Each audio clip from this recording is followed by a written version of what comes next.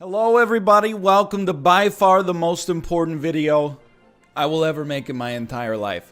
This is northernlion ranks all of the first gen Pokemon, including Alolan varieties and Mega Evolutions. So what criteria am I going to be rating these Pokemon on? The coolness of their design, the enduring popularity of their character, and how much of an abomination to a benevolent creator they are. Bulbasaur. Look at this guy. He's cute. He's got big eyes. He's happy to be here. He's a starter. He's had an enduring legacy. It's not even close. Bulbasaur, right off the bat, we're starting out an astounding. He's not even my favorite Gen 1 starter, but you gotta give Bulbasaur an incredible amount of respect. Ivysaur. Previously, I've been of the opinion the middle generations of the starters in Gen 1 are the most awkward. Cute kid, handsome adult, awkward teenage phase. Ivysaur, this may surprise you, the coolest of the Gen 1 starter middle generation, middle evolution, and also present in Smash Bros. So I'm going to move Ivysaur up into the great tier. It would be good, but it's going up to great for the Smash Bros coefficient. There's nothing that can come close to capturing the emotion you feel as a child when your starter, who you've been with for your whole journey, finally evolves into peak form. Look at this. He's a monster. He's fighting in the super heavyweight division. He's got a freaking tree on his back. He shoots a solar beam out of his head. Welcome to Astounding. I'm going to be honest, this Pokemon Gen 1 is a little front-loaded. We're going to have some really good stuff at the front. Mega Venusaur, I don't even know what the heck you are. So as a boomer who hates change, I think all Mega Evolutions are a little bad. I don't know what you do. Alright, Charmander. I mean, come on, dude. What are you supposed to say about Charmander? I don't think there's a single Gen 1 starter that doesn't end up in the astounding tier, okay? Charmeleon, though, he's a little awkward. He's like, it's not just a phase. Stop showing people my baby photos. I don't know. And then there's like 2 Charizard Mega Evolutions. I don't know, dude. These aren't Pokemon to me. These are Digimon. So I'm putting them down here in the Digimon tier. I gotta be honest, originally I was gonna put this Blastoise, you know, the Mega Blastoise, into the little bad tier. But is that a vape? Does my man have a vape on the back of him? Or is it a 35 millimeter artillery from like the First World War? I gotta be honest, this is god awful. This is an abomination. I don't know what this is. I don't know who this man is. Okay, so now I'm sorry, Mega Blastoise. I apologize, but what are you? You look like you have a cigarette dispenser on your back. Okay, Metapod. Let's be honest. This Pokemon has no need to exist. He's exclusively a meme. If you're mad because you're like, he's a meme. Well, the fact that he's really bad is why he's a meme, which is, he's coming down here, okay? Metapod this Pokemon has no purpose on planet Earth or Johto for that reason. Butterfree, though, here's the thing. Normally, might be, you know, down here in like the middle range, but I gotta be honest. 2 things elevate it. One, it's the first Pokemon I remember that could put other Pokemon to sleep. That's pretty cool. I don't know if it's that meta relevant. I don't really care. But, you know, you'd be playing against the AI. You put their Pokemon to sleep. Swap out, put it in a freaking Dragonite. Send them to the stratosphere. Secondly, if you're around my age, you didn't cry when Ash frees the butterfly in the first Pokemon anime, you're a liar. This is a good Pokemon. Not quite great. I mean, looking at Ivysaur, I'm like, it's not quite Ivysaur's level, but it's good. Weedle, I gotta be honest, I'm putting Weedle in the bad tier. What's my perspective? It's Caterpie, but it's less cool. It's just a less cool Caterpie. It's like, oh yeah, copy my homework, but don't make it too obvious. You failed. You made it too obvious. All right. Now you got a close competition here. You got Rattata and Alolan Rattata. Rattata, down here in the really bad category. Normal type Pokemon is automatic disrespect to a high degree. Normal might as well be called useless. Oh, they have a lot of HP. I don't play the games like that, okay? I don't play them like that. Alolan Raticate is a good Pokemon. You know why? Chubby cheeks. I'm a sucker for the chubby cheeks. That puts you in the top 10 of current Pokemon. And then Fearow, it's just an awkward looking creature, okay? It's a very formidable bird. I would even put it in real bad, to be honest with you. It's the neck. Look at this. It's a very weak point. In any Pokemon battle, if you went for the neck, you would toast them. No problem. Okay. Pikachu. What can you say? Here's the thing. Do I think Pikachu is an overrated Pokemon? It's plastered on every lunchbox. They have whole cafes in Japan dedicated. They're making pancakes with the burnt ears. Sure, it's everywhere. But I still gotta say, Pikachu is an astounding Pokemon. If you don't have some kind of emotional connection to Pikachu, you're around my age, you grew up with Pokemon, I'm sorry, I think that you're lying. Alolan Sandshrew, cute as a button. That's a good Pokemon. I searched my heart. That's a great Pokemon. And can I hit you with something else? Sandshrew? That's a great Pokemon right there. There's two great Pokemon. You did a great job on the Alolan forms. And Sandshrew, he's a hard worker. Didn't you see the episode where he's in the Olympic training gym? That's a good Pokemon. And I gotta tell you, it's one of those evolutions where I think cute starter or cute, first evolution kind of grow into, in my opinion, not that useful or cute of an adult. All right, so this is Nidorina. I don't even know like what you are. You're like a gopher or like a purple hamster or something. It's weird. You're really bad. In fact, I might even say you're god awful. I'm sorry. Inevitably, we're gonna ruffle some people's feathers. But if you wanna do it like that, I think they're both god awful. I don't really get these Pokemon. I don't know what they're doing. This creature, there's an aura of mystique surrounding it. What's it doing up there at Mount Moon? What's going on with the ears? It's got Pikachu's ears, but a cinnamon bun hairstyle.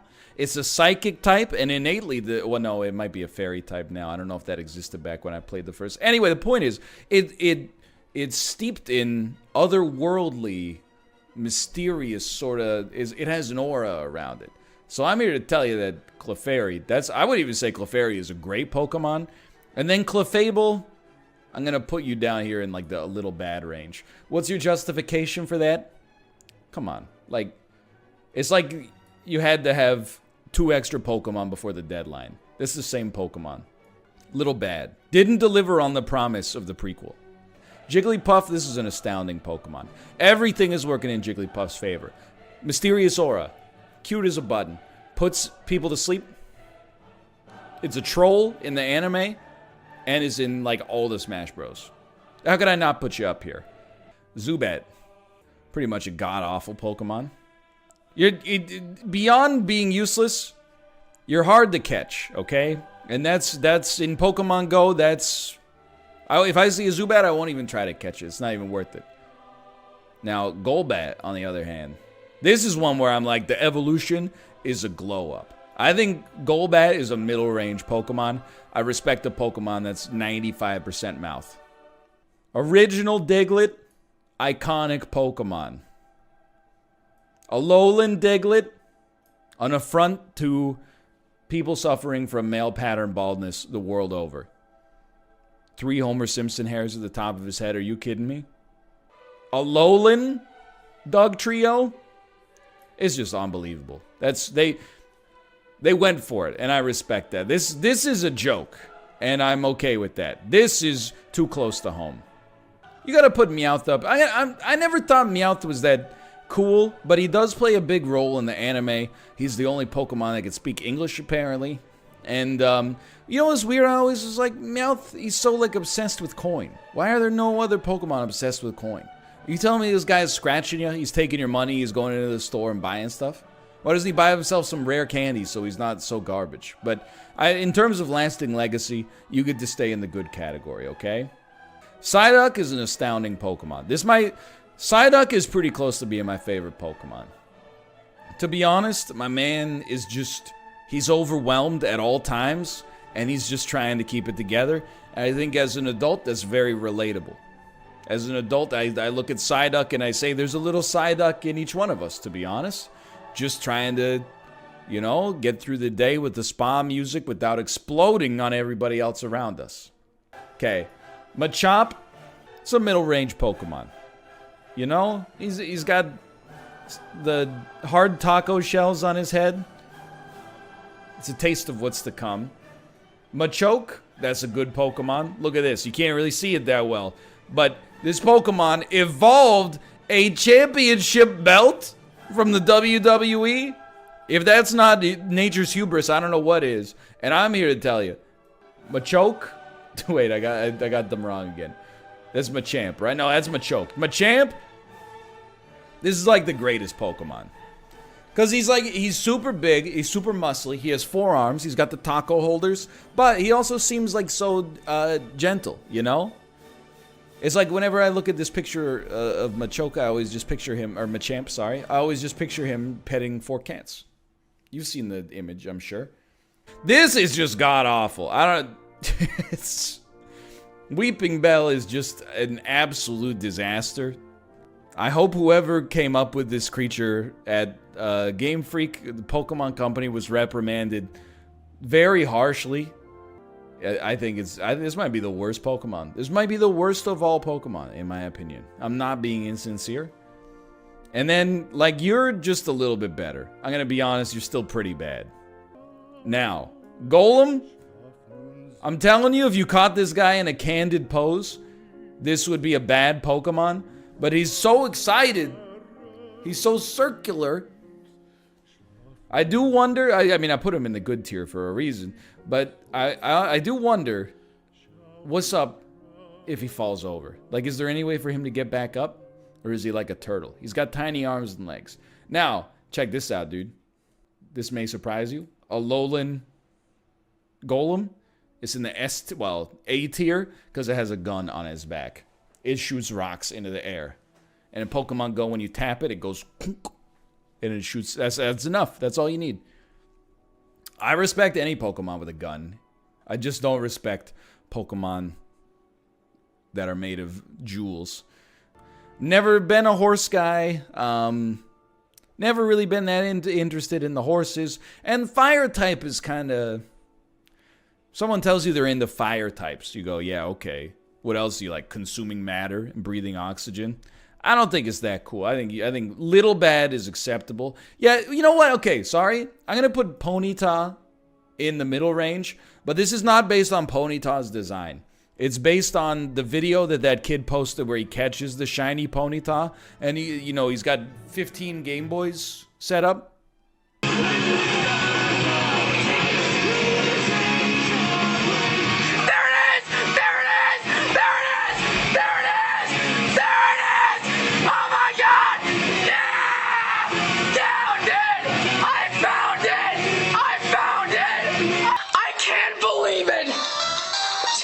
Look at this, everybody! A live shiny Ponyta in my leaf green version. I can't believe this.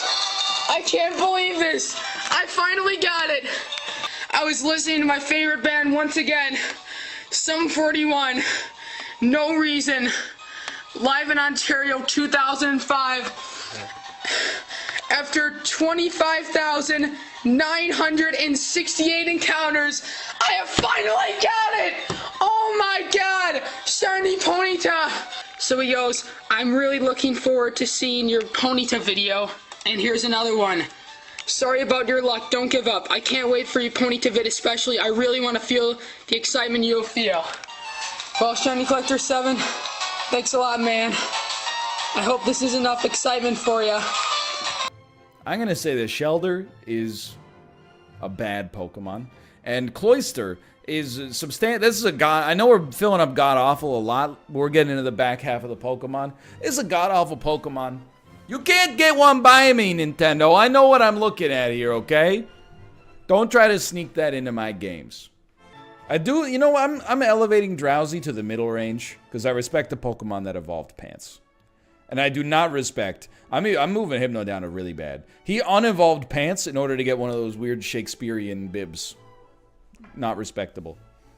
Voltorb, you're like a little bad. You're just you're a ball. But you know what? Middle range, because you've evolved mimicry to mimic Pokeballs.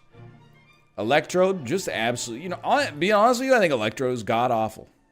It's the same Pokemon, plus it looks a little bit too much like cartoon depictions of my face. Another god-awful Pokemon, Execute, is just 6 eggs. But it raises so many questions. Does the one egg always come broken? What happens if you pick up one of the eggs and throw it away? Does it get weaker? Does it still control the egg further away? This is a bad Pokemon. It doesn't make any sense at all.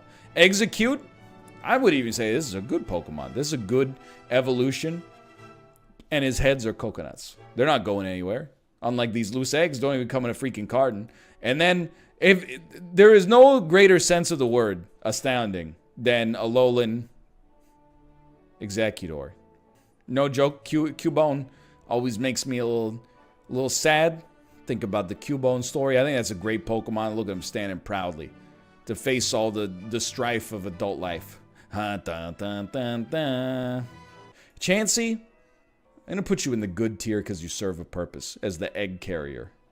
Plus, is one of the most helpful Pokemon. Does it make me a little uncomfortable to look at this abomination? Yes, but hey, they are as God made them.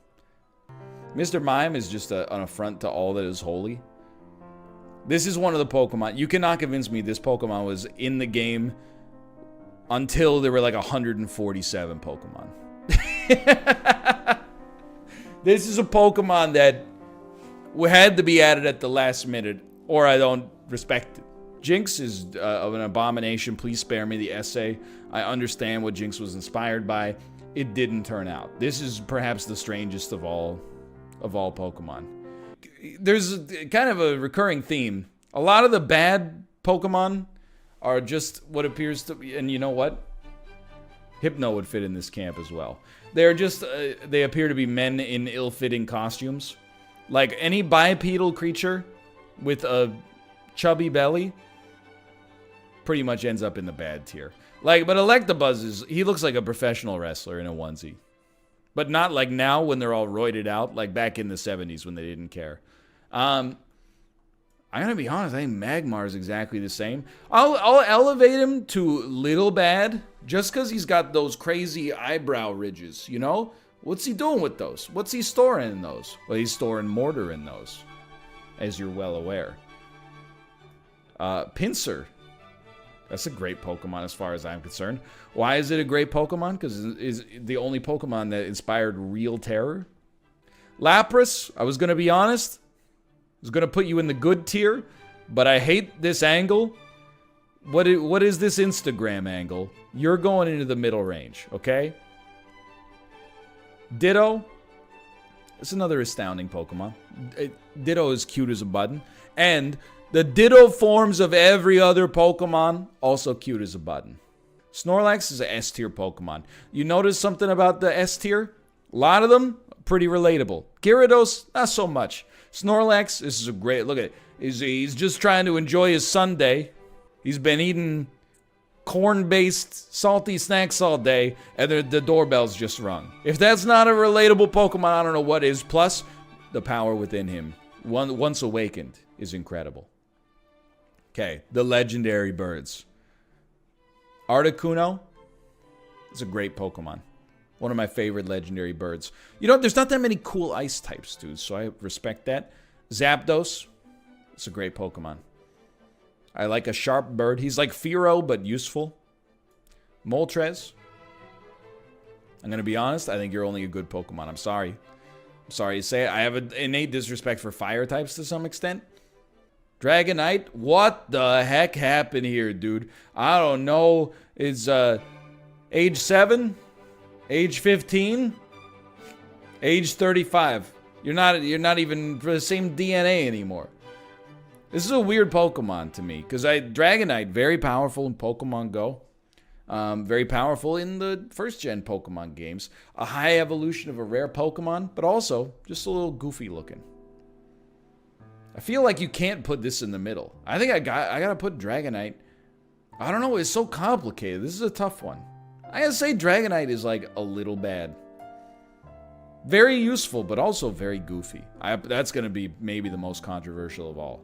Alright, Mewtwo. I mean, come on, this is an S tier Pokemon. But I'm gonna put it down to the A tier just because it's a little too edgy for me. Mew, what even, like... I'm gonna put you up here in, like, the good range. But what do you do? Like, you just show up and you push sparkles everywhere. And then everyone's happy again. I don't respect it.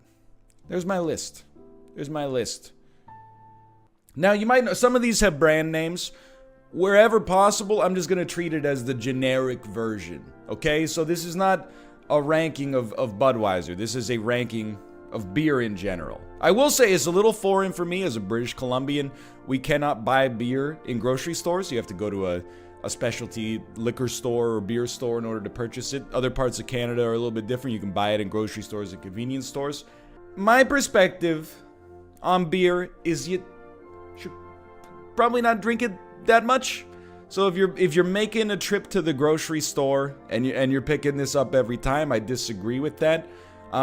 It's expensive, and if you're buying rather than getting like a 24 pack, something that's maybe not that delicious, why don't you just get like a 6-pack of something that is delicious, and you really get the best of both worlds in that department.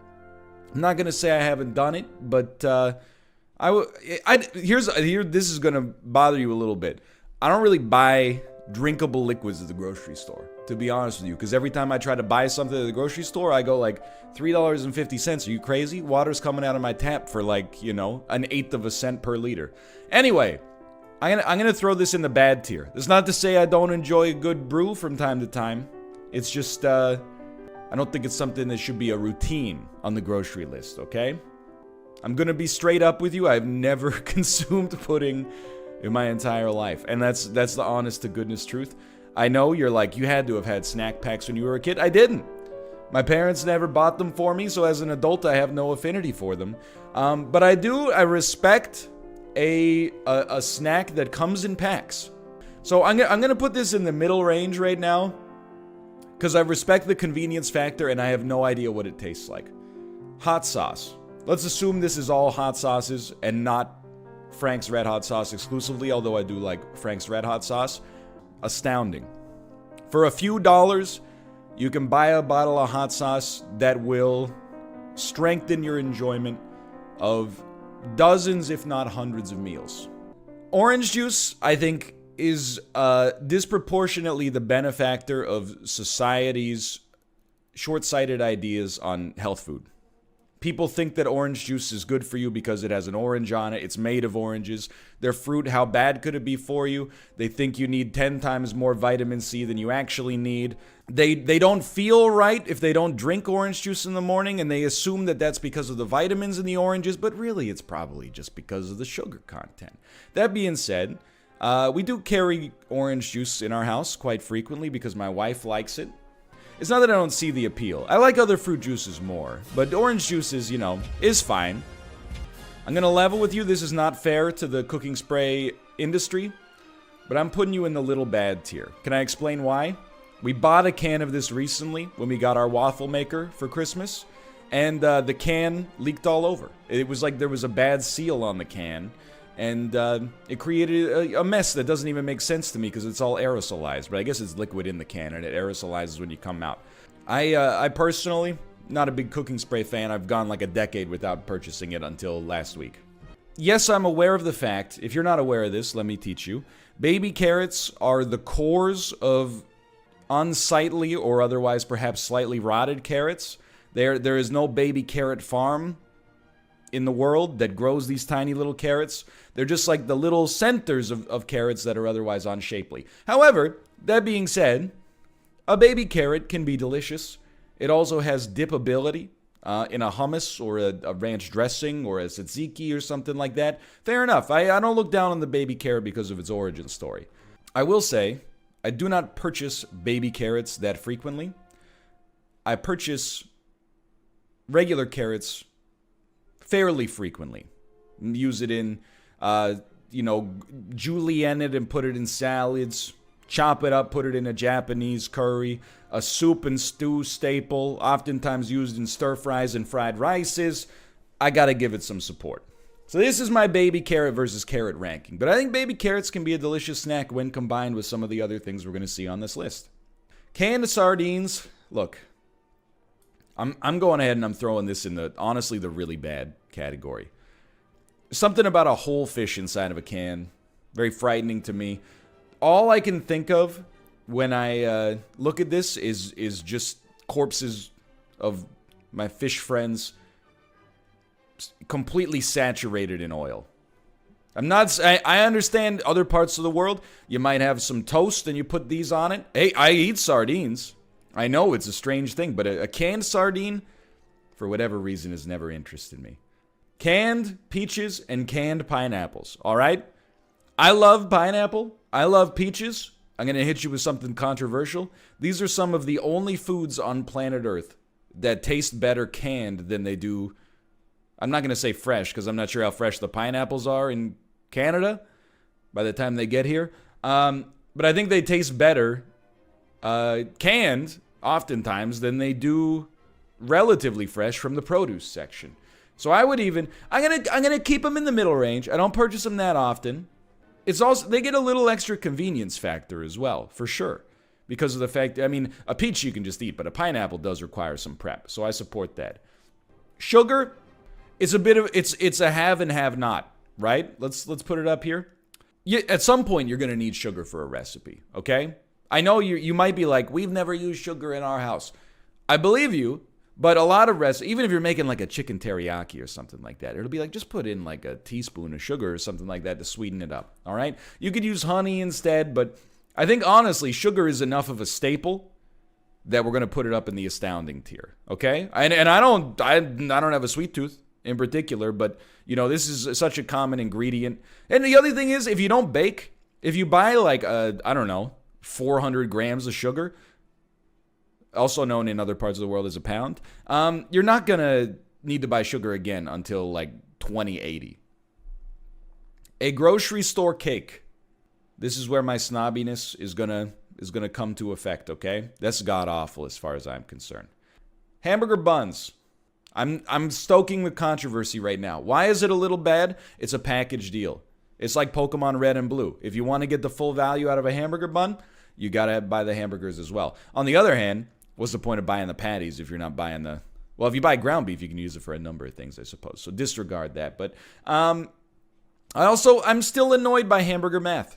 You know, Kate and I will buy like 2 burger patties or 2 Beyond Burger patties. You can't get 2 hamburger buns. You can only get 4 hamburger buns. What if I don't want to eat hamburgers twice in a week? Why can't you just sell packs of 2? Or dare I even suggest packs of 1? Some bakeries have it, some bakeries don't. So that's where I'm at here. Brats, you might think I'm going to put them in the little bad range. I'm putting them in the middle range. Similar problems to hamburgers. But on the other hand, you can also eat a brat by itself. You don't need the bun. It's better with the bun. But you could just have like a brat or maybe even 2 brats as the main protein part of your dinner, I suppose. I like a sausage in general. Not as much as I like the nuts, but I like a sausage in general. So let's put that in the middle range. A box of wine. I think, you know, this is understandable. Put it right next to the beer. I will say, wine has a better dining connotation than beer. If you crack a Budweiser or 2 while you're eating a nice dinner, people look at you like you're uncivilized. If you and your wife split a bottle of wine, they go, oh, that's the life. The wine lobby is not to be trusted. They've done an incredible PR job, but as far as I'm concerned, this is a 6 of one, half a dozen of the other. Canned black beans, fajitas, tacos, burritos, chilies, stews, rice and beans. Fantastic, cheap, healthy, and, you know, some people might call them a filler. Yeah, because they're filling you up with fiber and, you know, slow digesting carbohydrates that are as delicious as they are nutritious. You're just bread, right? That's bread. I have a complicated relationship with bread. I don't buy it. Mostly because it's not that good for you. You can make it work, don't get me wrong. But I prefer to not buy it so I don't make every lunch sandwiches. Try to lower that unnecessary carbohydrate load. But I have to admit, it's a staple. I'm throwing it in the good tier. Versatile. You could just serve some with dinner. You can make sandwiches out of it. It's useful for breakfast, lunch, and dinner. You can make toast out of it. You can have a snack. I'm for it. And bagels, worse for you, but also delicious. I mean, I can't deny it. I love a bagel. Bagel bites. This is not fair. It's going to cause me a lot of strife. I've had bagel bites once in my entire life. It coincided with either infectious disease or foodborne illness, and I threw up. I cannot look at bagel bites without feeling a little queasy. It's like 22 years later. I got to put these in the really bad tier. I mean, honestly, I'd even put them in god-awful. I will not consume them. And this is just, it's admittedly unique to me, okay? I apologize, but in my opinion, not quite as convenient as the banana. But large variety, relatively cheap, delicious. I love it. Apple juice, take your place next to orange juice for the same reasons. Apple cider vinegar. This is a middle-range food, in my opinion. It can be useful for cooking, but is not compulsory. You know what? If I don't know what you are, welcome to God Awful. Your packaging has failed you. Here's one that's going to throw you for a loop. I don't even like ketchup that much. I think it's an astounding food. For $5 a bottle, you're enhancing your enjoyment of French fries, eggs, sometimes, a variety of different potatoes. Some people put it on pizza, even. You know, I think this is a food that I don't particularly like, but I can understand the appeal. Yeah, and why does Kate like Papa John's pizza so much? I don't know, man. I'm just a good husband. She gets the Papa John's veggie pizza and then puts ketchup on it. That's actually disturbing. And I just say, you know what? Go with God. Don't say that. Kale. I'm putting this in the great tier. Not everybody loves kale. I love kale. I think it's my favorite leafy green. But when you get it in a bag like this, I think the number of times I have finished a bag like this, I can count on one hand. I always end up, recycling or composting like, I don't know, at least 30 kale leaves 3 weeks later when I forgot that it was in my vegetable drawer. I wish I could purchase it by the leaf. It would make my life easier. So from a wastefulness standpoint, I'm taking it down a little bit, even if it is my own fault. But ice, it's just god-awful, okay? There is one exception, all right? If you're throwing a party and you need a lot of ice, okay, buy the ice bags. If you're just buying ice, normally, what are you doing? I mean, I have an ice maker in my fridge. I don't even use it. I use it for iced coffee, like, every day. Fair enough. But, like, you could just get an ice cube tray and fill it up. That's 12 ice cubes. That's going to last a decently long time, unless you're consuming a staggering amount of ice. I don't understand the value of this. Even without an ice maker, I never bought ice, unless I was going camping. You're seeing that, look, I'm not a picky eater. I don't eat a lot of stuff that I've consumed many times in my life just because, I don't see the appeal, I guess. I have had hot chocolate. I don't really like it that much. Hot cocoa mix, welcome to the bad tier. Graham crackers, really bad. Only see a purpose to these if you're having s'mores. I don't dislike them necessarily, but, we got to start making some tough choices. Now, can I hit you with something very surprising? For all of my snobbishness when it comes to food, I love goldfish. I don't buy them.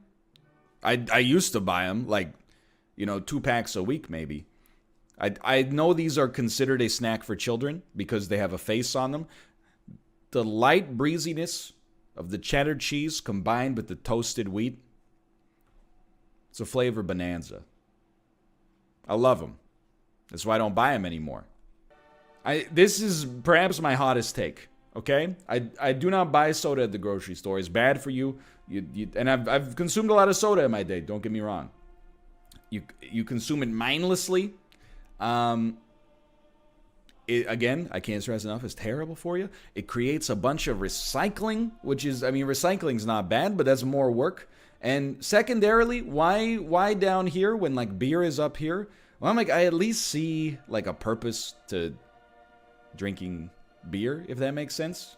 You know, you have a couple beers, you relax a little bit. Sure, maybe if you have a couple sodas, you relax a little bit, but it seems like, you know, that's more psychological than, you know, metabolic.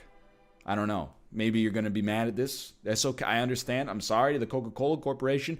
I still consume your beverages from time to time. I just do not purchase soda for my home, okay? You know what? Because Cholula's on the list, I'm sorry to tell you, Frank's Red Hot, you move slightly down. Cereal / Honey Nut Cheerios, to be honest, I'm going to put these... assuming we're evaluating Honey Nut Cheerios, they're one of my favorite cereals. That puts them in the middle range. I don't eat cereal with milk. I think I'm missing out. That's why I don't eat cereal anymore. LaCroix, look. I've purchased probably 20 cases of LaCroix in my life. Why is it in the really bad tier? The same. If I'm going to rail against soda, I'm going to rail against sparkling water. It is healthier for you, without a doubt. And I like the flavor more, to be sincere. You can tell I'm getting riled up, okay? However, same thing. It's expensive. It creates the recycling. Fills up your fridge. Water's coming out of my tap for half a cent a glass, okay? That's why I don't respect it. Spam, we're going to put this in the I got to put it in the middle range, which is an over ranking compared to how most people would rank it. I like Spam. What's the big knock on Spam? Is it that it's gross? Is it that it makes a sound when you take it out of the can? No. It's that it's way too expensive for a product that people look down on. It's like the same as canned tuna for me. I like it. Everybody else is like, ooh, it's gross. Why is it like $4.50 a can then? I don't understand. It's been a while. Let's stoke some controversy.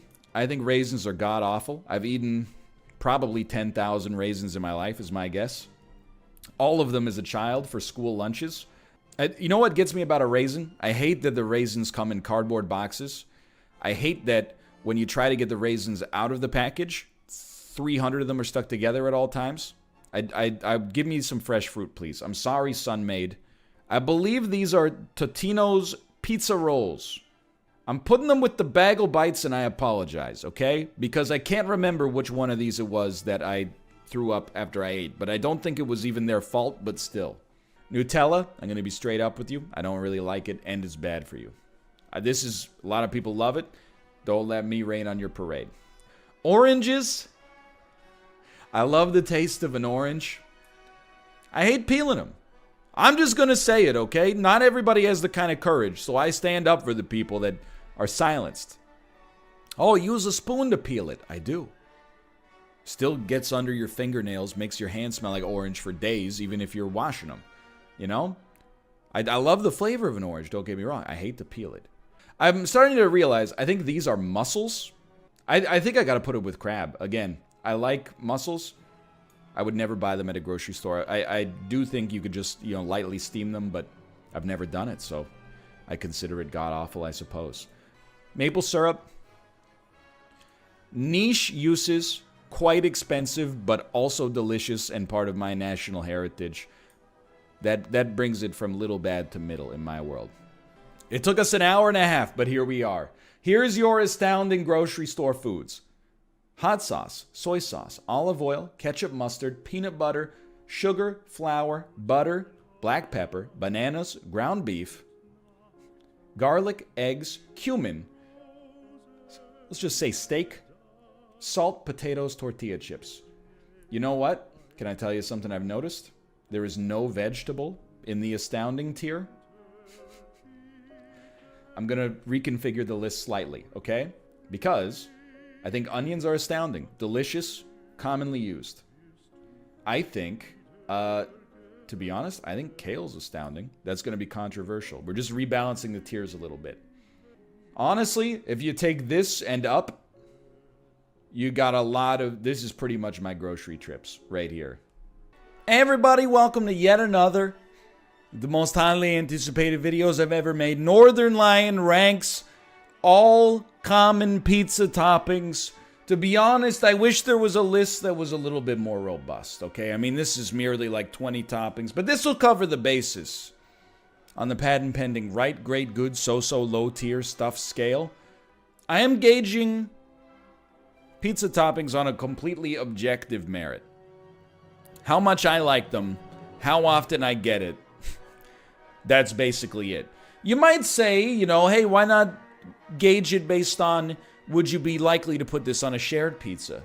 Is this going to exclude people from eating it? Well, if you're buying, you can put whatever you want on the pizza. That's the right stuff tier. Your pizza that you pay for with your own money, that's in the right stuff if you're giving me a free slice. This is my hypothetical pizza with my real money. Also, I eat some weird pizzas. I eat a lot of pizzas that, on the West Coast, here's how they make a pizza a lot of the time, okay? You can get your traditional pizza at Papa John's, etc., etc. Sometimes, though, it's just a circular flat disc of cooked dough, pesto, throw a handful of green leaves on it, olive oil, and then, like, hazelnuts. And I'm like, ooh, can I get some organic honey on this? And they're like, yeah, it'll be $150. And I go, of course, here's my credit card. And I love it. Every single slice. Where am I going with this? Look, we're just having fun. It's what I'm trying to say. All right. I'm glad we're starting strong. Well, let's, you know, if there's only 20 toppings, we might as well belabor the point, shall we? I'm not putting it in good stuff. I'm putting it here to deliberate. I think Italian cured meats, or cured meats of any variety, are never better than when they're on a pizza. A salami gets better on a pizza. A bacon gets better on a pizza. Even ham. Like, for dinner, if you were like, here's some ham, I'd be like, okay, if I gotta. If you put ham on a pizza, I'm like, it's magnificent. I would lay down my life to protect this. Bacon, in my opinion, one of the best. I think steak is kind of like an inverted cured pork product, to be honest with you. I think I love beef in general. You can take that out of context if you want. I'm not afraid to admit it. I love beef. I'll eat a steak. I'll eat, you know, I'll eat beef stew. I'll put ground beef in a chili. I'll eat a hamburger. You know, Kate and I, when we were away for her birthday, we went to a steakhouse, had some beef tartare. I'll eat it raw, dude. And oh baby, I like it raw. Something about the texture and consistency of a steak on a pizza, it doesn't interest me as much as it does in a pizza bereft environment. I'm putting this in the low tier spot, to be honest. I would rather have almost any other meat on a pizza. It's not an insult to beef. It's just like, hey, you don't belong here, beef. Get out of here. Go back to your natural environment, being one of the most flavorful and common meats for dinner consumption. You don't have to take over the pizza environment as well. Get out of here. I like broccoli. I've had many a broccoli pizza. But I will say, I don't think it's a great pizza ingredient most of the time. I've had it work well. I've had it work badly. And I think as a result, I got to put it into so-so. I think this pizza, you need to build around. If this is your first pick ingredient, you can't just be like, oh yeah, give me a pepperoni pizza with broccoli. You got to be like gluten-free crust, pesto sauce, feta cheese, kale, broccoli, and capers. You got to get something totally off the map to make it work. But if you do, it can be your Connor McDavid. It can carry the whole pizza for you. In a normal pizza situation, it's something about like broccoli cooked too long in too hot of an oven. It turns like yellow, and it either gets like, it's too crispy or it's too soggy, and it doesn't, and it's so tall relative to the rest of the pizza. It gives the pizza a real topology to it that thanks but no thanks most of the time. So I'm putting it in so-so. This is a weird one for me. Cheese. I personally operate on the assumption that unless stated otherwise, a pizza bare minimum consists of 3 ingredients: dough, sauce, cheese. If I ever called a pizza place, because it's 1996 in my mind, and I went, hey, I'll take a pizza, and they went, sure, what do you want on it? And I said, just pepperoni, please. And I got a box of like dough, sauce, and pepperoni with no cheese, I would call the pizza place back and say, hey, buddy, you know who you're talking to? One of the top 2,500 tier list creators on YouTube. And he would say, this pizza place has not existed since 1900. You're calling a ghost right now. It's a spooky story. So I'm assuming that this is adding a second cheese to the pizza, okay? Because here's the thing. I don't see dough. I don't see tomato sauce. Dough is obviously not a topping, but if cheese is a topping, tomato sauce should be a topping. It goes on top of the dough. I'm very angry by this. Don't take this out of context. I'm creating context. If it's asking about cheese on a pizza in general, it's not even close. It's obviously right tier. It's so far above the right tier as to be ridiculous. If we're talking about cheese as a second ingredient, I think it's good. And that's where I'm going to leave it for now. I kind of like a tomato on a pizza. And this is also the classic parental gotcha. Even as a kid, tell my parents, I don't really like tomatoes. They're like, whoa, do you want some pizza? I'm like, yeah, obviously, Dad. And then they're like, well, pizzas have tomatoes. And I'm like, that's different. And it is. Tomato sauce is kind of sweet. Tomatoes are a little bit more juicy, acidic. Plus, a tomato, for me, the problem with the tomato that I'm still getting over even as an adult, and it's embarrassing, is that it's like a really big grape. You bite in and the skin is like thin and then the inside is so juicy. And that sounds good to a lot of people, but it's not really for me. But tomatoes on a pizza, I do have to admit, certainly it's over broccoli. So let's keep that in the good tier for now. I lived in Korea for a year, in case you don't watch any other video. In other videos, I've mentioned it, I don't know, every day, because it's the only interesting thing I've done in my entire life. They love corn on pizza in Korea. Corn, mayonnaise, sweet potato puree, mustard. Some of it I can get down with, some of it I can't. I think corn on a pizza is actually fine. The dream, charred or grilled corn. You know, when you get the corn that's golden brown, a little blistered even, you put that on a pizza. You got to be careful because it's like you bite in and it like is an explosion of like sweet corn juice into your mouth, which can be a little off-putting. But I think if you do it right, it can be good. But it's certainly, I wouldn't go for it most of the time. I have reached an age, by the way, where you're like, you know, maybe you should just be asking yourself, would you eat a pizza with corn on it? Yes or no? That's not a good question for me. If I am at a place that is pizza out, I will eat the pizza. It doesn't matter what's on it. Like it, dislike it, consider it the greatest food ever, an unholy abomination to all that is good and just and pure in this world, I'm taking a slice, if the slices are available. When I was 10, ooh, does that pizza have onion on it? No deal. That's a so-so ingredient in my opinion. Why is it so-so? Got to be done right. This is just madness. So, like, imitation crab, or real crab for that matter. Look, I'm going to level with you. I'm not saying no to it. And I've had some good, my parents, sometimes when we go there, they make a lobster pizza. It's incredible. My dad is like, he's a hobbyist baker. He bakes his own pizza dough. They put like a butter sauce rich in garlic on top of it. Cooked lobster. Cheddar cheese. Put it under the broiler. Hit it with a little parsley. It's beautiful. But you notice something about that? It's a serious build. This is not something...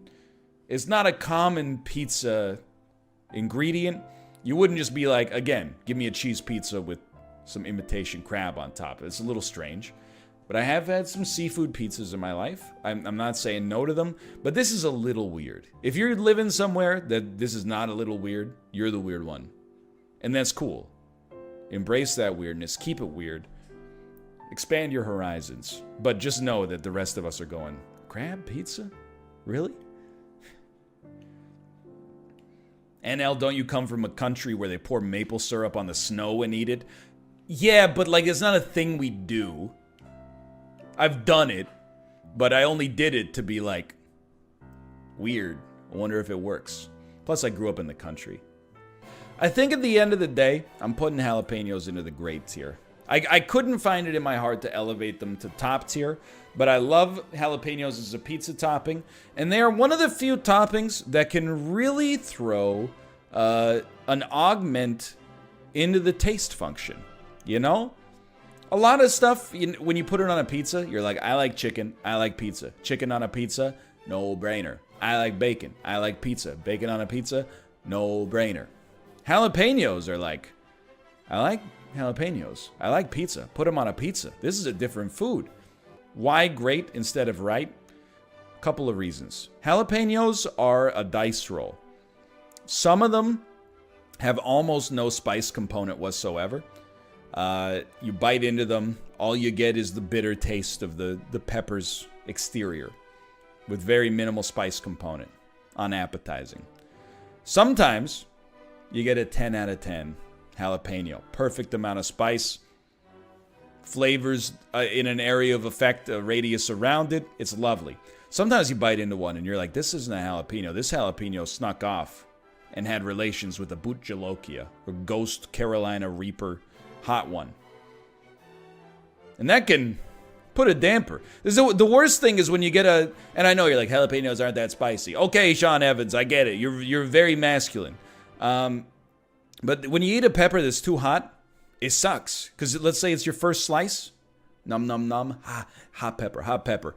Drink the water. Drink the milk. Drink a beer. Now you got a gallon of liquid in your stomach. You don't want to eat any more pizza.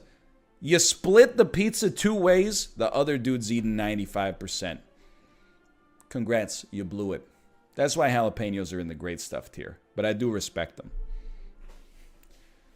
Mushrooms. Mushrooms, much like eggplants, I don't like them. But I eat a lot of them, and I'm trying to like them. I sort of don't get the enjoyment. These are the mushroom is like the ultimate poison pill in so many pizzas that I would otherwise get. Every pizza in Canada that's like the Great Canadian. It's got Canadian bacon. Italian sausage. Don't question it. Ham, a maple drizzle, 5 different kinds of mushrooms. Why are we a nation that has become flavor defined by the mushroom? It's only pizzas. I wonder if it's the same and if you go to like, the Netherlands. They're like the Great Dutch Pizza. Edam cheese. Tulips. I'm sorry. And every kind of mushroom. Maybe it's just a pizzeria thing. But anyway, I've gotten over it. And, eating pizza is one of the ways that I got over an aversion to mushrooms to a greater extent. I don't love the flavor of them. They offer nothing to me on a pizza. But they are ubiquitous. You know what? I have to be honest. At the end of the day, why were mushrooms in the good stuff tier? They were in the good stuff tier because they're always ordered on. It's like one of the things that people put in as a pizza ultimatum when you're group ordering. They're like, I'll eat any pizza, but it's got to have mushrooms on it. And you're like, okay, fine. So I elevated it there because I was like, a billion people can't be wrong. But in my head, I was like, you gave me a pizza, would I rather have corn, broccoli, mushrooms on it? I'd probably rather have corn or broccoli than mushrooms, so it can't be above them. That's where we're leaving it. Olives, controversially, are going to end up in the right stuff tier. I will admit there is a heavy personal bias here. I love olives to begin with. Black olives, green olives, Kalamata olives. Sometimes people say, I like olives, but it's got to be the green kind. Sometimes they say, I like olives, but it's got to be the black kind. I don't get it. An olive's an olive's an olive's an olive in my world, and I say thank you for the olives in all circumstances. I think an olive is a great pizza augment. It introduces a flavor you sometimes don't experience in pizza. Sour. Olives have not a strong sour Skittles sort of thing, but they got a little bit of sourness to them that you don't often get. Plus, a circular food, and this is scientifically proven in my head at least, a circular food tastes better on a pizza. Bacon notwithstanding, can be sliced circular, and can be sliced into circles, sliced into circles, sliced into circles. Sliced into weird mushroom shapes. What are you? Trees. No circles. What are you? No circles. I'm not saying there's a 1-to-1 ratio, but we got a lot of circle-rich foods coming up, though. So yeah, I mean, I love olives on pizza. Pineapple is... I have no patience anymore for the pineapple on pizza debate. I find it to be... It's like 2019 to 2020's version of like, is a hot dog a sandwich? If you're trying to stoke arguments on Twitter about this, please just get over it.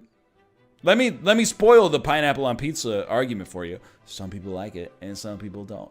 Wow, it's crazy. Are they saying Yanny or Laurel? I don't know, dude.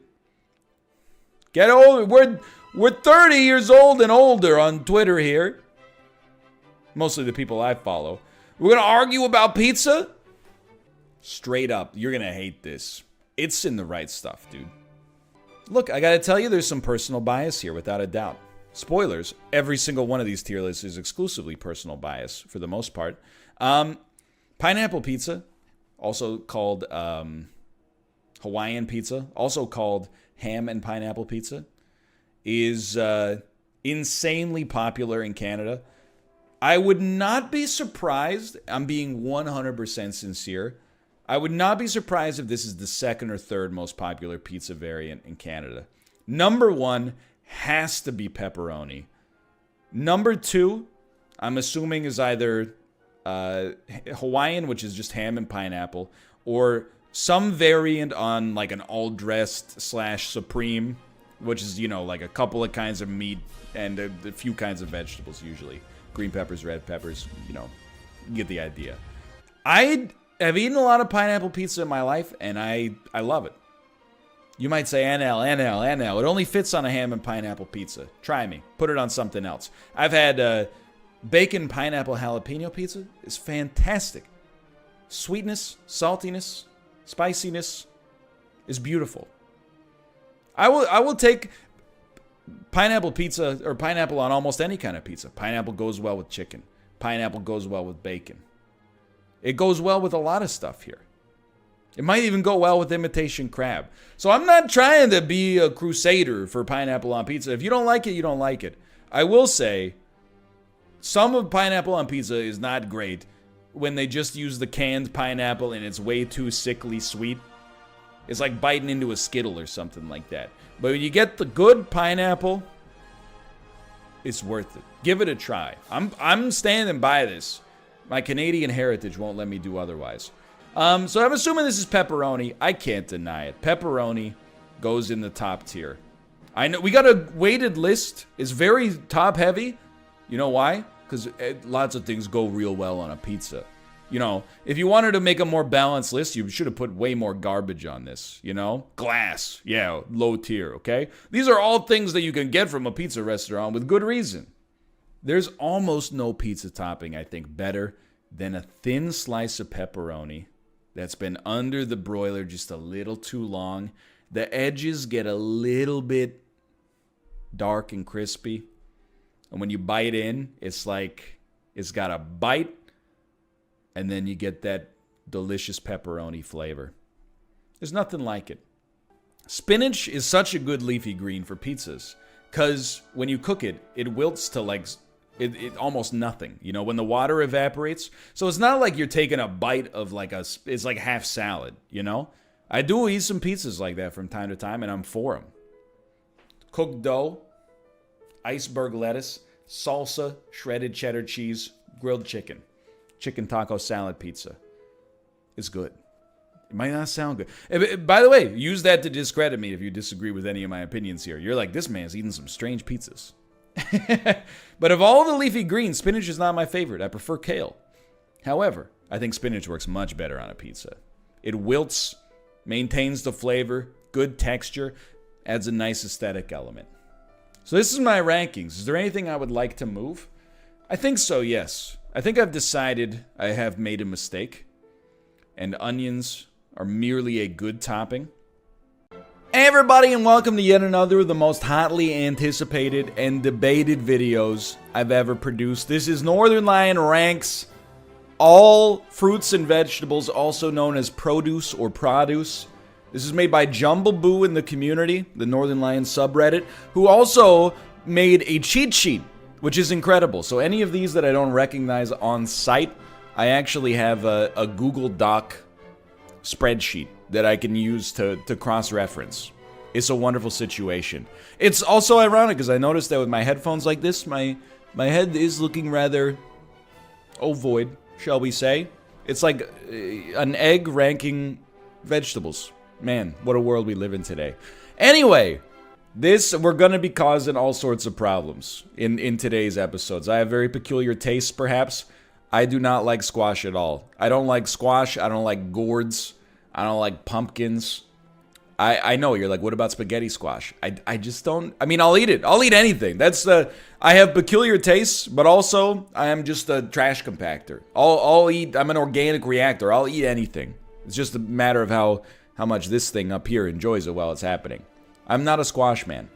To be honest with you, alfalfa sprouts, I gotta put them in the little bad tier.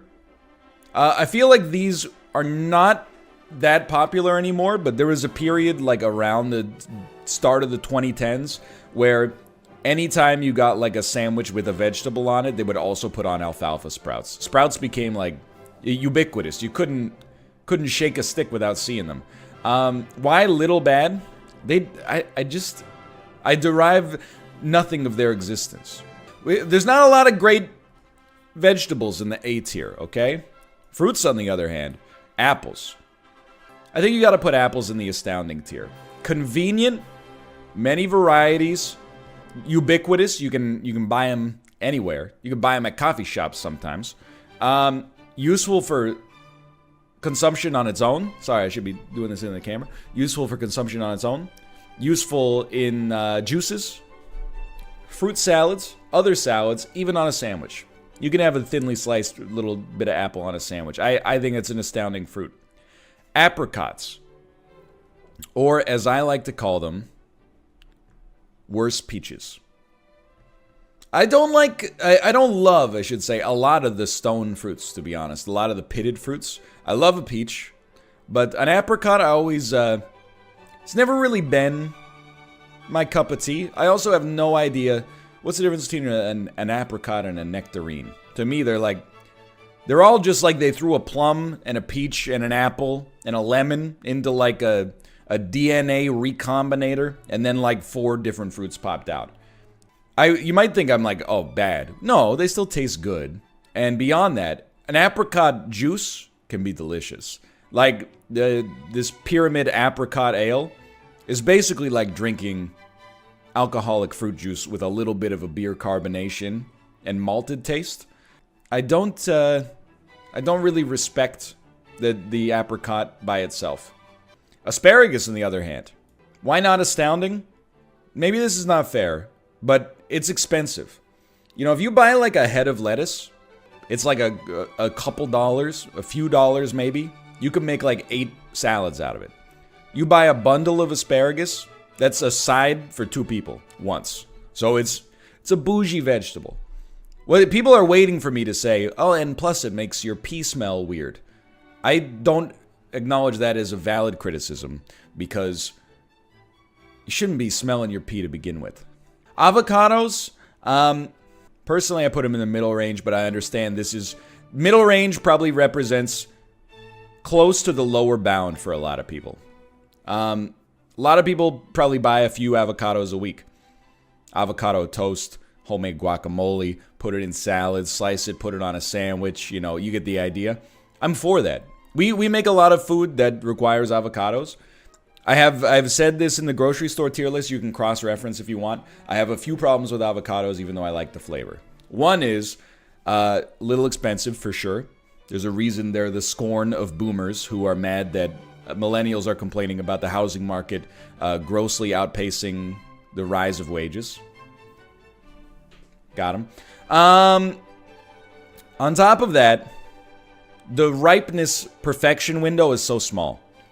A banana has like a 5-day window where I enjoy it as much as I would on any of the other given days. An avocado is like 2 hours.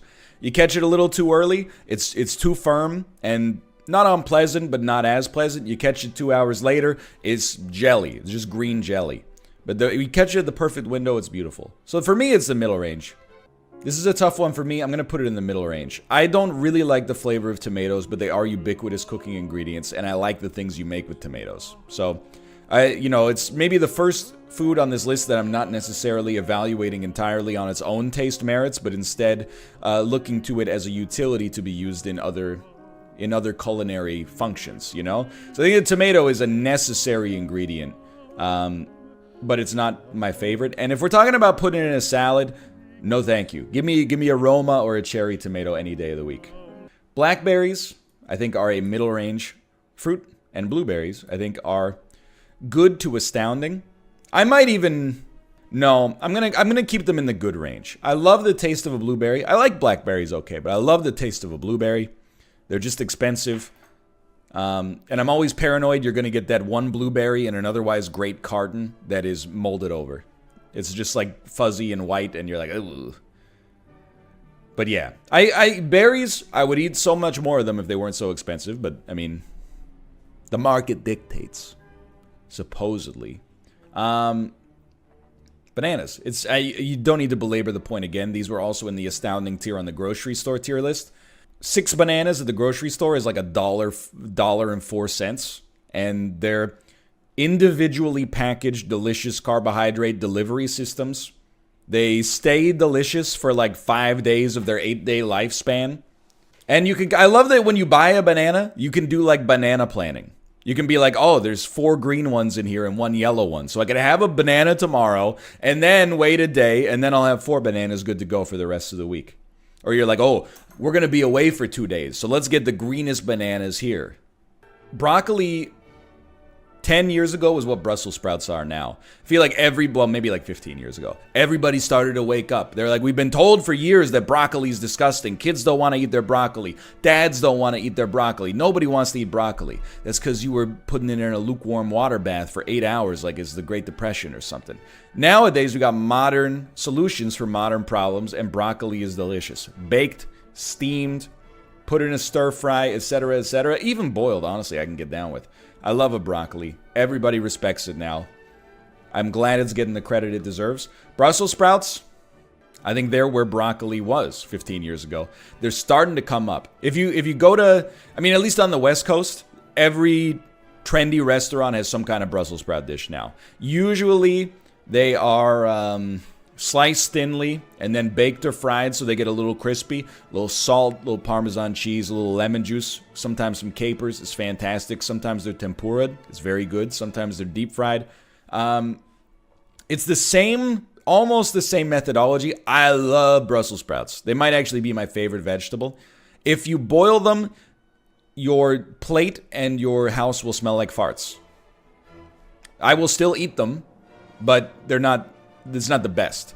If you prepare these in the proper way and almost treat them like a potato chip, you can make some absolutely delicious Brussels sprouts. Highly recommended if you've always thought they tasted like farts. I think cabbage is an S-tier vegetable. And it's the same kind of flavor profile. I mean, this is just tiny versions of this, you know? Cabbage, if you've only had cabbage as like boiled garbage, maybe you like boiled garbage, in which case I apologize. If you've only had it as boiled garbage, you're missing out. What do you do with a cabbage? Split the leaves, put it in a big mixing bowl, little sesame oil, salt, pepper, mix it up. Look, it's not an extremely nutritious salad, but it's a nice little, snack or an accoutrement to a dish. I love cabbage. I don't buy cauliflower. I know that it's having its moment. It's cauliflower's moment because it gets now with like people on keto and otherwise mindful of their carbohydrate intake. Cauliflower gets what's known as riced, and then it's used as a substitute for rice or even like pizza dough or mashed potatoes and stuff like that. But I just don't really like the flavor of cauliflower as much as broccoli. I do not think they taste the same. This tastes green. This tastes white. It's just that simple. I'm willing to put celery in the little bad tier. I'm not willing to put it in bad, and I actually really like celery, but its uses are so narrow in the modern day right now. Yes, you can eat it raw. You can dip it. Those are advantages. And the caveat here is if you're making a soup, you need celery for the mirepoix, You need to be able to have that component to it. But apart from that, I don't really use celery very much. This is going to throw you for a loop. I mean, I have had dates, but I don't think I've had them enough to have a real opinion on them. I've only had like 2 in my entire life. But as I understand it, it's kind of a large, sweet raisin. So my thinking is, for me, little bad, but we'll move on. Edamame. I mean, I think this is a good vegetable, to be honest. Well, you know, honestly, I'm going to toss it middle range. This is a weird one. It's a vegetable I only really consume at restaurants. But I do like it, for sure. I'm unconcerned about my soy consumption as a man who, first off, doesn't consume kilograms of it on a daily basis. And secondly, has had to shave since I was 13, has a bass voice, and also went bald in my teenage years, and had back hair when I was in 10th grade. I am unconcerned to a high degree about this. If anything, if it increases the level of phytoestrogen, it might benefit me. But I keep trying, and it's not working. Lemons are weird, dude. I think I've got to put lemons in good. Flavor of a lemon, great. Eating a lemon, psychotic. Please go to the hospital. Do not eat these. The acidity is gonna, like, rot all the enamel off your teeth. Surely you're just doing it in lieu of having a personality quirk, right? Don't eat this. That's madness. But the flavor of lemon, lemon juice, lemon zest, delicious, used in a ton of different cuisine. You gotta put it in the good tier at least. We buy these all the time. Plus, one of the rare fruits and vegetables that has, like, you know, garnish and drink usage as well. Limes, I'm gonna be honest, same boat, but slightly worse. I actually think the flavor of a lime is a little bit better. But I think I use lemon juice more in cooking. Lime juice, sure. Commonly used Mexican cuisine, Thai cuisine, etc., etc. But I just being honest, I probably... You know what? No. There you go. I talked myself out of it. Pumpkin. Ooh, that's bad. Nature didn't mess up too much. But everything in this genre, bulb plus stalk, not for me. Pumpkin pie, I don't like it that much, but it's by far my favorite kind of pumpkin. Pumpkin salad, pumpkin, you know, pumpkin, like, tempura, it's not for me. Now, I have had a pumpkin spice latte. I had a sip of a pumpkin spice latte. I get it. I actually completely understand. In a drink, for whatever reason, I kind of like that pumpkin flavor. But as a food, not really. Red cabbage. Honestly, I think I got to put it with the Napa, but it's close. And I'll admit, it's aesthetic. The thing keeping this in astounding, honestly, is its ubiquity as like a Japanese appetizer with just a little bit of salt and sesame oil. You never see red cabbage for that. I have to assume there's a reason. I'm baking that in, and I'm willing to atone for my mistakes later. A russet potato. Dunk, dunk, dunk, dunk. Without a doubt, astounding. Russet potato is bakeable, mashable, sliceable, then friable, boilable. It's the best potato by a mile. I love a russet. I have eaten sugarcane, but I gotta put this in the bad tier. And I'll tell you, you could probably guess I don't use much sugarcane in my cooking or, you know, as ingredients for anything. This might be steeped in ignorance. The times I've had sugarcane has been when, like, someone in my life, like a teacher in elementary school, went to, like, Central America or the Caribbean and came back with a bunch of sugarcane and then sliced off some so we could eat it. And we go, it's a vegetable, but it's sweet. So I don't really understand the use of sugarcane, but I will admit that I am steeped in ignorance here. Sweet potato is interesting for me. I think I'm going to elevate it to the good range. Previously, I probably did not have a sweet potato until I was at least 19 years old, which I know is baffling. I got introduced to sweet potatoes in two ways. One was when sweet potato fries became popular. I went, I'll give it a shot. And I went, hey, these are pretty good. The other one is that when I was a little bit younger and I cared more about nutrition in this way, I was like, oh, sweet potatoes, they taste just like a potato, but they're better for you because they're a lower GI carbohydrate. Then I ate them and I was like, I've been tricked. These do not taste like a regular potato at all. But I've eaten them a lot more as I've gotten older, and I've grown to like them a lot more. I still think most regular potatoes are better, but I do appreciate a sweet potato now, for sure. It took me a while to get there, though. Yellow squash. Welcome to the squash tier. And then zucchini, which is also called zucchini squash, apparently. It's controversial. I think zucchini is a worse cucumber for me. So I think zucchini is a little bad, but it is kind of like a legitimized cucumber. You can eat it cooked, and it can actually bring you some value. So there's my list of all fruits and vegetables. Do not argue with me. Astounding fruits and vegetables.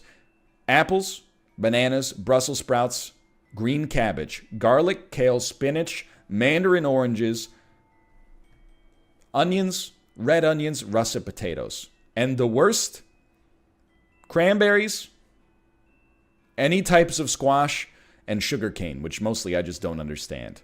And throw myself on the mercy of the court. And then a lot of fruits and vegetables that, to be honest, I should probably have. And, well, to be honest, I have had but don't really know. The only ones I actually haven't had an acai berry. I haven't had a gooseberry. I haven't had bitter melon. Have had fava beans. Haven't had bread melon. I think I have had whatever this is, rapini. I just don't remember it. Have had dates. And then most of the fruits and stuff down here. But anyway. Hey everybody, and welcome to, without a doubt, the most hotly anticipated video I have ever made for my YouTube channel. This is northernlion creates a definitive ranked list of every Super Smash Bros. Ultimate character, including the DLC, with whom I will admit I'm very unfamiliar. Almost completely unfamiliar. I stopped playing. By the way, if you're watching this, you're like, this came up in the YouTube recommended sidebar. How did I get here? I'm not a Smash Pro. I did, I'll have you know, in December 2018, I made Elite with one character, with Inkling. I made Elite. So I know to some extent what I'm doing, but this list is going to offend your sensibilities. I am going to drag your main. I promise you that. I am going to, I'm going to insult a character you love, especially if that character has a cape and a sword. But I'm not ranking them based on their abilities in competitive Smash Bros. Or even casual Smash Bros. I'm ranking them down to the core. I'm ranking them at the level of, in their spirit, where they belong to be. First off, credit to Instagram.com/jmarm for the images. Thank you for that. They are all beautiful. Let's start with the king, OG, Mario. Originally, so I started playing Smash on the N64 version, the first version of the game that came out. Back then, why would you play as Mario? That's like, Mario's like getting vanilla ice cream at Baskin-Robbins when they got 32 flavors, right? I don't know how many flavors Baskin-Robbins has. 30, 38? Baskin-Robbins. 30. Anyway, the point is, it was like neutral. And I stuck with that mindset until Smash Ultimate. I played as Mario, and I realized this man's a little dastardly. He's not just playing as the default character. He's not playing a human knight in a D&D campaign. He's got a cape that can do reversals. He can mess with you with his water cannon. Plus, I love his little breakdancing moves. I love his little, you know, the down A where he does the little spin kick. I love that. So Mario, I don't think he's a top-tier character in terms of his spirit and his soul. I like him, though. I'm going to keep him in the B range for now. Donkey Kong, I'm glad you're here early, because this is a gimme. Donkey Kong is an S-tier Smash Bros. Character. Can carry people. And in the N64 days, that's all you needed to throw off your friend's little brother. You pick him up with a throw, before he knows it, you're jumping off the edge with your stock advantage. Donkey Kong, certified S-tier. Link, I go back and forth on Link. Can I tell you the worst thing about Link is the people who play him? In case you haven't been offended up to this point. It's like playing against a NES player. You're going to get spammed with arrows. You're going to get spammed with bombs.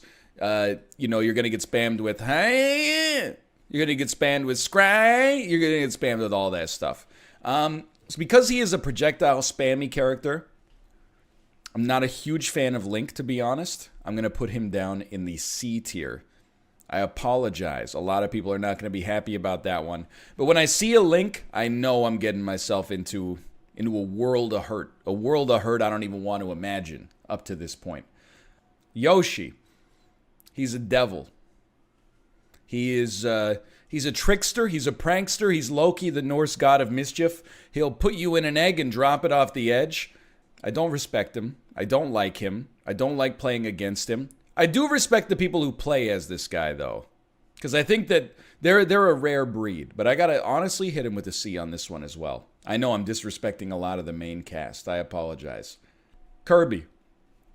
Many, many sleepless nights in university. Tossing, twisting, wondering how do I beat my friend's Kirby. The drill kick into the up A on N64. He drills you down and then he goes, ha, ha, ha. Then he does a short hop. Brrr, ha, ha, ha. Brrr. Everybody, you play a novice Kirby, he's all about the brick. The brick that's not even like part of the ingredients list with a good Kirby player. It's all hops and drill kicks and little feet pitter patters up. But I gotta give Kirby some respect. I gotta put Kirby in the A tier. I think you gotta have a real pair to play as Kirby, and I respect the players who play as Kirby. Fox, gonna level with you. You're going in the B tier. I want to put you lower, specifically because Fox players online. Pew pew pew pew pew pew pew pew pew pew pew pew pew pew pew pew pew pew. That's my impression. Why are you mad? Why don't you just learn to move platforms? So I'm not mad. I'm just making a video, you know? Why are you defensive about the way that Sakurai built the character so you play? You got to use all the tools in the toolbox. Don't get me wrong. I'm just saying not everybody has to respect it. But I've played as Fox myself, and I love his agility. I love when he does the split kick. I love when he does the sideways drill kick. I gotta give him a little respect for that. And I love that he has one, at least, you know, back in my era, he had one of the most technically difficult kills that you could do, which is just reflecting somebody off the edge over and over. First off, you might be surprised based on the distribution here, but if you're an OG character, you get a little built-in respect. Believe it or not. So that elevates you maybe even up to half a tier to a tier. Secondly, I just like Pikachu, dude. You got the Thunderbolt coming down. You got the little zaps coming out. You got some taunts. And, dude, back in the day, you get edge guarded with Pikachu, the little son of a gun. He just stands on the edge. He does a little hop, a little back air. Sends you 400 game units away. You barely make it back. You struggled. Your lungs are on fire. What does he do? Jumps off the edge, gives you another back air. Sends you 3,000 game units away. Barely by leveraging every tool in your toolbox, you make it back. What does he do? He jumps off and back airs you away. I respect the level of disrespect.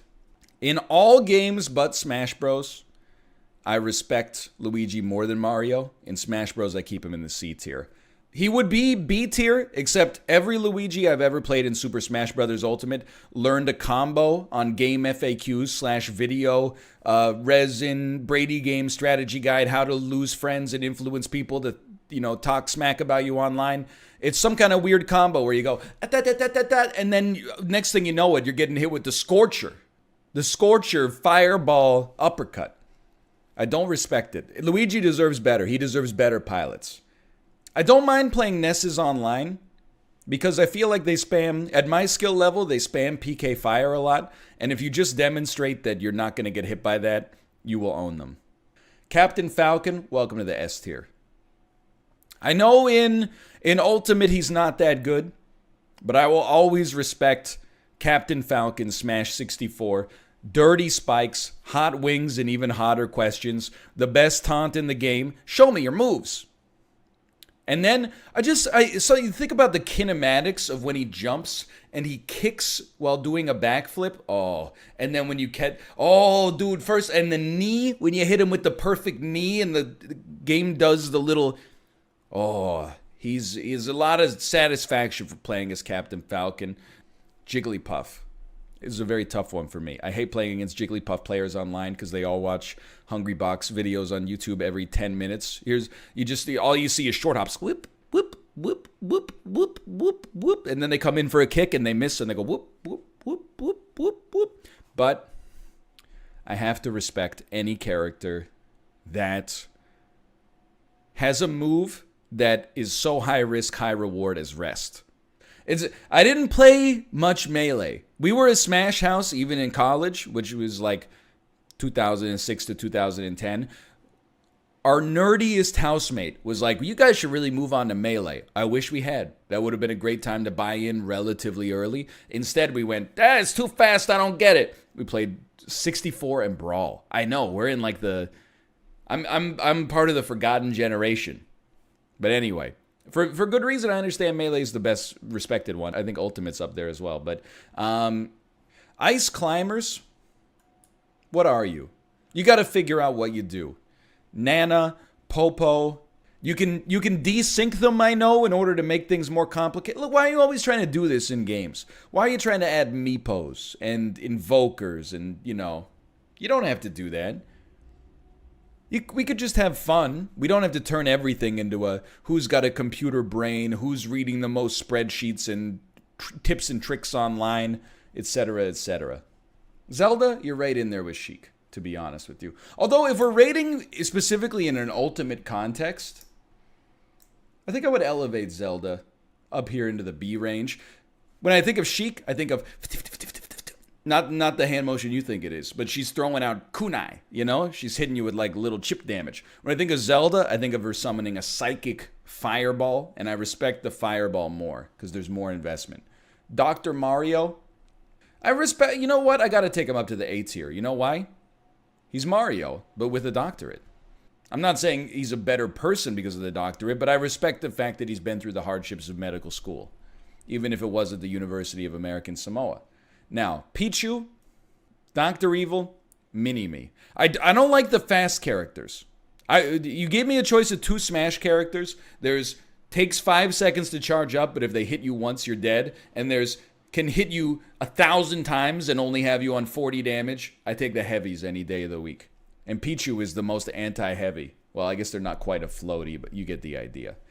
Can I tell you a controversial statement about Falco? Better than Star Fox because blue is a cool color. He's a cool looking guy. And you know what? We will talk about Wolf, Star Wolf at some point. Star Wolf, in my opinion, is worse than Fox because he's too edgy. He's a little bit too much of the Crow for me. Falco is edgy, but just a little. He's got like, hey, Einstein, I'm on your side, He's no Slippy Toad. He's not a bastion of positivity. But I respect, nonetheless, that Falco has a little bit of an edge without slipping off into Heath Ledger's The Joker territory. Approved. So this one might surprise you a little bit, but I am going to give Marth an A. I am not a fan of Fire Emblem characters with capes and swords. He was the original. Marth and Roy were there first, so I have to give some credit to the originals. Ganondorf. This might be a little controversial, but he's not S tier to me. He's A tier. Probably my favorite character to go up against. You're either going to die a hilarious yeetable death or you're going to body them because he moves at like the speed of molasses in January. But I don't like playing as him. I hate to say it, he's a little heavier than I would like for a character for me personally. Donkey Kong's heavy. King Dedede's heavy. But Ganondorf is like a walking neutron star waiting to collapse under its own mass. Now, he packs a heavy punch, don't get me wrong. If you play Ganondorf, you get a seal of approval. Mr. Game & Watch is meme city, baby. Who would have thought a 2-dimensional character could have so much depth? You have to... Apparently, he's like okay now. I was looking at a tier list. He was always a meme character back in my day. Now he's apparently okay. Look. My man flips bacon, one of the most annoying projectiles in the game, also one of the most delicious. But the heart and soul of this guy is not a key. It's not a turtle that spills water on you. It's the hammer. The fact that he's got a die and a random number generator attached to one of his most common moves makes this guy a legend. A legendary character. Meta Knight. Can I tell you everything I know about Meta Knight? When Brawl came out, again, our nerdy housemate, who was a super nice guy. Look, I'm also a nerd. Look at what I do for a living. He wouldn't let us play Meta Knight because it had been banned in competition. We were not at a competitive level. We played hard, don't get me wrong. We worked hard and we played hard. But it was kind of comical that he made us not take the character that goes, "Hoo-da-da!" Anyway, for that reason, I have no idea what to think of this guy. I've always looked at him as a resinous character, aka a little cheesy. But you know what? I'm putting him in the B tier. Pit. It's a real tough one for me. I do not like Pit, but the music on a Pit stage, oh baby. Dun da da dun da da da da do do do do do do do 2 3 do and then you join in. Anyway, Wario, I'm just gonna level with you. He would be in the D tier were it not for his gleeful, gluttonous nature and the fact that he just seems so happy to be there. I mean, how can I? He's a heavy. I'm going to be honest, I don't know how to play as him. I think you got to have a PhD or a severe mental illness in order to understand how to play as this guy. At the same time, I can't disrespect it. The man, through sheer force of will, eats his own motorcycle and then channels that into flatulence that could blast the character off the stage. I can't in good conscience have him at the bottom of the barrel. You know who else is the total package? Ike, who I'm calling it right now, is the best sword wieler in the game. Why? He's the heaviest. I don't know if that's actually true, but his sword packs a punch. When you charge up and you hit him with the tip of the sword and it sends them into the shadow realm and they go, "We like Ike." They ain't talking about Eisenhower, baby. They're talking about whatever his last name is. Anyway, sorry, I lost myself for a minute there. Captain Olimar, put him in B. What is B? Better have a PhD to play as this character. I get it, you pull the Pikmin out of the ground, but then, oh, well, you've got a red Pikmin at the forefront. A red Pikmin does fire damage, but what you might not want in this situation is fire damage because he's already at a high enough percentage, so what you want to do is try to get a purple Pikmin up to the front because the purple Pikmin does damage that is a little bit more forceful and it's transferred more. See what I mean? Like, that's not what I want when I play Smash Bros. But I do like him. First off, bald. That's a big one. You know, that's you might notice 2 of the S tier characters are bald. I don't know what's going on with Captain Falcon. Donkey Kong is not a human being. As a result, I just put him in the bald camp. I don't know if that counts, but it's not like he's going to the barber shop. So, and Mr. Game & Watch, of course, is a spitting image. But so I give him that. But tough to pilot. I prefer an accessible character for the most part. Rob is an S tier character. I love so much about this guy. The Gyromite. Oh, baby, the Gyromite. Constantly tripping people up. The laser beam, the troll laser that you can send straight. You can send it up. You can send it down and bounce it up. It's a beautiful thing. And then, of course, the side B. Oh, they never see it coming. You can reflect projectiles back at them. It's amazing. Plus, you know what I'm talking about. Neutral A in the air. Plus, big spikes. Oh. Plus, the way he does the arm thing. I love it all, dude. He's S tier any day of the week. Mega Man. I love Mega Man. As a character in Smash Bros., never really liked playing as him. Whenever you play a Mega Man online, just turn your Switch off. You might even just throw it in the dishwasher and put it on power cycle because you're going to hate your life. When I play Mega Man, I'm like, boop, boop, boop, boop, boop, boop, I'm dead. When they play Mega Man, they're like, I have summoned a leaf shield, and now I'm using metal blades, and there's nothing you can do. There's nothing you can do. So for that, honest, I hate to say it, I like Mega Man so much as a property, but in Smash, don't really like him.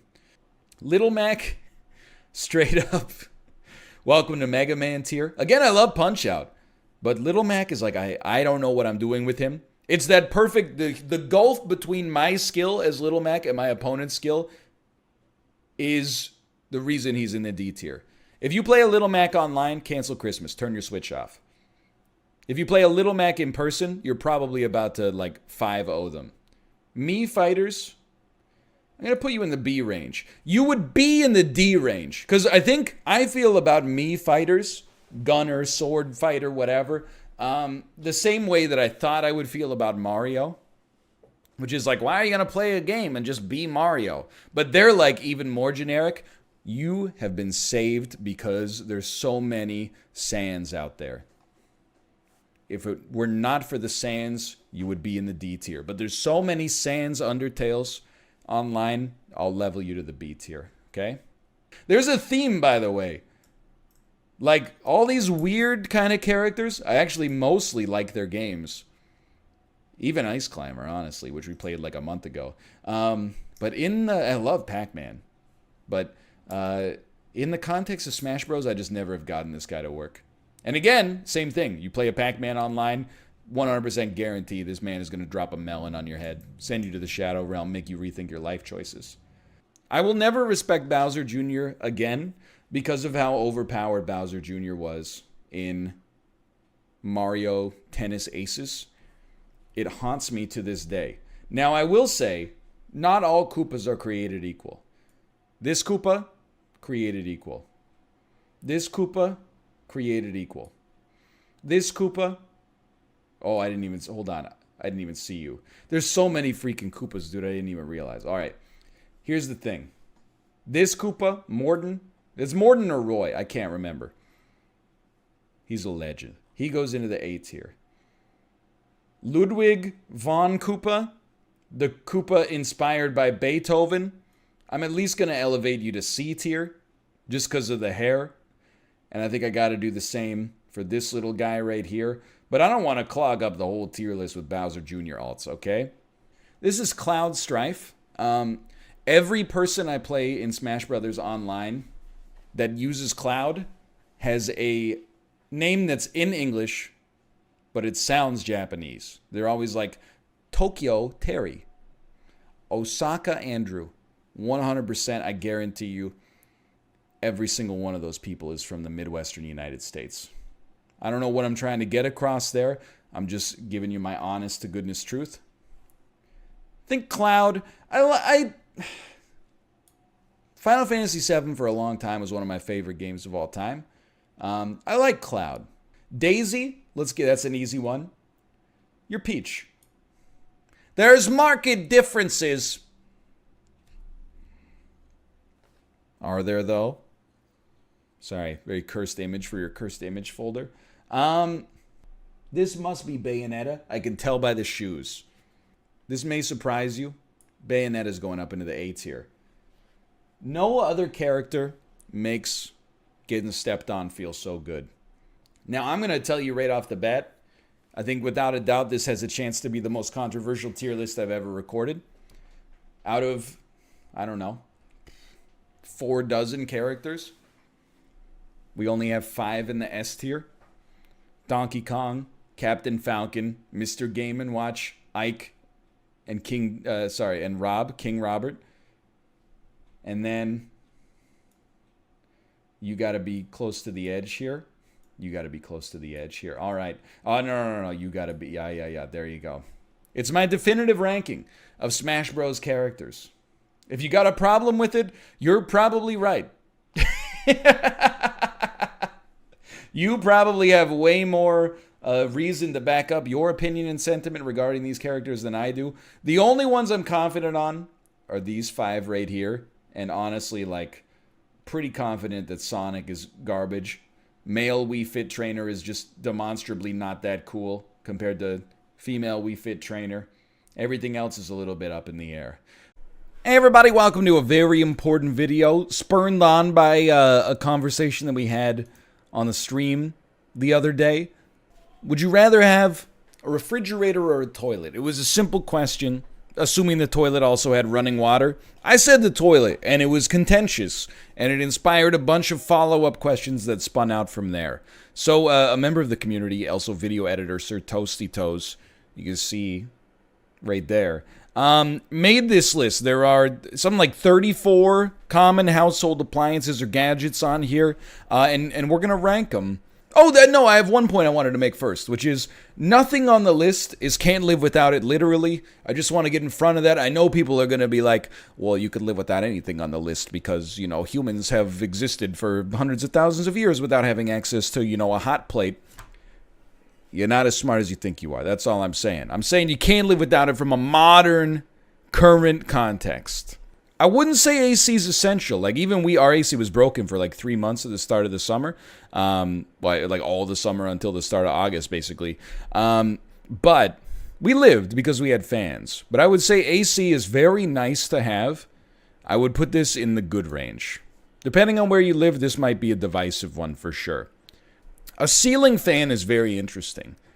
The way I understand it, ceiling fans are incredibly energy efficient. I grew up with ceiling fans, no AC, just ceiling fans, and then stand-up fans, which we'll get to a little bit later here. They're not really a substitute for air conditioning. I do like them, and honestly, the noise of the fan is nice too. But I gotta, there's benefits and drawbacks between this and a stand-up or a desk fan, right? A ceiling fan is out of the way. It doesn't need to be plugged into the wall. It generates a current of air that ranges from like light to pretty strong. That's what you're looking for. However, it's got those 3 strings. You know, one of them is the light bulb. One of them is like faster. What's the other one? I don't know. No one ever knows what the third one does. I still don't know what the third one does. I'm 31 years old. Most ceiling fans I've experienced in my life, level 1, copacetic. Level 2, not bad. Level 3, you start to think that it's going to come off the ceiling. It goes like, wah, wah, wah, wah, wah, wah, and it's like wavering up and down. So I would prefer most of the time like a stand-up fan, I think. I would put these again. This is a tough one. We've been talking about it for like 4 minutes. I'm going to put these in the middle range because temperature, for me, temperature modulation beats culinary usefulness. I think temperature modulation is very important in a home. Now, I'm going to surprise you a little bit here. I think that if you like hot coffee and you drink it every day, you're going to want one of these. Of course, obviously. Or you can go to Starbucks every day, I guess. But in that sense, and I don't want to draw this distinction constantly, but in that sense, this is actually one of the easier ones to live without because it might cost you like $2 a day to get coffee out. It's not like it's hard to get coffee out. If you have like no washer and dryer or no refrigerator, like that's more annoying because like doing your laundry outside costs money, but is also a chore that takes up like a lot of time. So I think it's something you can go without. And I also like, honestly, we have a cold brew kit. It's really just like a plastic reservoir. And then you put like water and ground coffee into it with a filter. You let it sit for like half a day, and then you drain it into a glass pitcher. And I much prefer that. I think cold coffee is better than hot coffee. But I'm going to put a caveat in here. If you're going to have hot coffee, I think there are better options than this thing right here. If you're making it for 2 people or more, this might be a good go-to for you. But if you're just making it for yourself, let me suggest that instead of using this son of a gun, you invest in like a $10 French press or something like that. We're getting into some obvious ones, okay? Desktop PC, absolutely astounding. There's a little bit of selfishness here. I need this to do my job, but it's such an unbelievable tool. This is not just PC gaming. This is how you look at your finances and pay your bills. For some people, it's going to be, business, obviously, not just streaming, recording, but emails, especially during the pandemic, Zoom and stuff like that, how you keep in touch with your family, all sorts of stuff. It's maybe how you do your shopping. You can do some of it on a phone, but for me, this is like indispensable. I would rather lose almost everything on this list than lose my PC, I think. So I don't even think we need to talk about that. I just wanted to say it's not just for gaming. I used to think that the dishwasher was a little bad because it's not like it does the chore for you. You still got to pre-rinse and get like all the detritus off the dish. Otherwise, it gets stuck in the weird filter and it gets gross over the course of years and years. But anyway, and you got to unload and load it. But I'm an idiot. I'm basically an idiot. It saves so much time. I would say that this is one of the things on the list. It's actually easier to go without. Like, I would much rather go without a dishwasher than a washing machine, for sure. But I think it's better than a little bad or middle. I would say it's good. Look, I'm going to adjust my rankings immediately, okay? I'm going to bring dishwasher down in the middle range. Because when I think about it, what would I rather live without, my dryer or my dishwasher? It's my dishwasher, 10 out of 10. But then, so dryer comes up here. I'm like, what would I rather live without, my dryer or my washer? It's not even close. I would rather have my washer in the home.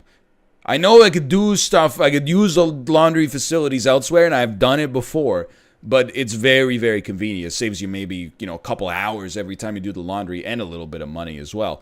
But But what would I rather lose, my PC or my washer? I'd rather go to the laundromat 2 times a week and have my PC. So I think we've got this settled here. I like the way the rankings look here. Refrigerator, freezer combination. I gotta be honest, it's really good. I know I said I'd rather have a toilet. It's close. I would put the refrigerator up here in astounding. I think people thought, because the question was really, what's easier to live without? And for me, I think it'd be easier to live without the refrigerator. I understand it's coming from a position of privilege. I could eat out more often. I already eat a lot of like dry, non-perishable meals. And, you know, I'm in close proximity to the grocery store. So, you know, you don't need a refrigerator necessarily, but it is at the tippy top. You know, I was losing my mind. People were like, what are you going to eat? Just nuts all day? I'm like, nah, dude, I'll just go to the grocery store once a day, buy some food to cook it enough that just makes enough for me to eat it right then, and then eat it, and then I'm done. You don't just have to eat, you know, chocolate bars if you don't have a refrigerator, but you do have to go to the grocery store constantly, which would be very annoying. That being said, anyway, I'm arguing like against the fridge. That's not what I'm looking for. But who doesn't agree that a fridge is essential? It's one of the most essential appliances in the home. Now, if you separated the fridge and freezer portion, fridge, astounding, freezer, I'm going to say merely good, but I leave that as an aside. But better than a chest freezer because it comes attached to something that's good. Space heater. I'm going to say this is middle range. I did used to use this when I lived in a colder place. And then what I would do is, and it's very energy wasteful, but forgive me, I was like 10 years old. I would get out of the shower in the morning, crank the space heater, and then like sit in front of the space heater while I dried off. It got you nice and toasty in like minus 20 degree weather. If I get cold, and I think this is a common philosophy, if I get cold, I'd rather just put on a sweater rather than like if I get hot, what am I going to do? I need a fan because I'm not going to just sit around naked all day. Mostly for my own comfort level, but also I don't want to have to, you know, vacuum my hair off the couch every 2 days. So that's too much information, but that shows you, I mean, I understand temperature regulation, very important. For me, heater is much below things that cool. Microwave is very contentious. I said this on stream and people were a little upset. The only thing I use our microwave for is making popcorn. And then secondly, if I have 2 things in the oven, I will use the separate timer. I won't turn the microwave on and get it going, but I'll use the other timer on the microwave so I can have an oven timer and a microwave timer. I could just use my phone. That's not a vote in favor of the microwave. I will also acknowledge I'm kind of a weirdo. I don't heat up leftovers most of the time before I eat them, which means that I don't respect the microwave as much as most people do. Some people in my chat were saying they'd rather have a microwave instead of a stove, and that scared the crap out of me. Like, I get you can make a variety of foods in the microwave, don't get me wrong. But I was like, you're going to get like a chicken breast? You're going to microwave it on a plate for like 6 minutes or something like that? It's insane. The stove is strictly superior. So we're gonna put the microwave. I'm gonna say it's not a. I think it's like the little bad tier, and I'm gonna say it's like the inverter of the ironing board, because everything that the microwave does can be done by another appliance. The iron and the ironing board are the only things that do what they do, and I rank them low because I don't do it often. The microwave, on the other hand, is like, it heats things up, but it doesn't heat them up as nicely as the oven. It just heats them up faster. It cooks things, but it doesn't cook them as well as you could cook them on a stove. You know, the only thing is like popcorn, but you can make popcorn on the stove too. So I think microwave, little bad for me. That one's going to hurt some people, I know for sure. Okay, what do you value more? An oven or a microwave? Microwave. You value the microwave more? She does eat some Korean microwavable meals. And leftovers. I'll give her that. I put oven above it. I put oven way above it. What do you think about stove versus oven? Stove. Oh, okay. We're on the same page there. Washer versus dryer. Washer. You think the washer... Yeah, no, she's right. I got confused for a second. I was like, washer? Then I was like, wait a minute, that's exactly what I said. All right. So I think the oven in the middle range, I would take it. Stove is going to be astounding, I think. It's the only thing you need for home cooking, I think, on average. Depends what you eat, I'll admit, but for me, the stove is king. Would I rather have a shower or a bathtub? Easy. I would rather have a shower. Not even close. No bathtubs. You could lose the shower, and if you only had a bathtub, you'd be inconvenienced, but you'd be okay. But I still think I gotta put it in astounding. It's that good. I mean, here's the trick question, right? Do you prefer showers or baths? Probably like 95% of people said shower, 5% of people said baths. What do you take 7 days a week, 28 out of 30 days a year? A shower. A month, I meant. Not 28 out of 30 days a year. You take a shower. The other 2 days, you might take a bath. I don't know. You might just stink up your office. I take a shower every day. Not because I'm worried about other people. It's because I smell bad if I don't shower every day. Everybody's got different tolerance levels for that. But the shower is tippy top. I can in good conscience lower it from there. You could shower at the gym, but that's not really what this is about. Now, I feel bad because we're going heavy on the astoundings. I would say a sink, whether it's a kitchen sink, a bathroom sink, whatever, your house is gotta have a sink.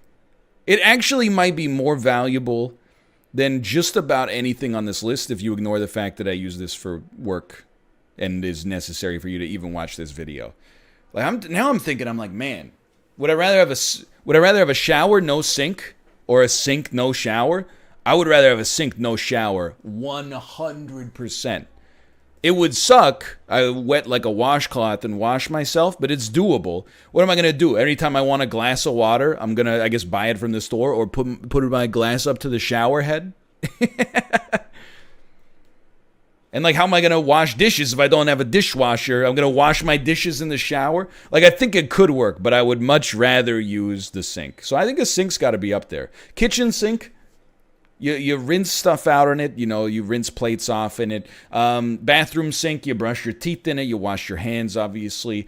You do the dishes in the kitchen sink. This is why they say everything but the kitchen sink. It's that important. Stand mixer. As far as I'm concerned, this is bougie blender territory. If you are a baker, this is going to be at great or above tier for you. If you don't bake, you're like, what the heck is this thing? I don't need it. What, am I making cookies 12 times a year? Don't tell my wife about this one. I think these are god-awful. We have light bulbs overhead. We got some, almost studio lighting, even though I don't have it set up very well. We got a good setup. We also have lamps, and the lamps are nice, but they're also honestly, if you took them out of our place, I wouldn't notice probably for 6 months. A home phone is just insanity.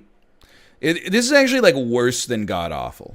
If you are in control of the phone situation at your own house and you have a home phone, why? Oh my God. It's not just worse because you can't carry it around. It's worse because it rings and you can't stop this from being an inadvertent alarm clock. Maybe you could turn the ringer off, but who remembers to turn the ringer off? Because if somebody's phoning you at 4 a.m., you kind of want to pick up. But it goes to an answering. It's just weird. The only reason I can see it that I'll allow here is, I hear that maybe if you're a little tight on funds, a home phone is insanely cheap to have set up, and a cell phone, of course, those plans tend to be a little bit more expensive. But a cell phone does more than just take calls. It's what's funny is that this to me now looks like a pager looked to me 10 years ago, where I'm it only does this thing. It only takes calls. What's up with that? I can't even open this thing up to see how I'm being cyberbullied online. What's the point? Now, TV is another contentious one. And it's contentious because I like it more than the average person. Many people. It depends on your situation, okay? If you're a single guy, bachelor pad sort of situation, you might just have your phone and a computer monitor or multiple computer monitors. I've seen your battle stations. But here's what I like a TV because I like a sofa, and a sofa TV situation is, when you're done with your work for the day, you want to spend time with your family and the people you love, you can go to the living room, you can watch, it doesn't have to be television, you can watch streams, you can watch, movies, you can watch whatever you want, you can watch YouTube on it, you can watch documentaries. I'm just trying to say it's not just a place to switch your brain off. So I value a TV quite highly. Can you get away with phones, iPads, video game? I mean, a video game console plays this nicely as well. I'm just saying. But I put a TV in the good range. It's not essential. You can live without it. Like, for example, I don't have a TV in our bedroom. There's space for it. But I'm just like, I just don't like really what it does in the bedroom. Like, I don't want to watch TV in bed. If I want to watch something, I'm looking like this at my phone anyway. I could just hold it here, and then it's 100 inches instead of 40. But for a living room, I like it a lot. Toaster, oven should probably be up here, but I don't use it that much, and these are my rankings. The toaster, I want to put up here, but logic is getting me to put it back down. The thing is, I make toast a lot more than I make bread or smoothies. So that's why I put the toaster up there. Toilet is not even close. This is up here in the astounding tier. If you got a problem with it, you got a problem. What I'm realizing is there's a big gulf between essential and good. Not many things come in this little space in the middle here. By the way, I won't even get into this, but I'm amazed at how many people are like, I'll just poop on the ground. I don't feel right for the rest of the day if we're doing this. The toilet's very important. The vacuum, it's great. It's a lifesaver. It's very convenient. It's so much faster than manually sweeping. But it's a lot like these. If you didn't have a vacuum cleaner, you'd survive. You would sweep. I don't know what you would do if you had a lot of carpets. We have like no carpets, but that truth be told, if you have carpets, this is probably an astounding tier. But I would say that this is great for us for sure. It's a huge quality of life improvement. We could survive without it. Or even it might be like time until you miss it. Like these, I would miss in a day. These I would miss in like a week. These I would miss in a month or a couple months. These, I'm like, I could take it or leave it for years, Anyway, a waffle iron, I gotta be honest, it's kind of in the bad tier. The thing is, waffles are delicious. And actually, we have a waffle maker that was given to us for Christmas last year. Kate uses it to make us waffles probably like once a week or maybe like once every 10 days. And it's sick. I love waffles. But it does only make waffles and maybe like cool sandwiches, right? Computer, fridge, shower, sink, toilet. Very, very, very nice to have. If they're broken, would be bad, but I'd survive for a bit without them. Washer, stovetop, vacuum. Good. Fans and air conditioners, the dryer and the television. Could live without them, but would rather not. Middle range, in some situations, A dishwasher's always nice. You know what? We're bringing dishwasher up one. Ceiling fan, space heaters, your oven, Instant Pot, rice cooker. Little bad, bathtub, don't need it. Coffee maker, haven't used it in forever. Chest freezer, it's got its pluses and minuses, it's not practical for us. I don't iron, don't respect it. Useful but niche. Bad, sometimes foods. And a paper shredder. God awful. This whole thing, this whole category looks like my grandma's sewing room from 1999. Like this is you got to get with the times. So we're doing a tier list of school subjects, something of which I consider myself a little bit of an expert as I have been through school. Anytime I do like a test online or a survey and it says set your level of education, I always pick PhD level or greater, which is not true. But why do they get to know so much about me when I know nothing about them? So I deliberately try to skew their data because quite frankly, I don't respect it. But I have been through high school. I've taken many of these classes and I'm excited to go in here. So how am I going to rate them? I haven't decided, okay? I think there's multiple ways you could rate them. Which one's the most fun? Which one's the most enjoyable? That's one spectrum we'll consider. Which one's the most useful in real life, okay?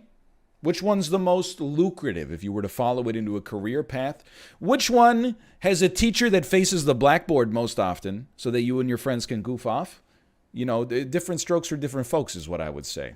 The thing I'm going to say when we start this, though, is You know, I respect education. I find a lot of streamers are very, very flippant about education. Oh, I went to college for 1 year and then I dropped out, and look at me. So you should just repeat that. I love school. I've gone to school since finishing school, which I know sounds like is contradictory, but I love learning, whether you're doing it in a square brick building or whether you're doing it through a 32-inch curved gaming monitor. So I mean no disrespect to any subject here as we get started. Okay. Chemistry is, or was, I should say, my least favorite of the sciences. Let me count the ways, okay?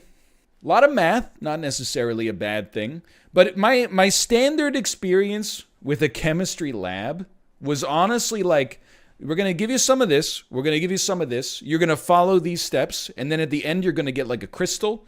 And then I get to the end and I'm like, I don't think the crystal's going to come together. And it just ends up being like blue mush. And then I realized that at some point I was supposed to heat it to like 111 degrees Fahrenheit, but it only actually got up to 98, so it never actually, or like, yeah, you finish your titration or whatever, and you're supposed to get like 3 grams of a salt, but instead you only get like 1.2 grams of a salt, and you're like, oh crap, that means like I'm gonna get like a C on this lab. But I like chemistry, and in many ways I think that chemistry can be like, you know, it's almost like a nice little pivot into cooking, you know? I feel like the more I learned about chemistry, the better I became as a chef. But in high school, I will say that chemistry is one of those classes where I'm like, I really feel like if you had to cut an academic class, and I say this as someone that has a degree in science, right? But so I must be correct. But I think if you had to cut a science class to put in a more practical class like financial literacy, for example, or, you know, public speaking or something along those lines, I think chemistry would be pretty close to the top of the list. So for me personally, I put chemistry in the C tier. I've told this story before, but in Ontario, you have to take a credit in 9th grade in a creative art subject. At my school, you only had 2 choices. You had instrumental music and you had visual art, painting, drawing, sketching, etc., etc. The reason I was most excited to go to 9th grade was that I realized when I finished 8th grade, I would never have to do art ever again. But, again, I respect that for some people out there, this is like A+ tier, A++ tier. And the other thing is, I've almost got to put this in like an I don't know category, because I genuinely have never been in an art class since 8th grade. So, I mean, maybe I don't know why I'm thinking of this exclusively like it's high school. I guess because chemistry I didn't, you know, get into until like 9th grade. But anyway. Okay, biology. You're going to laugh. I don't actually think biology is that great of a school subject. I have a 4-year degree in biology from one of Canada's top 10 undergraduate universities, and I don't think it's all that, you know? The thing about biology is that I think at the end of the day, it's just kind of unexciting, you know? You do learn things that are practical with real life, you know? You learn stuff about plants and animals and, you know, et cetera, et cetera. And what appealed to me about biology in school was that it's a science, but you study for it almost the same way you would study for like a history or something like that, you know? You memorize facts, and you know, sometimes instead of just answering mathematical, analytical questions, you're writing like short answer questions that come from memory. Which was something that I was good at in high school, and decided that I would try to do that with the rest of my life. And that's not really what a degree in biology really prepares you for, to be honest. So personally, I don't necessarily think that the high school biology experience is really that similar to the real world biology application. But I don't think biology is all that. And in fact, I think I previously did say that chemistry is worse, but I actually think biology is kind of like a D. But it may also just be that I'm so close to the bone on this one that I actually, you know, like I know the ins and outs of it, right? I actually like foreign language class. You only have to take French class in Ontario until 9th grade. I took it in 10th grade as well. I remember like almost none, but I like the languages to begin with. And I also think like, especially, here's what I'll say. In North America, I really think foreign language class should be emphasized a little higher. Because I honestly think we should all be a little embarrassed about the fact that most people in Canada and the United States really just know English. And even then, they only have like a 35% grasp of it. I'm always embarrassed by the fact that, you know, our cousins across the Atlantic Ocean are like, oh yeah, I speak English, French, German, Flemish, you know, a little bit of Norwegian. It's crazy, man. In North America, we don't really do that. I mean, of course, there are people who are multilingual here, but, you know, especially in my high school, like if you knew how to like carry on a conversation in a second language, people were like, whoa, buddy, where are you from? I am a stan for history. I think it's BS how every history class has to start with, and tell me if you've ever done this. Every history class I've ever taken, at least in high school, had to start with an essay about why studying history is good. That is the symptom of a school subject that has a chip on its shoulder because it always has to be on the defensive. So many people, why do I have to learn history? It already happened. It's just a bunch of memorizing dates. It's just a bunch of blah. It's just a bunch of blah. No, history, it comes down to, I think, the quality of your teacher, for sure. If you have a history teacher who's just like Battle of Hastings, you know, here's the invasion of Poland in the Second World War, blah, blah, blah. That sucks. I had an amazing history teacher who made it very clear that history is really like learning because when you're born into the world, and the world just is what it is, right? You don't really understand why is the border between Canada and the United States here? Why does Europe look like it does on a map? You go through history class and then you start to realize this is how all this stuff that I've taken for granted actually got there, and it gives you like a living book of lore about how we got to this place. And moreover, it humanizes our ancestors. Before I, took an interest in history, if I heard a story that took place in the 1900s, like let's say like 1910, that story was in black and white. It was on a Game Boy camera. It didn't exist. It was basically fiction, but boring fiction because it didn't have any superheroes in it. When you learn about history the right way, you realize these people, they're people just like you and me. Like, were it not for a little dice roll that got you born in, the late 1900s instead of, the late 1800s, that could have been you. It was people just like you going through extraordinary circumstances. So my personal take is I enjoy history a lot. It was one of my favorite subjects. And I one of the best, if you've got a great teacher, a great teacher can make all the difference in this. This is what I'm going to say. Financial literacy. This is a weird one for me because we didn't have this in high school. Like, it's on vogue, right? For people my age to be like, they should teach you how to do your taxes in school. And I really think they should to some extent. I actually wish we put more emphasis on practical skills in high school instead of like, oh, if you're book smart, you're going to get, exclusively engrossed in theory from the age of like 14 onwards.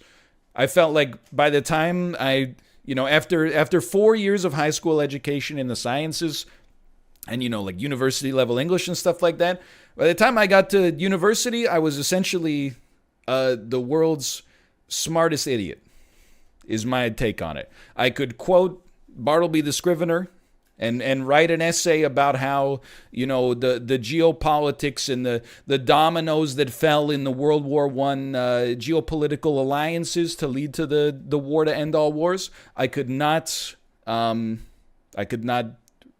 anything else. I couldn't make a grilled cheese sandwich. Certainly, I didn't even know what taxes were. The first time I got like I don't even know what you'd call it, but the first time I got an assessment in the mail, I had to call my mom, and I was like, what the heck do I do with this? I don't even have a job.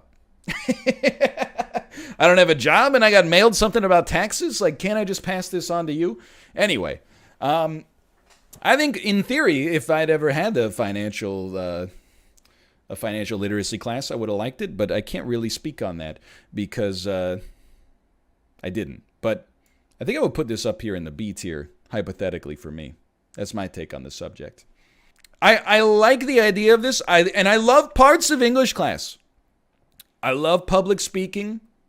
I have no tolerance for it now, but I like debate class and like debate modules and stuff like that. I like discussing, especially like when you got a little, older in high school and you start to discuss, like the actual meaning behind literature and stuff like that instead of just like what happened on page 37. I think that stuff was cool, and I consider myself, a pretty good at the languages and a pretty good writer. That being said, a lot of it, like I really wish that 25% of English class was not reading Shakespeare. And I don't mean like reading the Shakespeare is fine, but reading it out loud in the class and then like passing the roles every single scene onto other people. Like, to me, I'm like, can't we just read it? Can't we just watch the Kenneth Branagh movie or something like that? Like, why do I? And it sounds rude, but like, when I have read, because in some of the times you would actually just read a Shakespeare play. When you would read a Shakespeare play quietly, like to yourself, you'd be like, this is sick. I understand why, all the world's a stage and we are merely players. But then in the English class where they call upon people to read and they're like too cool. I'm too cool for Hamlet, And then when they start to read, they refuse to put any sauce on it. Now our summer has, now the winter of our discontent has turned summer to the coming of the sons of York. You're just like, come on, man. So I think they could do better with this. But I am going to put it in B. Math is a weird one. I like math. I think math gets a bad rap.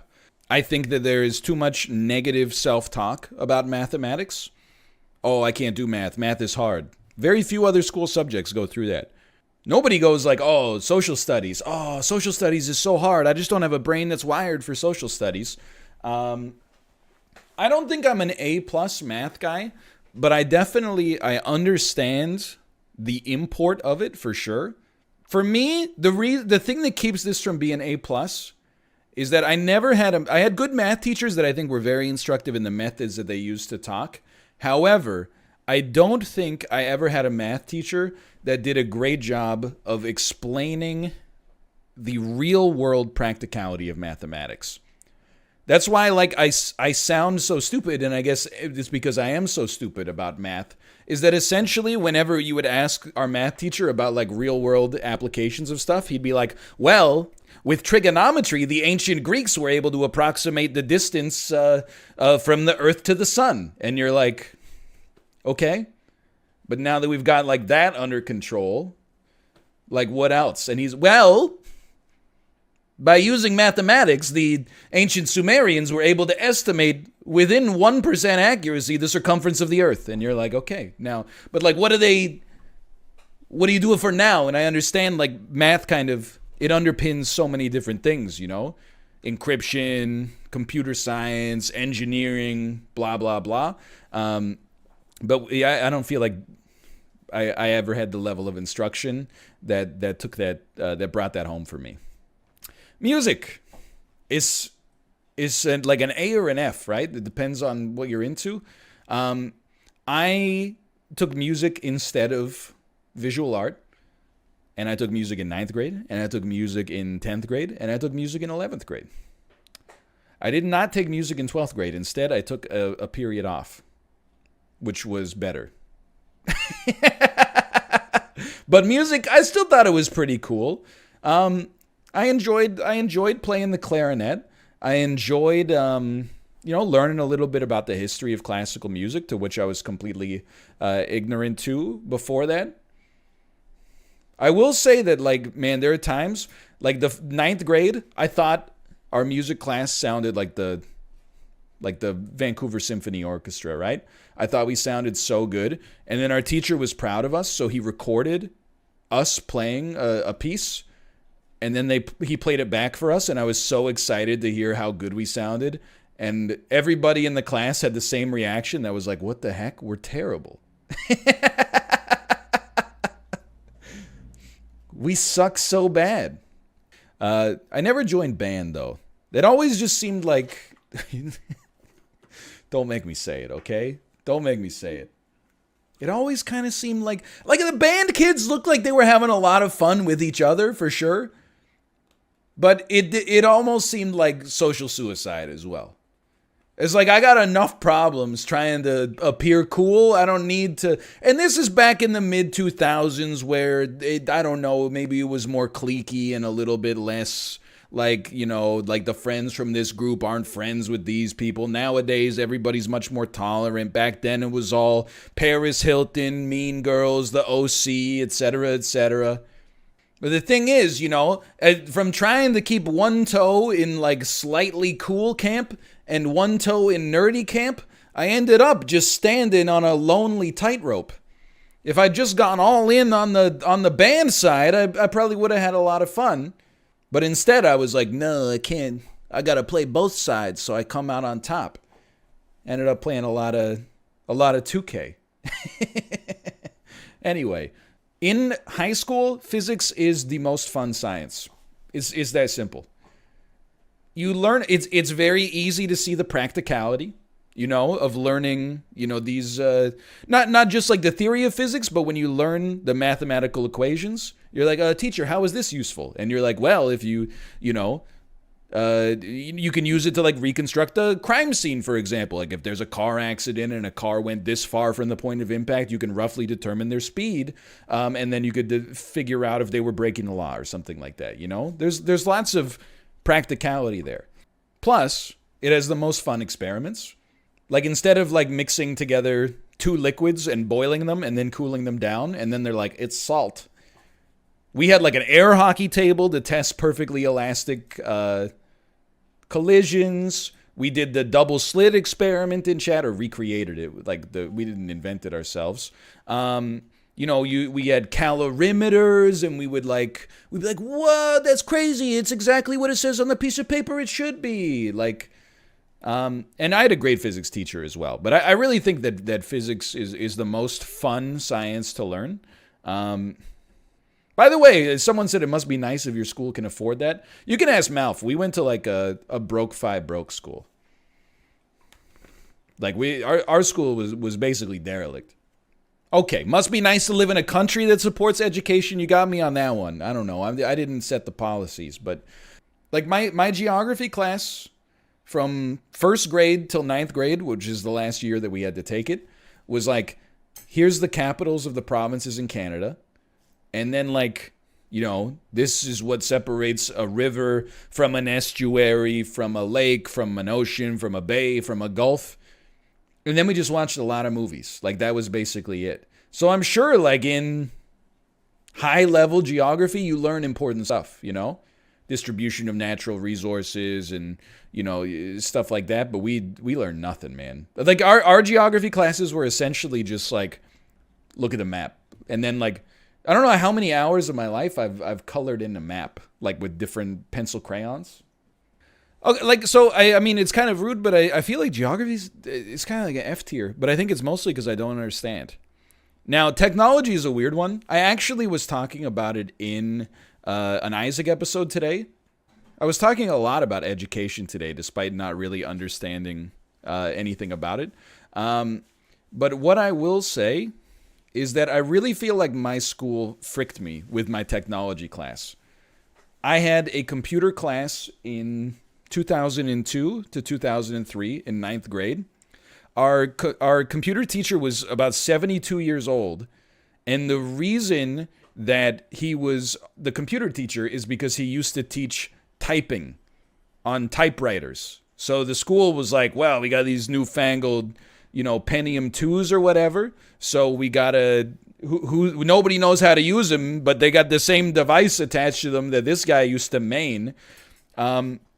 And he literally, like, the lectures were like this. The classes were 70 minutes long. He used to go up and he'd, like, write on the board, like, GUI, and be like, does anyone know what this stands for? And we'd be like, graphical user interface. And he'd be like, yeah, you got it. And then he'd be like, it's like an icon or, like, you know, the thing you see on your screen. And now just go, like, hang out. Is pretty much what he said. So we all just played Flash games almost the entire class. He would check his Hotmail account for like half an hour and then just leave for 40 minutes. And he would just go like I don't know, visit other classrooms or something like that. Like, it's so... There was such a missed opportunity. Like, for my whole high school career, I had no idea what... Like, he could have introduced us to, like, light coding. Oh, thank you for the subscription, Kate. Thank you.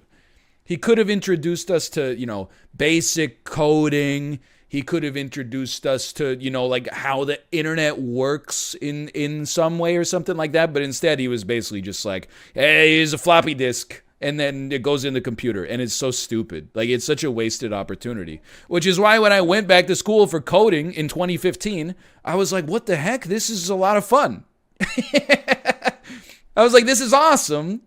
Why did I not learn this in high school and instead in like, I remember, like, I only remember two things from the class specifically. One of them was, one of our assignments in computer class was to write a movie review. And why was it computer based? Because you wrote it in Microsoft Word. And then he graded us like, you know, were the margins set up properly? You know, was the font choice correct and stuff like that? It's so dumb. And then on our final exam, I have said this before that on many shows, I should say, it was like question 1, and there were only 10 questions. One of the questions was question 1, go to Google, type in, you know, hedgehog, and then take the first image and copy and paste it into this document. That's it. Like, that was the level of examination. And I remember I got a 70. It was like, for someone that was kind of a teacher's pet, it like blew me away. I got a 70 on my first report card in technology class. And when I went to parent-teacher conferences, my mom was like, why did he get a 70? And then he was like, oh, because he types pretty fast, but he doesn't use the home row. That's like... So I have a little chip on my shoulder about technology class, which is just like... I really feel I was done dirty by my high school technology class. But I also feel like this is insanely important. I feel like if you had an awesome curriculum or an awesome technology teacher, like, this would be really valuable, but I didn't, is what it comes down to. Which is why I'm like, you know, when we're sending our little one to school, I want to look at the curriculum. Because if they're not doing some kind of like basic, they don't have to code in second grade or whatever, but if they're not doing some kind of like technological focused stuff early on, I'm like, we got to send you like overseas or something, and then turn your room into like some kind of cool VR den. She seems okay with it. Anyway, so I mean, I can only speak for my own personal impression of this. This was like a heavy F for me. But I honestly, like, when I started going to college for programming classes, I was like, it's an A plus. I loved it. So, I mean, maybe we can like split the difference there, okay? And my life is fine. Like, I'm not sore about it. If anything, the fact that I grew up with like no practical skills left me uniquely positioned to be a good YouTuber. So I'm very lucky that this kind of came along out of nowhere.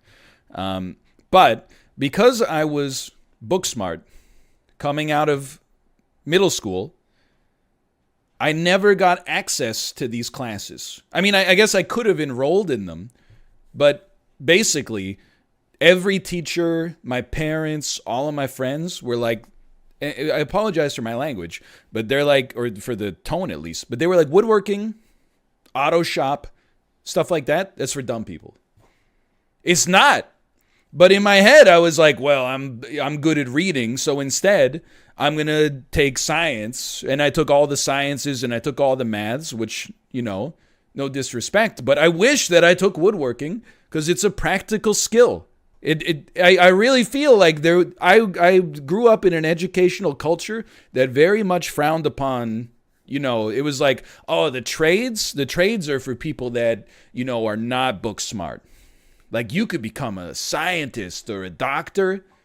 All they're going to do is learn something that's useful and then, like, be in a really good position to, like, in their 30s, own their own business and make their own hours and help people out and, you know, have their skills constantly be in demand and yada, yada, yada. You know what I mean? So while the dummies in woodworking class were learning how to like build real things that you could sit on and eat off of, I was in English class like reading the Tempest. Oh, what a wicked web we weave here, Prospero. Like it's just insanity. And now, like, and I know that, like, I'm going off the rails here, and the viewer engagement is hitting, like, the lowest level it's ever hit, but I gotta be true to myself. That's why I liked programming, is because it's kind of like building something, but you're not good with your hands. Like, I felt like that was the closest I ever got to understanding good engineering or good engineers or like people who could build a chair or, you know, people who could solder and stuff like that. I was like, now I understand construction. It's not just piling stuff into an area and then like, guess what? You got the Brooklyn Bridge. It's you come up with a plan and then you solve problems along the way and you build it up iteratively, which was not a skill that was really emphasized in any of these academic classes that I took. Sorry, I got a little heated there, baby. She's like enraptured right now. Oh my God. Little does she know she's about to be enrolled in the Bob Vila Woodworking Academy for toddlers. How come Dad gets to play video games all day and I have to learn how to make a spice rack? You don't understand, baby. But I never took woodworking class, but I wish I did. And in fact, in 6th grade, I had a teacher. And the teacher sucked, just for the record, but we had this classroom. It was like the best classroom in our elementary school. It had like a wood shop attached to it. So he took that as an opportunity to teach us important skills, right? Like he was like, if you learn how to use, like I'll teach a little module about how to use like a drill press. And like if you use the drill press and you learn how to use a miter box and you know, stuff like that. And when you build things, I'll give you extra credit. And then all I did was complain the whole time. I was like, I don't want to learn how to use the drill press. I don't want to learn how to use the skill saw. I want to read Tuck Everlasting like a fool. And long story short, I hate that teacher as well. That was the teacher who got fired from our elementary school for embezzling pizza money. But that class also had a computer in it, which in the year 1999 was pretty amazing. And we used to get, like, in pairs, we would get, like, an hour a week to play Lemmings. And then at the end of the year, whoever got the furthest in Lemmings would win a pizza party. And I remember, like, me and my partner were on, like, level 99 or something like that. But then my friend lost the password. Even though our teacher knew we got to level 99, he was like, well, if you can't prove that you have the password, I can't give you the win. So instead, the team that had, like, they got to level 32 or something like that, they won the pizza party. Very rude. Anyway, woodworking. Look, I'm going to put this in the B tier and we'll deal with it later. Geometry, I don't know. I almost don't even want to put it on the list. Like, I just put it on here with math, but I think I'm going to just leave it off for now. Gym class, physical education. This has occasionally gotten me in trouble. In my high school, you had to take 9th grade gym class, which also was paired with a health class that makes no sense. Like, again, same situation. Our teacher was like 68 years old. And I apologize because I've told this story before, but all I remember from our health class was that he taught a module on nutrition, and he was like, you know, I see all you kids eating French fries every day, and then you got the ketchup alongside it. You know what ketchup is? And then some kid was like, tomatoes. And he's like, yeah, but then also sugar. So, like, don't eat so much ketchup. And I was like, man. At the time, I was like, I can eat as many French fries as I want as long as I don't have any stinky ketchup with it. Which, I don't think that's... I mean, it's probably worse, I guess, to have more bad stuff. But I think it's more the fries than the ketchup that's causing the problems. But anyway, I took it up till 10th grade. But I actually think, like, gym class should be... When I say mandatory, I mean if you have a physical exemption, a reason for physical exemption, of course. Like, you can still graduate from high school. But I feel like it should be mandatory. Like, I don't understand so much why, like, you've got to make them do it for 1 year, but then after that, you don't have to. Like...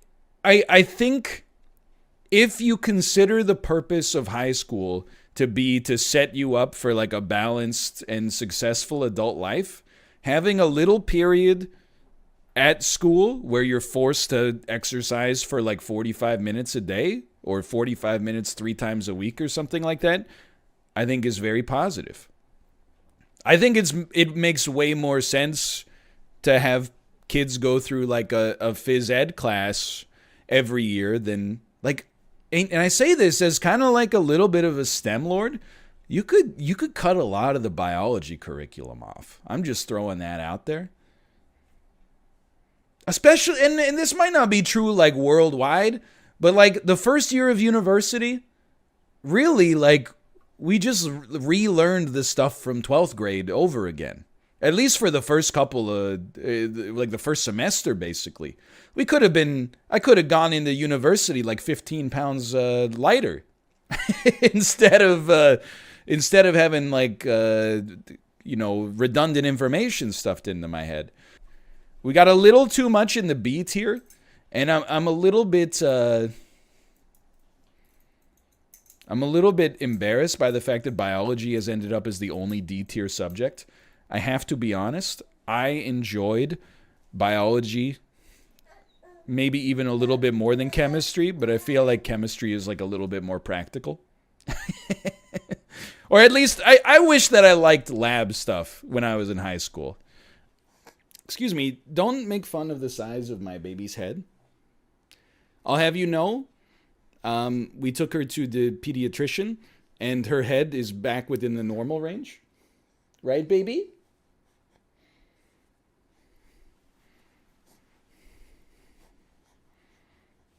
That's Poggy. 99.99th percentile. All right, so I think that's where we stand.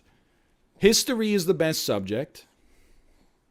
Math, physics, and physical education, all very important. This is not how I saw the list come into pass, I'll be honest with you. But definitely visual art and geography at 0% out of 100. I could have predicted that. Even though social studies is not geography, we can't seem to come up with an idea of what social studies actually is. All I'm going to say is it's pretty messed up that there's like 9 maths, but all of geography, sociology, law, government, psychology, and culture all get lumped into one subject called social studies. Does nobody else see how messed up this is? Does nobody else see how absolutely fricked this is? Okay, so I'm going to startle the baby a little bit, but she likes it, okay? You're going to be like, why would you do that? She likes it. She finds it entertaining and she giggles sometimes. But get ready. It goes like this. Hey, baby. Hey, baby. What if Daddy did this? Oh, she's inoculated. Don't grab my headphone cord. What if... No, you don't bite the headphone cord, baby. What if Daddy did this? She's icing me. I'm muted. Hey, baby. Don't grab my... Grogu, let go of my headphone cord.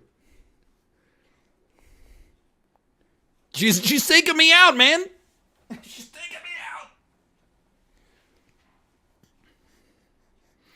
She's quite the kung fu grip there.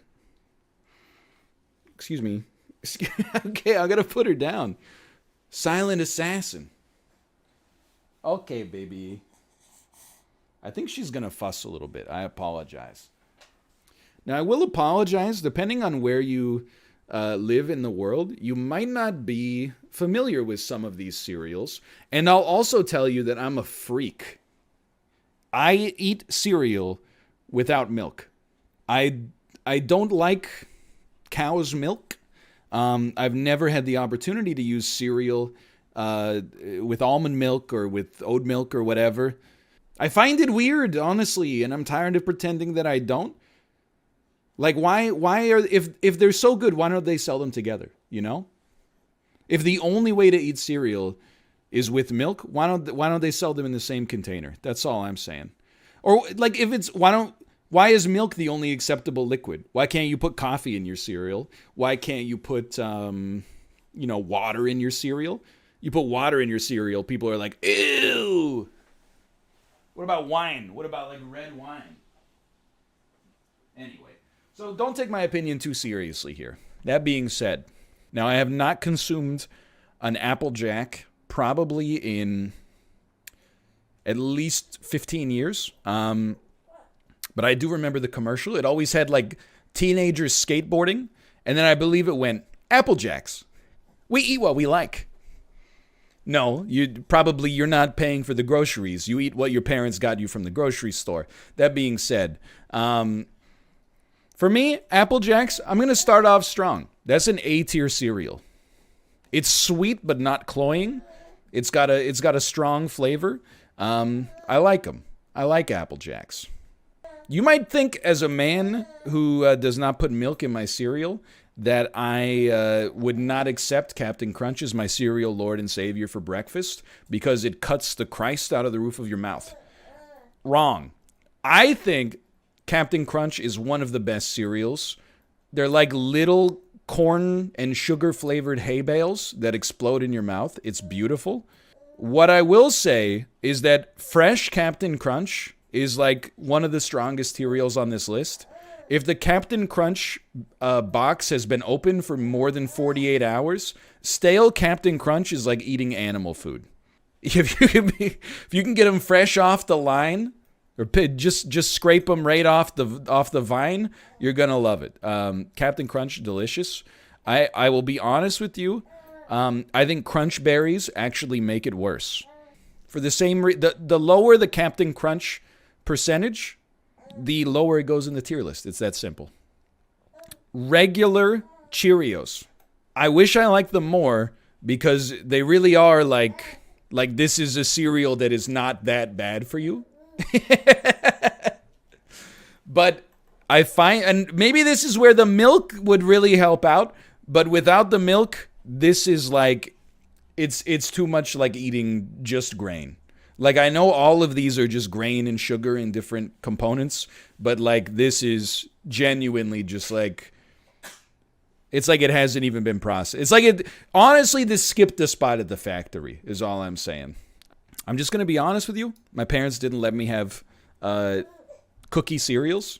They thought that cookie cereals were the height of decadence and hedonism. And as a child, as a result, I would instead just eat corn dusted with sugar for breakfast and be like, wow, thank God I'm not eating something that's bad for me.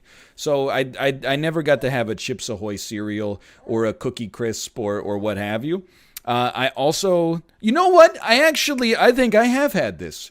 I was going to say I don't think I've ever had this.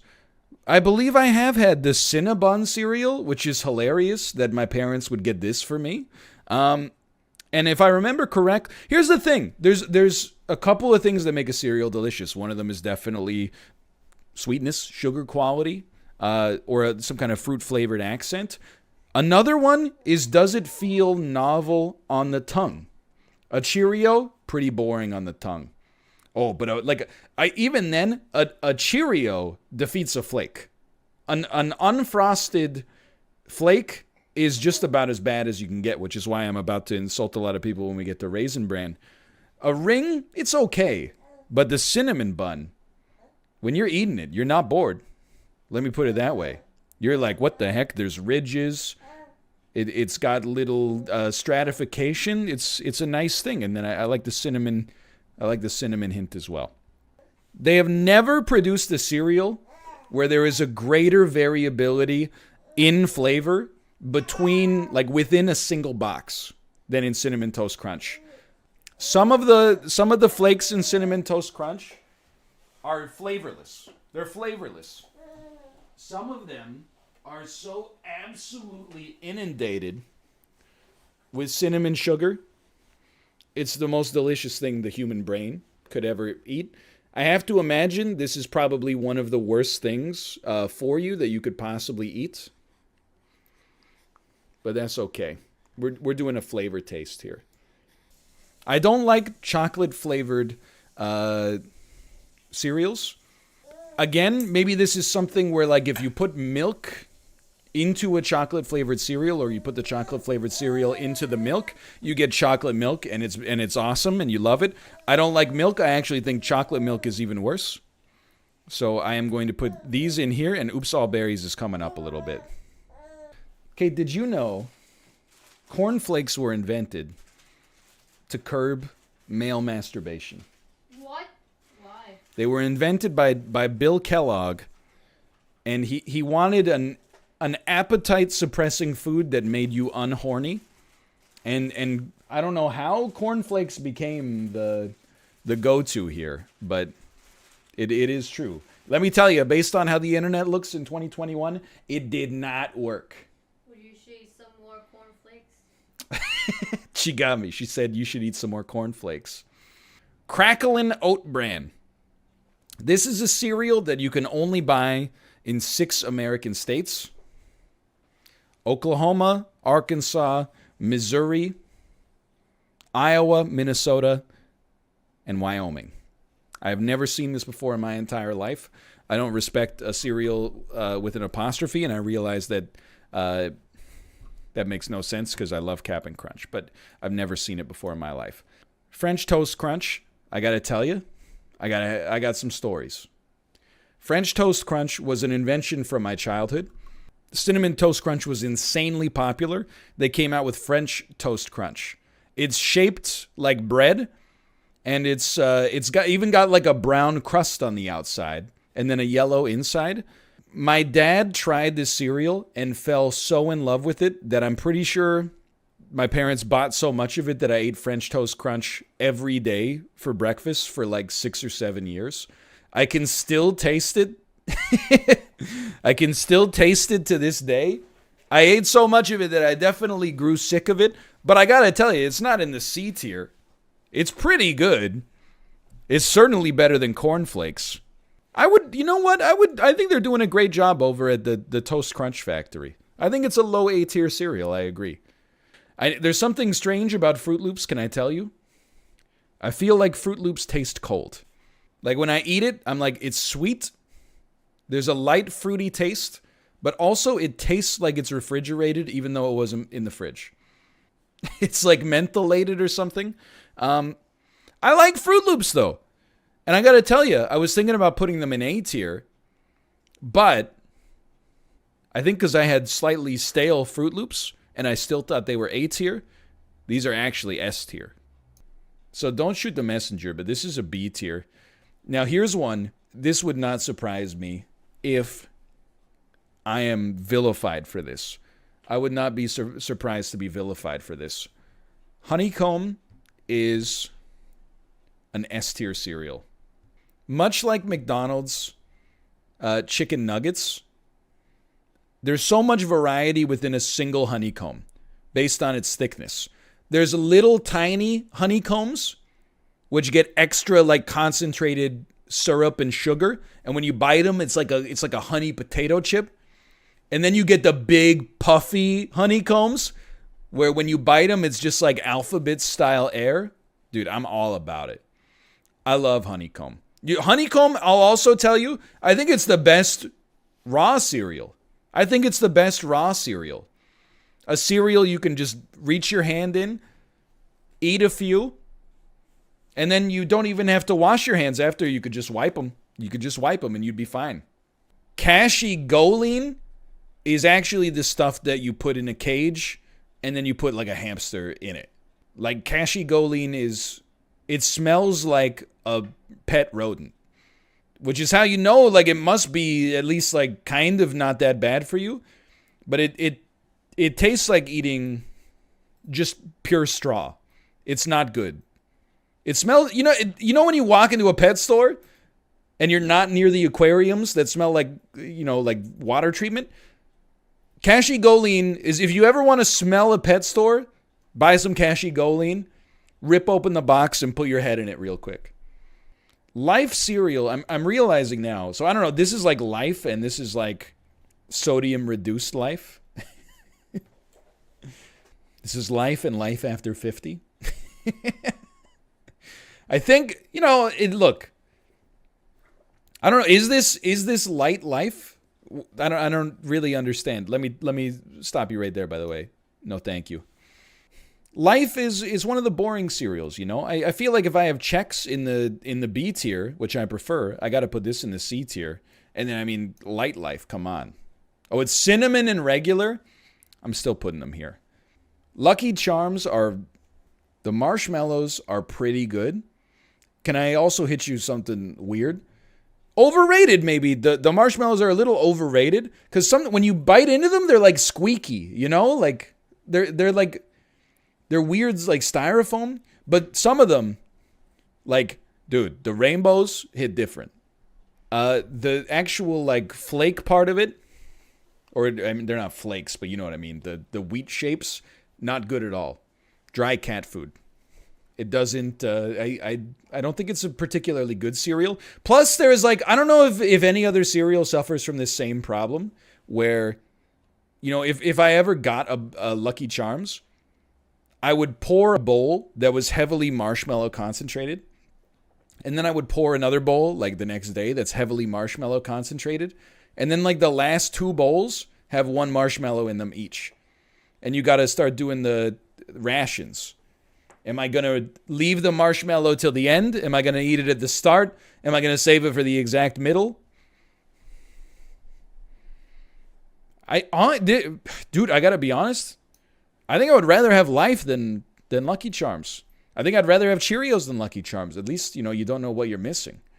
I would say if we're talking about cereal spectrums, right? You got fruit, you got sweet, you got frost, which is cold sugar.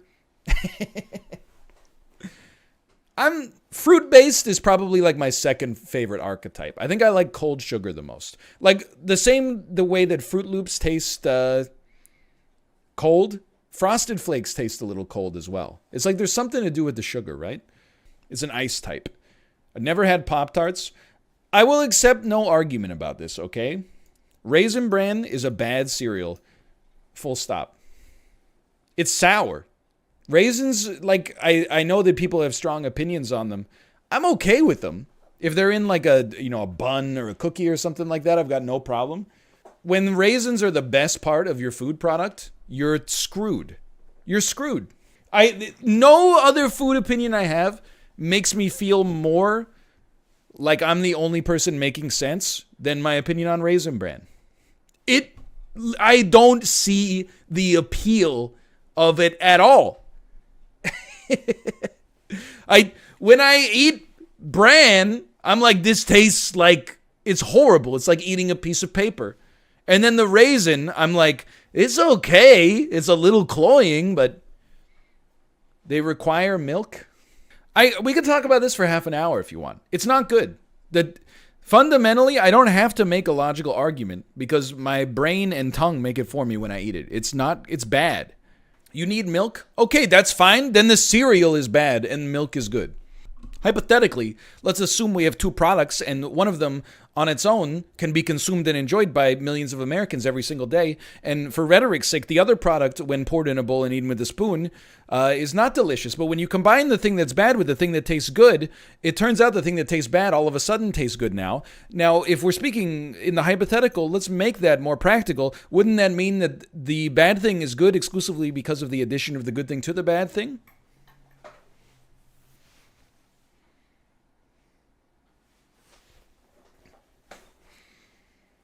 Anyway, I just don't like the way it tastes. Rice Krispies are bad. A Rice Krispie treat, a Rice Krispie square, delicious. The texture quality of a Rice Krispie is fine, but the cereal, like the flavor of a Rice Krispie is bad. Like this is a cereal that really feels like it should have evolved to stay relevant past like 1922. Rice Krispies, it seems like Rice Krispies and Cheerios were like best friends in 1922 when they were both invented. And then Cheerios were like, check it out. I got honey and nuts now. Rice Krispies were like, bro, you sold out. You used to be cool, man. You used to succeed just by the power of your ingredients. And now you're putting all this syrup on it, and it's like you're putting a little nut into the oat. I don't need to do that, man. You sold out. You changed. And then Cheerios got mega popular. They were Times Cereal of the Year in 1931. Now they got frosted Cheerios. They got chocolate Cheerios. In 2021, you can't just have vanilla chocolate. You need to go a step further. Like, where's the brown Rice Krispies? Where's the wild Rice Krispies? Uncle Ben's shrimp scampi Rice Krispies? They need more. They're just not exciting. Not enjoyable. I don't respect them. I would rather eat Raisin Bran, quite frankly. Like, I'll be honest. I ate cereal every day of my life from probably age 5 until about age 15. Then I started to eat, I thought I was eating healthier breakfast, so I'd be like, skip the cereal, I'll have a bagel instead. So this is 10 years of good cereal consumption. A lot of these are innovations that have come out, since then. But I really feel like when our daughter gets old enough to start eating cereal, I'll be able to finally sample many of these that previously I have not been able to, because I'm not... Look, I don't look down on anybody that does this, but as a 32-year-old man that doesn't want to have a heart attack in 5 years, I'm not buying a candy-themed cereal for myself. But, quite hypocritically, if my daughter wants the cereal, I will buy it for her and then eat half of the box. Trix is kind of a weird one. It's the same cereal as Fruity Pebbles, and with the same mascot as Sugar Crisp. Like, Trix is the rabbit's always trying to steal something, but then he gets outsmarted by, a bunch of, 4-year-olds. But I think Trix, I hate to end it on, this is not really much of a bombastic ending, but it's kind of it's just an okay cereal. That's my take on the subject. So the thing that embarrasses me the most about this is the amount of cereals I have not consumed. But I do want to say there's a couple of things that factor into this. One of them is that some of these, I think, are maybe only available in America. In Canada, we only get some of the cereals. But what I've noticed is that there's a lot of Canadian cereals that do not exist on this list. Oatmeal Crisp, very popular in Canada. The way I would describe it is imagine a Frosted Flake, but instead of sugar frosting, it's like the syrup of Honey Nut Cheerios. And then it's got sometimes it has a little dried fruit in it. Sometimes it's got some slivered almonds in it. Sometimes it's got the Honey Bunches of Oats style granola clusters. That's good. But we don't really have a lot of Canadian cereals up here. But I feel like the other reason I've not consumed a lot of these is, again, I'm not going to the store to buy Lucio's, as an adult. I think my wife would probably divorce me if I came home with a box of Lucio's. She would be like, "Oh, this is what it's come to," and I'd be like, I like the game. I like the game, so I bought the cereal. She would be like, "I don't know who I married," right? You bought a video game themed cereal, honey? Yeah. Why? Because I've lost control of my life. But I'm happy with it. I don't think there's anything that I would want to change. I think that Basic Chex are the most delicious, boring cereal.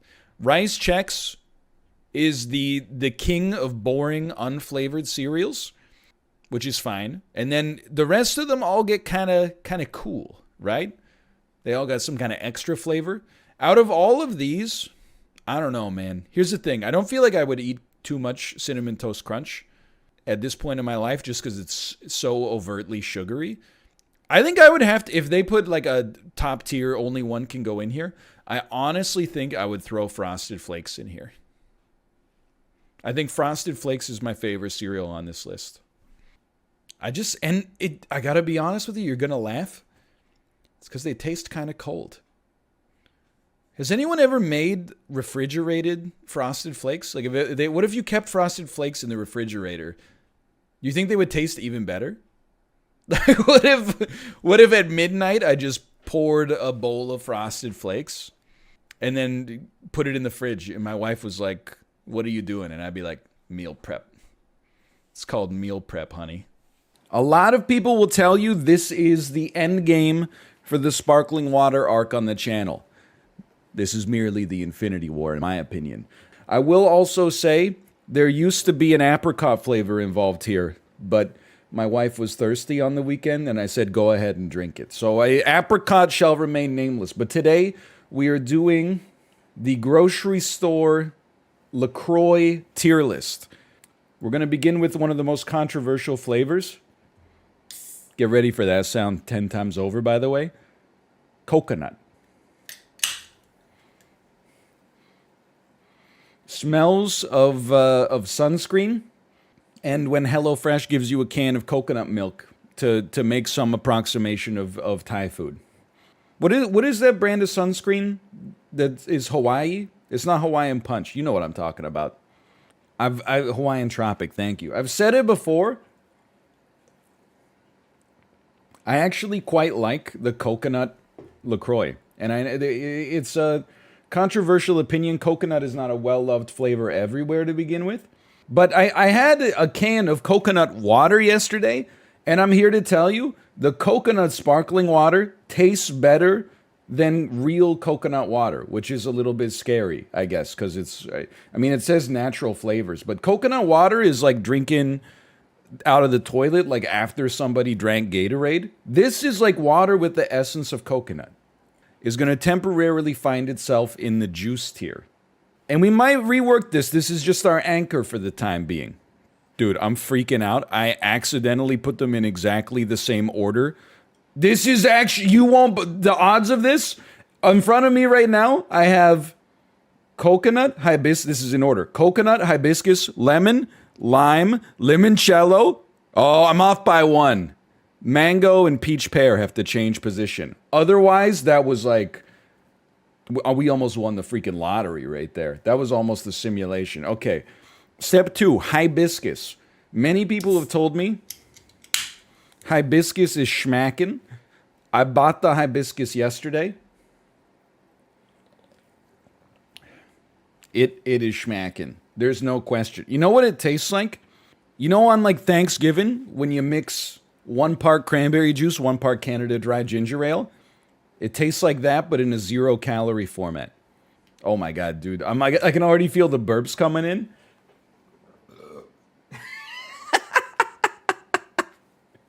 There is no soda, beer, nothing else will make you burp like sparkling water. This is going to be disgusting. I apologize.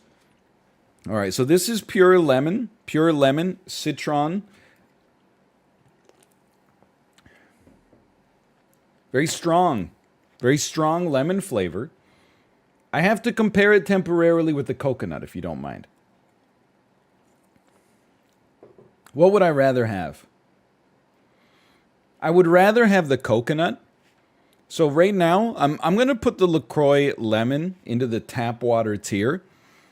I gotta be honest, I just can't motivate myself to buy or enjoy, I guess, a sparkling water when you got so many different options that are like the patrician's choice. Why the heck would you get just lemon, right? Like, this is like, oh, can I get the... There's another burp, I apologize. It's like, can I get the Big Mac, but like no vegetables, no sauces, please? Just the buns and the patties? I'm interested to see how it compares with lime. You ready? Cracking a cold one?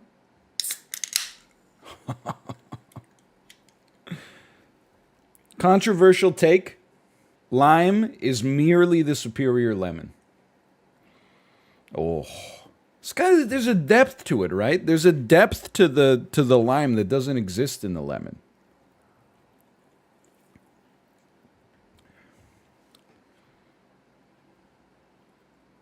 I like it. I think I like it more than the lemon for sure. Let me sample the lemon briefly, just to remember. Oh my God, tap water. It's like the lemon is flat. It's like Super Mario World. Ooh, the lime is like Super Mario Galaxy. The hibiscus is literally like, it's like a soda. That's incredible. But I would put it up here in the champagne tier, personally.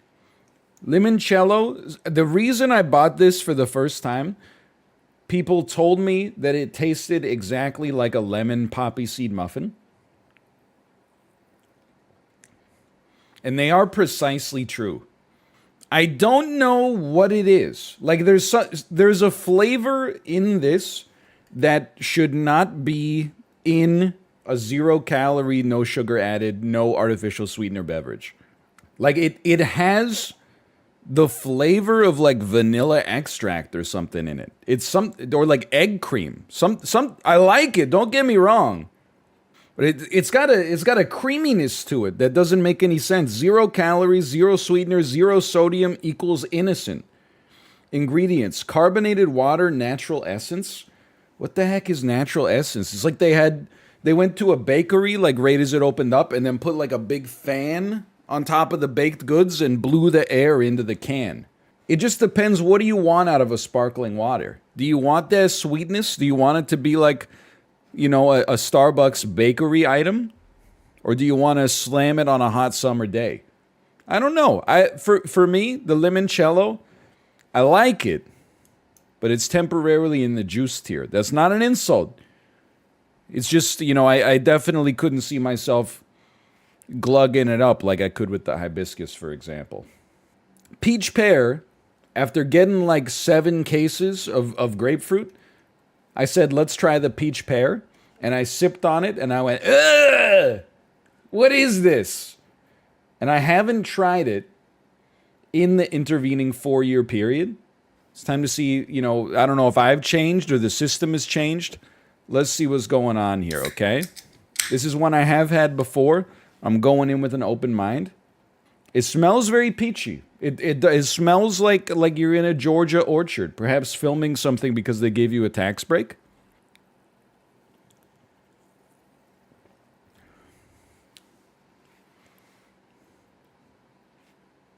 I was a fool. I was a fool.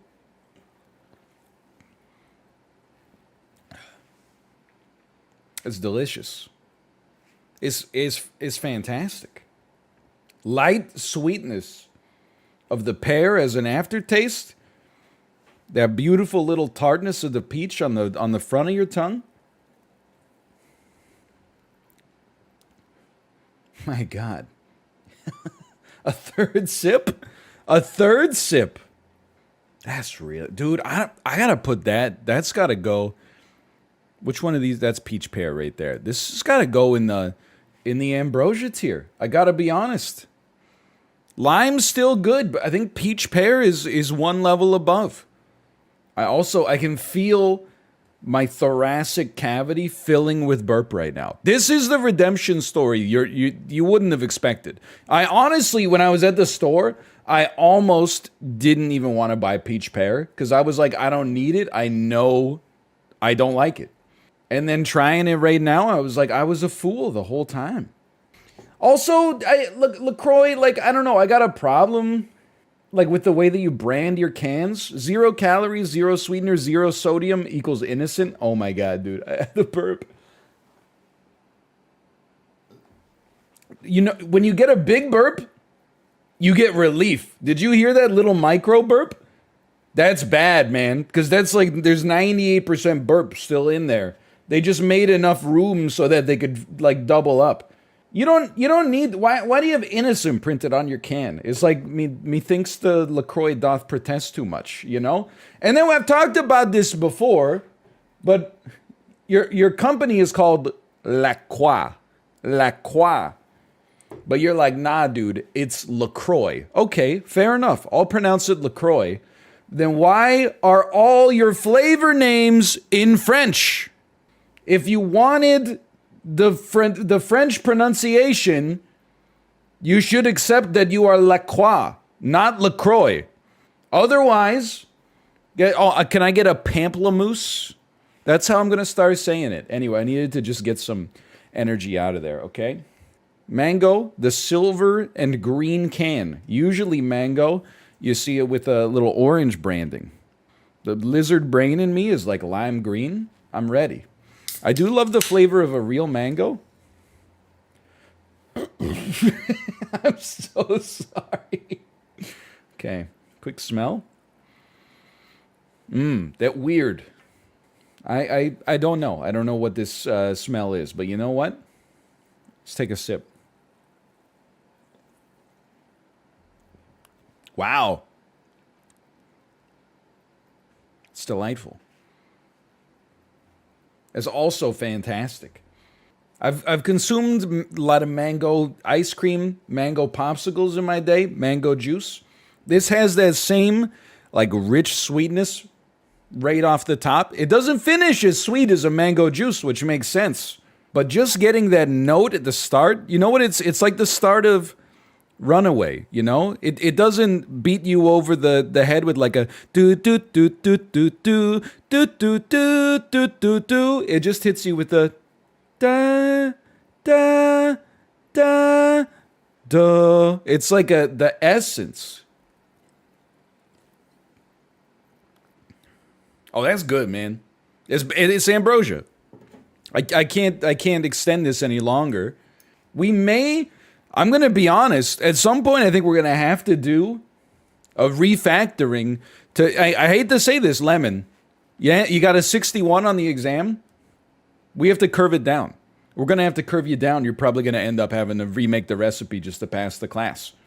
You got a bunch of students up here that are overeager. They blew out the curve. Now you're gonna fail. I'm so sorry. All right. Orange. Oh, man. The pictures are in the shape of an F. You're not wrong. I love orange flavored things. If you were to give me a choice of fruit sodas, anything with orange flavoring would be near the top of the list. Oh, dude, I got it. That smells like an orange crush.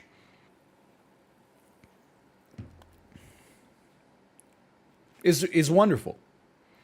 I didn't think this was going to happen. I honestly thought we were going to get a more normalized, almost like a Gaussian distribution. This is fantastic. Okay, well, the first thing I'm going to do is I didn't realize how bad you actually were. Now that we've gotten a little bit further into the sample, this can't hang. On it, like it exists, and that's fine. I'm going to pull coconut down a little bit. Limoncello I'm going to leave in the middle for a bit, okay? But certainly the lemon is going all the way to the bottom. We just needed a slight little refactoring here. Now, okay, just give me a sec. Dude, this is like an orange soda. If I would even say it's better than an orange soda because it's not as sweet. The lime, it's still really good, man. It's still really good. I don't know what to do. I can't, it calls my credibility into question to have so many ambrosias. I know the hibiscus is up there. We don't need to touch it. Give me a peach pear real quick. It's amazing. Give me the mango real quick.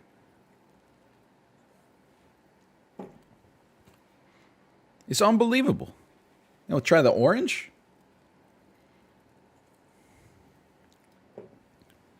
It's fantastic. I have to be honest. It would be dishonest of me not to say my true feeling. I think that the Giga Brain, which is actually big but smooth, would be, oh, we're going to move lime down and then we're going to rebalance the ambrosia tier, and then because it wouldn't be nice to have too many ambrosias. If they're all great, they're all great. They're all up there. Now, I got to tell you, the next one is passion fruit. Possibly the most notorious flavor for sounding amazing and then tasting like garbage. I am always like both passion fruit and pomegranate. Anytime I get the opportunity, I'm always like, oh, passion fruit, that sounds amazing with the dragon fruit essence. And then I drink it and I'm like, this tastes like the ocean, you know? But you know what? I'm willing to give it a try here. Ooh, whew. That's rich. That is a rich flavor. Aroma, whatever. Let's take a sip.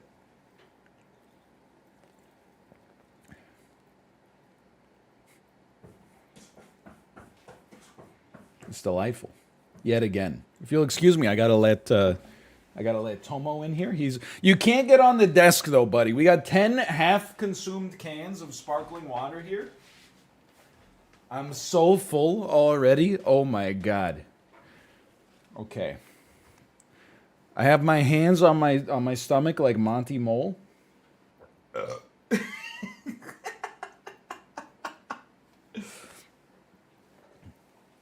you'll excuse me. Passion fruit. Okay, let me try again. This is what I think if you made an edible Tide Pod, this is what it would taste like. When I look at a Tide Pod and I let my lizard brain kind of evaluate what it thinks that would taste like, the expectation is that LaCroix right there. The forbidden fruit. The orange is really good. It's really, really good. The passion fruit, it's even better, man. It's even better. I can't lie. I can't lie about it. If the passion fruit is... Okay, we got to rebalance. We're going to have to do a secondary taste test that is like just sorting the ambrosia out. It's a little, almost a little acidic off the top note.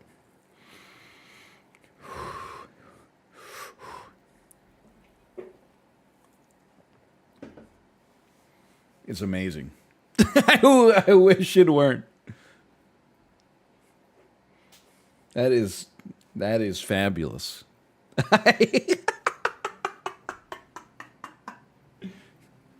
Everything has changed, okay?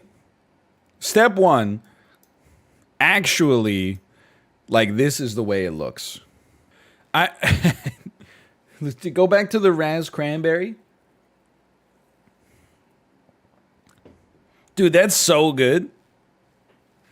It's okay. I mean, it is what it is, all right? This is embarrassing to me. This is like if you looked at a movie reviewer and like 60% of the reviews were 5 out of 5s, you would be like, they can't be trusted.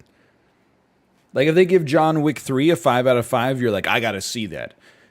Then they give like Yesterday a 5 out of 5, you're like, I think I want my money back. Step one, hibiscus. This is simply, does it remain in the top tier or does it get downgraded? We're going to do optometrist strategies, okay? Step one, hibiscus.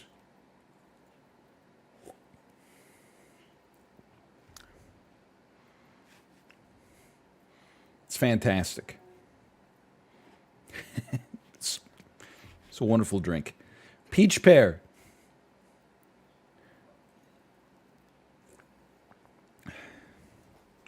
It's amazing. Hibiscus.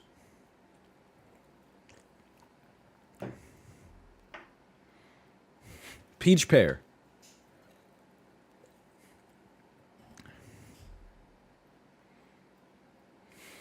Mango.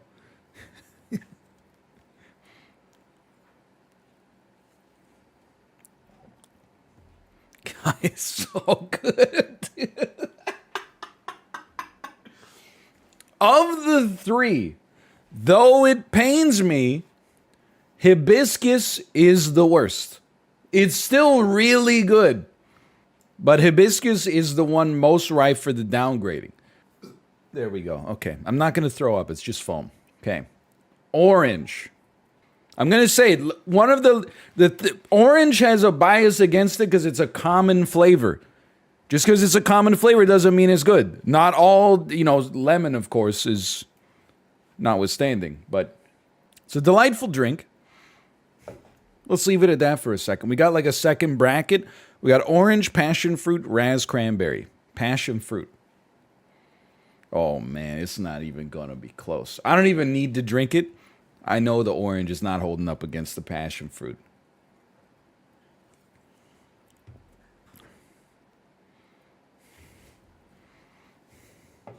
Enough said. Raz cranberry as well. Oh, man.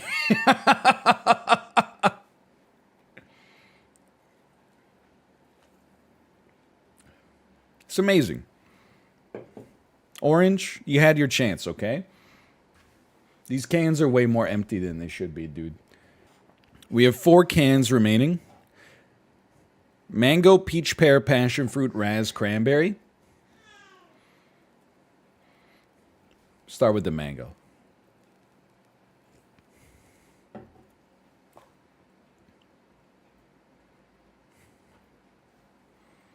I reserve judgment. Peach, pear.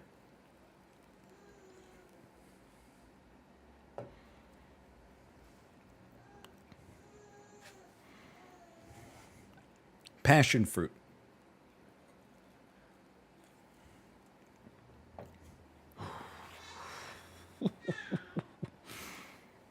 Raz cranberry.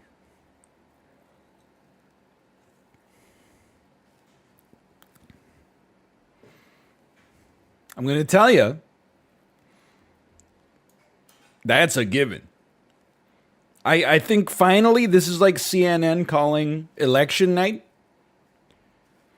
Passion fruit LaCroix, and this is an upset given what I said before I cracked the can. Passion fruit LaCroix is the best flavor of LaCroix out of these 10. Kate, how was the apricot LaCroix? She said it was good. How did you know it was good? Would you say it's better or worse than this? About the same. About the same! Oh my God. Is that your favorite? I think it is. Oh. I think it is. Oh no, and did I drink your apricot? The one and only. The one and only apricot. But it was for a good purpose. What is compost? Is it Compost, down the drain? I was still drinking, but it's like I had something's got to be at the bottom, you know? Why? Just put it all in the top tier. We had 6 in the top tier. I've been working it. I can't believe she said the mango was only at the 8 tier. Well, because you never taste the apricot. I know. That's the problem. Without the apricot, now in my head there's like another tier. It's like beyond ambrosia, and it's just apricot because we don't have it. It's you know when the Avengers 1 ends and they had taken out all of the aliens that attacked New York City, and then some purple dude shows up and goes, "Fine, I'll do it myself." That's where you're like, now apricot is Thanos. It's like, who the heck is that guy? Okay. That's all the flavors there's? The LaCroix? These are all the ones that I bought, but there are a few more. Oh. I've had the watermelon before. I honestly think watermelon's like tap water. Yeah, watermelon wasn't that good. Grape. She said compost. Oh my God. Grapefruit, I would say we might put that in like the juice tier. I loved it. I just didn't know how much more there was, man. I didn't know how much more there was. I gotta be honest. There's your ranking. LaCroix goes like so. Passion fruit, raz cranberry, mango, peach pear. These are unsorted, but like if I'm being honest, why would you go outside of the deviation here? Apricot remains a question mark. Editors, you can put that in post. Question mark, apricot. But what about apricot? But the remaining flavors, here you go. This is what you drink if you're at like a barbecue and somebody's like, oh, we've only got lemon. You're like, that's fine. This is, I'll try it once. And maybe if you find yourself enjoying the limoncello, you know, it's like if you could do this to get your sweet tooth handled, then more power to you. Lime stands alone like a Godsmack song. Champagne tier. Orange, do not underrate it. Very, very solid as a pure fruit flavor. And then hibiscus. I don't even know what hibiscus is, but it hits the spot. It do be schmackin'. But the golden crowns go to, you know, wood medal, peach pear, bronze medal, mango, the words they hurt to even say, raz cranberry with the silver, and then passion fruit with the platinum. All right, we are doing, I thought about what to play today, and I said to myself, there's no games, probably got no games. We could check out Blastoise and Pokemon Unite, I'd rather die. Let's do a household chores tier list. Many of these are kind of in the I'd rather not tier, by the way. But that's okay. You got to evaluate them relative to themselves, not, relative to, playing a video game or something like that. I'm going to make perhaps a bit of a controversial statement. Sweeping is an antiquated Victorian form of cleaning. And as far as I'm concerned, once we invented the vacuum cleaner, there was no need for this anymore. That's not to say we don't own brooms, because you still occasionally maybe you drop a glass or something like that. And then you got to use the broom in order to pick up the glass because you don't want to vacuum a bunch of glass up into the vacuum. But like, unless you've got a hard stone floors and you live with 3 evil stepsisters, like, I don't think you should be interacting with this chore on a regular basis. Plus, when you go... I just don't like the feeling or the sound of a straw broom on a concrete floor. Okay, picking up the mail, I wouldn't say I love it. Like, I wouldn't say this is a chore that I enjoy. But it is so easy that it's like not even a chore. Clearly that's sending birth announcements, thank yous, etc., etc. Well, in that case, I honestly might even... I send in my tax installments to the Canadian Tax Authority once a month via snail mail, stamp and envelope. I find it therapeutic. You write the check out. We have envelopes. We got stamps. I put the check in the envelope. I seal it up. I write the return address. I write their address. Then I get to walk to the mailbox. I put it in the mailbox. I find it kind of therapeutic, to be honest. I don't disinfect all that much, but I mean, it's not a difficult task. They've really got it down to a science, like a disinfecting spray plus a rag is a little bit more annoying, but just a tube that you can pull stuff out of and maybe you wipe down the handle of your shopping cart or something like that is fine. It's just fine, I guess, is where I stand. Taking out the garbage. Now, this is probably the chore that I do the most in my life. So I would say I probably end up dealing with garbage stuff like once every 2 to 3 days. I think it also depends on your situation. Like, I've lived in places in my life where you just bag something up, put it in a can, and then take it to the end of your driveway. And I've lived in places where, you got to take an elevator down and then, walk through the bowels of a building to get to one shared garbage room where many people who live in your building won't treat it with respect and will just... we're going off. The number of times I'll walk into like a shared building's garbage room and the people literally just leave broken furniture in it. That's not... You have to pay for yourself to get the junk removed. You can't just literally put things that you don't want that are not garbage. It's got to fit in the trash compactor, or they'll put like a shitty sofa or something like that, or a chair that's like missing half the upholstery. They put it in there. I just thought maybe someone would want it. Yeah, no, you didn't. You didn't want to call 1-800-GOT-JUNK and pay $40 to get this piece of garbage taken out. So instead you thought, hey, let's just leave this, let's let the building manager take care of it. We live in a society, okay, anyway.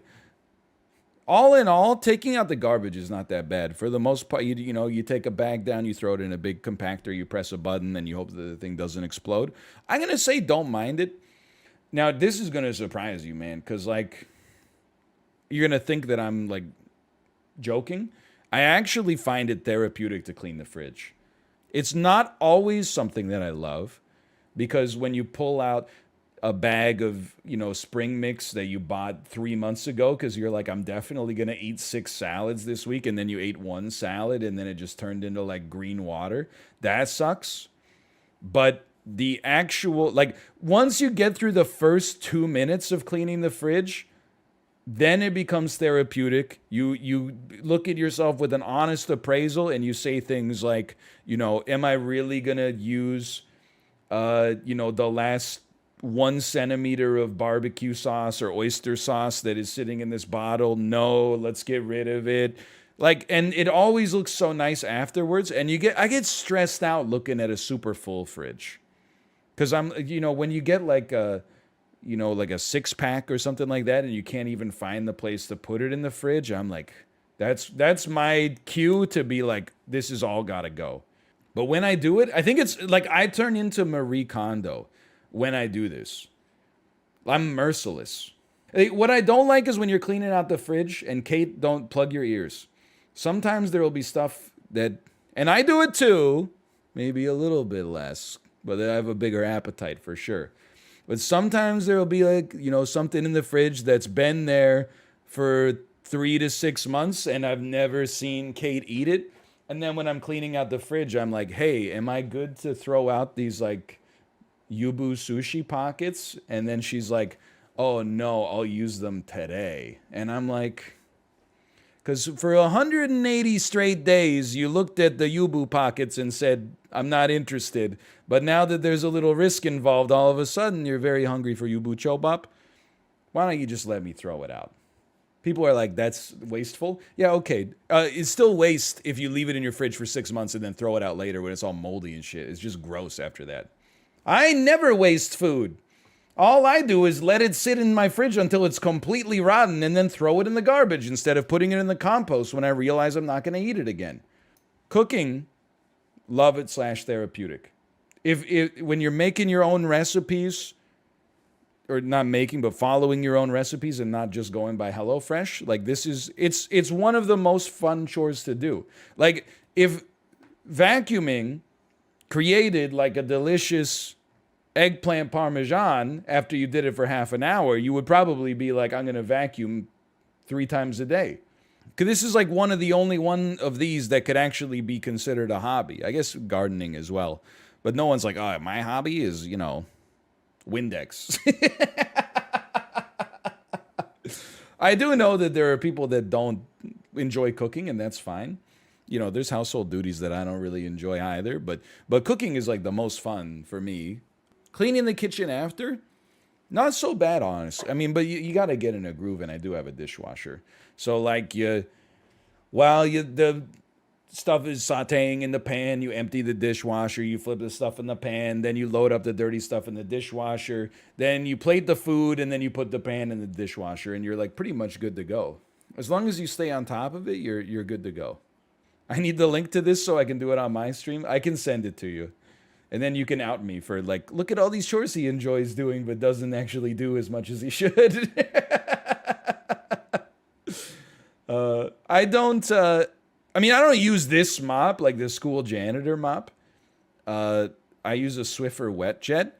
So I vacuum and mop once a week. Mopping is more fun, for sure. It's just a quiet vacuum, and then there's a little button on it that shoots cleaner. And then the flip side of that is that even though it's easy, I mean, I'm actually going to put brooming into the hate it tier, I'm realizing here. I vacuuming, I'd honestly rather not. Much like mowing the lawn, when you're vacuuming, you gotta be detail oriented. You gotta get all the dirt. You gotta cover absolutely every single square inch. It's loud and disruptive. I don't like that I have to crank up my phone with the headphones in to the point where it says, are you sure you want to keep hitting this button because it could damage your ears? And I'm like, yeah, otherwise I'm going to drive myself crazy just listening to over and over. I don't have carpets. Vacuuming carpet is kind of, it kind of feels like you're grooming a large dog. I think it's a little bit higher tier. We got tile and hardwood. And I think it's just okay. Like, it's just okay is, I guess, where I'm at with vacuuming. But it also takes a long time because you want to do a good job. Some of these chores, like, I know you're going to be like, you know, you should always do a good job. But when you're taking out the garbage, it's not like, you know, if you spend half an hour taking out the garbage and I spend 5 minutes, like, the end result is the same. But if with vacuuming, what you get is what you give is what you get. So I'd rather not. I'd rather not. Paying bills. I mean, this is a bit of a spicy one. It's a lot easier than it used to be in the, you know, even like 10 years ago when you would write checks and then shove them into envelopes and mail them. You can do it like on your phone or you know, on your online banking platform. Refuse to do it. Okay, best of luck to you. Let me know how that works out. I also used to have some anxiety about bill paying, but that's because I was stupid and childish. I would get a notice that I had a bill. Let's just use BC Hydro, for example, which is like our electric company in British Columbia. It would be like, hey, your BC Hydro bill is waiting. And then you'd look at it and be like, okay, it's $200. It's due in 3 weeks, so I don't have to pay it right now. And then for the next 3 weeks, like every single day, I would be like, should I pay that? Nah, I can get it later. It's not due. Should I get it? I get that this is a first world problem. Don't get me wrong. But I would just procrastinate it. And then occasionally I would like forget and the deadline would pass. And then they'd send you, because BC Hydro is nice, they send you something that's like, hey, your bill was due yesterday, but there's like an amnesty period for a week. We're just sending you like a gentle reminder in case you forgot. And then I'm like, okay, I'm embarrassed. So, you know, the last time that happened was probably like 5 years ago. And I just resolved whenever I get a bill, just pay it instantly. I just, as soon as I get something, rather than being like, I'm gonna just procrastinate until it's due and just constantly keep it in my mental overhead, I'm just like, get it out. And ever since I've done that, I don't mind it. Here's the thing. I would rather pay bills than unload the dishwasher, just because at least when you pay the bill, you get, it's like an anxiety relief. It's like something knocked off your to-do list. It's like a stress reliever. Whereas with the dishwasher, I'm just like, it's neutral. You got to do it. It's a constant cycle. Cleaning out the eaves trough, literally, I have never done it. Cleaning the windows is kind of like in a similar camp. Like I've lived in, recently especially, I've lived in like a lot of apartment buildings. We don't clean the outside of the windows because you need to be able to fly. And I can't remember, Kate, do we even like clean the inside of our windows? I know this sounds crazy. The inside of our windows, our cleaning strategy, I think, is just don't get them dirty. I know that's maybe some forehead type advice, but like, I don't know, they just look clear. Don't you have dust? I don't know what to tell you. Like, let me look at this window. Maybe I'll clean the windows this weekend. It's one of those, I didn't notice it, but now that I look at it, I'm like, it's not dust. I don't know. It's kind of like, they look like water spots or something like that. I don't know, man. I don't mind it. I like, relative to other chores, I like chores where you spray something and then wipe it off. I also feel like I need to say, we don't really dust very much. And I don't know if it's just because we vacuum a lot. Obviously, like upper surfaces can get dusty, but I feel like of the chores that seem so core, like vacuum, mop, clean the bathrooms, you know, stuff like that, dusting is the least important one. And my wife, she does have allergies, yeah. So like the fact that we don't dust, I think is just a sign. I don't know, maybe we live in a not that dusty part of the world to begin with. Dust this middle finger emoji. Oh, come on, man. Come on. Maybe. Oh, you know, the other thing, I probably should have mentioned this. We have like 4 air filters in our house, like that are on like 24/7. Malf, do you know what this could be? Do you think it's gathering firewood? You can just tell. Like, I mean, look at the amount of like outside ones. This is someone who lives on like they live in a botanical garden, but I don't, picking up fallen limbs around the yard. If you have a big tree, you know. Okay, now that I think about it, like as a teenager, I think there were times where before you mow the lawn, you've got to go do a once-over to make sure there's no sticks. Because if you drive over a stick with your lawnmower, it becomes like an extreme hazard to your health. So that makes sense. Looking for the sticks, not as fun as mowing. IMO. I don't know. Put it in I'd rather not. Washing the car. Now this one is, there's a psychological component to this one. I wash the car on occasion, but I just take it through like a touchless car wash. I guess if you've got a super nice car with like special paint or something like that, you might want to wash it by hand. But otherwise, like the touchless car wash is literally like $7, something like that, and it takes less than 10 minutes, and it saves you like half an hour or longer, and also whatever like water and, you know, soap and stuff you use, which I imagine is not that much, but still. I mean, plus going through the car wash kind of fun. And then the other thing is, I don't really care if my car is dirty. Like it doesn't bother me. What about cleaning the inside of your car?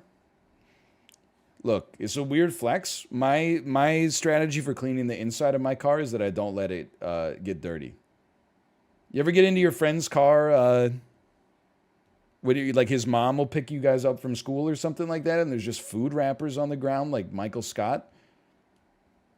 Oh man.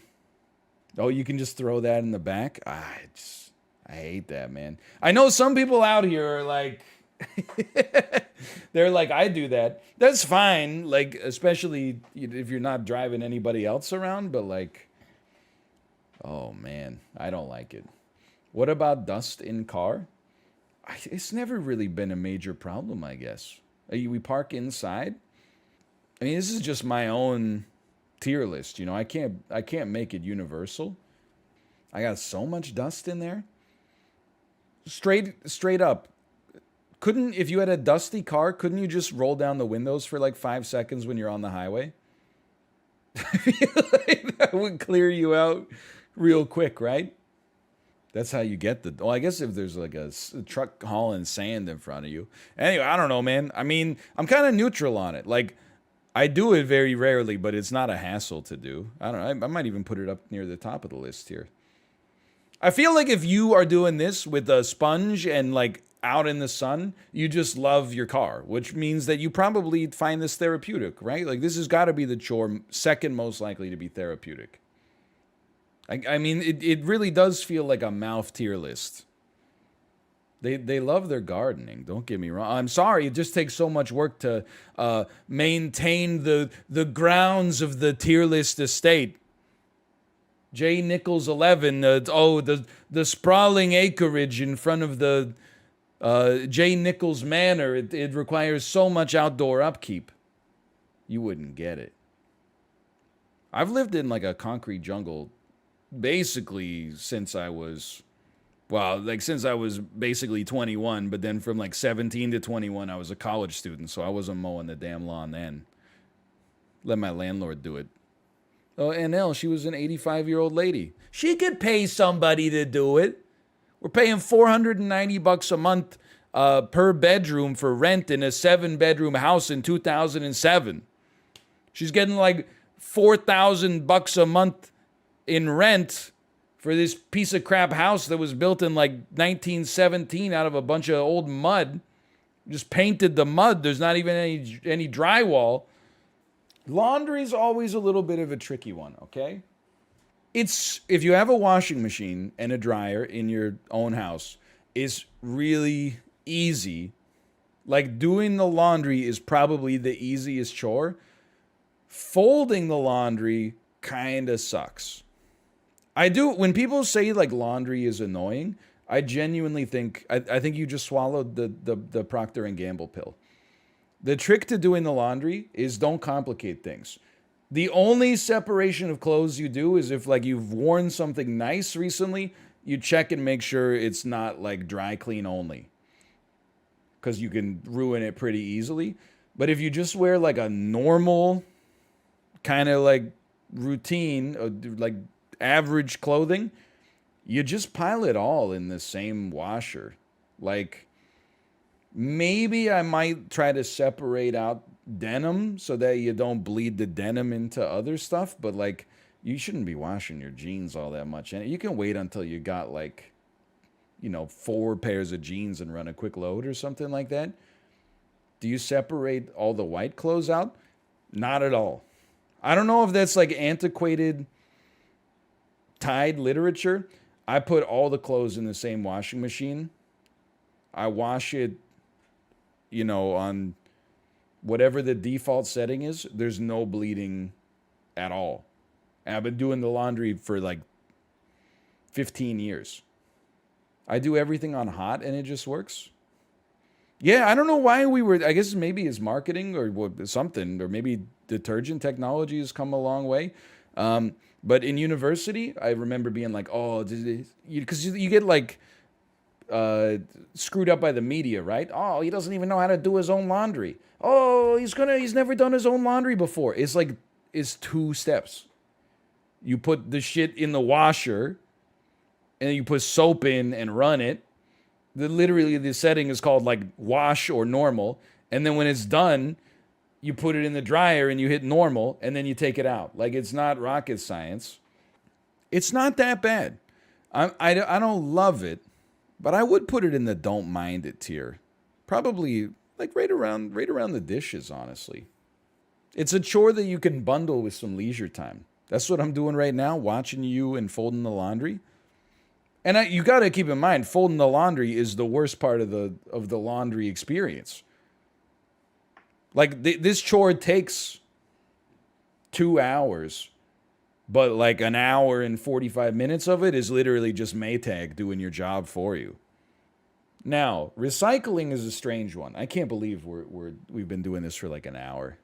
Recycling is a weird one because it's worse than the garbage. Because the garbage, you just toss it into the compactor and you're good to go, or you put it in the can, you're good to go. The recycling, you have to separate it depending on where you live. There's different, if you move, you got to look up, in the old place, we just put glass and cans in the same spot, but now you got to put glass and cans in different spots, and then paper doesn't go in with those, and blah, blah, blah. But you also get a little bit of a moral high. Like, like, do you smell that? Like, you're making the planet better. But also, like, you'd think this would be grosser because you put gross stuff in the garbage. I actually feel like recycling, whenever I take it, is the way we have like a shared recycling facility. So when I take the garbage out, I'm just like, clunk, and when I put the recycling down, I go into a large room that is infested with maggots and fruit flies and stuff like that, because it has like an organics area in it as well. Like, it has a big composting sort of section. And I think when it gets hot, it's just inevitable that, like, how are you supposed to keep your compost from getting bugs in it? That's like the point, right? So it's inhospitable to be in the room. And then I always get pissed off. Like, let's throw composting in with recycling. Like, I get pissed off because, like, I'll open the compost lid and someone will have thrown out, like, a grocery bag. And then I gotta be like, I'm gonna reach in with, like, just 2 fingers because they're germ-proof, and then pull out the grocery bag. And then I'm like, I'm gonna fucking run DNA evidence on this and figure out who you are, and I'm gonna put this shit in front of your front, and then I just go and I put it in the compactor instead. But in my head, I'm like, I'm gonna take this to a private lab and get like a PCR test done on it. And then, like, the recycling, can I just tell you, like, the worst part after that is just that sometimes I'll be like one of the first people to put something in a bin, and then when I pour my recycling into the recycling, it's loud. A couple of glass bottles, some pesto jars or something like that. It kind of hurts my ears for a second, but it's not really that big of a deal. But I would say that I prefer taking the garbage out than the recycling. Like, I would say the recycling, I would lower it a tier. I would put it into neutral. Oh, when people don't break down their boxes. Man. It's got one big dumpster. It says flattened cardboard only on it. People will literally get like a delivered IKEA sectional and then just be like, I'm tired from putting it together, so I'm just gonna shove it into the dumpster and take up like 80% of the space. All you gotta do, you just gotta go zoop, zoop, zoop. You put it in the dumpster, it takes up like, it's wafer thin. If you put it in, if you don't break it down, or the worst is like, they'll like clearly have stepped on it and like one corner is kind of like made lower, but it still takes up the exact amount of space. You're like, I'm going to run a DNA. Usually you don't even have to run a DNA test. They have no shame. Like they just leave like the shipping label on the side of it. Shit pisses me off, man. You got responsibilities. And they put the boxes outside of the bins. Oh man. Don't even, they put paper in the glass recycling and they put glass in the paper recycling, or they just put their garbage, like a bag of garbage in the recycling room. And I'm like, what do you think? That someone comes here and goes like, sure, let me rip open this garbage and sort it out for you. Like, what is, just own the fact that you made trash and put it in the trash compactor. Just because you left it in the blue room instead of the room with the trash compactor doesn't mean you're recycling. It's probably all going to the same spot once it gets to the processing facility anyway, but still, man. Anyway, where was I? Making the bed, IMO, stupid chore. For the most part, I don't get the value out of making the bed. I think it's a chore you do mostly for other people. However, let's include changing the sheets here. I love when the sheets are changed. And Kate will attest to this. I actually suck at changing the sheets. Why does it suck for me? I'll explain, okay? Pillowcases, no problem. Fitted sheet, no problem. When it comes to putting the duvet into the new duvet cover, I suck at it. It gets bunched up, or sometimes, like what happened the other night, we were in bed and then Kate was like, why is the blanket messed up? And I was like, what are you talking about? And she was like, well, like, she held it up to the light, and then it was clear that I actually, you know, the duvet cover was like portrait, but I had put the duvet in it somehow landscaped. So there was like a strip of blanket between our shoulders and our kneecaps, and then simply cover on the top and the bottom. And I was just like, I'm bad at it, and it takes me forever. He doesn't know the inverted duvet cover trick. I'm really bad at visualizing three-dimensional space, but I'm going to try. Turn it inside out, grab both corners of the duvet cover, then grab the corners of the duvet and turn it right side in. See, already I have a problem, okay? Because we're talking about something that's a rectangle. You said turn it inside out and grab both corners, but there's 4 corners. So which 2 corners do I grab? It can't be any 2 corners. The inner corners? Doesn't that depend on your frame of reference? The 2 opposite the opening of the cover. Okay, I see. I'm starting to get there. Next time I'll give it a try, okay? How do you do it if you don't do that? It's like a spelunking expedition. I take the 2 corners of the duvet, and then I kind of like, I go put them into the duvet cover, and then I kind of climb in there with them. This is not a joke, by the way. And then I kind of like root around until I find like the first corner, and then there's like a little snap, and I snap it in, and then I root around to the other corner and try to snap it in. And then I pull the cover out, and then I try to find the other 2 corners. But then sometimes when I do it, by the time I get done, I look at it and I'm like, I buckled one of the corners into like the wrong spot, and it's all twisted up or something like that. Like it's a disaster. I didn't know that's not how you're supposed to do it, honestly. And you know, every time I do it, you know what I think? I'm like, the cleaning staff at hotels are actual warriors. Because it takes me like 15 minutes just to change a single duvet cover. And they're doing like, I don't even know, like 100 or 150 a day on top of cleaning the entire room in like less time than it takes me to actually just replace the duvet cover. That's insane.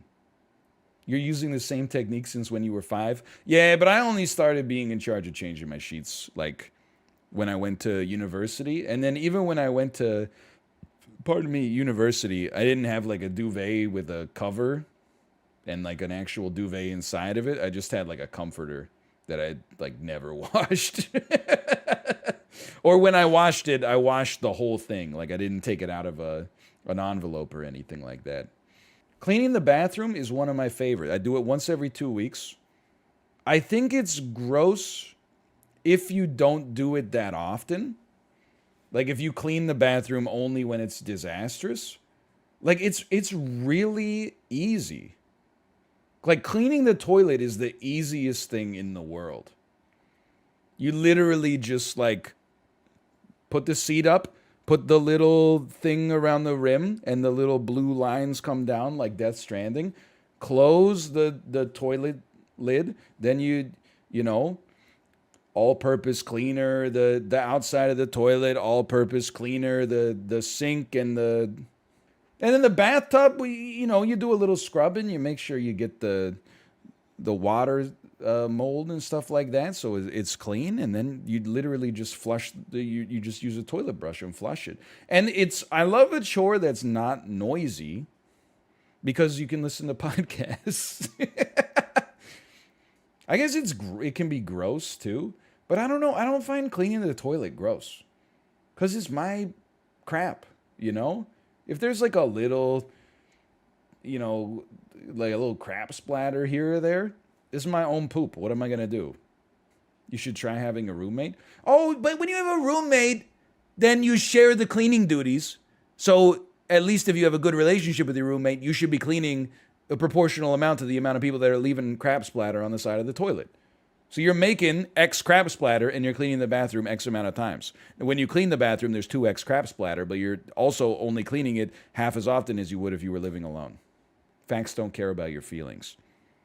I mean, I'm going to be honest. I think I would rather... I think I'm like here for clean the bathroom. I wouldn't do it for pleasure. But it is like, I also like... Did I mention the podcast? Also, they're all... Yeah, every surface in a bathroom is like a hard surface that's easy to clean. Mouth, don't watch, okay? I think there will come a time in my life where I will grow into this. I think I could see myself taking the garden pill as I get a little older, or maybe get a little bit more space at some point. But right now, I actually almost like refuse it, to be honest. Last spring, when the pandemic was like 3 months deep and we were like, I can't take it anymore.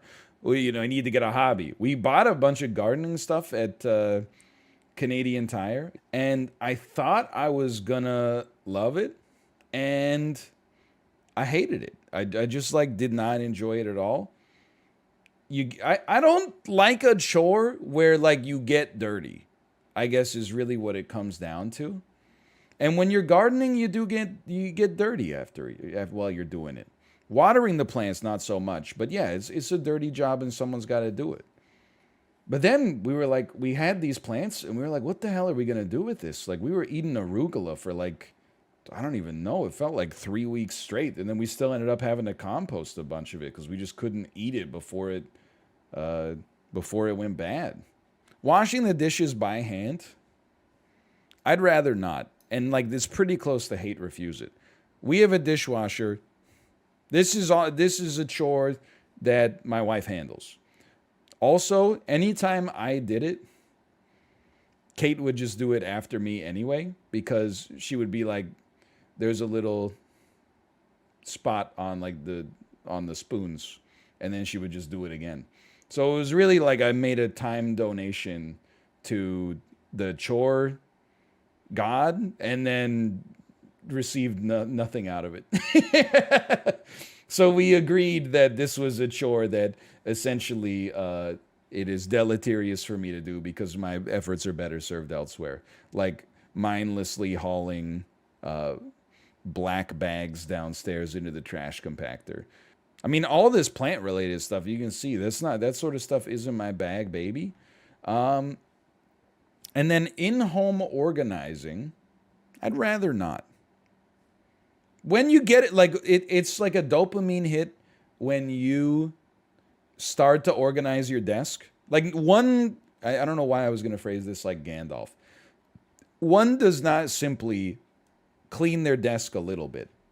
Like my desk is either a disaster or it's immaculate. Because as soon as I start to tidy, I'm like, all this shit that has like not even been in my periphery for the last 6 months. I'm like, it's gotta go. It's gotta go. Get the crash lump of fruit. Why do I have a crash lump of fruit on this desk? It's so close to being spotless.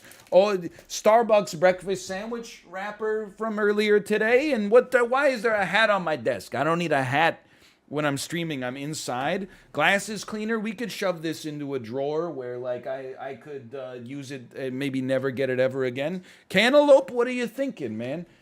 But in general, like this, again, this is more like Kate's, this is more Kate's, her vibe is the in-home organizer. Best chores, cooking. It's also a hobby. Cleaning the fridge. It feels nice to throw things away and to give up the inertia that they have on you and the power they have over you. And a clean fridge is awesome. It's a stress reliever. Sending mail, I'm just a fucking psycho freak, I guess, because I enjoy dropping things in the mailbox and imagining somebody picking them up and then bringing them to its destination, to seeing it go down the conveyor belt, tick, tick, tick, tick, tick, tick, and then gets sorted into a bucket, and then the bucket gets sent to a local or regional facility, and then it gets tick, tick, tick, tick, divvied out to the mail carriers, and then they get in their little trucks and go, beep, and then they go to my house, and I'm beep. Thank you for the birthday card. Don't mind it. Hey, feeding your pet. You gotta do it. What do you want me to say? Paying the bills. Hey, you like having electricity? Go ahead and pay the bill. Dishwasher. Literally, even if it is a little annoying, it's 10 times easier than the old-fashioned way. The chore's so bad, we actually invented a machine to do it for us. Much like laundry, quite frankly. Sometimes doing the laundry can be annoying, but it's 10 times easier than taking your shit to a laundromat, or I don't even know, using one of those like scrubbing boards that goes playing a bunch of songs with like a jug and some spoons on your knee. Disinfecting, not really a hassle. Cleaning the bathroom, podcast city, taking the garbage down. It's just hauling. That's about it. Mopping, superior vacuuming. Recycling, inferior garbage due to the recycling, but you do get a nice moral hit. Cleaning your car, I don't even really know why you have to do this, but there's many reasons that it doesn't necessarily suck to do. Mowing the lawn, kind of like shaving your house. Cleaning up pet doo-doo, again, what are you going to do? You gotta. Cleaning your windows, something I've added to my to-do list. I'd rather not change the sheets, but I'm looking forward to changing that now that I know how to put a duvet cover on without pretending that I'm going cave diving. In-home organizing, very feast or famine. You don't do it for 179 days, and then on the final day of the half of the year, you just go bananas. Vacuuming, too loud. Dusting. Just don't have dust forehead. I don't even really know what this is. Cleaning up the yard. Okay, congratulations on, your sprawling manner. Washing the dishes by hand. Just annoying and has to be done every single day, whereas most of these are, like a once a week or less. I don't like to garden, but if you do, more power to you. And sweeping.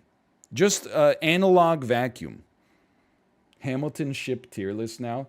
I'll put it up on the screen, okay? Because it's just like, if you didn't see the tweet, this shit just pisses me off, man. I'm not going to do it because I don't even get it, but oh my God, I don't want to be rude, and this is genuinely rude. I didn't realize that there was like art, like people drew this. I'm pretty sure this is Angelica Schuyler and Aaron Burr. I have no idea who this is, What the hell? Dude, someone's getting leg wrapped here. What is going on? What is this? King George III and George Washington shipped together? Okay, get them off the screen, please. I'm scared. Let me just take a little bit of cantaloupe here. Dude, I found the one earlier today that was just names. That's the one I was looking for because the names just make me laugh. Bro, I don't know what, I'm learning so much about the internet. What the heck is Starscape ship tier list every ship?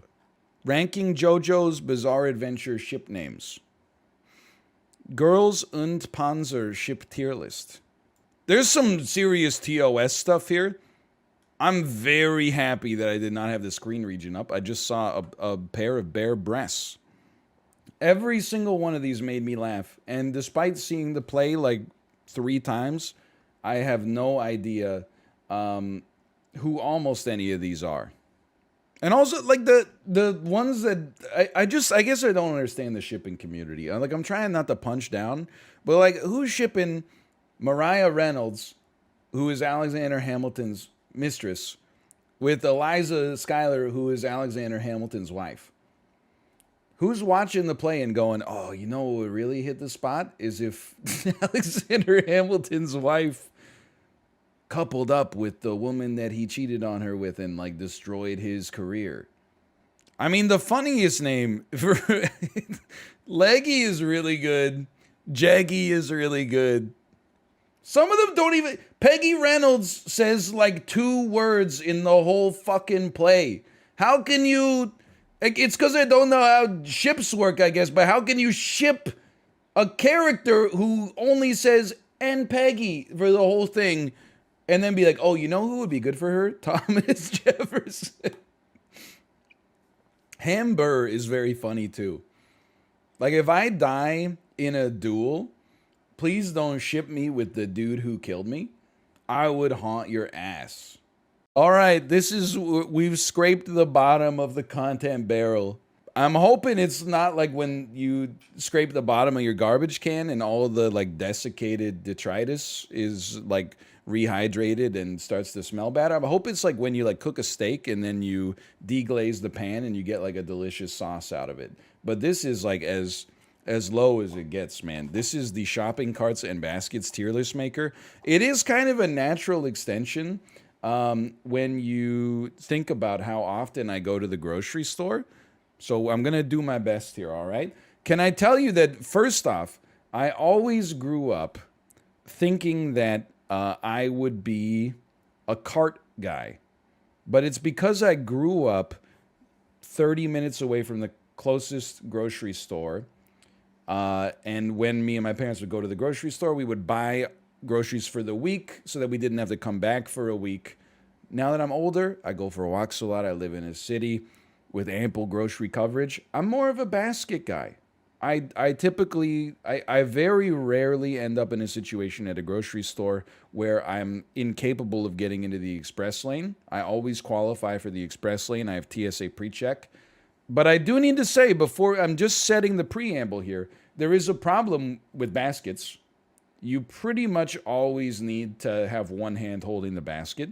If you get heavy stuff consistently, you're going to end up with... That's why my right forearm is 50% bigger than my left forearm.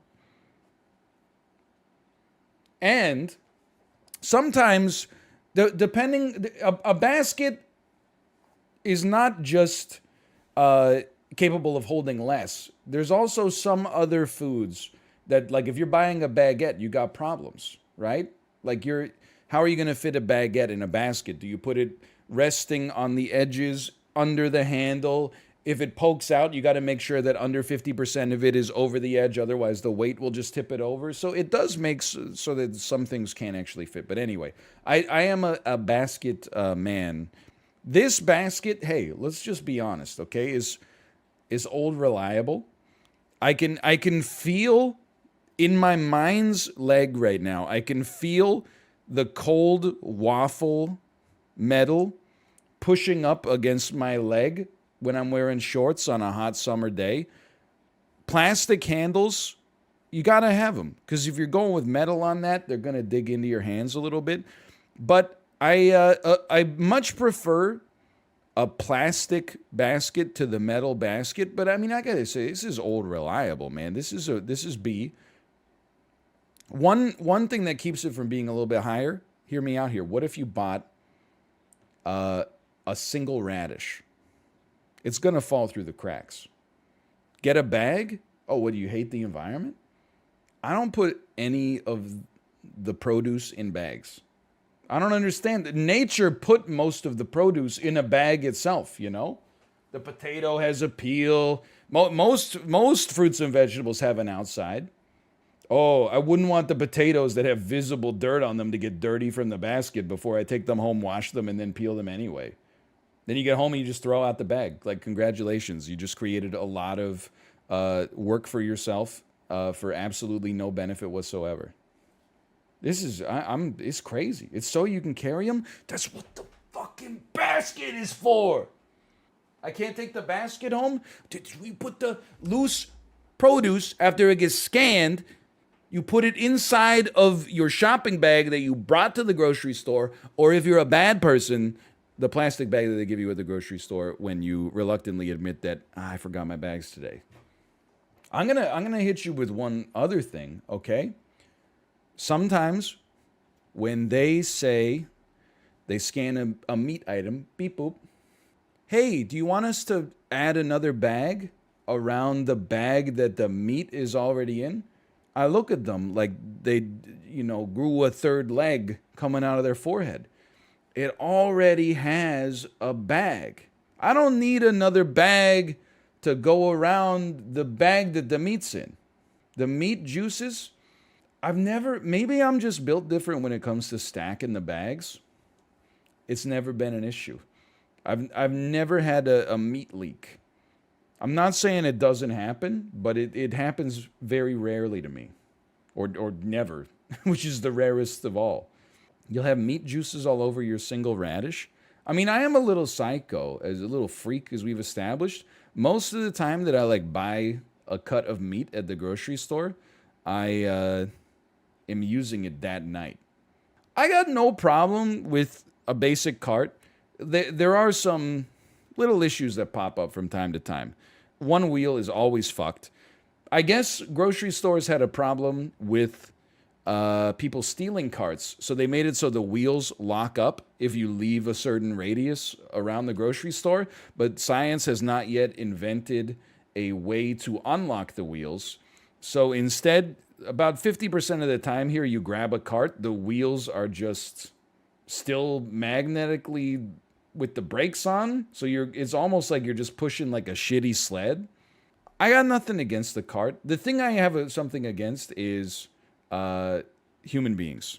They either bump into people or they leave the cart in a place that doesn't allow other people to get around them. I'll cut them some slack. There are some grocery stores where clearly they put the store before the cart because the aisles are not wide enough for two carts to fit in going in opposite directions. And that's not operator error. That's the architect should face trial at the Hague. But sorry, the Hague. That joke would have hit better if I pronounced it properly. However, I do feel like the basket, I very rarely find myself inconvenienced by people holding a basket incorrectly. The cart, I do find myself inconvenienced, but it is, in some ways, it's strictly superior to the basket. It's just a basket, but larger. A little less agile. Like with a basket, sometimes if you're feeling like a little bit, like a bike messenger, you can like filter, you can squeeze in and around people in the grocery store. The cart, you're pretty much beholden to the flow of traffic because you are traffic. Like this is like being a motorcycle on the freeway, and this is like being a pickup truck. That being said, I think you got to say that in general, for most situations, I would say a cart is probably superior to the default basket. In my head, this drives better than this, which can't possibly be true. It's like a double-decker bus against the Ferrari Testarossa. But you know what? Cart drives the best? And they don't have it here, so we can talk shit. Plastic carts, metal undercarriage. That's the something about like the Target carts. They always seem to drive well. It's like they have like a corporate mandate to make sure they always got their oil changes or whatever. I don't see how this system beats this system, which also has a floor for heavy stuff, except that it's smaller. So in a major metropolitan area, okay, I can see that this takes up less floor space. I'm gonna go ahead and say that I would probably place this into the. I'm actually in the C tier. I actually feel like this is a worse cart. Now this I gotta think about. Is this a plastic basin with a canvas strap? Well, I mean, here's the problem that I have right now, okay? This makes sense because the handles are oriented in the right way. Whereas these straps right here, I'm like, your hands are perpendicular. Or maybe it's just the way that they come off of the... Yeah, it's the fact that they come off of the end as opposed to coming off the center. It just makes me feel like there's more pressure like on your hand to hold. It just doesn't look comfortable to hold. If I find myself at a real Canadian superstore, I am willing to give it an honest review. But just playing with it in my mind's eye right now, I feel like there's no way it could be better than this basket. Also, like, doesn't it bump into your leg constantly when you're walking? Like, isn't every time you walk, aren't you like a gym bag, right? Like you're hitting it against your thigh as you walk? That's stupid. Get this shit out of here. I think this is really just a basket that's put on some airs. When you compare it to the other carts, just look at it, okay? This cart, C tier, but it has two reasonably sized baskets, some separation in case you want that. I can't imagine why you would. This one, freaking huge value pack right here. Also a nice little flat section for hauling large stuff. This cart is a loser. What is the benefit here? I still think I would rather have it than this jank basket, though. Home Depot shopping cart. Not trying to make anyone have their worst day at their job ever. Historically, for me, I think that Home Depot has consistently some of the most fucked up shopping carts. I completely understand it. You're hauling, some lumber, heavy stuff, power tools and stuff like that. But I'm sure there's some wear and tear, like they're taking a beating. But I do also think that they tend to, they depreciate. Like you're losing like 80% of the value as soon as you take it off the lot. Now, I have never seen this before in my life, except you can buy these for yourself and then take them to the store. I will say we don't use it anymore, but before we had a car and when we would take the bus to H Mart or something like that, we had one of the like Korean style rollers that was basically like a big reusable grocery bag on two wheels with like a luggage handle attached to it. And I thought that it was the stupidest thing that I've ever seen. And then when I used it, I was like, this is so much smarter than just trying to man mode like 7 heavy bags on the bus. Is actually, as much as I hate to admit for my own machismo that there can be some value in making a concession for convenience, it has use and merit. This is when you got groceries, but you need to take public transit. When you got to take your groceries up in the elevator if you live in an apartment, yeah. I would, look, I almost feel this should not be in the list. Because I don't see this as like as a cart or a basket. Like you don't go to a store and find this and be like, I wish they had plastic baskets. You bring this yourself. Like this is playing the game. This is Dr. Manhattaning. This is taking the grill pill.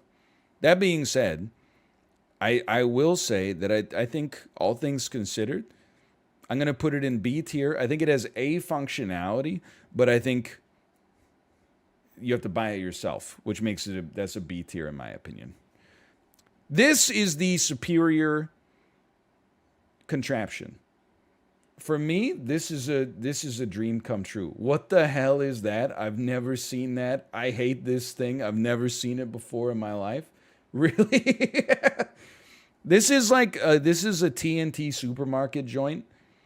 I genuinely think this is the best of both worlds, except for the fact that you don't get like a huge cart. For someone who doesn't buy a lot of groceries typically, a basket that has the opportunity to become a cart that you haul behind you. I mean, I'm not surprised that this is a controversial one, but for me, this is honestly like, it might even be S tier. No other one here gives you the modularity. What are you going to do? Oh, I don't want to wheel this thing anymore. I'm just going to pick up the cart like a basket? Or what do you... Don't be this guy either. Don't be the guy who, when you're in line for the grocery store, you put your cart down on the... or your basket down on the ground, and then you start sliding it with your foot.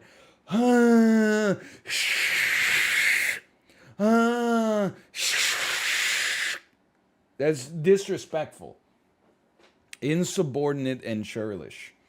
Also, yeah, Corey, I'm losing it, man. People are like, you push it? What the hell are you talking about, man? Look at the physics moment that gets created. If you're pushing this thing, if you put pressure on it right here, all of the force gets directed into the back two wheels, and you're doing wheelies. You're flipping this thing over. You pull it behind you. You do not push it. You have lost your mind. This is a 100% pull. You guys are crazy. You come to Hanam down around North Road in Lougheed, and you tell me how many people you see pushing this shit. You go take a video. Go. Hey, I'm at Hanam across from the H Mart in the North Road Plaza. We're gonna do the are they pushing or pulling challenge. You walk in the door, you're gonna delete the video off of your phone. I've never seen anybody pushing this. It's exclusively a pull. When you push on it, it's gonna flip over. You're gonna spill your kimchi. They're gonna make you pay for it too. It's like $13 a jar. IKEA canvas bag. This is S tier. It's actually just a better basket. Plus, it feels cool as hell. Like something about it's like a bougie garbage bag, but in a way that I actually like. It holds its shape. It's like it's hard when it needs to be hard, and it's soft when it needs to be soft, you know? It's a perfect, multifaceted, polymorphic hauling tool. It's good. The only thing that sucks about it is I shed a single tear whenever I have one of these, and then I see that it's starting to fray at the edges. That's what bothers me. Now, can I tell you, though, RIP Sweden, the IKEA hauler is actually like a piece of shit. Also, definitely demolishes your shins. I mean, I feel like they're kind of in a cursed situation, right? Like, no matter what, I don't know how you solve the problem, but the shit is hard to steer. Like, once you get a couple of end tables, a couple of Billy bookcases on there, you know, you're in the position. If you get any speed going, you become like a locomotive. You've got to start hitting the brakes before you think it's time to start hitting the brakes. Otherwise, you're going to end up shattering someone's tibia. Anyway, okay, Home Depot flat cart. It's a superior version to the IKEA cart. I don't know how I feel about the 6 wheels, though. I think that's what's throwing me off here. I kind of feel like 6 wheels is too much of a good thing. That can't possibly improve your handling, right? Also, maybe I'm just becoming too much of a dad, but this picture just pisses me off. Like, you have a flat screen television in this cart, and you've got it standing up, like, vertically like this. Just lay it flat, asshole. Like, what are you doing? All right, we are back with some tier lists. This time, we are doing the objectively best snacks tier list. Now, before we do the tier list, I have to tell you about my own preferences. This is probably, people have very strong opinions about snack foods. And I think that this is probably a tier list that has the potential to make you more upset than most of the tier lists I've done. I really don't like sweet stuff as much as salty stuff. So when people like, they go to the convenience store and they're like, oh, my average order, you got to get like a little Debbie cake. You got to get like, a honey bun or something like that. You got to get a cosmic brownie. I'm like, that stuff doesn't appeal to me. But the salty snacks appeal to me greatly. I like the thought of eating this brand, the Kettle brand chip. I like the thought of eating them more than I like eating them. And I've talked a lot about snack psychology and philosophy. I always feel like after the third or fourth Kettle chip, I start to feel like, and this is just a me thing, they taste good, but they're a little greasy. And I find myself wishing that I could eat more of them than I could actually eat. That being said, I do think the flavor of them is great. I do need to acknowledge Kettle cooked is okay, but Miss Vicky's chips have been in Canada for like 30 years. It's the dominant brand of Kettle cooked chip. Miss Vicky's sea salt and malt vinegar is an S tier chip. Jalapeno, S tier chip. Sweet chili and sour cream, S tier chip. But Kettle is like a level below that, in my opinion. Am I correct in the assumption that Bugles are one of the worst snack foods for you to eat, nutritionally speaking? So this, for me, I got to put it in the C. Again, C for me is more like if it was out in a bowl at a party, when those still existed, I would eat them over the animal crackers without a doubt. But I would not purchase for myself. I'm very skeptical of any food that comes in a container this big. Sometimes when I go to like my in-laws' place, this is like one of those things, they'll just have like an industrial drum of like cheese balls and dandy pack pistachios like sitting on their coffee table. And it just is like, I envy people who can live their life like that, because if those were on the table for me, they'd be gone in a day, 2 days maybe, even given the size of them. Like, it's something that I think it's, again, just kind of like mindless consumption. I don't even mean that as like, I resent the fact that people are going to type like based. But anytime I've had a cheese ball, I've always been like, this is something I'm eating just to eat. Like, I'm just bored. So I'm eating this to be slightly less bored at like the expense of my long-term health. And they also go stale so fast. If they tasted better, I wouldn't mind washing my hands. But for tasting this bad, they require a little bit too much work compared to their competition. Flaming Hot Cheetos. I must admit I've only had them one time in my life. I was in Novato, California. I was like, well, I'm in America. I'm only here for like 2 days. I gotta eat some stuff that they don't have where I live. So, the first thing I ate was good Mexican food. Had a great time. And then I walked to a gas station and bought Flaming Hot Cheetos. Now, the only thing I'm going to say, they were delicious, but with the existence of Takis Fuego, I think I got to stick them in the A tier. I would also, the only thing I'll say about Cool Ranch, and this happens with every snack that has powder on it, when you get the chip that has a disproportionate amount of powder, it's S tier. When you get a chip that has no powder, you actually tasted like a null Dorito. Like it quantum tunneled through the powder step, and you tasted a plain Dorito. Like it's forbidden knowledge. But I would still honestly put this up here in the A tier. Corn nuts need to be taken off the market. They don't taste that good, and they're just absolutely deadly for your teeth. Every time I eat one, I feel like I'm actually like at risk of cracking my molar, and I don't have any like dental health issues. This is now at the tier of like, if someone, like if I went to, I don't know, like a media event and they gave me a goodie bag to take home and there was a bag of corn nuts in it, I would throw the corn nuts in the trash because I think it's deleterious to eat them. It's like a self-preservation act, like an act of self-love to throw this snack out before you end up eating it. I'd say a lot of people saying weak teeth, weak teeth. I don't see a lot of people saying corn nuts are awesome. That's all I'm going to say. Okay, this is where we start to make enemies. All the Lil Debbie, Joe Louis, that's a Canadian brand, I think. All this stuff is ass. Is all trash. I'm sorry. The only use for these products is prison currency, I think.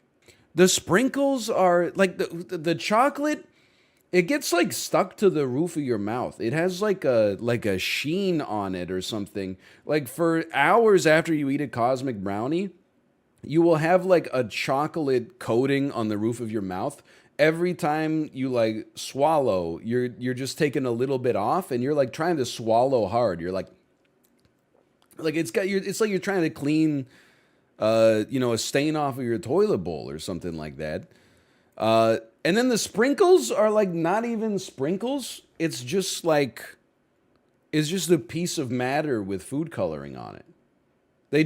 It's not a taste. It's inert in the taste department. It's just the texture. This is the kind of snack you take like 2 bites and then you get like the post-snack clarity before you've even finished the snack, and you end up throwing out like 45% of a cosmic brownie. I feel like Fritos are what corn nuts want to be. Like that's my upper enjoyable maximum of crunch, I think, is the Frito. That means I don't think the flavor of them is very good. But I do think that the texture of them is nice. And I think that makes for a perfect C-tier food. Fruit snacks are so weird. It's like if they made healthy candy, but it didn't taste as good as candy, and it was still pretty bad for you. Welch's is top tier. I had no idea. I honestly thought, because I'm realizing I'm on the wrong side of history here. I thought fruit snacks were exclusively a reluctant snack. I thought it was like the snack that your grandparents start stocking in their cupboards instead of candy when your grandfather gets diagnosed as pre-diabetic. Or like, your aunt goes on a diet and you're 8 years old and she's like, hey, do you want a snack? And you're like, yeah, what do you got? And she's like, Welch's fruit snacks. And it's not even like the adult size bag. It's like the little self-contained fruit snacks bag. Some of them only have like 3 fruit snacks in the whole thing. You're on drugs? I'm not on drugs. These are real stories, okay? I didn't realize that people willfully eat fruit snacks. I don't mind them, but I thought I was the weird one for not minding them. I mean, as a kid, you might be able to drink like 1 soda a day or something like that, but you could eat just a crap load of Sodalicious. By the way, is this company still alive? I feel like grape juice has fallen on hard times. When I was a kid, grape juice was everywhere. You couldn't shake a stick without getting offered some grape juice. People got so bored of the normal grape juice, they started drinking the white grape juice instead. I feel like I have not seen a container of grape juice in like 15 years, something like that. I've never heard anybody order a grape juice at a restaurant. I think they'd get laughed off the premises. Yeah, can I get this 32-ounce ribeye? Anything to drink, sir? Yeah, can I get a big old glass of grape juice? You got Welch's grape juice? Are you insane? We've got orange apple, cranberry, grapefruit. Grape? Anyway, I don't have anything against it. I'm just saying what happened. Anyway, long story short, fruit snacks are okay. I would not buy them to eat myself as an adult, but we will probably buy them for our daughter when she gets a little older, at which point I imagine I'll definitely sneak a couple in. So let's put it up. I mean, it's definitely below Fritos. Like, come on. I think Funyuns are pretty good. It's like if you stripped the orange off of a puffy Cheetos and then just dusted it with like garlic and onion powder. I feel like I haven't seen these in so long that my normal heuristic breaks down. Because if I saw these at a party in a bowl, they'd be the first thing I ate just because it's been so long. But I'd still, I can taste the Sun Chips in my mouth, to be honest with you. I filibuster a little bit when I talk about the Pepperidge Farms goldfish. I hate that this is considered only a snack for children. Why is it that every other snack, every other configuration of like baked wheat, cheddar cheese, and salt is for all ages? If it's shaped like a triangle, you're like, that's an adult snack. If it's shaped like a fish, people are like, only kids eat those. It's the same ingredients as like almost every cheese-based snack on the list, just because it's a fish. But an adult can eat a cosmic brownie with multicolored sprinkles, shit out by some robot in a factory somewhere. These Pepperidge Farms are batch crafted. I like them. They're a little salty, a little cheesy, a little crispy. They're multifaceted. You can eat it by the handful, or you could toss it in soup. I think they're oyster crackers, really. They were originally meant to, be added to soup as a little bit crunchy.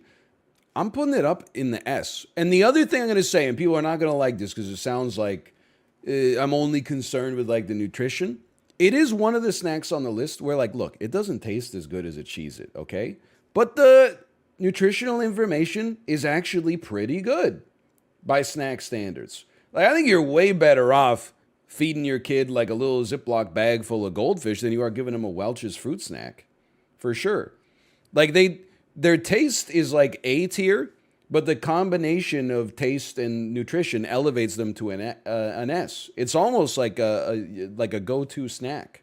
Now, I gotta tell you, the S tier is about to get a little stacked.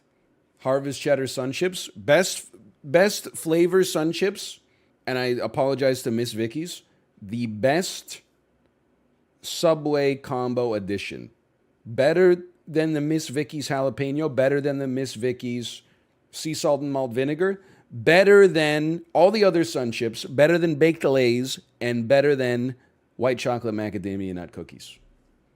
This is close to, if I was doing, voice reveal, if I was doing a Nicolas Cage style Leaving Las Vegas, but instead of killing myself with alcohol, I killed myself with salty snacks, I would be taking shopping carts full of this out of the grocery store. Beef jerky. I have many things I like about beef jerky. I have many problems that I have with beef jerky, okay? What's great about beef jerky, Jack Link specifically, flavor is great. It's also one of the only snacks that has like actual meat in it. What's the problem with it? It's so expensive. And honestly, like the expense is like one thing. This is why I never buy it. Because even if you're really concerned about your like protein intake, are you really going to buy like 100 grams of beef jerky for $9? Like you're going to break the bank. And also like your arteries from the sodium if you try to get your protein intake through Jack Link's beef jerky. In a pinch, if you're like, oh, I gotta maintain my macros, but like this is all there is, fair enough, okay, fair enough. The other thing is, and I say this as somebody who likes the taste, and I've respected nutrition on the whole list, but when I buy a snack, I want like some bingeability, and due to the price of beef jerky, you don't get it. Like when I snack, and this is self-destructive, but I want to feel like a little full. I want to feel a pang of regret after it.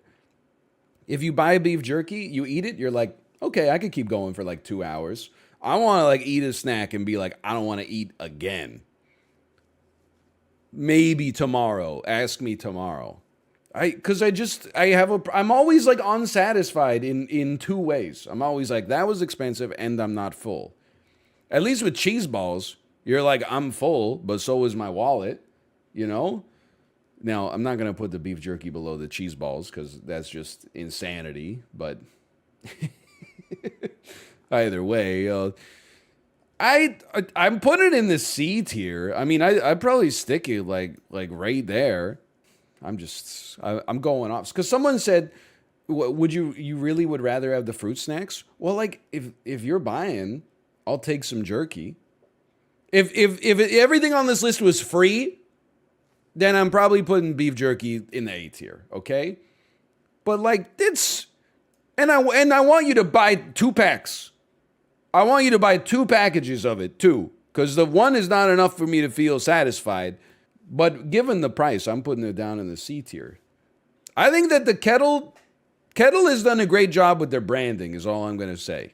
Because I think that people think like, oh, this is what you bust open at like the high school cafeteria. This is for people that with no taste. This is what you buy when you bought some Zinfandel and you need something to go with it. And I think that's fucked. I think that's absolutely idiotic. Don't get above your station. You're just a chip like any other chip. Just because you come in a thicker bag. You're all made in some bullshit factory anyway. It's not some old grandma's actually cooking it. Like, get over it. Get over yourself. Now, sour cream and onion, I get in a lot of trouble sometimes. But I'm telling you, this is just personal taste.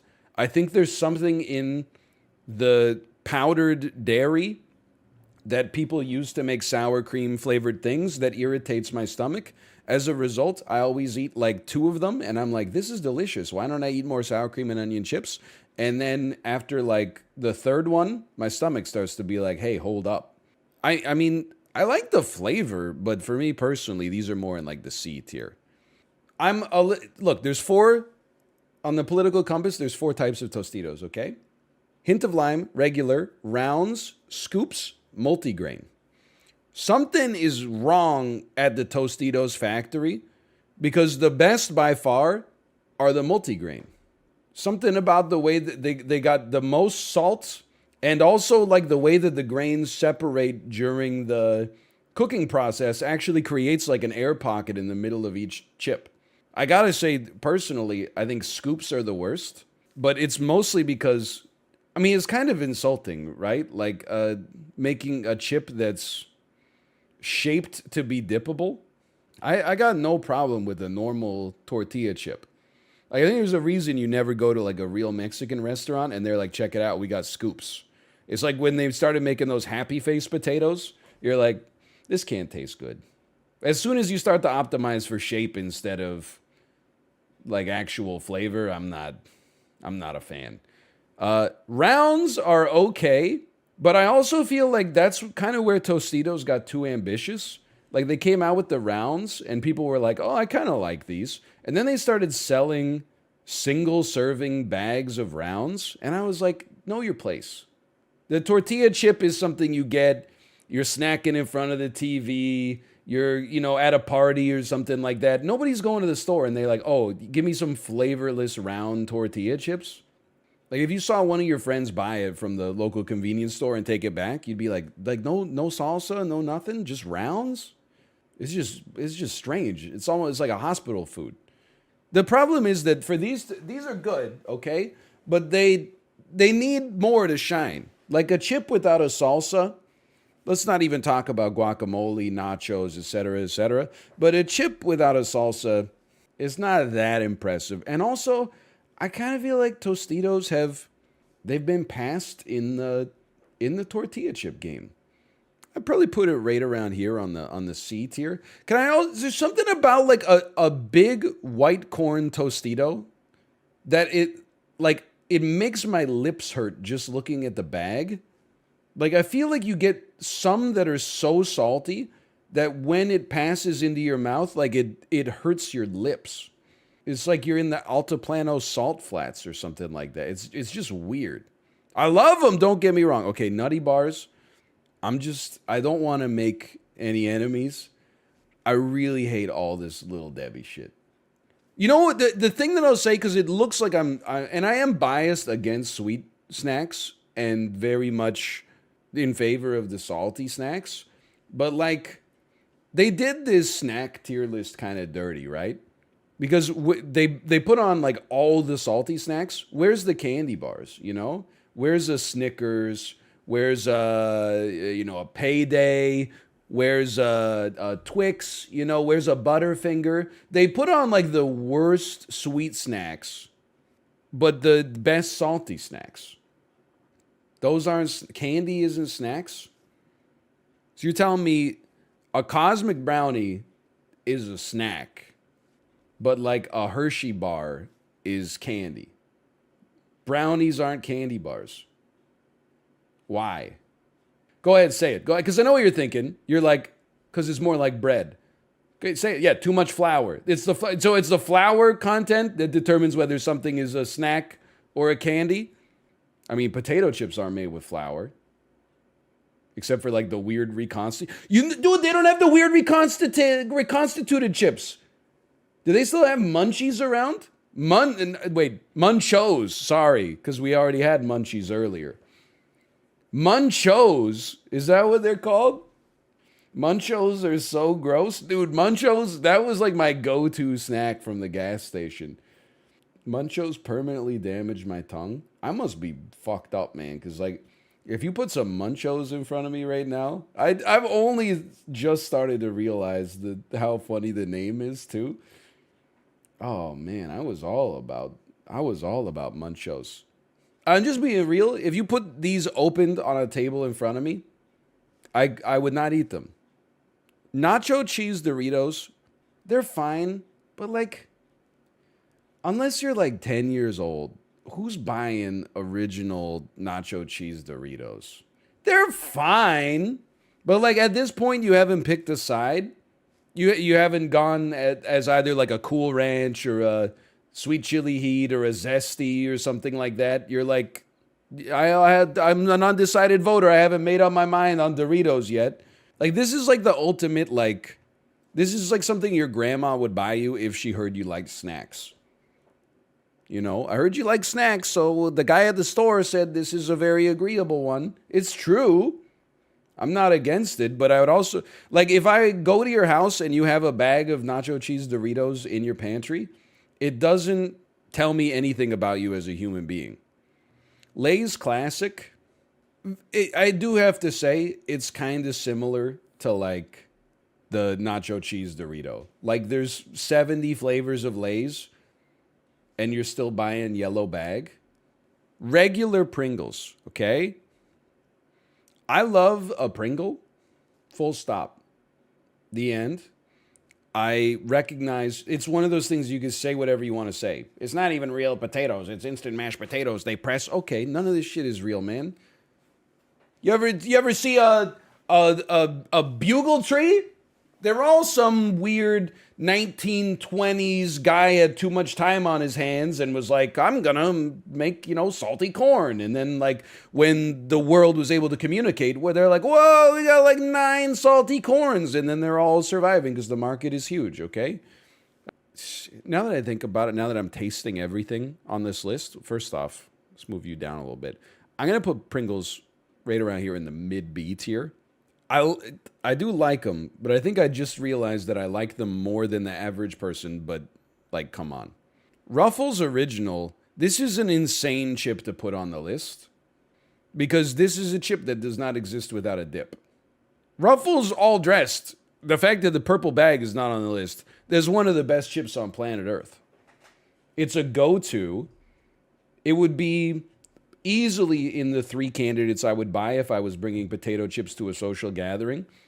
But like regular Ruffles and like a spinach dip or something like that, I'm gonna be honest, I'm shoving them down here. And I think this might be the most controversial pick on the whole list. But if you gave me genuine tortilla chips and salsa or guacamole, no disrespect, I love it. I'll go all in. A Ruffle and then like a sour cream based chip dip, I'd rather just the chip contain the flavor itself. Pita chips are also kind of goated. I would say pita chips might be like one of the most underrated snacks on the planet. Why don't people talk more about pita chips? They're not good for you, but it's like a cracker and a chip rolled into one. I also, because people were like, what about Ruffles? You need a dip. You need a dip for pita chips. I don't think so, man. I'll be eating the pita chips. plain out the bag, no problem. Pizza goldfish, I'm just going to be honest, I've never consumed pizza goldfish. I feel like pizza, I don't know what it is. I don't know if I've ever had a great pizza flavored snack food. Like, the real thing for pizza tastes so good. The distilled pizza that they use for the flavored salt, I'm not against it, but I'm not all about it. Now, smart food, this is something I legitimately thought only existed in Canada because the name is so funny. Like, you're eating a kilogram of white cheddar popcorn, and you're like, oh, don't worry, it's smart food. It's good for you. But it's kind of insane. Like, you know, I said cheese balls, they're not worth eating because you have to wash your hands afterwards. Smart food is like the exact opposite. Like, your hands actually become like more powder than skin, and yet you gotta love it. Like, smart food is very tasty, but rolled gold, like, you gotta get with the times, man. I'll never be upset to have a pretzel, but like, you're really out here with this like old and busted like 1970s rolled gold, just a little bit of salt on it. Like, you gotta innovate. You gotta put like some peanut butter in there, like some cheddar cheese powder or something, or because it's just like, it's so dry. These all stimulate saliva production. This one actually, like, it takes your saliva from you. This is a crazy take. And the thing that is fucking crazy to me is that I love pretzels. I've said some negative things about it. I still would rather like have it than, you know, some of the other things on the list. I'm putting it in the high D tier. Probably also blowing your blood pressure up through the freaking roof. I mean, like, one quote unquote single serving bag is like, well, I mean, I call it a single serving bag because a normal person would eat the bag in like one sitting while watching a movie. But on the back of it, they're like, suggested servings 4. And you're like, come on, don't lie to yourself. It's like 600 calories or something. But anyway, I mean, sun-made raisins is actually just, what is the taste of raisin that, like, when you eat it, it kind of like hurts the back of your mouth? They're like so sweet that they're like, they're bitter or something. No, you know what I'm talking about. Like, when you eat a raisin and you're like, it's not an allergy. You know how many raisins I ate as a kid?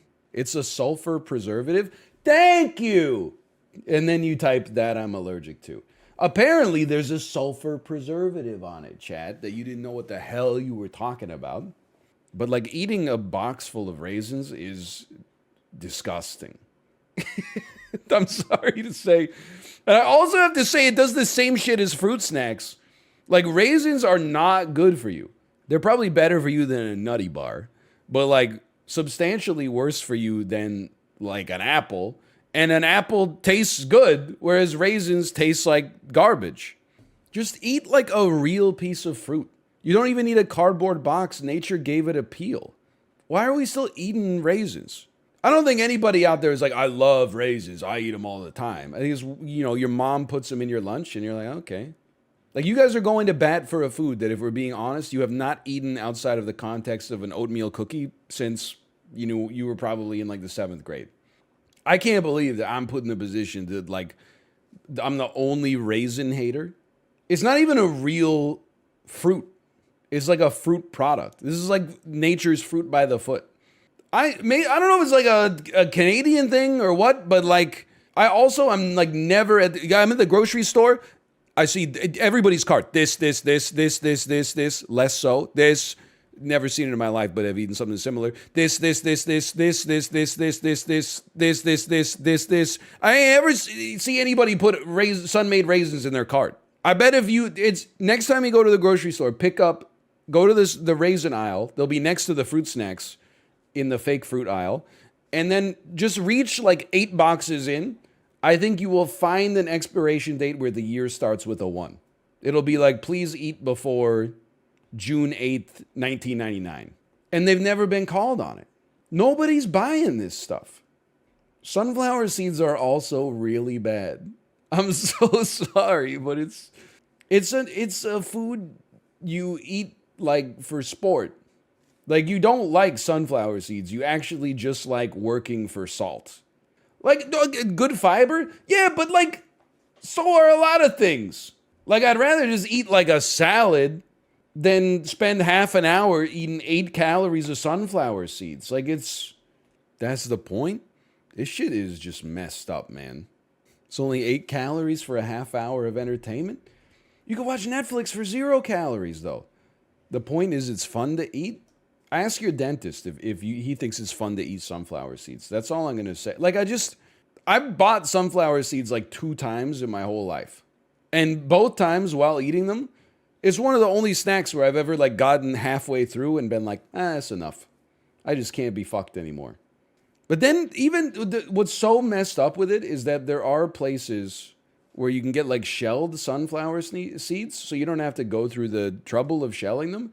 That's even worse, because if you take away the fun part of a sunflower seed, what's the point? But to just eat a package of sunflower seeds is like psychotic, unless you actually live in a photograph of the Dust Bowl. Like, why don't they put like a piece of wheat on the list? Hey, every once in a while, you just get bored. Hey, there's a little stalk of wheat you can chew on. How about that? Like, it's the same level of culinary value. I think this tier is like, I would eat it but regret it. Okay, Ritz crackers. I mean, I'm realizing now how many enemies I'm making. I like a Ritz. I think people might be like, these are plain. They don't even have like any cheese on them or nothing. But they got so much butter inside of them. They don't need the cheese. They already got that richness built in. Now, you might say like it's dry as hell. I don't think so, man, because it's so buttery. A saltine, like a premium plus, I'll eat them. You eat like 3 of those in a row, you need a glass of water. The Ritz are like, I think they're probably like a net diuretic, but they're not, I wouldn't describe them necessarily as dry. It's an S alone. It's an S with some cheddar cheese. I even like the little Ritz sandwiches with the fake peanut butter or the cheese whiz in them. Kettle cooked salt and vinegar. If you eat more than 4 of them, you're going to get like a canker sore. Like, it'll actually create like a portal on your tongue. If it didn't toast your tongue, it'd be 10 out of 10. I feel the same about these that I do about sour Skittles. That like the first few of them, I'm like, dude, they should make everything sour. And then after like you're halfway through the sour Skittles container and you've got no taste buds left, you've exfoliated your whole tongue. You're like, they gotta do something, man. They gotta make the sugar like less viscous or something. Like, this is bad. If I need a little spice in my life, sure. But I'm not gonna delude myself, because what I'll do is I'll buy them and be like, I'll just eat a few. And then like an hour later, I'm like, like I'm spitting blood out into the sink. Star Crunch Cosmic Cookie. This shit looks like you left cereal in the cereal box too long. I've had it. It's horrible. I'm going to do something I've never done. And I'm just going to rely on chat for this one. I haven't eaten it, but from looking at it, I can taste it. And I think that it belongs down here. Probably ahead of raisins, if we're being honest. It's weird how you can like look at something and know how it tastes, right?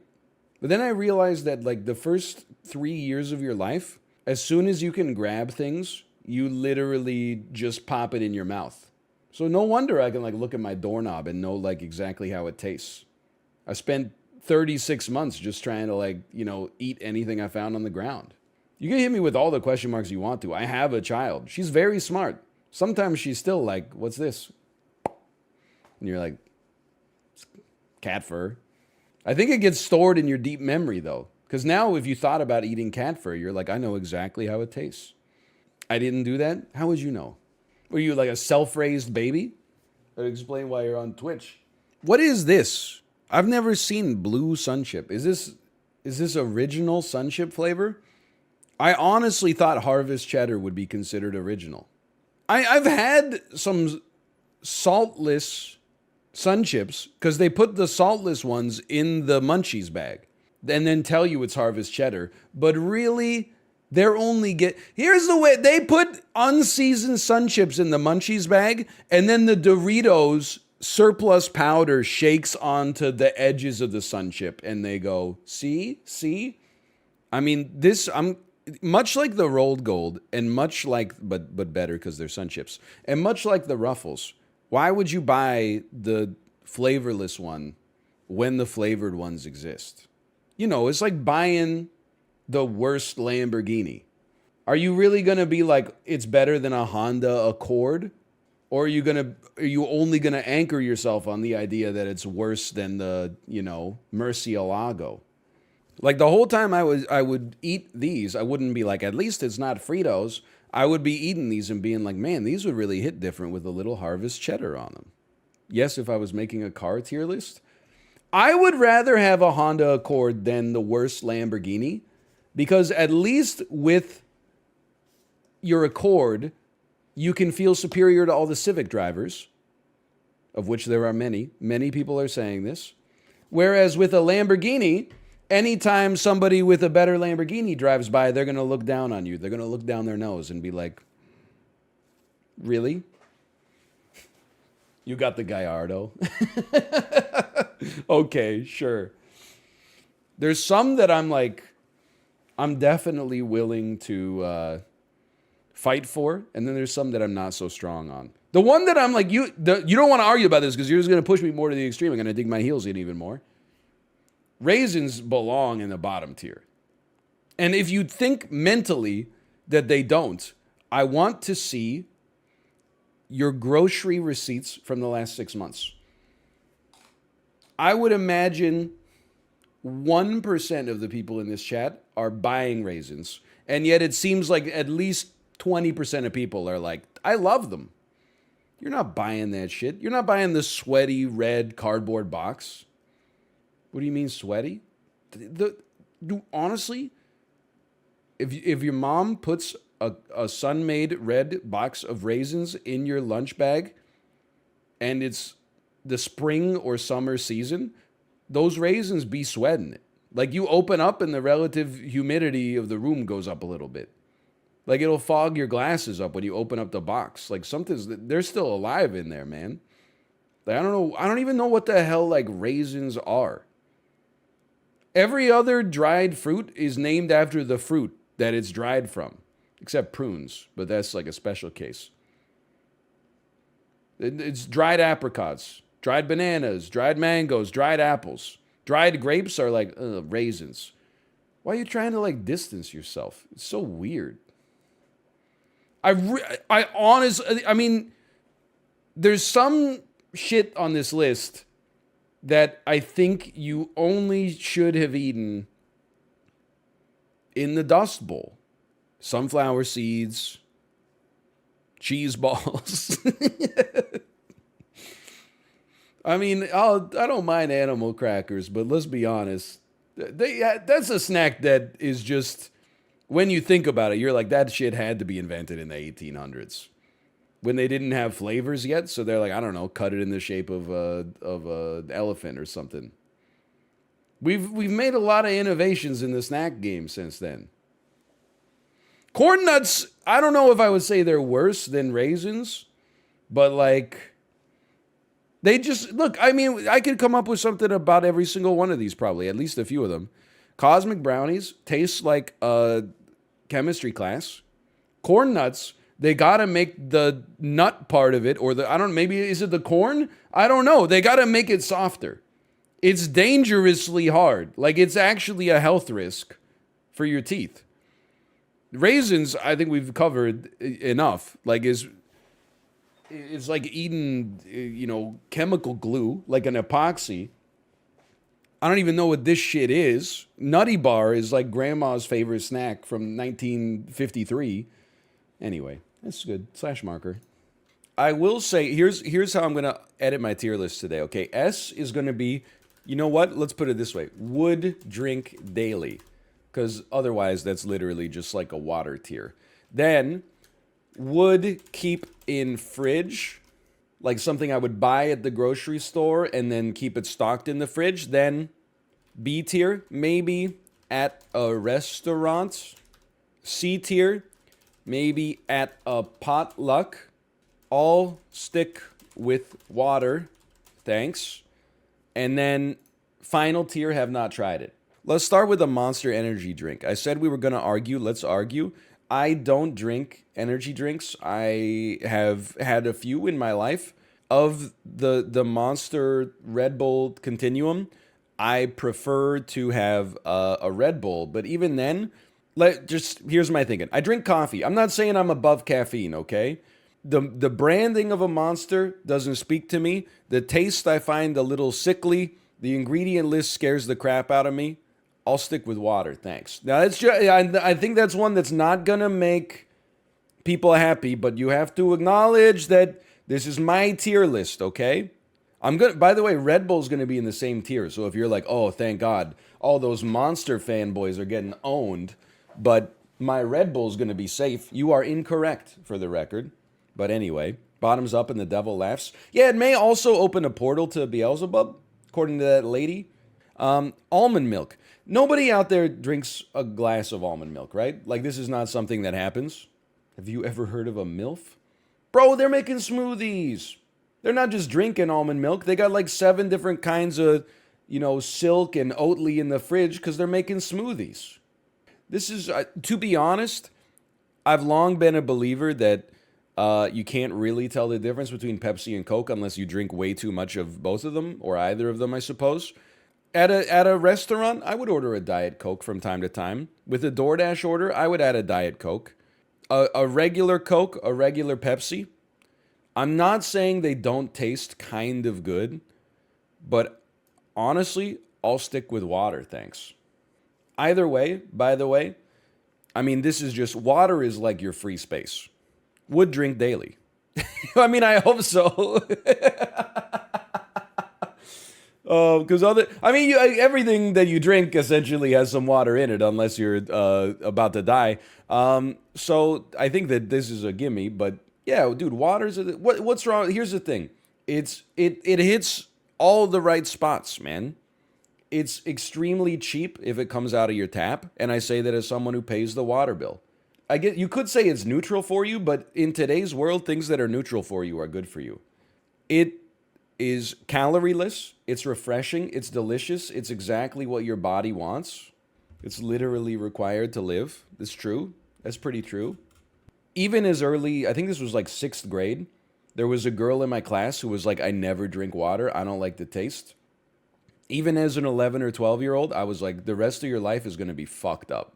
Do you know what a drag that is going to be on your overall physical health to never drink water and only drink juice, soda, etc., etc.? She was not drinking tea, okay? She was drinking brisk, baby. I have kind of a hot take on fruit-flavored sodas.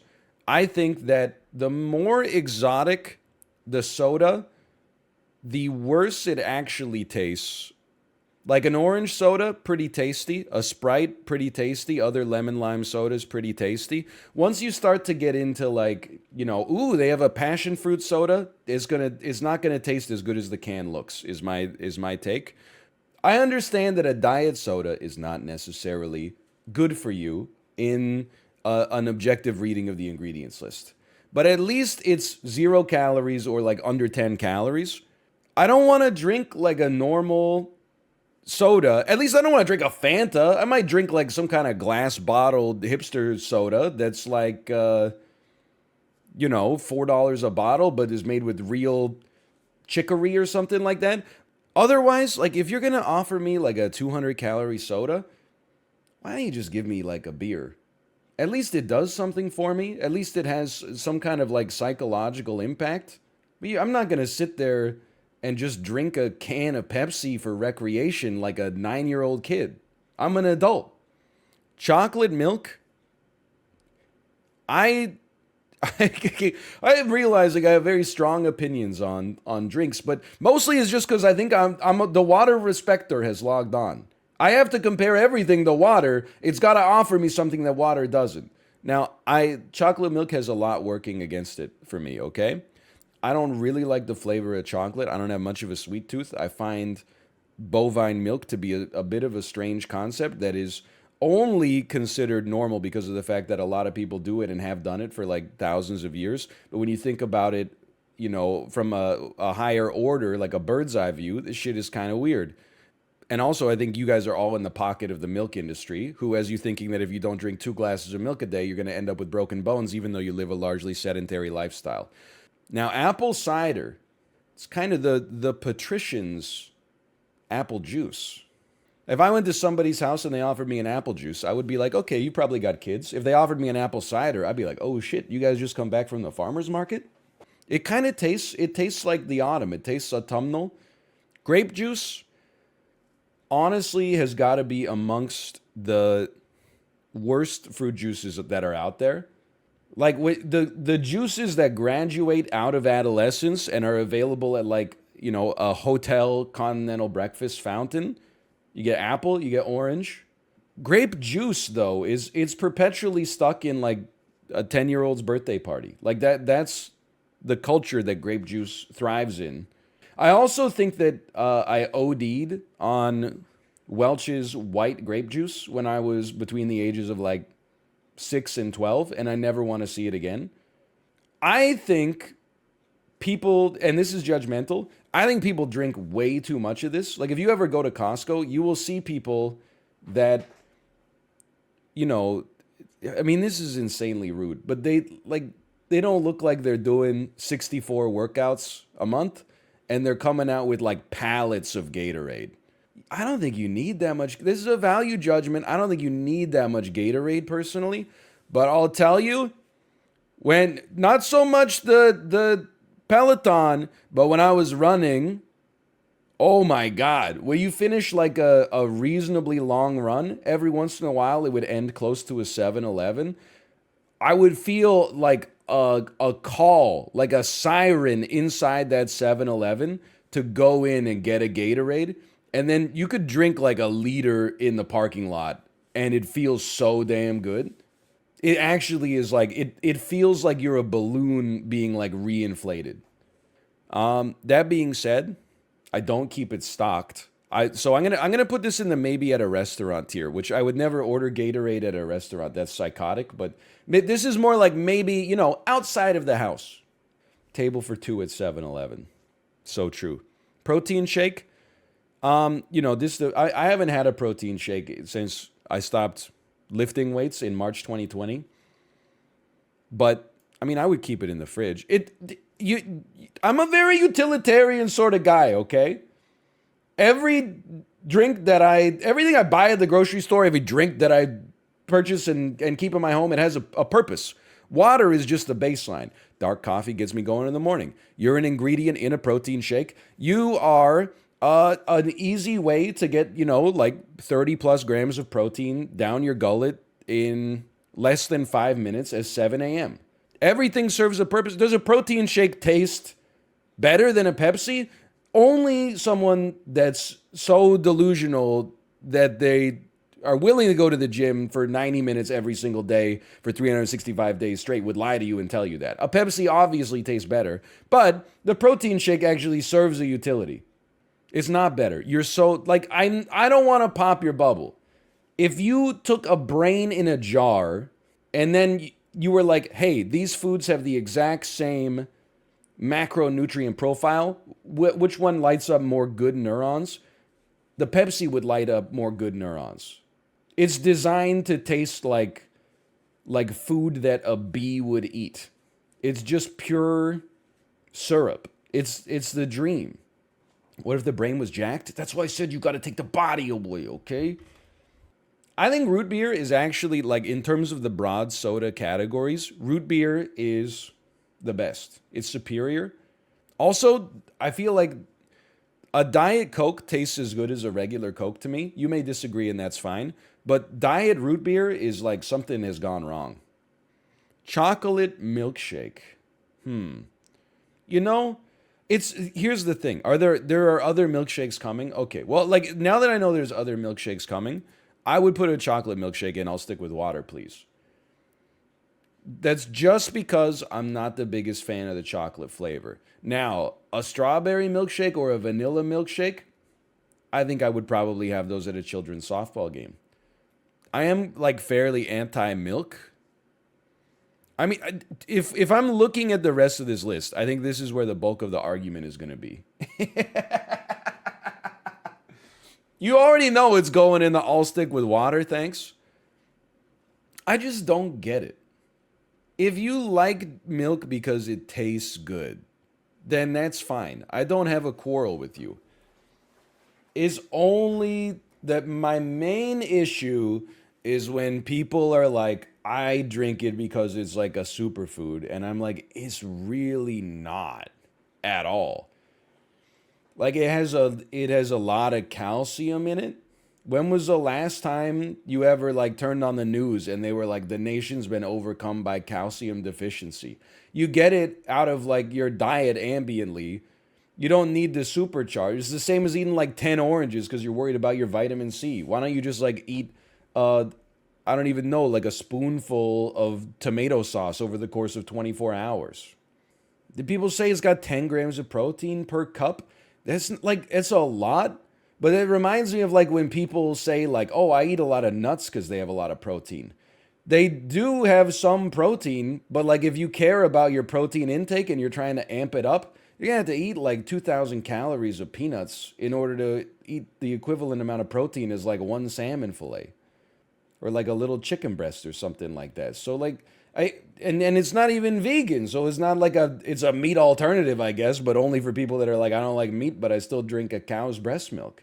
If you like the taste, that's fine. I don't have a problem with that, okay?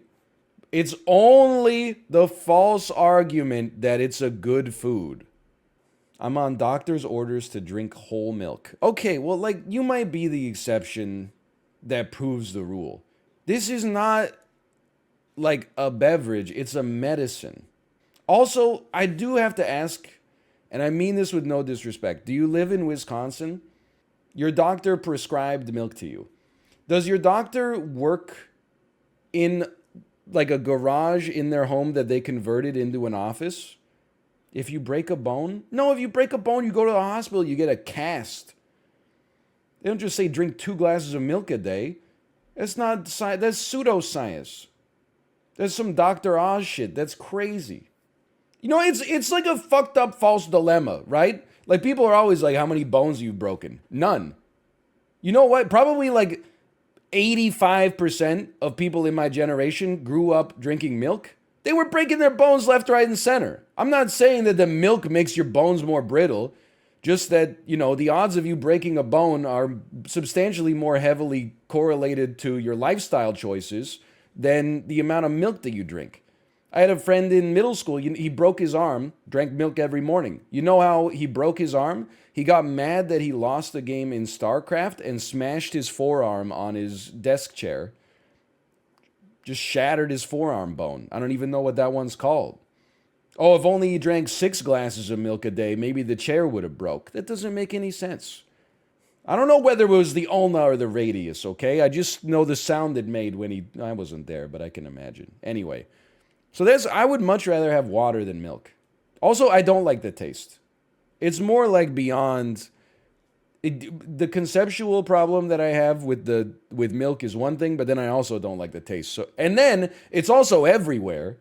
It's permeated the beverage industry. They use it as a base in so many things. There's milkshakes, flavored milks. They use milk as a base for a protein shake. Then also, oh, you can't have cereal anymore without milk. Like it's got its little tendrils all Archive 81 in like the whole food industry. Also, they make the milk cartons that kids drink in school. I think this is where things started for me. This is where my milk hatred started. They're too hard to open. And then when you open them, sometimes like they get way too much paper on the lip side and then it's way too thin on the far side. And then you drink it and the cardboard gets like soggy and then some milk starts and you're like almost eating paper every time you're drinking the milk. It's like, we got to move past that, man. A little milk carton is not an ideal way to consume any beverage. I'm realizing as we go down the list, I thought I was like a normal person, but like I have some opinions that are probably not that common. Maybe they exist in the minority of persons. I think every time I drink milk, coffee or tea with milk in it, I'm always like, this shit tastes putrid. Like, it tastes sour. Like something's gone wrong. I don't know if it's that like milk in a cold beverage, I feel like it can kind of hit different. 1 out of every 3 times you order a black iced coffee from McDonald's, they'll just ignore the fact that you wanted it no sweetener, no milk, and they'll make you the standard that they make for the people that come through the drive-thru every morning at 6:30 a.m. before work. It'll be like a 64-ounce light tan coffee. I'm like, iced coffee. I'm like, you know what? That's not so bad. I can live with it. If I ever get a hot tea or a hot coffee with milk in it, I'm like, this doesn't taste right. The milk has gone wrong. I don't know if it's the heat that made it go wrong or what, but it just doesn't feel right. A latte, though, I would rather have a normal coffee. I would rather have an Americano or a drip coffee than a latte. But they already have the coffee if they're making a latte. So, like, I don't necessarily dislike a latte, although it does taste a little sour to me. He's doing damage control. No, I would drink a latte. Like, if Kate came back from the concession stand and she had a latte, she was like, oh, they made you a latte instead of coffee, I would be like, oh, that's fine. I'll drink it and have a good time. If she came back with a glass of grape juice and she's like, they didn't have coffee, so I got you grape juice, I would be like, it's the thought that counts. I would take like 1 sip politely. I would then place the cup under the bleacher. And then when we had to leave the game, I would run like a misdirection campaign. I would be like, wow, what a good game. Hey, do you think we can squeeze in over there? I'm just really like, I'd like to get back to the car. I got to go to the bathroom. And then like maybe in her head, she would be like, did he finish that grape juice? I'm like, oh, sorry. No, I forgot it, but that's okay. Like grape juice is so bad, it would make me litter a little bit to save face. Artificial banana flavor is kind of goated. It's like, that the artificial flavor is good because they use it in children's antibiotics. And even though it's used in the antibiotics, it never ruined it for me. They've got a certain ketone aura to them. Let's put it that way. I'm a fan of the artificial banana flavor. It is milk, but you know what? If I went to a store and they were like, you can have a glass of water or we have banana milk, I might take the banana milk just out of curiosity. I think I would give it a try. This is this is daily, this is weekly, this is like quarterly, this is annually, and this is almost never, like once a decade maybe. And I think that's fair. I think I would drink a banana milk once a year. Certified drunk high. This man has lost his mind. I think about this stuff. Most people just ambiently wander through life in a daze of consumption. Oh, this is good. Sweet. Every movie they see. I think this is the best movie I've ever seen. I think this is the best movie I've ever seen. I'm constantly turning the gears in there. Why do I like this? Should I like this? What purpose does it serve? Does it just taste good because it's hitting like an animal part of my brain? Or does it taste good because it's hitting an executive function level in my brain? I compare and contrast. I look at them across different continuums and gradients of criteria. That's why I'm the only one that has to do the tier list. God gives his hardest tasks to his strongest soldiers, okay? So yeah, you can say -2 all you want. But I'm the only one crunching the damn numbers. Bubble tea. This is the one that's going to get me probably like in more trouble than the milk. I interface with bubble tea regularly. I'm a nice guy, okay? Like, my wife loves bubble tea. Sometimes I'll be like, hey, do you want me to go pick up some lunch? She'll say, sure. After I pick up the lunch, I'll swing by the bubble tea place and I'll get her ideal bubble tea order. Most other places I would go, I would get something for myself. I've had bubble tea. I take a sip every now and then. I just don't get it. I've had the slushes, I've had the fruit teas, I've had the milk teas, I've had the tapioca pearls. I've had the grass jelly. I've had it all, man. And like, I think it tastes pretty okay. But the fact that it has like taken over, not taken over is maybe not the right word. The fact that it has now occupied such like a large space of the beverage niche for me is very surprising. It's just a drink. I mean, you would never like go to a store that was just like, we sell Pepsi. But bubble tea, people are getting dressed to the nines. Like, I think bubble tea tastes better than Pepsi. But there's never anybody in chat who's like, I'm so excited. Me and my boyfriend are going to go out for Pepsi later. But there's a lot of people who are, anytime any streamer is like, oh, maybe I should get boba tea. Chat is just like, Craig has him boba. Boba's so good. I love boba. Boba. Like, people lose their minds over it, man. I'm like, it's pretty good. I guess it just, for whatever reason, it just kind of like misses me. I'm not convinced that the bubble tea tastes better than water. I think it tastes good. Whether or not it tastes better than water, which also tastes good, I don't know. But it's also like, it's really bad for you. I think that there's the perception that it's not that bad for you. But I think that's largely because people who drink bubble tea regularly are also just having that for lunch and not eating breakfast. And then also not eating anything else until dinner. I think this is a lunch drink. It's a meal replacement. You caught me. If you like it, that's fine. I'm married to someone who loves bubble tea. Now, if she was a milk psycho, if she was drinking like 8 glasses of milk and she kept sending me out to the dairy, I would be like, we got problems here. But the bubble tea, I'm happy to, I always feel cool when I'm in the store. Like maybe they think I'm getting a bubble tea for myself. Whoa. A middle-aged white guy getting a winter melon bubble tea? Whoa, he must be so worldly. But nah, they probably got their finger on the pulse. They're like, this guy's getting this for his wife 100%. Without a doubt.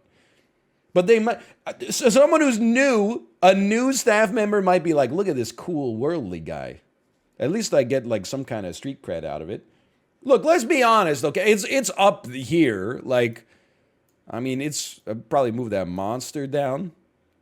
Maybe move milk tea like way up, but it's up there. It's not at the very bottom. I think, to be honest, I would put both of these in like maybe at a restaurant. Like, I understand that a milkshake probably has 4 to 5 times as many calories as a Pepsi. I think it tastes 4 to 5 times better. I don't think that this makes me cognitively dissonant at all. I mean, like a lot of a vanilla milkshake probably has triple the calories of a bubble tea. It tastes 10 times better. Nothing against the bubble tea, but a milkshake is like, it's one of the best tasting beverages. It's just ice cream, more or less. Malf, do you still hear? You remember our high school used to have like once a month Reed's Dairy Day? That was like the closest I think our school ever got to a riot. It was when the truck pulled in with all the milkshakes. You had to order a week in advance. Don't even get me started if they were like, oh, 70 people ordered an orange, but we've only got like 45 oranges. Oh, man. Hold on. There's somebody at the door here. I don't know. If you're a delivery person. Oh, my God. Oh, 1 second, please. I've got to answer a question. No, you didn't, Malf. You did not dip your balls in my milkshake, and then I still drank it. Come on. UPS is so funny, man. Like, I'm not knocking the UPS driver, okay? I also didn't realize how thin my window was, because I was shouting and laughing with chat, and then I just heard through the window, I need your name, please. And I was like, oh, shit, they can hear that every time? I've been talking shit every time I get a delivery for like 2 years. I'll be like, look at this guy dropping off. Why do we get so many packages? This shit is so annoying. I know this is like a very Gen Z take, but like McDonald's Sprite is actually good for you. Like, I think if you have plaque deposits like on your arteries or like you got something clogging up your intestines or your stomach or something like that, like this will actually clear you out. I think your pipes will never be smoother, and have a higher throughput than after drinking a large McDonald's Sprite. I would definitely drink this at a children's softball game. That's not even a question. Strawberry milk. There's way too much like milk representation on this, man. I don't like, to be honest, it's right down here with the chocolate milk and the regular milk. Like, I understand that people like it. But again, you know, people will be like, well, strawberry milk is not nearly as bad for you as a milkshake. Yeah, but I drink this shit like once every like presidential administration. People would be drinking like 2 of these a day. Iced tea, actually one of the goated beverages. And it applies to all iced teas except Brisk. And probably Nestea Cool.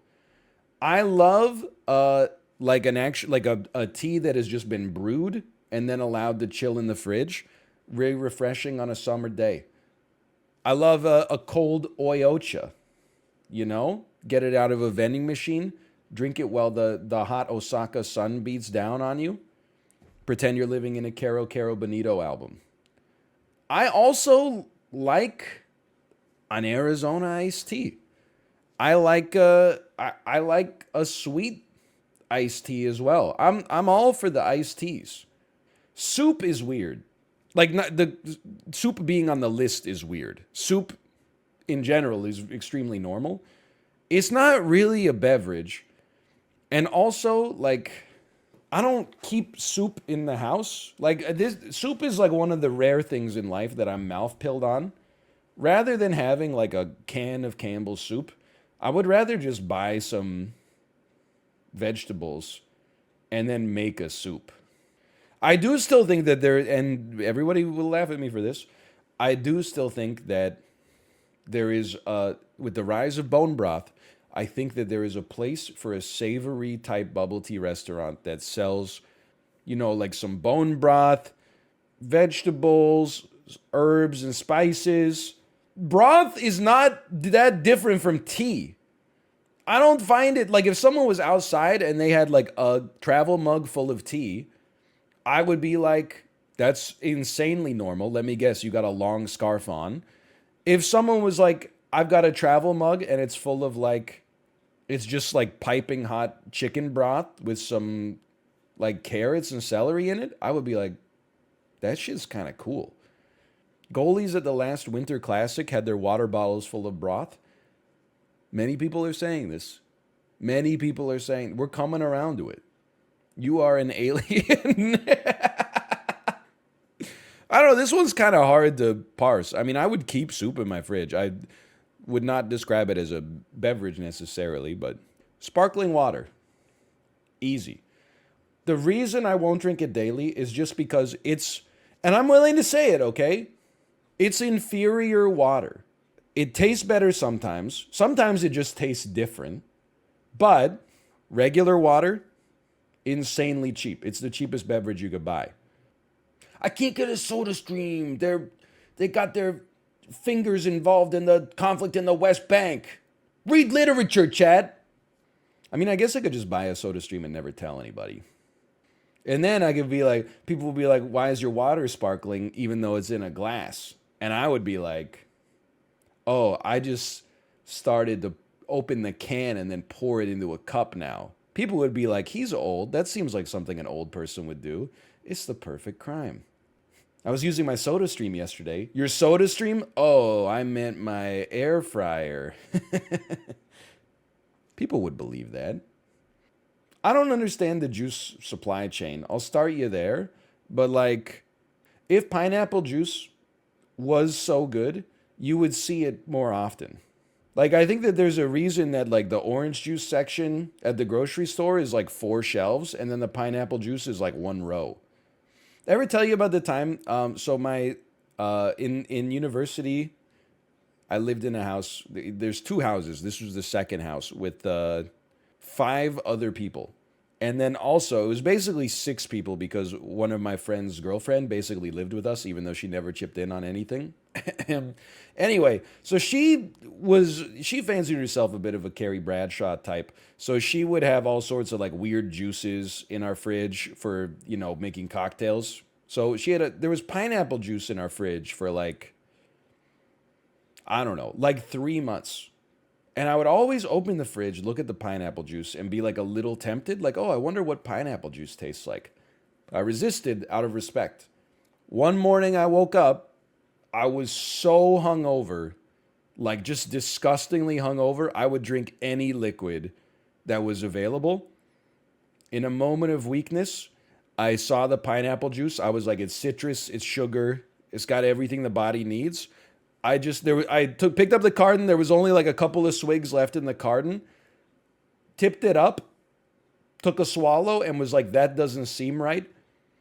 Spat it out in the kitchen sink, and it was black. And I remember there being a moment where I was like, I don't think pineapple juice is like supposed to be black. And then I realized like, oh, this is like old as hell. And then I poured the rest into the sink and drank like a lot of water. I would puke. This sounds ridiculous, but I think I was too hungover to throw up. I think my body was like, I'm not ready to purge anything yet. We're holding on to like every source of mineral and moisture that we can have.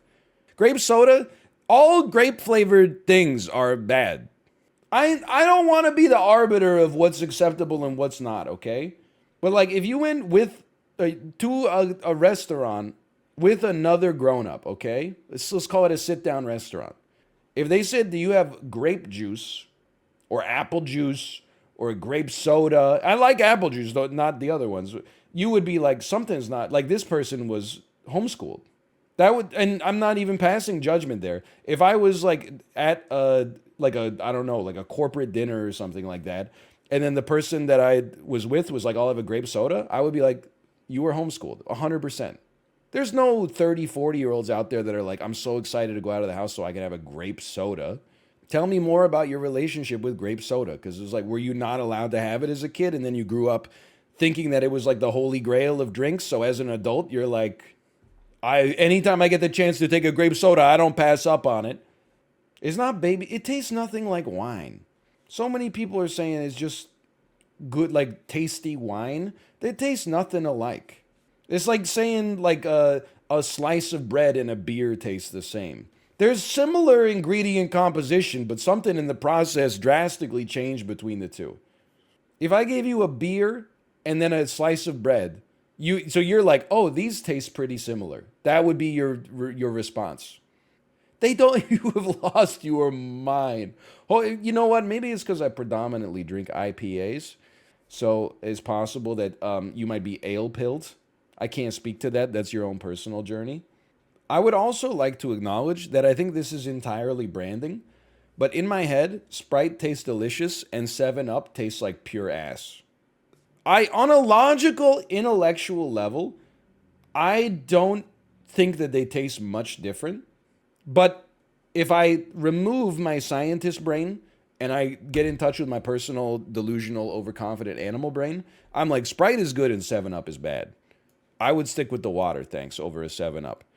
And I think this is also branding, but I would rather have a Coke than a Pepsi, but I would still stick with the water. But a Diet Coke, I would definitely have at a restaurant. A Coke Zero, if a Coke Zero was on the list, I would elevate it slightly above the Diet Coke tier. But I will say, I don't keep it in the fridge. I don't think I've bought a soda at a grocery store since before the year 2010, since before the previous decade. I just don't, I guess I just don't see the point. I know we talked, it was like an hour ago when we talked about it. Why don't you just drink like a beer? Not 8 beers, but you shouldn't be drinking 8 sodas either. But if you're going to drink like one beverage for fun a day, I'm not an oncologist, okay? I'm not a cardiologist. I'm not a scientist. I'm just saying, if you're going to deliberately drink one bad thing that's bad for you daily as a treat, why not just have a beer? You could have some fun with it. You shouldn't, look, obviously you shouldn't be drinking 6 beers a day. You also shouldn't be drinking 6 Cokes a day. You shouldn't be drinking 6 Diet Cokes a day. 6 waters is pretty good. I think you could probably be okay with that. 50 milliliters of red wine a day is good. I would source a study commissioned by, quick, think of a winery, Wolf Blass. And a little bit of secondhand smoke is actually stimulating because it helps your lungs get a little exercise. They get experience at pushing all the tar out of them, which actually is good for their health, according to Philip Morris. Anyway, I'm not saying you should drink more beer, but I guess that's what it's like. I just don't see the point of a soda. When people are like, I drink like, 8 diet ginger ales a day, I'm like, you gotta knock that the fuck off. That's insanity. I personally am not that wine-pilled, but I think that I have to at least operate as the wine defender for Twitch chat. Because you cannot bring up wine on the internet in certain demographics without having people be convinced that it's just either a scam or like a $2 wine on average is as good as like a $70 wine, or that I saw an episode of Mythbusters where they filtered a bunch of Costco wine and then it was as good as the best wine in the world. Look, why is like it? This is like the only beverage that people actually give this same level of scrutiny to, okay? It's just like, not the average wine consumer is not buying the most expensive wine on the planet. You're literally like, you're doing what I do. You're making up like a rich guy who probably voted for the person that you didn't vote for, and then you're like, that motherfucker loves wine, but guess what? It's not that good. The average person that drinks wine, they're buying like the 3rd cheapest bottle in the store, and then they're splitting it with their spouse over dinner. They also have a baguette, probably some pasta. Upper middle class. They've got a microplaned Parmigiano Reggiano on top of the pasta, okay? That's just a normal human experience, okay? We don't keep it, well, here's the thing. Here's how safe wine is in our house. We bought a bottle of wine to celebrate New Year's 2020. It's still, I can literally see it from where I'm sitting. Yeah, so it's like over 2 years old. We didn't feel like cracking it on New Year's night. We were just like, I think we're okay. It's just sitting there. Now, beer, it calls to me like Gollum calls to the ring. I certainly would not put it in the would drink daily tier, but I definitely would keep it in the fridge. Now, we've had a nice moment where everybody's been relatively amenable recently. Let's get mad again. I think that orange juice is basically like the milk of the juice industry. Much like milk, marketing has been pumping a ton of influence financially and culturally into this idea that orange juice is actually good for you. It's not good for you. It's not the worst thing in the world that you could drink, but the idea that people think that drinking like a glass of this is like drinking a glass of concentrated sunshine in the morning, that's insanity. There is also, I want to say something about orange juice. Tropicana orange juice is not tasty. It's just orange vinegar. Something has gone wrong in the supply chain. The cartoned orange juices that you get at the grocery store are not good. They don't taste like oranges. You got to eat an orange and then try to drink a glass of Tropicana orange juice. You would be like, what oranges are you using to make this? But a freshly squeezed orange juice, while being like 5 times the price, is actually fantastic. It's sweet. It's not as tart. It just has like a little citric acid sort of hit, but it's mostly like smooth and sweet. The Tropicana orange juice, I always feel like one mouthful of orange juice actually tastes like, it takes 4 swallows to get all the orange juice out of my mouth. Like the first one gets 90%, but then there's like 10% residue, and then I swallow again, and then there's like 5% residue, and so on and so forth. Unlike milk, I would order this like at a brunch or something like that if they press the juice themselves. I know that sounds like a hipster thing. I'll drink whatever. You got Tim Hortons coffee, you got Starbucks coffee, you got Nescafe, you got Folgers. I don't give a shit. I'll take a glass. You can be a hipster about some things and it's relevant, and you can have no standards about others. But like, I'm not paying $4 for a glass of Tropicana orange juice at a brunch place. I would rather light my money on fire in front of you, in front of anybody, quite frankly. But if you're pressing it there, then I would pay more because it tastes good. But I would rather pay like $7 for good orange juice than $4 for a glass of like orange vegetable oil with a dash of balsamic vinegar in it. Coconut milk is not a beverage. Coconut milk is something that you add to Southeast Asian cuisine. Coconut water? Dude, I mean, there's something to be said about coconut water. I kind of look at coconut water as like nature's Gatorade. Like if you're thirsty, a coconut water it gets into your cells faster than any other beverage. It will take you from thirsty to not thirsty in like 5 seconds. But it tastes kind of like I imagine a bowl of sweat would taste. But sometimes I'll still get it because it serves a purpose. And the purpose is like rehydration. If you never had coconut water, you're throwing out some question marks. Coconut water tastes a little sweaty. My dad always says it tastes like cum. That's a hilarious sentence. That is, you should be a streamer because that's funnier than anything I've ever said. Why are you drinking sweat? Well, when you're thirsty, why are you thirsty? Because you sweated so much. So what should you drink? Sweat. Duh. When you're hungry, why are you hungry? Because you took a big dump. What should you eat? Big bowl of shit. I don't know. Why would you complicate things? People make their life so unnecessarily hard. Just whatever you shit out, eat in. Or take out. That's fine. I don't know. Like I've consumed coconut milk. I don't feel comfortable putting it in a beverage tier though. Cause like I've never had like a cup of coconut milk to consume. I think I might actually throw up if I did. And I think coconut milk tastes pretty good. But it's like drinking a cup of fish sauce or something like that. Like that's an ingredient. That's not a food or not a beverage, I should say. It's a great ingredient. Don't get me. You think it's coconut water? Coconut water it tastes like cum. It doesn't look like cum. Coconut water is like translucent. This shit is it's a bukkake carafe. Soy milk? You can be a hater all you want. I would put it up here right there with them. Doesn't bother me at all.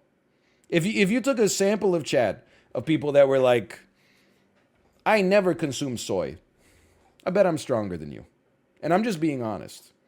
I understand not wanting to consume so much soy, but like the difference, if you walked into like a Starbucks and you're like, I'll take a cappuccino with oat milk, and they're like, oh, we only have soy milk. Like you would walk out, I could pick you up over my head. That's just my personal opinion, is that I could pick you up over my head. I also think, and I don't even think this one, like you might be stronger than me, I would crush your ass on the Peloton without a doubt. I'll be pedaling like a 55-year-old when Bryan Adams' Run to You comes on. You're not going to touch the wattage, okay? You might think that you're strong because you like soldered your motherboard or something like that. Maybe you think you're strong because you grew a beard. Maybe you think you're strong because you look strong and you wear shorts in the wintertime. I don't know. I'm willing to be wrong on that one, okay? I'm willing to step up to the Atlas stones and see who can pick up the biggest one, and I'm willing to be wrong and shake your hand afterwards. On the Peloton, I would crush you. It wouldn't even be close. I just got here. This list sucks. Yeah, I love it. But this is true. This is me. This is my honest opinion about this stuff. Like, I would drink water and coffee daily. That's a given. I would keep alternative milks in my fridge. I would keep some protein powder on hand.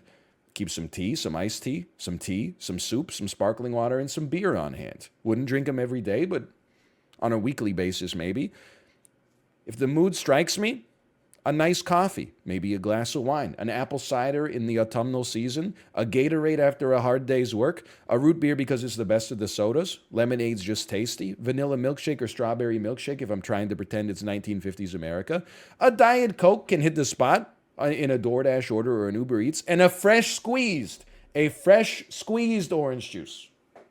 Any other tea? Sure, like maybe at a children's softball game. If the mood strikes, if I'm at my mom's house and she's like, do you want some tea? Now and then I'd be like, sure.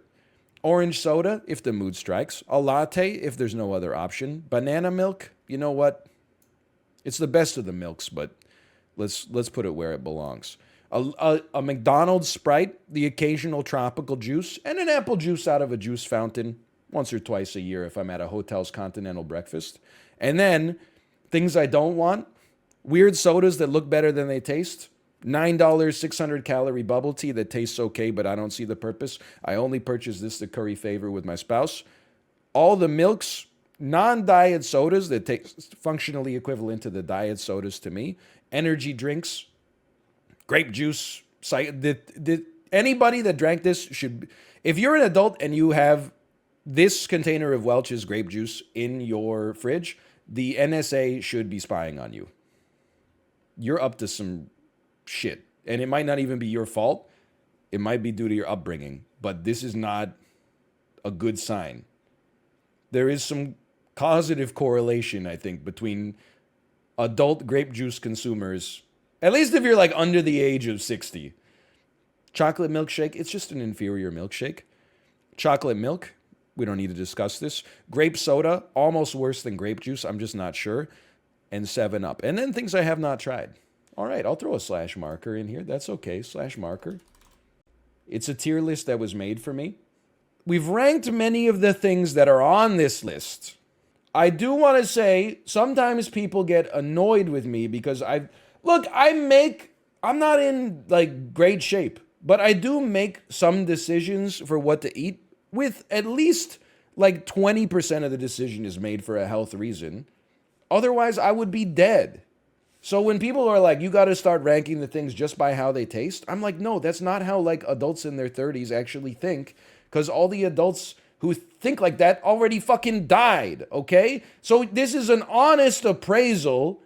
Like if you want to see a tier list of which foods are yummy in my tummy the most, then fucking go watch like a 12-year-old kid stream a tier list of this, okay? And they'll just be, ice cream, yum, broccoli, ew, I'm F tier broccoli. That's fine. But like, there's a composite of things. Price, availability, macronutrient profile, taste. How much space does it take up in my house? You know, like how much time does it take to prepare in the morning? And so for some of them, I'm like, what the hell even is it? That's another category that I think is relevant. What is this? It's a bagel, but the hole punch was busted. I don't even understand. Anyway, let's get started here. I think a cereal for me is kind of like it's like the perfect neutral free space. Just because it is not the best at anything except maybe convenience. But I think especially if you're like a kind of person who is like, I don't eat breakfast, but I'd like to, this should be your starter breakfast. This is probably where we start to have a little bit of annoyance with the streamer. I don't like eggs as much as the average person. I would say I'm probably close to a standard deviation lower in my appraisal of breakfast egg products versus the average North American, at least. I could take them or leave them. If I get a breakfast at a restaurant and it has eggs, I eat the eggs. I would almost order any other breakfast on the menu before an omelet. I wouldn't rather skip it, though.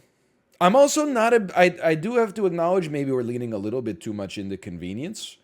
I will never like cook a hot food that requires a skillet for a weekday breakfast. You know what I have for breakfast most days now? I take some skyr, I take some granola, I slice up a banana, mix it all together and eat it.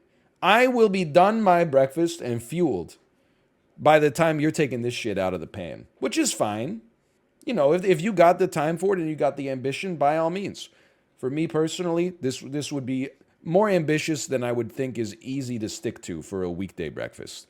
Now, speaking of which, I will never make this at home for myself because life is too short, unless your mouth, apparently, to hand grate potatoes. I would love to eat these, though. This would be like my ideal breakfast a breakfast side to get from a restaurant, but I won't do it myself. I would probably put them in the A tier as a result. I think that's fairly well balanced. English muffins, I, as a kid, did not like them, and I'll tell you why. I watched an episode of the Teenage Mutant Ninja Turtles where at the end they had a recipe for how to make English muffin pizzas. You put tomato sauce on them, a little cheese, a little pepperoni, and then you put them in the toaster oven and you eat them after they're toasted.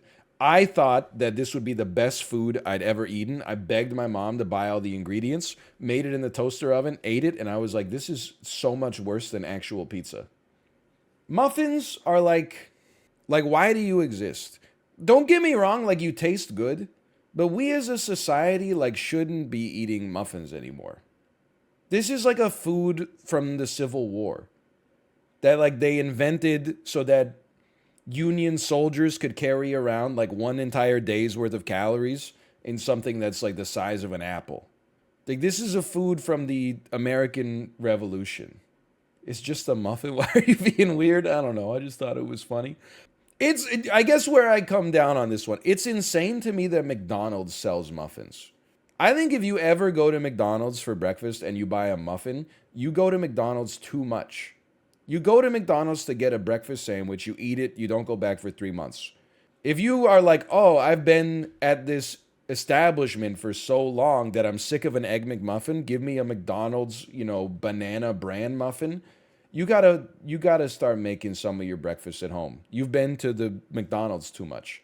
Okay, if you're Warren Buffett, if the S&P 500 is in the red, then you just get a sausage patty and you have them squirt the cola gun in your mouth for 5 seconds and then you drive off to work. I mean, I don't know. I'm kind of like just going off on a muffin, but like they taste good. It's basically like a dessert. Everything I say is making me think that it should be in the B tier or above. But when I just think about eating a muffin, I'm actually getting like kind of pissed off. Like picturing myself like sitting at my dining room table with like a muffin and just eating it and looking at my phone. I'm actually getting a little mad and I don't know why, and it's kind of scaring me. Like a muffin tastes better than an English muffin with a little butter. But weirdly, I feel like I'm happy. Like when I'm eating this, I'm like, oh, I'm happy. And when I'm eating a muffin, I'm like, this was the only thing I could get before my Greyhound bus had to leave at 8:15 a.m. and the only thing open within walking distance was Tim Hortons. My aunt's in the hospital. I don't have time to eat a real breakfast. I guess I'll just get a muffin. I feel like I only eat these on days where some shit has gone wrong. Is that just me? I'm teasing apart something in like my own history here. I never buy a muffin on like a good day.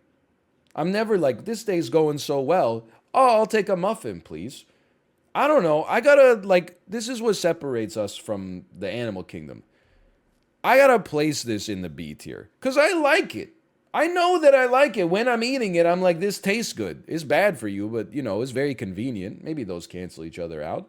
But like, I gotta do some more talking about a muffin, man.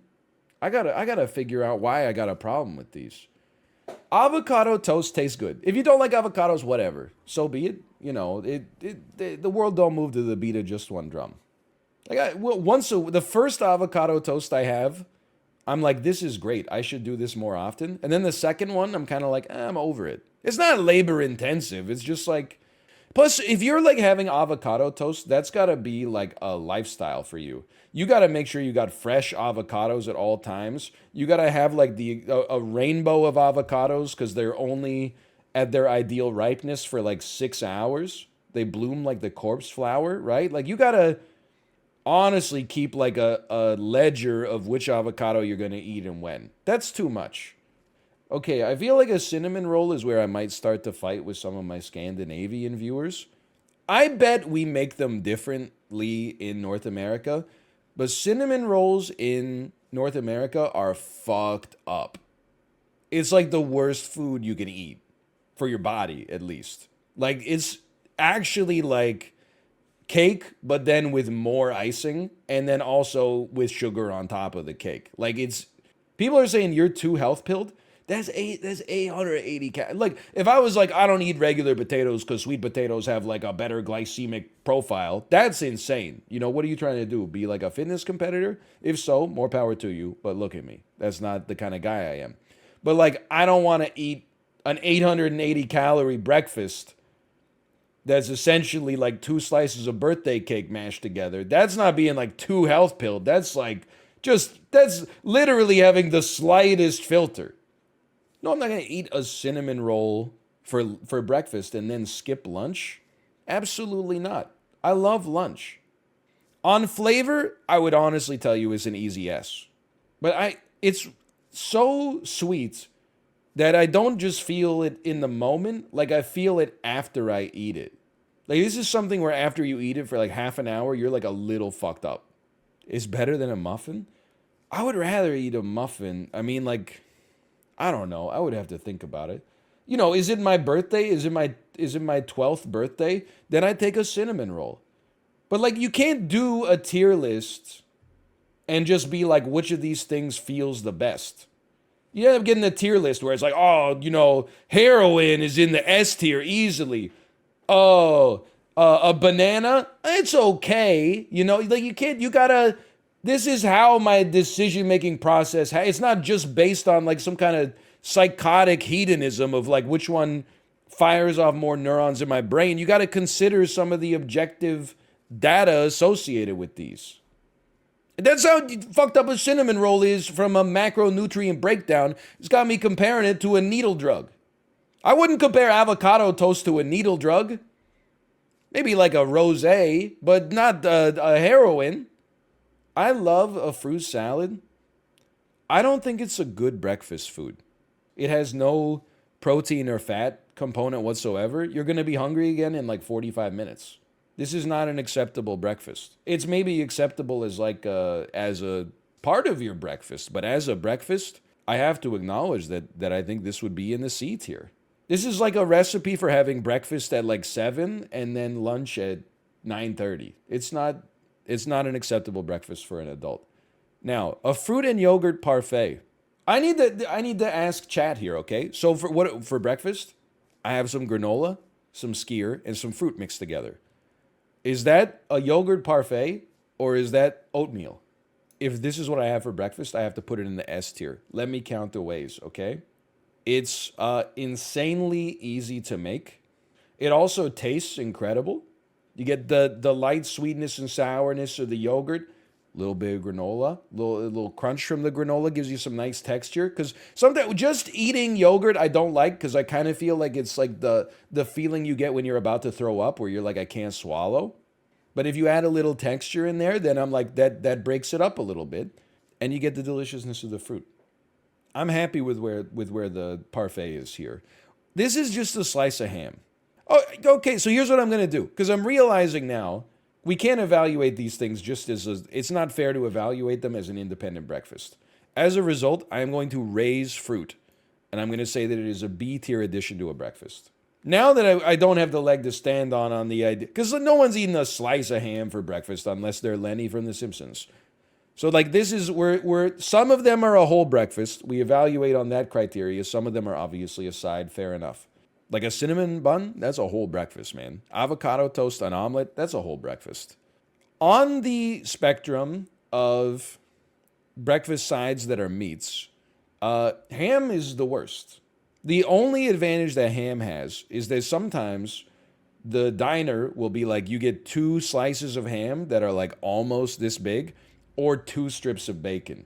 So you're basically asking me if I want like 250 grams of ham or like 60 grams of bacon. Now, how's this for health pilt? Okay? We've got to live in the reality instead of the world that we wish we lived in. It's time that we up the standard serving size of bacon in a traditional breakfast from 2 slices to 4. It's gone as soon as the plate touches the table. Obviously, 4 is worse for you than 2, but like 2 slices of bacon is just enough to make me wish that I had more.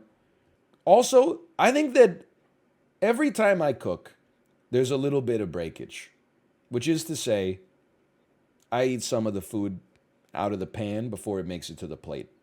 Lock me up. Lock me up and throw away the key. The first bite is always just a taste, and then usually I'm like, that shit tastes great. I'm going to eat some more, okay? Bacon has to have the highest degree of breakage.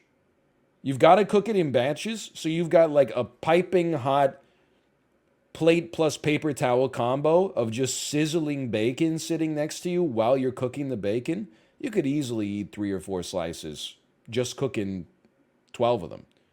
Like one pan is just for the chef, essentially. Yeah, maybe they're cooking 4, but then the chef takes one out of the pan because it smells so good, and the server takes one on the way out. Maybe that's why you're always getting 2. I don't like Eggs Benedict. I don't like the eggs portion, and I don't really think I like the Benedict portion. This is like the perfect storm for me for a food that I'm going to underrate versus the masses. Because first off is egg driven, maybe not egg based, but egg driven. It also has a sauce that I just don't like on top of it. But then third, there was like a 5-year period where when brunch took off, the stock of Eggs Benedict just rose right through the freaking roof. Every restaurant you went to, if it was a trendy brunch spot, they never innovated on any part of the brunch menu except they'd have like 9 different types of Eggs Benedict. Maybe they would add chicken and waffles to the menu just for the non-egg eaters like myself. But then it would be eggs Benedict with salmon, Eggs Benedict with it. There was like, we do Eggs Benedict like 20 different ways. That's not brunch. That's just one thing. I'm just speaking my truth. I would rather skip breakfast than eat Eggs Benedict. I'll also level with you, even as a side, I don't want baked beans as a side. It's a very North American take, okay? But like the full English doesn't really appeal to me. Sour cream or applesauce for the latkes? I'll take whatever, man. I'll take whatever. Potatoes are just the best food. I know it's like boil them, mash them, stick them in a stew, but like legit, that dude was spitting. You can do anything to them. As long as they're cooked, it's fine. And you can cook them like, if you undercook them a little bit, you're like, this is still pretty good. If you overcook them, you probably don't even notice most of the time. I tweeted like mashed potatoes got to be like the goated side dish. They taste delicious. They're insanely easy to make. I don't even really use like a mental timer for when I make mashed potatoes. I'm like, if you leave them in the pot for an extra 20 minutes, it doesn't matter. They're the same.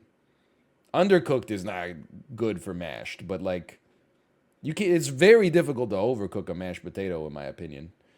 Like I'm a non-believer, but like it's one of the things that makes me be like, maybe religious people have a point. Cuz like the existence of a vegetable that like it grows in the ground and does everything and is delicious, and every potato is like 30 cents at the grocery store, like that's something that could only be explained by divine benevolence. I think you already know my opinion on sausage as well, because this is sausage gravy, right? Sausage is a superior meat.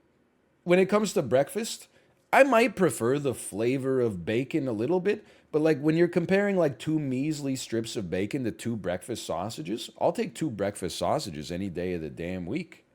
This is probably about as bad for you as a cinnamon bun. But I feel good like this is like getting hugged on the inside. This is actually like somebody hooked up a car battery to your nipples. This is jolting. It feels like I've been shaken out of my homeostatic equilibrium. And this is more like smoking a cigarette and being like, oh, that was fun. Like what are you talking about? I'm getting too deep into the metaphor, okay? I love a sausage patty in a breakfast sandwich. On its own, on a plate, it's too salty. I also just realized, I think for my entire life, I thought that this was like a cross-section of a sausage. I thought that they had one big sausage, and then they took a slice out of it for the sausage McMuffin. What it actually is just the ground sausage meat pressed into a circle shape. I was under the impression that there was like a 6-inch diameter sausage out there that they just sliced one off. Just things you don't think about, This one, I also see this as being divisive, honestly. I love a basic toast with butter for breakfast. It makes the whole breakfast better. I would honestly put it up here in the A tier. And you might be saying, well, why are the English muffins down here in the C tier and then you got toast in the A tier? Triangular toasted foods taste better than circular toasted foods. It's why they slice pizza instead of just serving you a little circle that you pick up and eat like circumference based.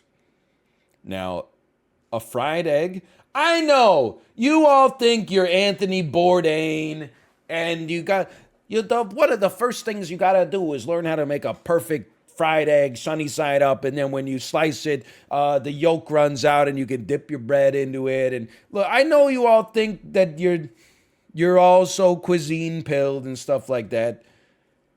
I just do not really like a fried egg compared to any of the other egg variants. It would probably be one of my maybe I would prefer a fried egg over a poached egg. Because it takes sauces better than any other egg, even scrambled. This is the best egg to put a hot sauce on. I don't know why. I am stunned. You're right. There's no waffles on the list. I'm not gonna make America any more mad than they already are at me, okay? I would put pancakes in like the B tier. But waffles would be an easy S. I can't believe there's still a debate over, like, when people ask, like, do you prefer pancakes or do you prefer waffles? It's actually just a surrogate question. You can just ask, do you have a passport? Because nobody with a passport is like, this is even a close contest. Waffles versus pancakes is like, it's a solved problem. If you gave me a Liège waffle, crisped up nicely, that beautiful square, I would eat it, if pressed, with no sauce, no seasoning, no flavoring. And I would be like, this is pretty good. If you gave me a pancake, fresh out of the pan, and then said we're out of maple syrup, I would be like, where's your compost bin? Because I'm not eating this. By the way, can I tell you something? Because we went through this debate earlier. The bacon serving size at restaurants is too small. It should be doubled.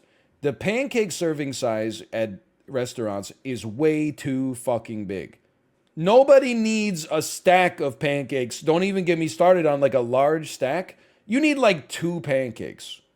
Like one the size of a plate or like 2 normal size pancakes. You do not need a stack. Also, a stack it's like the worst way to eat something because like only the top of it is seasoned. Well, sauced, I guess I should. 3? Okay, sure, 3. I'll let you have 3, but more than 3 is you're just playing with it. Anyway, like, I mean, there's no waffles, and I don't feel comfortable putting the pancakes where I would put the waffles. So I would put the pancakes in the B tier. But I will say, like, it's more for the syrup and the butter. Like, I know you could say the same about a lot of this stuff. Like, oh, it's more about the granola and the fruit than the yogurt. But, like, I guess they're part of the pancake. But I think pancakes get too much respect. I'm trying not to be rude, but the dark passenger inside of me wants to say something. I'm not saying this, but it wants to say something like the only people who think pancakes even come close to waffles think it's exotic to travel to the capital city of the state where their hometown is. That's what the dark passenger inside of me wants to say. Now, I'm not saying it. I'm just saying that, like, I think maybe if you live in Fargo, you're like, I'm so excited. We're going to go on a family trip to Helena later this summer. By the way, the pancakes are amazing there. That's what I would say if I was trying to have some very nice people in chat catch some strays, even though they don't deserve it.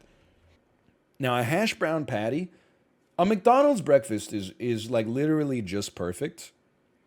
I wanted to say this is the main reason you go for a McDonald's breakfast, but then I thought about the saltiness of the sausage patty with a little bit of melted processed cheese on it. And then I thought about how crispy the edges of the English muffin get. Thought about the little air pockets inside of it, and I was like, man, it's all good. It's just a great breakfast. I don't slip into restaurant gluttony too much, but I will say, anytime I get a McDonald's breakfast now, which is not that common, maybe like 4 times a year, I add the extra hash brown. I thought I didn't like donuts for a long time because I don't really like, like birthday cake. But I realize I now like donuts. And the difference is when I was growing up, the only place in my hometown that sold donuts was Tim Hortons. And they're fucking ass. I look at a donut less as a breakfast and more as a snack between lunch and dinner, or a snack between breakfast and lunch, which is, I wouldn't feel great about myself eating one for breakfast, even though I guess it counts the same no matter what. I'll put it in the B. I guess I'm not as a breakfast. As a snack, sure. But as a breakfast, I mean, it's above hard-boiled eggs. Don't make me laugh. But, I mean, I think it's also above rectangular ham. I don't think I've ever had steak and eggs, but I have had steak and eggs. So I'm going to ask you for a little bit of clemency on this one because I'm going to rate it regardless. I don't really like eggs. Is the end of this? I don't really enjoy fried eggs. I don't really want to eat a steak for breakfast. I want to eat like potatoes and cured pork products. So I guess I would place this in the C tier. And then scrambled eggs, I'm going to be honest, for all of my egg hatred, I like a scrambled egg.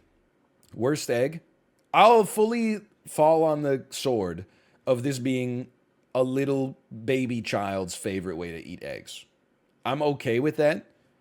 I understand that, like, these are the eggs you eat when you work an honest day's living, okay? And these are the eggs you eat when you get a big breakfast from McDonald's as a little kid. But they're my favorite. I'm not rating this thing because I don't know what it is. It looks like a toilet seat. Is it Danish? I'll be honest, I can't rate this. I've never eaten this in my life. Even Chad gives like it's a bialy, it's a pita, it's a Danish. I don't know what it is. No shot, it's a kolache. It's absolutely a bialy. I don't know what it is. If you can't decide what it is, look, all I'm saying is these two are the same image, just with a different filter applied. And then people, like, within 2 seconds, they were like, those are potatoes O'Brien. The fact that we've been looking at this thing for like an hour and we can't come up with a description of what it is, it makes me think that maybe we're better off not rating it. It's time to fight. I had a great time with the beverages tier list. I had a great time with what was the other tier list we did? Every breakfast food. Let's get a little bit more personal. Let's get a little bit more ad hominem, okay? I'm not going to rank them based on like how good your life is if you do it. I'm going to rank them based on how good I would be at the job, or how happy I would be at the job, or how miserable I would be at the job.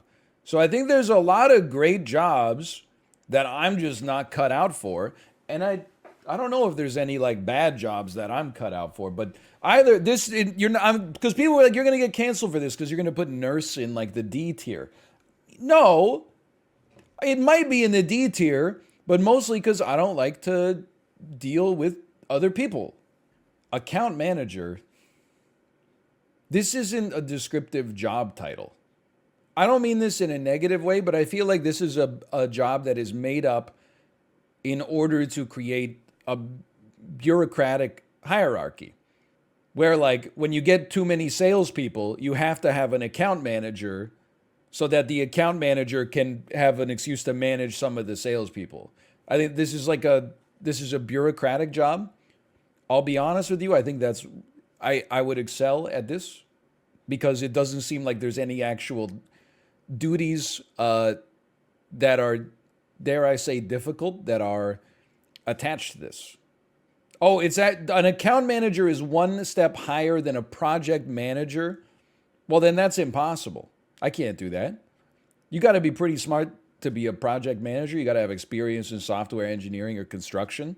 You're one level. But then, like, isn't this one of those things, like, in the software business? Isn't it like the higher up you go, the less you need to know about how the sausage is made? Aren't you more like when you first get hired, you're building the fucking thing. And then when you've been there for 20 years, you're like, let's go, guys. We got catered Quiznos today. Catered Quiznos, and Sean Paul's going to sing a song at the office party tonight.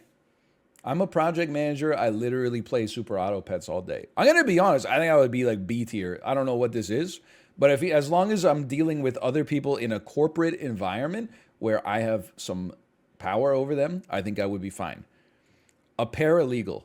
I'm going to be honest with you. I don't know what this is. Paralegal is to lawyer as nurse is to doctor. Okay. In that case, I don't think I would be good at this. This might sound crazy. I think I would be a better lawyer than a paralegal. I think I'm a good public speaker. I think I can make convincing arguments. I understand you need to have an exhaustive knowledge of the law. There are parts of it that I would not be good at. Paperwork being very specifically filed, detail-oriented, deadlines, not always necessarily my strong suit, but I think I would be a better paralegal than a lawyer. Now, a copywriter is someone who writes marketing material. This is something that I think I have some acumen for. I feel like you might not know this. In high school, in careers class, you had to write like an essay and do some research about like what you wanted to be when you grew up. I said writer. This was before like the internet destroyed that for everybody except for Shonda Rhimes. Like I thought that maybe I could be like a fiction writer or something like that. As a word cell and speaking for word cells, I thought that would be a job of mine, which means inevitably, if I was good enough at writing to write well, but not good enough to actually be able to sell print media, I probably would have ended up working in advertising.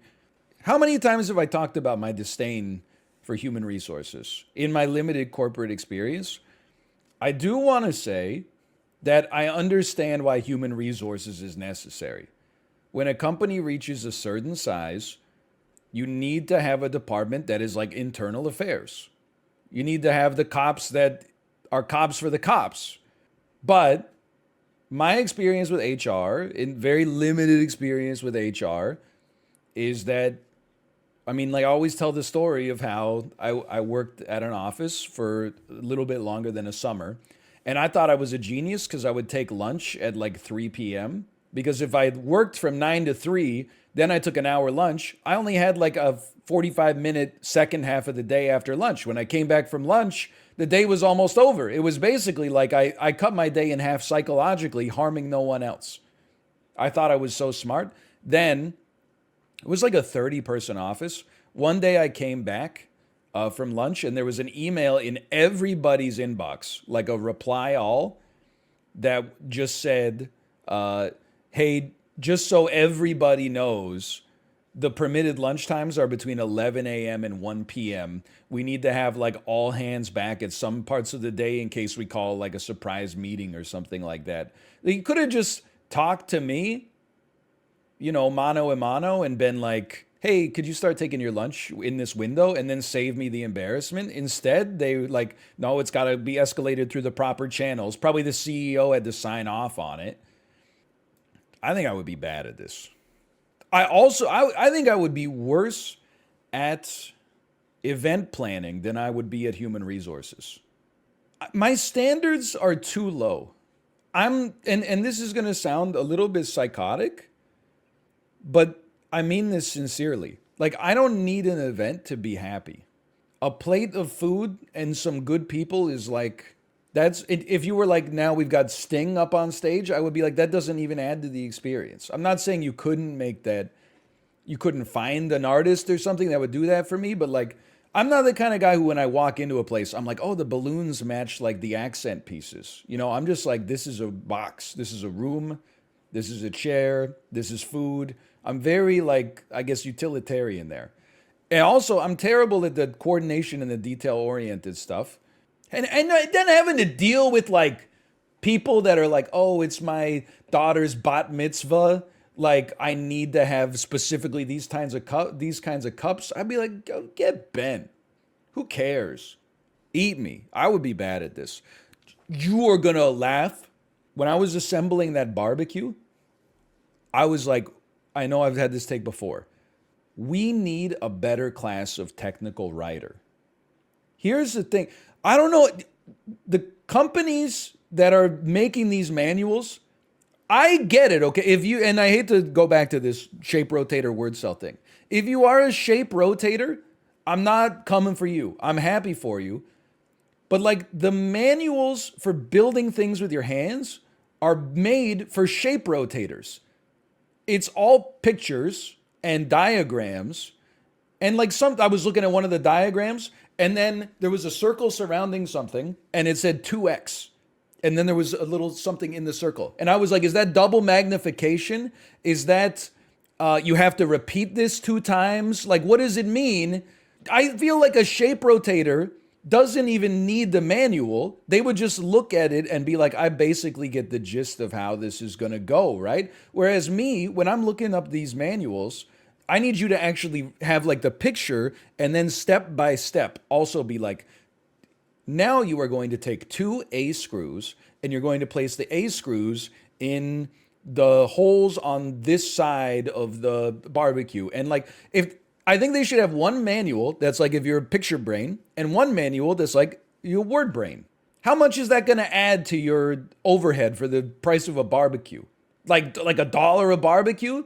Or like another thing, you've assembled a fucking billion of these barbecues at the factory. You couldn't just film someone doing one and walking through it in their head, like, and then you're going to take this screw and put it here. You couldn't film one video tutorial, put it up on YouTube, and then the 50,000 non-shape rotators who are assembling this barbecue on a cold Saturday could just watch it and follow along. Anyway, I think I would be a good technical writer. I think you need both.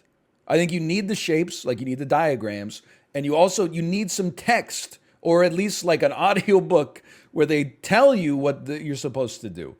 I do not explain things badly. I explain things in the most segmented, stepwise way possible. People are bad at taking instructions. They go, don't tell me the part where I have to put my foot in the shoe. Just tell me how to tie it. And I'm like, well, if you tied the shoe without putting your foot in it, then you just got a little bow tie on the ground. It doesn't do anything for you. They always want to skip steps. They're always like, yeah, get to the part specifically that I don't know how to do, but I can't articulate specifically what the problem is. And I don't want to actually have to go through the 3 steps that'll take 5 seconds in order to get to the real step. Instead, I just want to be there. Look, I don't know why journalist is in quotes, but I will also say, this is basically what I do. So I got to put myself at least in the A tier, but I think I got to stick myself in the S tier. You're not a journalist? Yeah, well, I'm a journalist, I think, in quotation marks. I'm not a journalist with it I wouldn't put it on a business card, but I would be like, if you're going to add sussy quotation marks, I'd be like, yeah. I do interviews sometimes, years ago. That's journalism. Photographer, how hard could it be? Like the camera's doing all the work. It's okay, listen. I don't understand photography. And that's a me problem. It's not like a photographer problem. But I don't know if I've ever seen a good photo where anytime someone's like, check out this awesome photo, it's always like sunset looking out from English Bay in Vancouver. And I'm like, I've seen it 100 times. Or it's a silver platter with Monster Energy drinks right next to Lake Louise in Banff. There's so many. Horrid take. I just don't get it, man. Like, when I see a photo, 99.9% of the time, I'm like, it doesn't strike me as art. It just strikes me as a document, which is fine. Like, I think it's pretty obvious. I think it would be a bad photographer considering I don't even understand it. Try to take some pictures. You'll understand then. Well, I'd take a selfie, well, not a selfie, but my wife will be like, take a photo of our baby. But every photo I take of our baby is almost exactly the same. Like, she's exactly centered in the frame, horizontally and vertically. I try to facilitate like a smile or a laugh or something like that. But that's boring. They're all the same. Oh, all my shots with the sunset in the background are totally different. Well, look at it. It's a tree. It's a damn tree with the leaves falling off because it's the autumn. Really makes you think. Look, it's the Lionsgate Bridge. I took this great photo of the Lionsgate Bridge today. Well, guess what? Is the sun going down in the background? Who would have thought? I don't get painting either. But with painting, I'm like, there's also a craft. I'm like, whoa, how did you paint that? So if you were a photographer in 1910, I would look at your photo and be like, I bet that was tough, man. You know what I'm going to, hold on. I'm going to our photography on my phone right now. I'm giving you a live narration. I could be wrong. How do you deal with people pointing out that your photos are not real because of a professional camera or Lightroom? Just lost a client because people are working for free. Not everyone will like your photos, and that's okay. Clients want their images deleted from... So what the hell? This is like a support group, man. Magical photo of the train this morning, Chicago, Illinois. Look, it's a photo of a train. It's cool. But so what? I could have taken that photo. Maybe I'm overestimating my abilities. That's because I'm not an idiot. Okay? I get I'm obviously wrong. I just don't know why. Obviously, it takes skill to be a photographer, but prove it. Anyway, public relations. I think I would be like kind of okay at public relations on like not community management, which is a different thing. Like if I had to work for like Bungie and my job all day was just getting death threats because people didn't like the stats on the new guns or something like that, I would not enjoy that or be good at it. But like a public relations expert, maybe not expert, but professional, I think I could do it. Because here's the thing, people are like, oh, you just got canceled for your photography take? Here's my PR take on that. Don't acknowledge it. Tomorrow, you don't even remember because somebody's going to say something even dumb. Isn't that most of PR? When you have like a really bad day in PR, don't you just lay low and then wait for somebody else to say something asinine on the news and get canceled? And then hope that they start arguing back. They soak up all the social media attention. And then a year later, you just pop up and you're like, I'm back, bitches. Like, isn't that? I don't know. Okay, people are saying this is not like where you would not be A tier. Okay, I'll put myself in the B. Sales rep is kind of like, I am a natural introvert. Once I get under your skin, I think I tend to have a good rapport with people. They tend to enjoy my company. The first 30 seconds of the interaction, I am maladroit.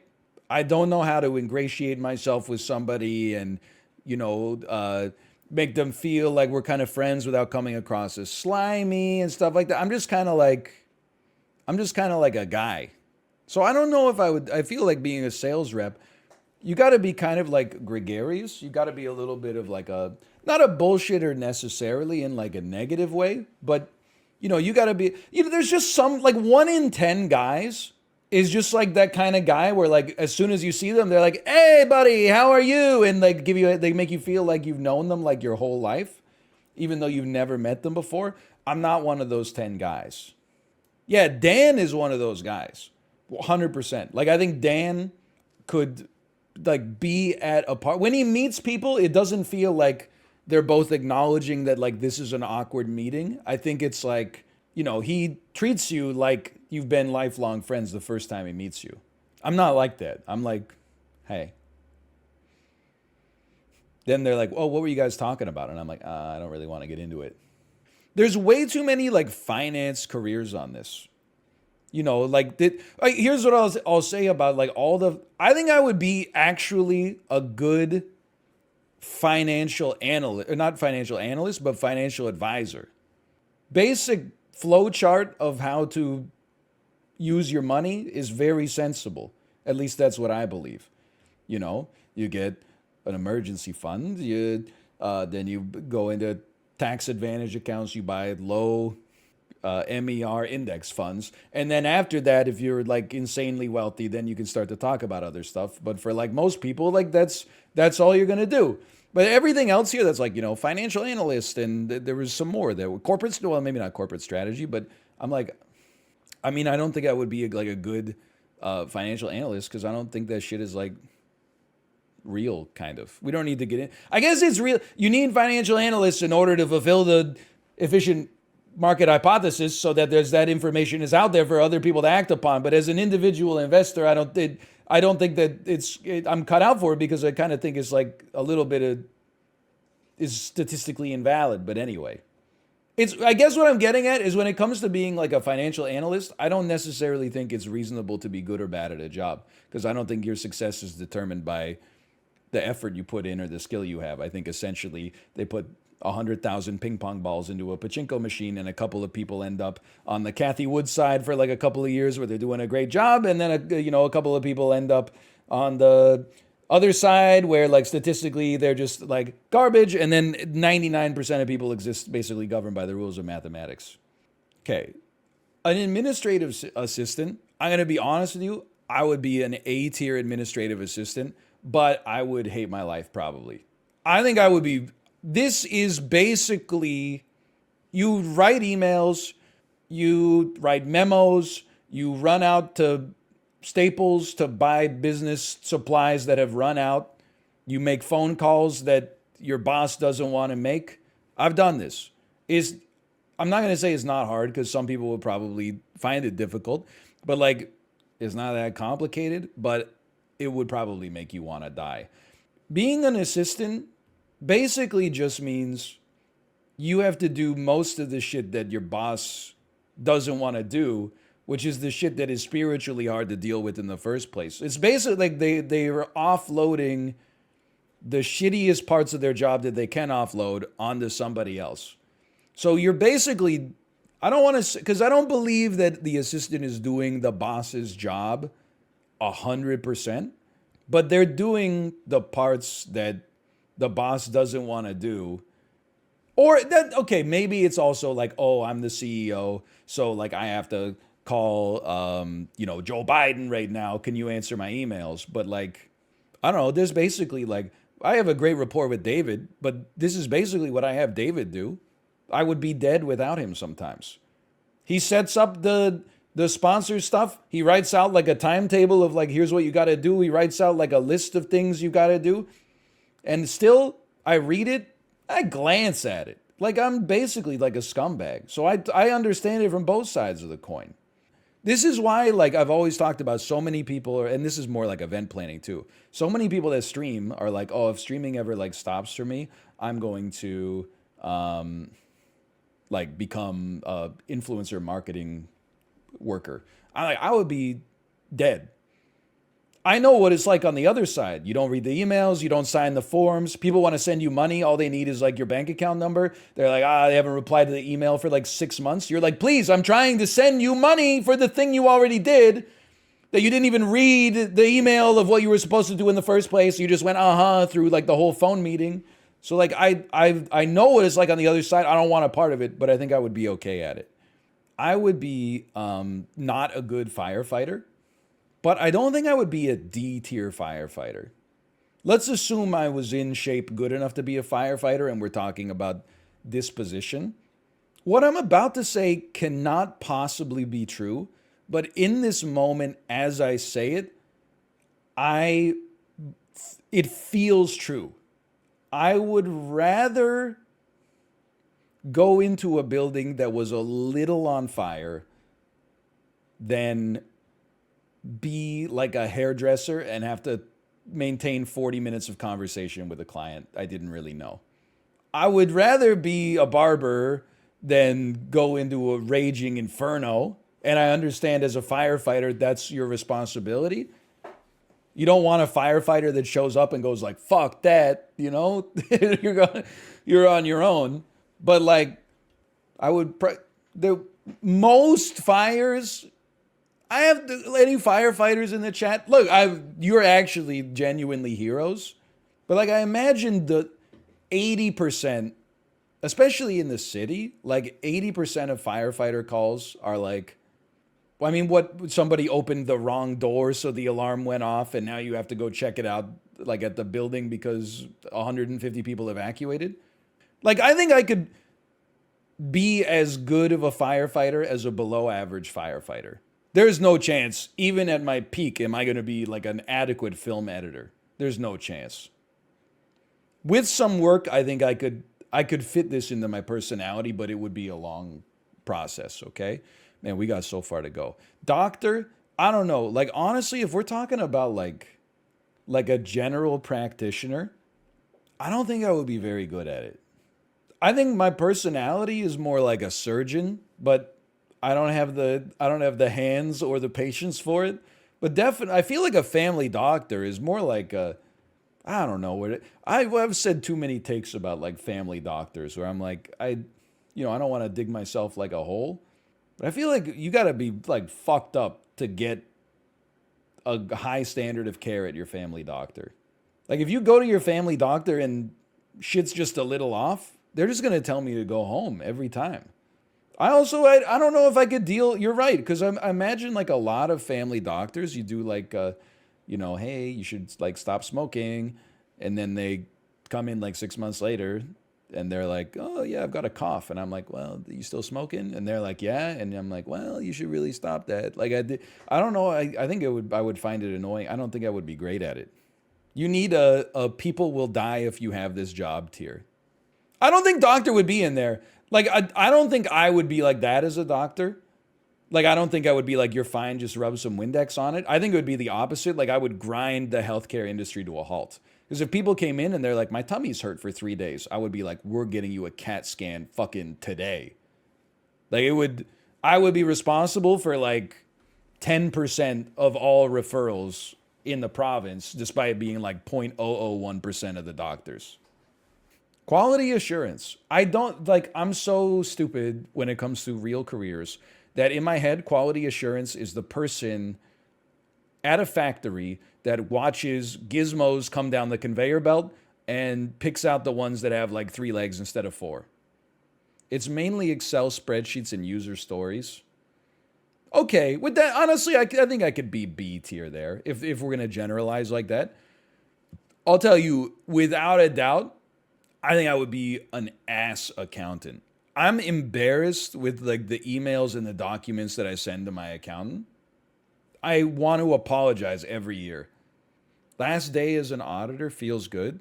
Dude, honestly, that's kind of what I'm... If I was an auditor, I would have to die, I think. I don't think if someone was like, hey, your job is to go through like 5 years of receipts and statements for like this person, I would be like, I'll give you $100 to fucking shoot me right now. Just kill me. I would rather, after I finished it, I would be like, I'm glad I didn't die. But before I started, I would be like, this task is so large, I would rather be dead. Now, the flip side of this, I think I would be kind of like a decent actuary. Here's the thing, an accounting job is like all the data's behind you. There's a right or a wrong answer, and there's high stakes. An actuary is like all the data's behind you, but it could be decades before we could statistically prove whether or not your model is actually accurate. So as long as your model is convincing, I think you could skate by as like a good actuary, and it'll take MetLife Insurance like 2 decades to find out that actually you forgot to like carry a 1 or something like that. Here's the thing though, you know what I gotta know? People are like, look at how many tests you have to pass to be an actuary. Who makes the fucking tests though? Was it like the best actuary of all time was like, oh, here's my secret, you gotta like meet my standards? Because what if the tests are all fucked up in the first place and we're washing out some superstar actuaries just because they don't think conventionally? I don't know. It's my tier list. I'm going to be straight up with you. I think I'd be better as an actuary than as an accountant. I'm not saying it's an easier job, but I think like the idea of like, it seems like more like fulfilling work for me than to be like, to be an actuary and be like, I'm looking at all this data in order to figure out like what the risk of someone with these lifestyle choices has of, developing this disease or something like that. Versus like, hey, here's like all the corporate dinners we went on this year. Can you tell me how many of them I can write off without getting fucking audited by the IRS? Like that sounds like soul sucking. Being an actuary sounds like you're like doing like a guess the weight booth at the carnival. And you're wrong, you're like, okay, pick a prize, like. So honestly, I think I would be kind of not horrible. I would be better as a dentist than as a doctor. Let me explain. The patient at the dentist's office never wants to small talk. It's the worst because your mouth is open. They ask you questions. You got to be like, do they even want me to respond? Do I respond without moving my mouth? Sometimes the dentist wants to talk. But if you are a dentist, I think you're right that being a dentist is kind of like being a streamer. You get to make a joke. You probably have the same joke you can use on every patient, and then they can only react with emotes, basically. They can go, like that's it. Well, okay, so I'm a shithead again. Isn't like 90% of the time the dental assistant's doing like all the routine work, and then the dentist just comes in to look at the x-rays when it's all over, and then the dentist does like all the horrific shit like the surgeries and the implants and stuff like that. But for a routine checkup and scaling, the dental assistant does all the work.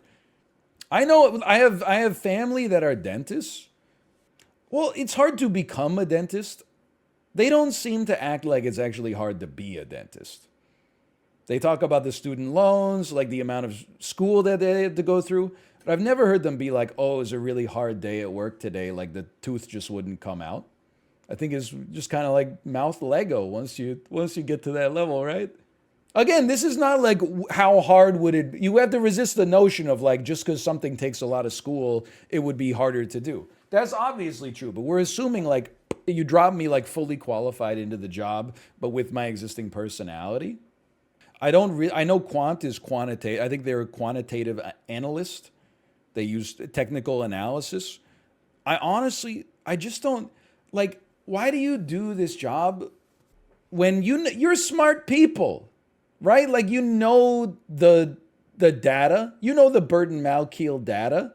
Statistically speaking, every time you trade, you're paying a premium. And the more people trade, it's like a 0.98 correlating trend line that the more you trade, the more you underperform the market index to begin with.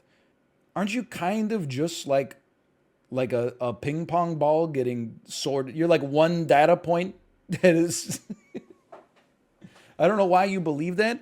Well, I believe in the efficient market hypothesis, okay? At least as an end user. But then there is like a part of me that is like, well, maybe part of the reason that the market is efficient is because you have people working as quants that sniff out any inefficiencies.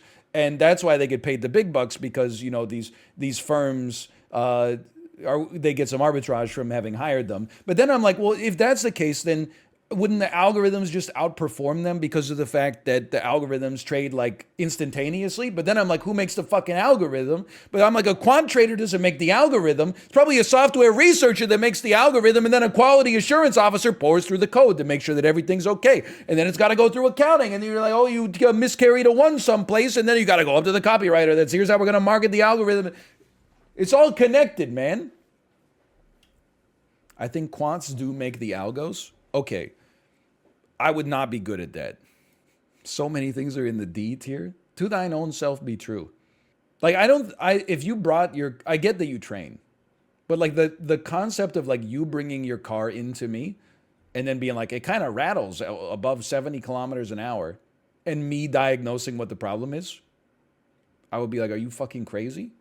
I don't know how many, there's like 1 billion makes and models that are out there that are all configured like slightly differently. I would be a horrible industrial engineer. Anything related to engineering except software engineering, I think I would be ass at. I think I would actually, I'm not saying that I would be a great programmer, like I'd be one of the best programmers in the world, but I really liked programming.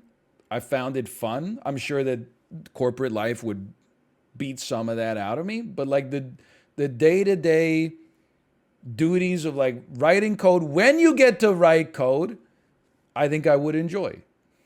Hold on. What is risk management? Oh, it's for the identification, evaluation, prioritization of risks, followed by coordinated and economical application of resources to minimize, monitor, and control the probability or impact of unfortunate events, or to maximize realization of opportunities. Thanks for nothing. So I'm applying risk management when I like don't go for thirds at the buffet because I'm like, I might be too full. That's risk management. I don't know. I'm going to go ahead and say that this is a real job I don't understand, so welcome to be. I would be a terrible policeman. It's like some of the danger of firefighting, so it's not a safe job. Also, I don't think anybody likes to tell people bad news, but I think I like it even less than the average person. I think it would break my heart to pull people over and be like, do you know how fast you were going? And they would be like, you know, crying and stuff like that. A physical therapist, I think I would be very not good at this. I think it is small talk, but it's like even worse for me than small talk because you also have to kind of be someone's support to lean on. This actually might make chat more annoyed than anything I've ever said here. I think I could be good at customer service, or at least adequate. You're too angry? That's because I have the ability to be angry at chat without being punished. If I would lose my job for being angry, then I would be like, I'm sorry, or like, we're sorry that happened to you. You might not believe this, but I'm actually like very accommodating. I try to let people know When we're going to do, sorry, sir, we'll get to you in a second. I'd like to apologize for the delay. I try to keep people on the same page. If they fire the first shot, though, I don't know. Okay, genuinely, I think I would be a mixed lawyer. I do, when I watch a movie where a lawyer fucking goes off in their closing statements and the whole jury's like crying, I'm like, I can do that. I don't know if I've got the tenacity to like read through hundreds and hundreds of hours of case law and be like, here's the similarities to this case. Ooh, this case is bad for us. Let's just hope that the other side doesn't know that this one exists. Like, I don't think I would be good at that. And it's got to be like 5% trials, 95% meeting with somebody. It's like 99-1. Man. I think I would be like if I was like is there any way to just fast track like right up to senior partner? Because like I don't want to do the case law, but I think I could be the guy who's like, hey, all you like Harvard law students, read through all this case law, give me the gist of it. And then I would weave the web of, ladies and gentlemen of the jury, you'll have to excuse me. I'm not used to seeing all these big glass buildings.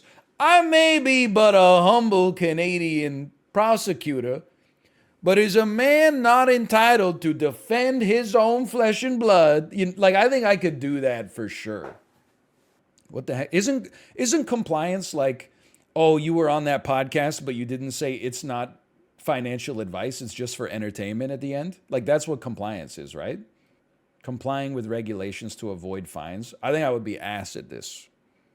I think that basic construction would be the best for me. Do not give me a tool. You need an F tier for this. I'm like, honestly, it has to be at like the bottom D. I can't believe I have a college degree. I don't know what any of these jobs are. What the hell is a biomedical engineer? I have a biology degree. I'm a biomedical engineer. What do you do? You build like prosthetics or look, anytime, this is why, like, if it was like biomedical scientist, I would be like, okay, I don't love lab work, but I can make it happen. Anytime there's like an engineer attached to it, I'm like, I know I'm gonna have to open up AutoCAD and I'm gonna be like, what the fuck? What am I looking at? I can't rotate this shit in my head. Like, if I'm being honest, it's probably like in the D tier again. Or, I mean, maybe in the C tier, because at least I have a relevant degree, but I mean, like, this is getting embarrassing. Here's my suite of soft skills, okay? I'm an effective communicator, very skilled at time management. I'm an efficient worker, believe it or not. I'm good with people, particularly in a corporate environment, okay? So I'm not going to say that I'm a great customer service facing individual, because then you might make me face customers and provide them with service, which I don't want to do. But within the context of an organization, we're not going to have an interpersonal conflict where, you know, I told someone to shut their mouth. I've heard the story 20 times, okay? Like, I know how the game is played. I like to get along with people. I think I'm good at speaking. I think I have an analytical mind for processes, yet I have no hard skills whatsoever. Like product manager, that seems like a job that's all soft skills. Financial advisor, I actually think is kind of like a goated job. Now, you do have to make conversation with people, but like I meet with a financial advisor who watches my content. And I don't mean, I hope this doesn't come across as rude, because I'm not going to say like his job is easy. But I think once you've learned it, it's almost the same thing every time. You go in, you look at their finances, you know, and then you tell them you should save more money. You should invest, and here's how you can invest. And then they suggest something that the bank sells. And then you go look it up on Vanguard or Charles Schwab, and you buy the version that's at like 0.19 MER instead of 1.2. And then, like, yeah, you're getting their risk tolerance and, like, what are your goals? Do you want to buy a house in 20 years? Good one. Do you want to, like, retire at some point? Like, you're just getting people's goals, their risk tolerance, and then you're like, we got the perfect thing for you. I think I could totally do this. It's kind of like being like a personal trainer, not to be rude, but like, you know, it's kind of like being like a nutritionist for somebody who doesn't have dietary restrictions. You're like, well, what's your goal? Oh, you want to lose 10 pounds? Here's how you do it. Then you see him 6 months later and you're like, how's that working out for you? I think honestly, I got to put it in the C tier because like I feel like I come up with great ideas for businesses. Like McDonald's should sell the hash browns after 11 a.m. It's purely soft skills. Here's the thing. I don't like small talk, but I feel like I'm pretty good at meetings. Like when there's a theme for the conversation, that's where I shine. It's where you got to be like, how about the Danishes? Now I'll tell you, teacher's an interesting one. I think I would be like a pretty good professor if I was knowledgeable enough to be able to pass down any information to like college students. But I was not well suited as like an elementary school teacher. And it's 100%, just listen to the way I talk. This is not the kind of thing that like 8-year-old kids are like, that's my favorite teacher. Like I drone, I use words that are too big for no reason whatsoever. Children don't naturally, you know, like sometimes you'll be at like a party and there'll be like one aunt who is always like, whoa, babies, you know, and like all the kids come over to the aunt and then she's like, whoa, look at this, you got it. What is that, a duck? I'm not like that, okay? I'm like that with my own daughter, but I'm not like that with other kids, you know? So like, I was not a great teacher for classroom management, but I think that I embody the skills of a good teacher. I think I could be a good like high school teacher as long as I was in like an academically minded 12th grade class. I think they would be like, this guy's cool. He listens to Yola Tango. What do you mean they're going to tear me apart? This is a high school high. What are you going to do? I just go home after it. You're just like a little kid. You think you're going to say anything in class that's going to like wither my personality? I'm like 2 times your age. It's nothing that happens. You were born in like fucking 2004. What are you going to say?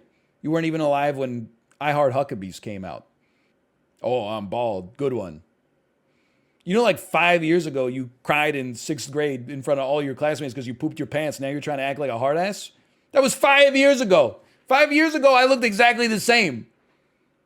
You can't hurt me, okay? Bro, you live with your parents. Your mom pays for every single one of your meals. You probably paid for like less than 5 meals in your whole life. I pay for all of them. For other people too. What are you going to say? What can you say that would take me down? I'm bald. Okay, good one. Investment banking. I apologize. There's one person in chat who just keeps getting more and more tilted whenever I talk about finance. But I listen to like a lot of finance, economics podcasts and stuff like that. They always talk about how like at Goldman Sachs, JP Morgan and stuff like that, all the like junior investment bankers and financial analysts, they're working like 100-hour weeks and stuff like that. And I'm like, fucking why, dude? Just buy VT sacks. Like it's just, you're wasting your life just to have a chance to perform worse than the S&P 500. It's just like, I just don't get it, man. Like, why are you working so hard? The thing does its thing by itself. That's different from investment banking? Well, in investment bank, are you like, is this when the Falcon comes to try to get a loan for his boat so that he can fix it up and go shrimping? Even though his sister wants to sell it so that she can move. And then they tell him that he's like not financially viable. That's what an investment banker does. That sucks, dude. Oh, I would hate that. It's also convincing old people you can beat the S&P 500. I would not be good at this. I would be like the investment banker that keeps a copy of One Up on Wall, or not One Up on Wall Street. That's the opposite. I would keep a copy of A Random Walk Down Wall Street in my briefcase and be like, hey, we've got some great funds, but before you buy in, maybe you'd like to take a little read of this and then send me an email. I would give him the red pill, the Burton Malkiel pill. Anyway, I don't think I would be good at this.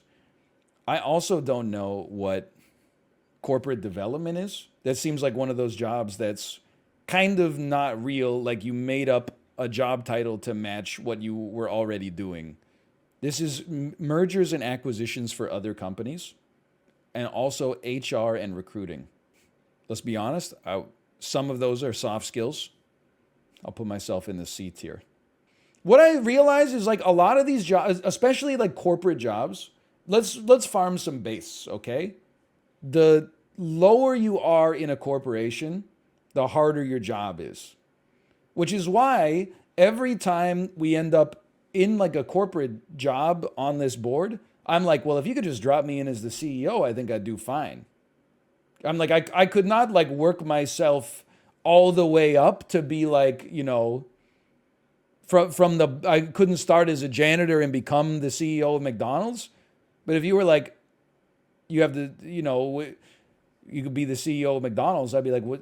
The business just runs itself, right?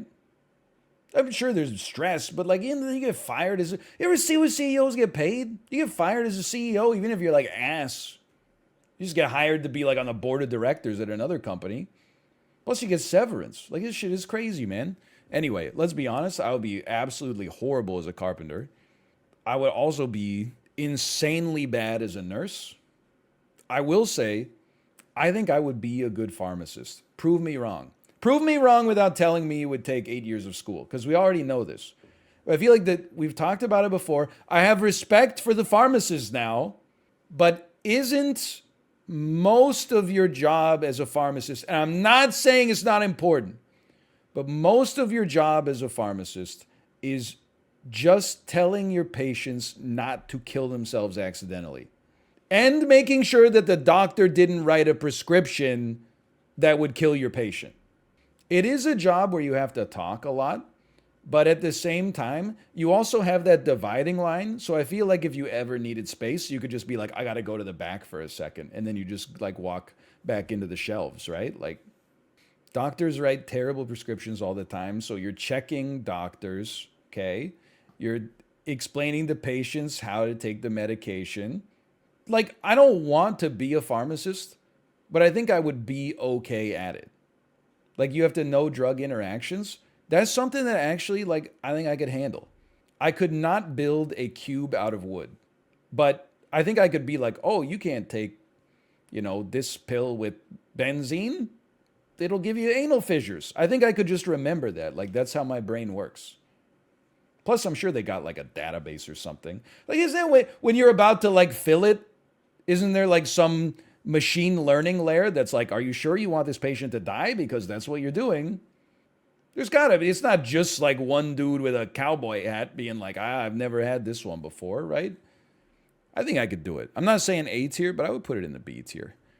I mean, look, anything related to finance, even if I don't believe in it, I think I could probably do it. It kind of sounds cool, right? You're like, you're a market maker. You find, you know, pairs of people buying and selling, something like, I think I could do that. HVAC would be horrendous. Can't even pretend that this would be plausible for me. You're right. I would probably be better as the HVAC system than fixing the HVAC system. I would be a terrible massage therapist. It's all small talk with strangers and touching people. I would be an awful mechanical engineer. I don't know what, apart from software engineer, which doesn't even really feel like a traditional engineering job to me, I don't know if there's a job in real engineering that I could do. Have I ever told you about how, this is me consistently throughout my life. In the 8th grade, our teacher gave us like a fun engineering project. She didn't call it engineering, but she's like, you guys are going to build something. And here, all you have a deck of cards, and you have to build the tallest structure that you can. And it has to last like 30 seconds standing upright. Nobody would like, you know, blow on it or anything like that. But, you know, you just essentially it was like build a house of cards. You can't use any glue. You can't use any tape. I try to build a house of cards. It keeps falling down. I get like a few rows up. I knock it over. I get a few rows up. I knock it over. Eventually I'm like, okay, we got like 10 minutes left. What if we just cut the cards in half and then stack them? Then at least it will be twice as tall as a normal deck.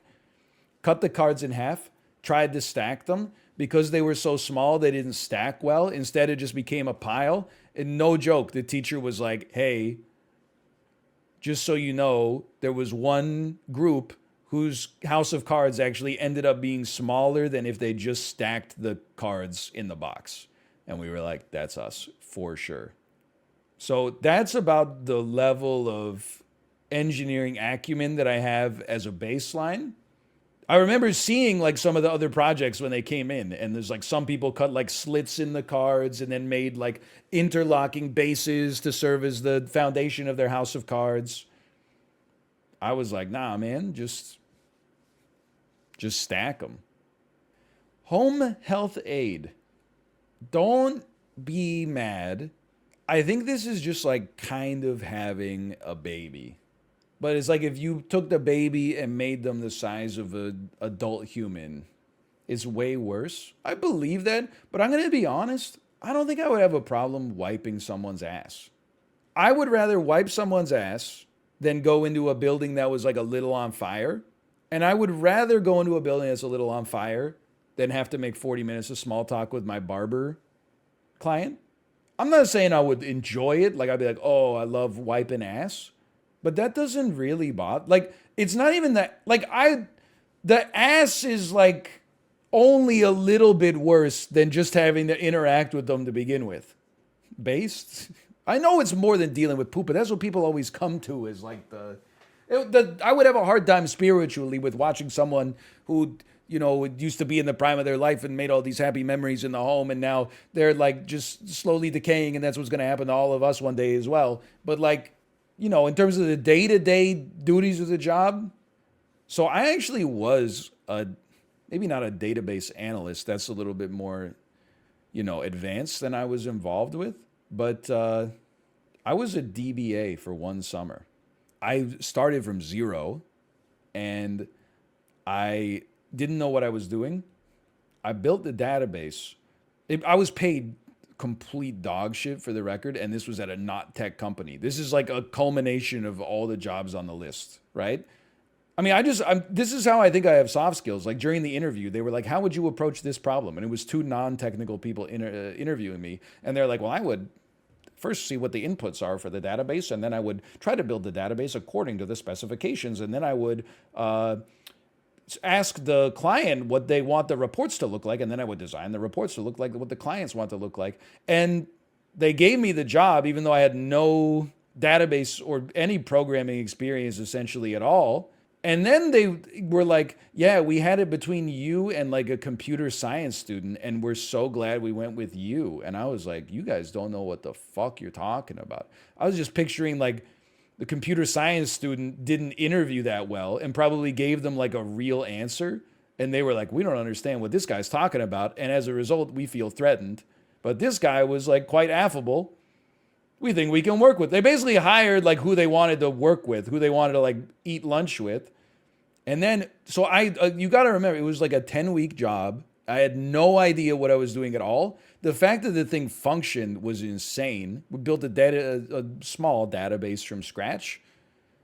And I remember like the last few days of my job, I wrote like this rigorous technical manual because I was honest with them. And I was like, if you ever move these files, I don't know what will happen to the database, but I'm pretty sure it's going to break forever. And I'm not going to know how to fix it because I'm going to be long gone. Like I'm going to be back in school and I'm not going to be able to help. And I remember I got an email like a year later that was like, we had to move we had to move the files off the database computer, and then we can't figure out how to get it to work anymore. And I was just like, that sounds like plausible. It's not tough shit. Like they basically hired somebody that didn't know what they were doing. And I was like, I made it work, but it's put together with like nothing. It's so flimsy. And then it was like, they just like moved a file off of one hard drive onto another. I didn't scam them. We exploited each other. There's a database administrator who's probably getting paid like 90 G's out of university. They were paying me like $9.50 an hour. Technology consulting. I feel like when it comes to consulting, I think I could be good as long as it requires no knowledge of the business. Everyone thinks they'd be a good consultant. So just because everybody thinks that doesn't mean everybody's wrong. It's possible everybody could be a great consultant. How's that for data analysis? You know what? Where's the statistics? I'm moving data analyst up a tier just because of that consequence right there.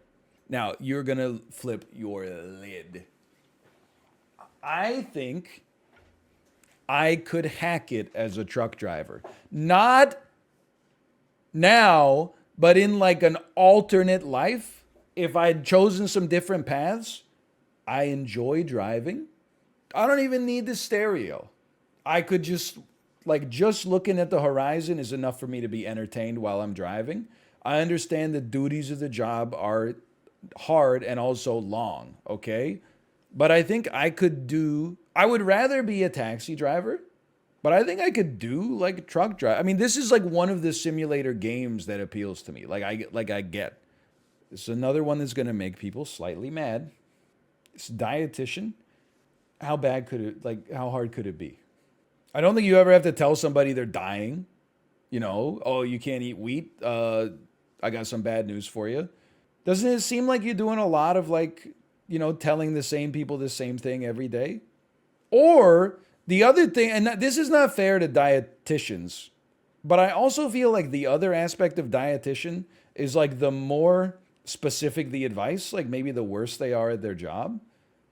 Like, I feel like if you're a dietitian and you're like, well, you're eating like way too many saturated fats, you need to like replace this with kale, you know? Then you're like a good dietitian. If you're like, you gotta only consume clear liquids and like foods that start with an L when Mercury's in retrograde. I think that's when I'm like, you're doing too much and it's working against you. I get that it's like small talk, but again, at least it's structured around like, they come in, you're not like, hey, tell me about yourself. You're like, okay, what's your goal? And they're like, lose weight. And then you're like, okay, stop eating pretzels every night. And they're like, no. And you're like, okay, see you next week. I don't think there's any reason. Like, you've heard me, I know the theory for like what's healthy and what's not healthy, unless you have like specific dietary concerns, like a gluten intolerance or whatever. Sometimes I'm like, I would rather eat 3 spoonfuls of peanut butter than adhere to those principles. Just because I don't have 6-pack abs doesn't mean like I'm not capable of telling other people how to get 6-pack abs. Like, it's simple. It's hard to do, but it's simple, right?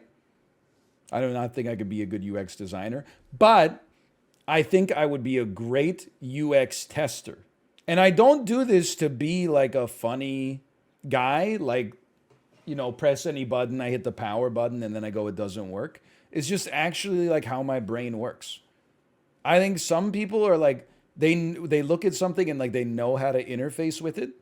I'm not like that. I'm literally like the worst possible consumer. And like, let me give you an example. I have read the Don Norman book, The Design of Everyday Things, and it's very like, it's an inspirational book to me because it talks about like why you should design things so that they, if possible, they can only be interacted with in one way. For example, why does a push door have a handle on it? A handle is something you wrap your hand around in order to pull. It's ambiguous, right?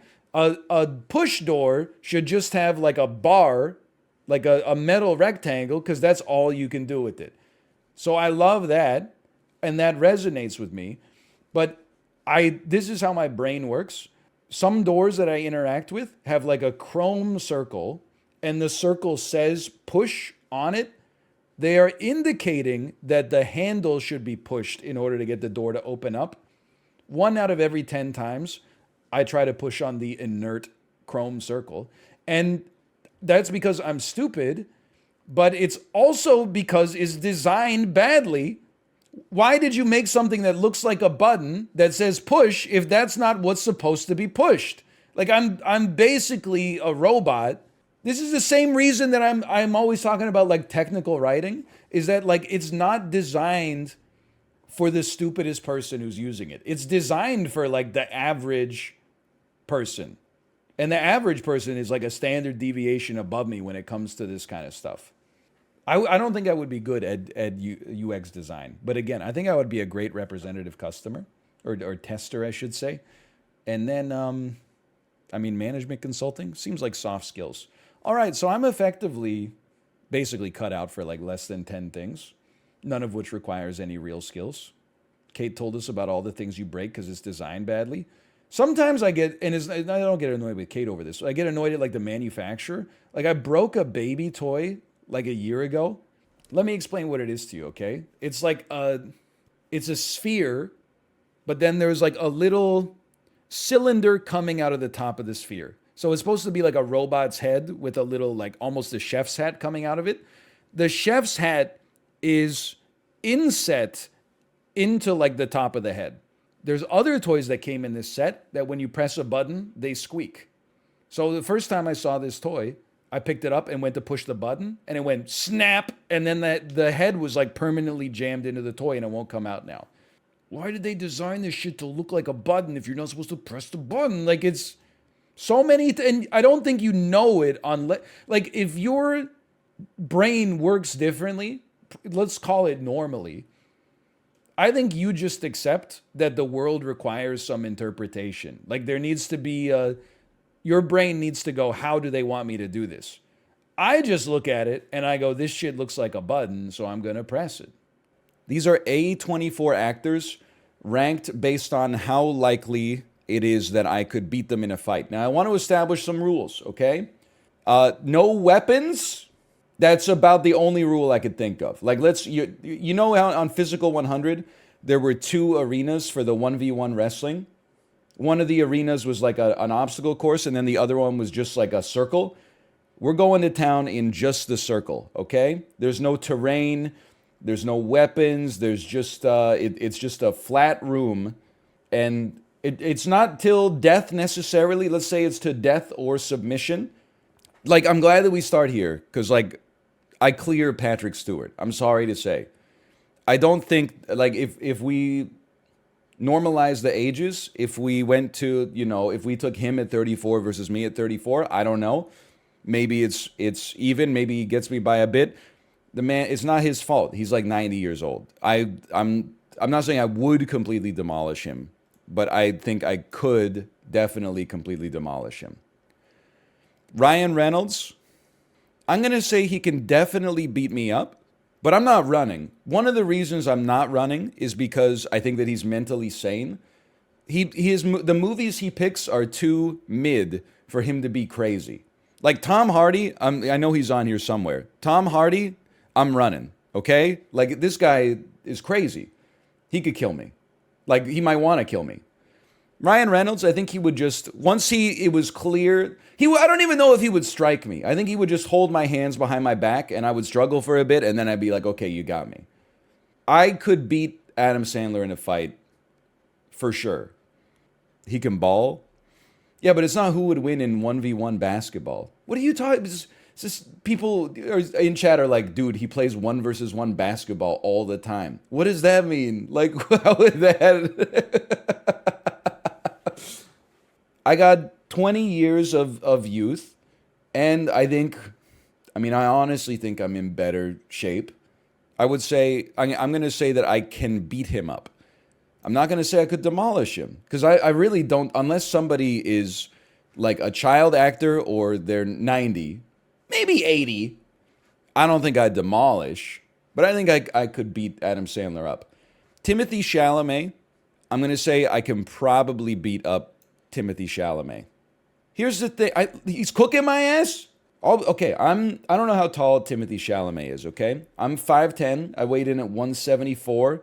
He's in good shape, don't get me wrong, but I'm saying I think I've got enough of a weight advantage that, and not, like, listen, yeah, he's 12 years younger than me, 10 years younger than me. There's a difference between 24 and 34, but it's not as big as the difference between 34 and 56, right? Daniel Radcliffe, listen, I was going to say draw, but then I remembered that I saw the trailer for Weird, and he has like a 12-pack. And he would dust me, I think.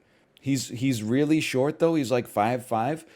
I don't want to be victims, or I don't want to be a perpetrator of hypocrisy.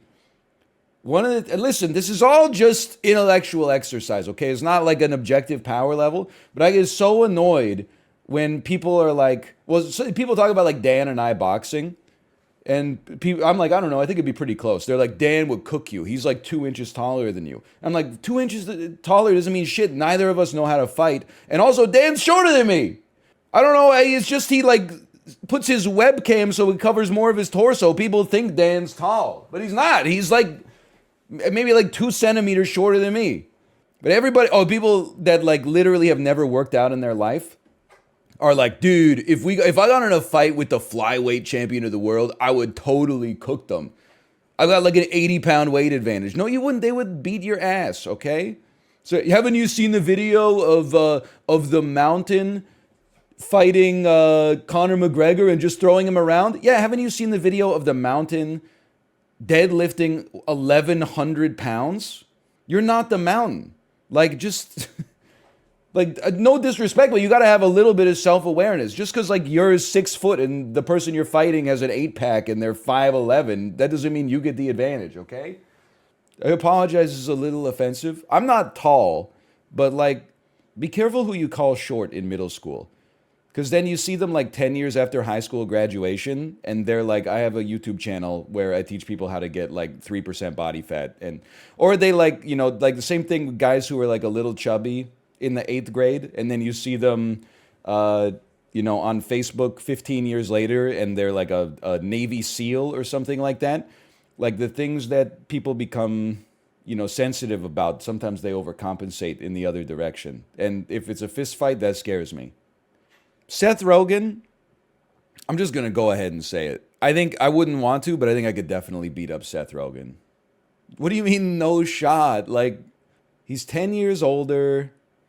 I'm not, like, I much prefer saying someone's gonna beat me up because, like, then I don't have to insult a stranger. But I have to call it like I see it, okay? I mean, if Physical 100 taught me anything, you don't have to be that scared of the guys who look, I mean, not to say that they wouldn't clear me, because everyone on the show clears me easy, even the influencers. But, like, you don't have to be that scared of the bodybuilders, because they get gassed super easily. But you should be really scared of, like, the mid-30s guy with 2 visible abs who's like, I was an Olympian 11 years ago. That dude is going to kill you. Lakeith Stanfield, I need to know, is he like 5'2"? Because I've seen him in Sorry to Bother You, and I've seen him in, he's 6 feet tall. Okay, he clears me. He's definitely killing you. Plus, didn't he have like a secret family or something like that? I definitely don't want to fight any guy that has 2 families. And has, because, like, first off, 1 family takes a lot of energy. 2 families is like, I mean, I got to imagine that it's 4 times the energy. And then you have to keep it secret, which is more energy on top of that. No chance. He's got more will. Tommy Wiseau is a crazy one. And I'd like, obviously. But he's like 60, but he's in great shape, and he's insane. So I think that you should run. I honestly think I could beat him. But then, I don't know, because also, wasn't he connected to like the Croatian mafia or something like that? I don't know if he's like a black belt in Krav Maga or something like that. Like, I think I would, if push came to shove, I think I would have an okay chance, just due to the age difference mostly. But I think I would probably run, because I think he's a little unstable. You know, like sometimes, like I always think of, in the 9th grade, the kid in our geography class who always like covered his eyes when there was a kissing scene in a movie. He was leaning backwards on his chair, and then he fell backwards and hit his head on like the cement wall, and he just started going like, I'm so fucking stupid, I fucking hate this, I'm so fucking dumb. That's the kind of energy I don't want to fight against. I want to fight against somebody, if I have to, that has like a stable life, so that like I don't want to fight against the person that is like, once they knock you over, they're like, this is where the fight begins. I want to fight against somebody who, like, they knock you over and then they go like this.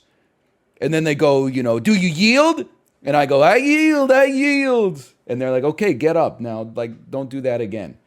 James Franco, definitely better shape than me. Also might have some trauma to get out there because of the fact that he's been persona non grata in Hollywood for like 6 years now. He's also a little bit crazy. I don't know, man. Like, I think he definitely, there's no question he clears me. I just don't know where to put him, you know? Like, I mean, I think I just, his canceling notwithstanding, I think he definitely beats me up. I don't think I would run necessarily. I would also say, people might say Ben Stiller is like a draw. Nah, man, Ben Stiller, even though he's like in his mid-50s, he washes me. But I think it's maybe just a probably. Ben Stiller is in crazy shape. People said, how could you put Stiller here and Sandler here? You're crazy. Ben Stiller would wash Adam Sandler. Ben Stiller would take Adam Sandler 9 out of 10, maybe 10 out of 10. If you look at these two actors and you're like, oh, that's like, they're roughly the same level of physical dominance, like, you got to get your eyes checked at the Costco optometrist. Oh my God, why don't you just marry a basketball? Ben Stiller doesn't do well in one-on-one basketball. Okay, who could I take on the hard court?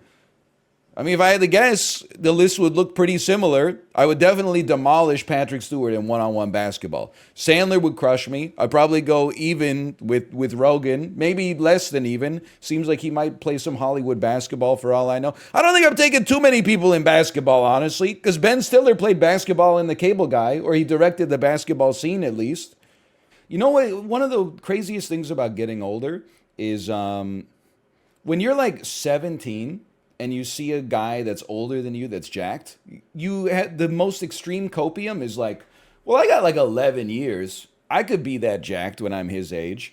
Then you're like his age and you're like, nope. When you're like, you have so much potential, you know, when you're younger, you're like, how long would it take to get that jacked? It would probably only take like 3 or 4 years. I would have like 7 years to spare. And then you're like, you know, then you get there and you're like, oh, I was busy doing other shit. And that's when you start being like, yeah, but they got like nutritionists and personal trainers and like, that's their job. And like, I got other things to do. And like, it must be nice to live in Hollywood and have everything taken care of for you. I live in a food desert. Plus, they're all on steroids anyway. If I was on steroids, I would definitely look like a Hollywood actor if I was on steroids. I certainly would not look like the security guard from Victoria's Secret. Now, Dave Franco, that's about where I'd be like, I think maybe the height advantage could actually work in my favor. Height doesn't matter? I know I said that, but I mean, he's really short. How tall are you? I'm taller than Dave Franco. He's taller than Ben Stiller. I don't know how to say it. I think Stiller clears Franco, the Dave variety. Franco parentheses Dave. And the reason is because maybe I'm putting way too much. I listen. I think you guys are all thinking of Ben Stiller, The Secret Life of Walter Mitty. Excuse me, Kristen. It would really change my life if we could. If you would be so kind as to let me pay for your dinner one night. Oh, please. I'm thinking of Ben Stiller as Tug Speedman in Tropic Thunder with the like machine gun in one hand and no shirt, and he's like glistening. Hey, who left the fridge open? That's who I'm thinking of. It was not decades ago. It was this is like Justin saying that 24 hours is 2 days. It was 15 years ago. That's not decades. That's 1.5 decades. It's not almost 2 decades. It's 75% of the way to the minimum amount of time that constitutes 2 decades. It's not my fault that we pluralize on 0.5. We pluralize on 1.00000000001. It's definitely closer to 1 decade than it is to 2 decades at that point. It's not the English language, you know, pluralizing as soon as you get even one infinitesimal increment over 1, that doesn't mean that it's a mathematical argument. How old are you? Oh, I'm 0.1 decades old. Oh, so more than 1 decade because you pluralized? How old are you? 0 days old. Oh, so more than 1 day, huh? Like, what are you even talking about? According to chat, like the second after your 10th birthday, guess what? Get a job. You're 20. I think I could probably beat up Dave Franco. Now, there's a little bit of maybe like anchoring here because I literally just put like 9 guys in the list of people who could beat me up. Maybe my own ego wants me to believe that this is the most likely target for me to take of the remainder, but I think I could get Dave Franco 6 out of 10 times. Okay, this is the guy. He's the bad boyfriend from Midsommar. Well, you know what? I'm now like, he's buff. He's a horrible boyfriend, though. If the list was like who could be a better boyfriend of Florence Pugh, I would definitely clear him. That wouldn't even be like close because he's very insensitive. What's his name? It's Jack something. Jack from Midsommar. Height, 1.83 meters. Motherfucker. Okay. All other things being equal, and they're not equal because I'm sure that he's probably in better shape than me to begin with. The height probably pushes him over even further, sure. Yeah, I mean, listen, I'll put him in probably, but I think it's probably closer to definitely. I honestly think I can take Will Poulter. I think he's taller than me, but he's a little skinnier. Plus, like, I saw him when he was like 10 years old in a movie called Son of Rambo. And I was like 20 and he was like 10. And that's just kind of like where his strength is anchored in my brain. He tanked up. He's jacked now. What the hell, dude? I should have done this list like last year. Oh, I don't know. I was still chubby back then. Hang on. Will Poulter, 2022. Ah, fuck. I forgot. He's in the damn... Oh, no, dude. He's in the Marvel movies. I forgot. Toast. I think I'd take Andrew Garfield. It's tough for me to say that. I think it's possible that it's just that he's skinny, so I'm underestimating him a little bit. But he was Spider-Man for like 2 movies and then also 1 more movie. Listen, I gotta... You know what? I'll put him in draw. Give me a chance. Casey Affleck? I gotta go with probably on that one. I don't feel like the list is that bad. You got to run from Casey Affleck? Well, he is a little intense for sure, yeah. This is a crazy start, okay? Because, like, if I'm getting up close and personal with a panda, I'm done. But if I don't get close to a panda, how is it going to kill me? I mean, I feel like I could just keep my distance and then, like grab a stick or something and just keep poking it with the stick until it dies. It might take 10 years. But I like a bear, I'm willing to admit, okay, a bear is no shot. I only lose versus a panda if I give up. Panda sprints as fast as a regular bear? What are you talking about? A giant panda can travel at speeds of up to 20 miles an hour. Okay, for how long? Okay, this is not fair. The Usain Bolt of pandas stuns a driver with its lightning speed. The average moving speed of a wild panda is 88.3 feet per hour. That's fucking nothing, dude. Just take the L. Nobody can explain to me how a panda is gonna kill me. It has claws? No, yeah, but how is it gonna catch me? It's a fight, not a race. I'm keeping my distance. I'm assuming, doesn't a panda sleep like 20 hours a day? I'm keeping my distance. Eventually it gets tired. It falls asleep, and then I just fucking like do like a drop knee like right on its temple or something like that, or its windpipe. Like I would have to be an idiot to go up and be like, okay, panda, like it's just gonna grab me and tear my head off. But how is it gonna beat me if I don't do that? We didn't say it was a cage match. We said it was in the physical 100 little like the circle arena. It runs up to you. I can outrun a panda. It's not like, oh, now we're setting up all these arguments like, oh, you're both seated at a chair and you start with your hands grabbing like it's an arm wrestle. How long can you outrun a panda? I honestly think I can outrun a panda as long as it takes. There's no way a panda has any stamina. I mean, you have to remember, how does the panda know it's a fight? Like, just listen, okay? Before you say that that's cheating, what are they gonna like mind control it? There's some animals here, like a wolf. If you put me in like a room with a wolf, That's a carnivore. That's a hunter. It's a predator. I'm in a lot of trouble, okay? Like, we're fighting.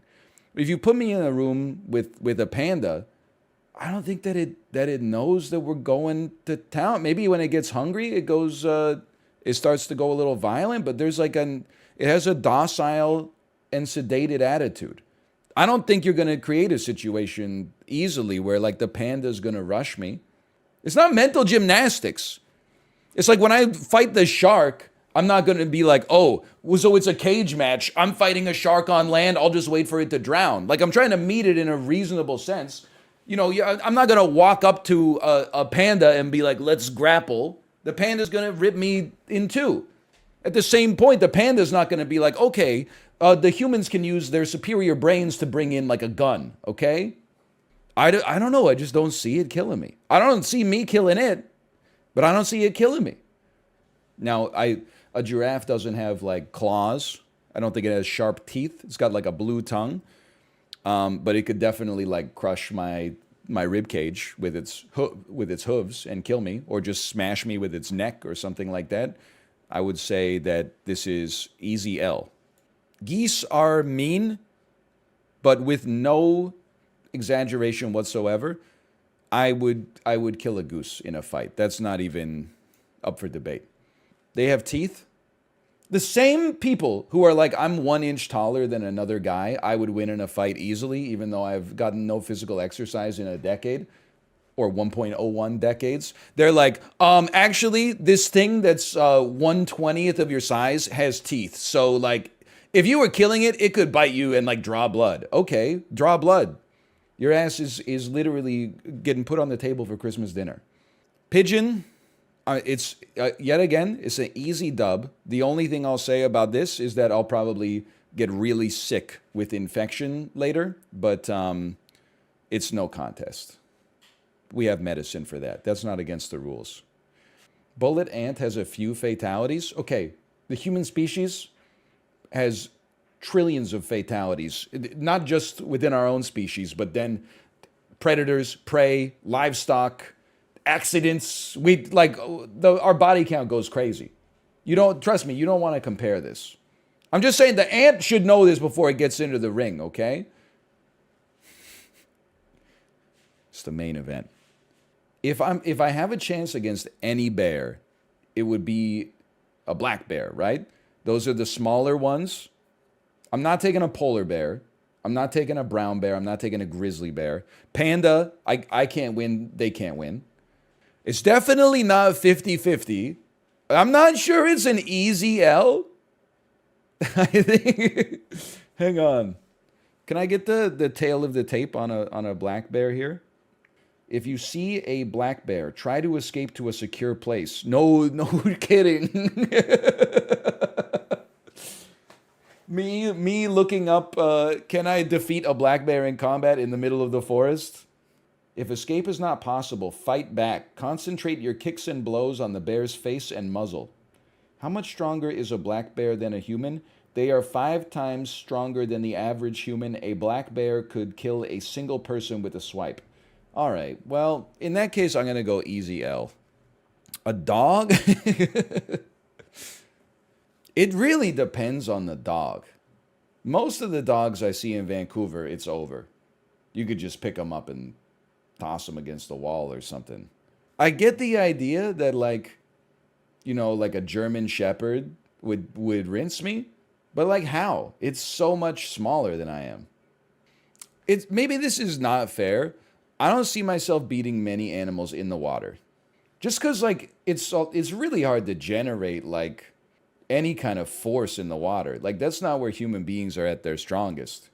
Like, you're not going to throw a punch in the water. It's like throwing a punch in your dream. There's no chance. So I just think, like, honestly, I don't think they have to bite me until I die. I think they could just, like, push me underwater a lot, and then I'll just, like, get gassed and drown. So I'm pretty sure that this is like an easy L. There's just they got too much home field advantage. A jellyfish, I almost have to, like, plead the fifth on this one. Or plead ignorance. I don't understand how you kill a jellyfish. I get that, like, there's some jellyfish where it's like there's no poison. There's some jellyfish where it's like the poison would kill you. So, like, a poisonous jellyfish will probably kill me. But, like, I don't understand how you kill a jellyfish. It's like trying to, like kill slime. You could tear it? It's gross, man. I don't know. It's disgusting. I'd be inclined, let's assume that for the sake of argument, it's not one of the ones that just kills you with poison instantly, in which case, why would we even have it on the tier list? I'm going to say this is draw, no winner. Kangaroo, previously, I would say easy L. After, people have told me that the video where he punches the kangaroo in the face to save his dog is not edited. If that's true, and you can stun a kangaroo with one well-placed blow, I'm inclined putting the kangaroo in, I'd probably lose. But it's not like if I punched a bear in the face, it's just going to eat me. If I, try to punch a crocodile in the face, it's going to eat me. If I punch a giraffe, he's not even going to notice that I punched him. He's just going to step on my chest and cave it in. Like a kangaroo, the dude punches it in the head, and it, like, rears back, and then it sort of, like, freezes. I think that there's at least a chance. It's not like I'm not getting massacred. It's like when Xerxes bleeds in 300, okay? We know that even a kangaroo can be dazed. Like, I can delude myself into thinking that a panda could never catch me, and thus it's a stalemate. Once a chimpanzee decides that the fight is over, it's over. I don't have any advantage over a chimpanzee except intelligence, but even then, they're smart enough to to push the advantage, I think. This is an easy L. A raccoon, not even close. That's an easy dub.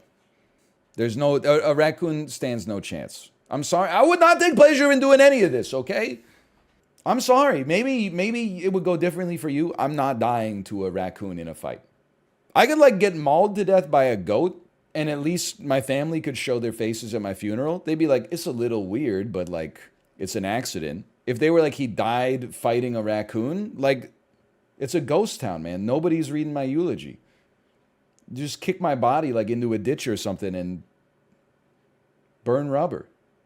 I understand that, like, the L's are, like, scientific almost. I'm, like, looking up bite force and mass. And then the dubs are like, I just don't see it going down like that.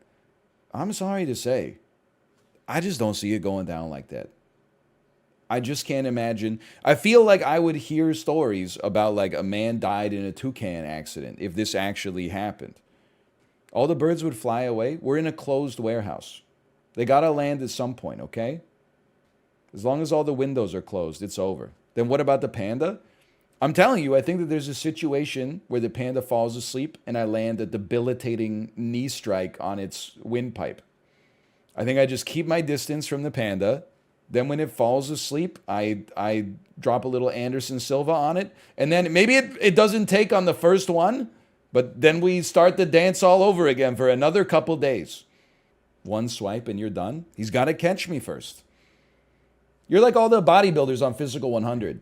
Oh, I'm the strongest man in Gyeongsang Bukdo province. The challenge is bend over for 45 seconds and pick up some Lego pieces that fell on the carpet. Oh, fuck.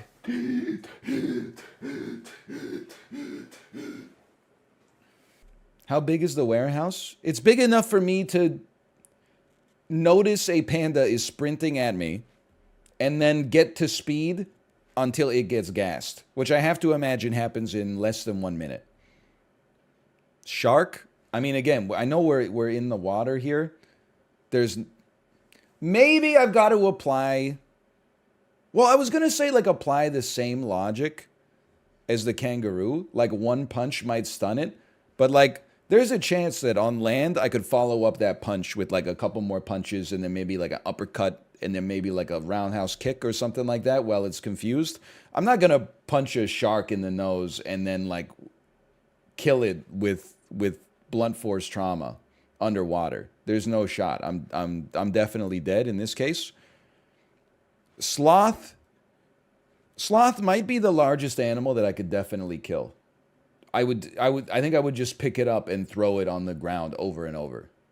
I feel bad. Like, I don't know what it could do. It has no chance. I wouldn't want to. I'm just saying. Move fox down? You're crazy. I would own a fox. I might get hurt, but like, you can get hurt a lot before you die. Like, there are some of these animals I could beat in a fight without sustaining any injury. A fox, I might get bitten a couple times, draw blood. Sure, there would be pain involved, but like, it would be over. A cassowary could kill you? I'll admit, I'm not that familiar with the cassowary. I'm looking at it as if it's just like a turkey. First of all, they'd have to be a fast runner. Cassowaries can run up to 30 miles an hour. Why do they never say for how long? It'd be like me, like being like, oh, I had a great workout this morning. Oh, what'd you do? I ran at 30 miles an hour. For how long? 0.75 seconds. They spend the next hour going. Second, cassowaries are equipped with a very powerful kick and have an incredibly sharp toe which has disemboweled human beings in the past. All right.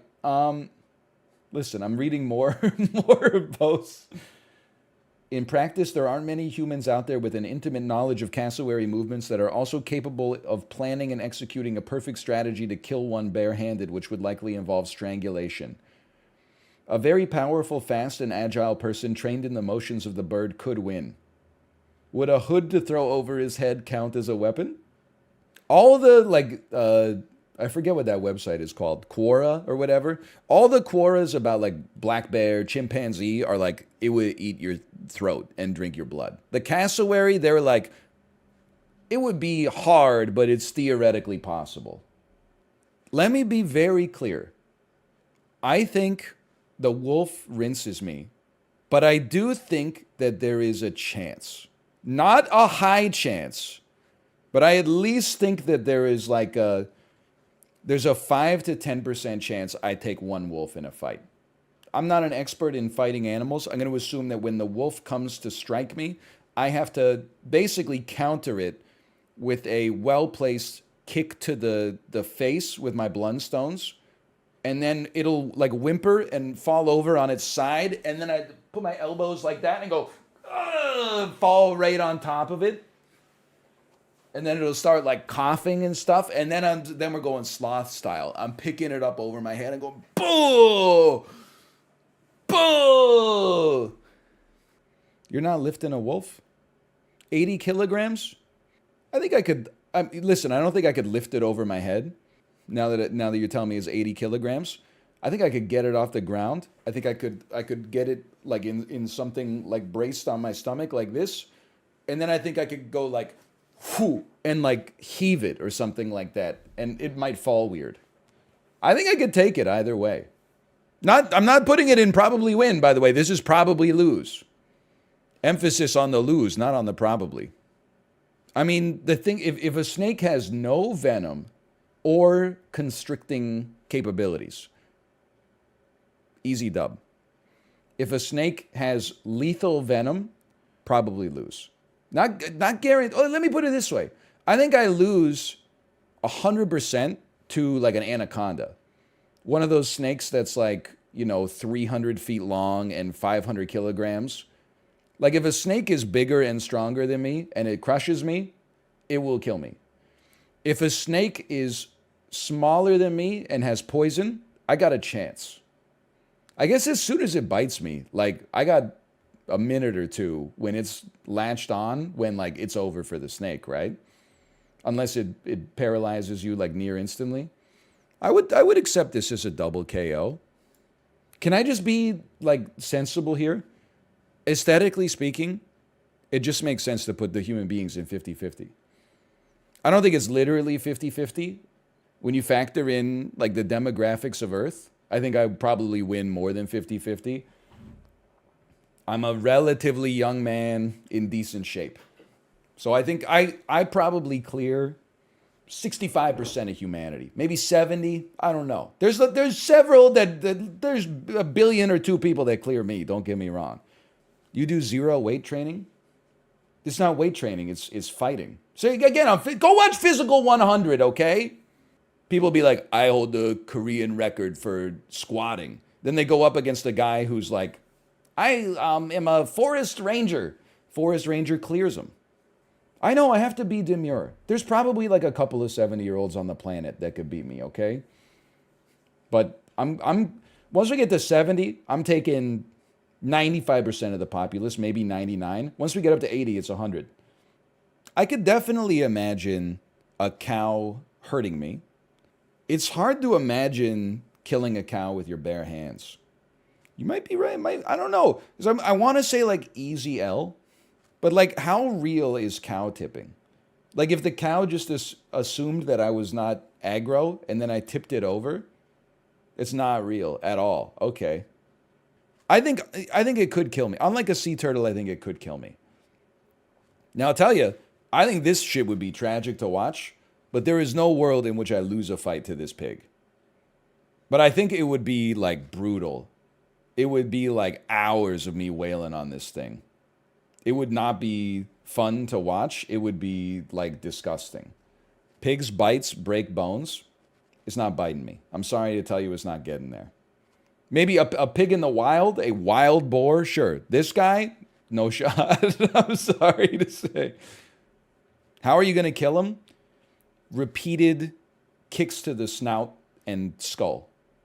Like, this is not a bull. Like, you picture me, like, getting in a ring with a bull? The bull's going to torch me. Look at this guy. I'm not losing. I'm sorry. This is not a 50-50. There's no way I'm losing to this pig. Like, are you going to tell me that the pig beats the dog easily? Or are you going to say that the dog beats the pig? Because my assumption is that the dog probably beats the pig too. The pig beats the dog easy? You guys are insane. Or maybe you're right and I'm insane. I don't know. It's like 5x the weight? Okay, who would you take in a fight? A 150-pound mixed martial artist or the world's heaviest man? The world's heaviest man? Okay, so you're just, like, wrong. I'm sorry. I just don't see me dying to this pig. I'm sorry. I just don't see it happening. I don't think it has the tools in its toolbox to take me out. Please Google sumo versus featherweight. Yeah, but that's not the same either. This thing's not a wrestler. It's just a pig. Like a sumo wrestler trains his whole life to, generate pushing power. This dude just sits around and like eats like apple cores and stuff like that. Mud.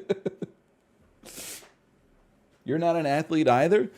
No, I know, but I'm just saying like this. I'm a pig. I don't know. If this pig thinks he's beaten me, he's never seen a guy like me before. That's all I'm going to say.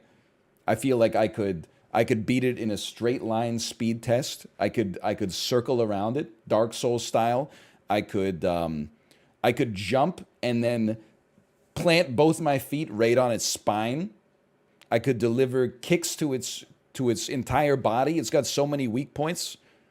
Pigs eat people? Yeah, in like Snatch, when they have like a room full of pigs with no escape, there's like 20 pigs, they throw in a dude who's been shot in the leg into like the pig pen or something, and they get eaten. If it's your regular pig, a human will have pork chops for dinner. I saw a huge farm pig get knocked out by a regular fit man by punching it in the jaw. Where the hell did this happen, man? Farm pig gets turned into pork chops or bacon. A boar would turn a human into ground beef. Someone needs to teach this dude a little bit about the grocery section. Any large pig is very heavy and solidly built, with powerful jaws too. Realistically, even men that can fight will be timid around an aggressive wild animal. They'll kick out frantically, realize the pig is pretty tough, and lose footing or get knocked over. What the is this guy like who works for the CIA or something? Why are you talking like that? Humans are lucky most animals don't act particularly aggressive towards us because most decent animals with teeth could do some serious damage. Yeah, it's lucky for the humans that there's not more aggressive animals out there. I don't know what we would do if all the pigs started to just attack us. Oh, I know what we would do. We would wipe their species off the face of the planet in 6 months. They would be plucked from the evolutionary tree and the line would never make any more leaves. We're lucky. Not, honestly, I think it's the pigs are lucky they're not more aggressive, quite frankly. Anyway, I'm sorry. Listen, after reading all that, I'll pull it down to 50-50. Well, I don't know why, like, none of these focus on, like, what humans can do. They're like, pigs can grow up to 700 pounds and run up to 30 miles an hour. Yeah, well, humans can grow up to 1,000 pounds and run 30 miles an hour. Plus, we got fucking huge brains that invented the damn nuclear bomb. We got some humans can even digest airplane parts in their stomach. Like, it's just there. If we're comparing, like, all the extremes of the species as if they all exist at the same time, you would be like, humans, they clear like every animal. There was even a story of a man who ate nothing but glass. We're comparing, like, an average man to, like, the height of the extreme of every category that a pig could aspire to. You know what? I'm moving him back. Now, porcupine, I'm sorry to say, it's dead. It would hurt a lot. What is this logic? What do you mean? How is a porcupine going to kill my ass? It's a draw? Do you have no will to live? Is you or the porcupine? You're going to be like, guess that's it for me. I had a good run. Oh, here we go again. One porcupine killed a lion. Now all of a sudden, okay, who you got? You're putting your life savings down. Hey, did you know one person won the lottery once? I'm going porcupine. You guys are so stupid. Maybe you lose to a porcupine. There's no world I lose to a porcupine. I'd be miserable afterwards, but I'm happy with this list, honestly. I mean, like, everything in easy win, I'm sorry. There's no chance. The only one that might have a chance is the fox. And even then, I'm putting it at sub 1%. Everything else is torched. I'm telling you, honestly, weakest animal in here, I guess, is the dog. I'm sorry to say. Mankind 50-50. That's just back of the napkin calculation. To be honest, I think I'm more likely to kill a wolf than a camel. I don't see how I'm killing a camel. Break its legs? Are you crazy? Why is so much of this predicated upon the idea that, like, I'll stand still while a panda gores my stomach open and eats my organs, and then the animal will stand still and let me have, like, a free shot? How are you killing a wolf? We went over this. It attacks me. While it's leaping, I execute a perfect, like, I meant to kick your phone style kick right to his snout. And then he falls over on his side, and I hit him with an elbow drop on his soft tissue. I think the wolf gets me, but I'm saying there's a chance. There's a chance I take the wolf. Listen, I think the panda's the most, it's the most divisive of all of these. If we got into a fist fight, the panda would clear me. It would be on the level of, like, the I don't even know. It might be on the level of, like, the great white shark or something. Like, it would destroy me. But I don't see the panda. I don't see it catching me. Did you see the video of the panda attacking someone at the zoo? Okay, someone is doing a lot of work here. First off, was the panda loose and running them down in a warehouse-style arena? Or did somebody fall into what could aptly be described as an enclosure? It actually was? Oh, okay. Well, never mind then. I'm not going to say, like, why? Pandas get the benefit of, like, oh, the greatest panda ever was so fast. But then, like, a panda that's in the Cincinnati Zoo or something like that, you know, he's just sitting there eating bamboo. He's not training for the Olympics, okay? Meanwhile, I have to reconcile the dumbest idiots in my species. Hey, did you see the dude with the 47 IQ who jumped into the panda enclosure and got mauled to death? My ass, do not compare me with him. I have a 102 IQ, okay? It's significantly above average according to online tests. My ass would never jump into the panda enclosure. You're not dealing with the same kind of individual here. It sprints at 30 kilometers an hour for the smallest quanta of measurable time. Until all I want to see is a panda strive score. Are you telling me who's faster in a 100-meter dash? Usain Bolt or a panda? People would be like, a panda. Yeah, but what's the longest you've ever seen a panda run for? 6 meters. That's not fair. Is running away a strat? People were here for the whole thing. We run away from the panda until it tires out. Eventually, it's going to go to sleep. It's going to aptly reconcile that I'm not a valid threat, so it's going to feel safe. And then I get some time to plan, and I like try to deliver a devastating knee strike to its windpipe or maybe like the side of its head or something like that. And then it's going to wake up probably, because I doubt the first one's going to finish the job, and it's going to be mad, and then we're going to start the song and dance all over again. It might take a few weeks, but I honestly, the human spirit is an amazing thing. And the panda spirit, like no disrespect, but they can't even be motivated to procreate to keep their species going. Reminds me of my fellow millennials, anyway. Except they're not so sanctimonious about it. Pandas will just be like, I don't want to. Millennials are like, do you know the carbon footprint that a 7-year-old has on the planet? There's another animals I would beat in a fight tier list. This one, you know what? It's got some of the same animals, but that just means we can rank them even faster, okay? I think there's a simple rule. If I've ever seen someone eat you on Naked and Afraid, I mean, that's an unarmed human. They have some survival skills, obviously, but like, there's no way that I'm losing that fight. I've seen people catch you on the Discovery Channel with like twine and leaves. So like, you're done. This wolf, to me, it looks a little bit more menacing to than the previous wolf. I think it would be a close one, but I'd lose. I think I'd lose. I'm not saying I would win, but I don't think the wolf would be like, that was fun. I feel like the wolf would be like, oh shit, like, I'm glad I got him. If it's in a pack, you're toast. Okay, and if it's one and I'm in a pack, it's toast. Deer over wolf? I mean, listen, it's hard to say. This is why there's rock, paper, and scissors. If the game was just rock, paper, your ass would be throwing paper all the time, okay? But like, I think I am more likely to beat a wolf than beat a deer. In just unarmed combat, yes. Now, what wins between wolf and deer? I think that wolf beats deer easily. If I had the teeth of a wolf, I would do better against a deer, but I don't. I got these little like peanut mashers here. It's just in my head, it seems easier for a human to deliver a lethal blow to a wolf than it does to deliver a lethal blow to a deer.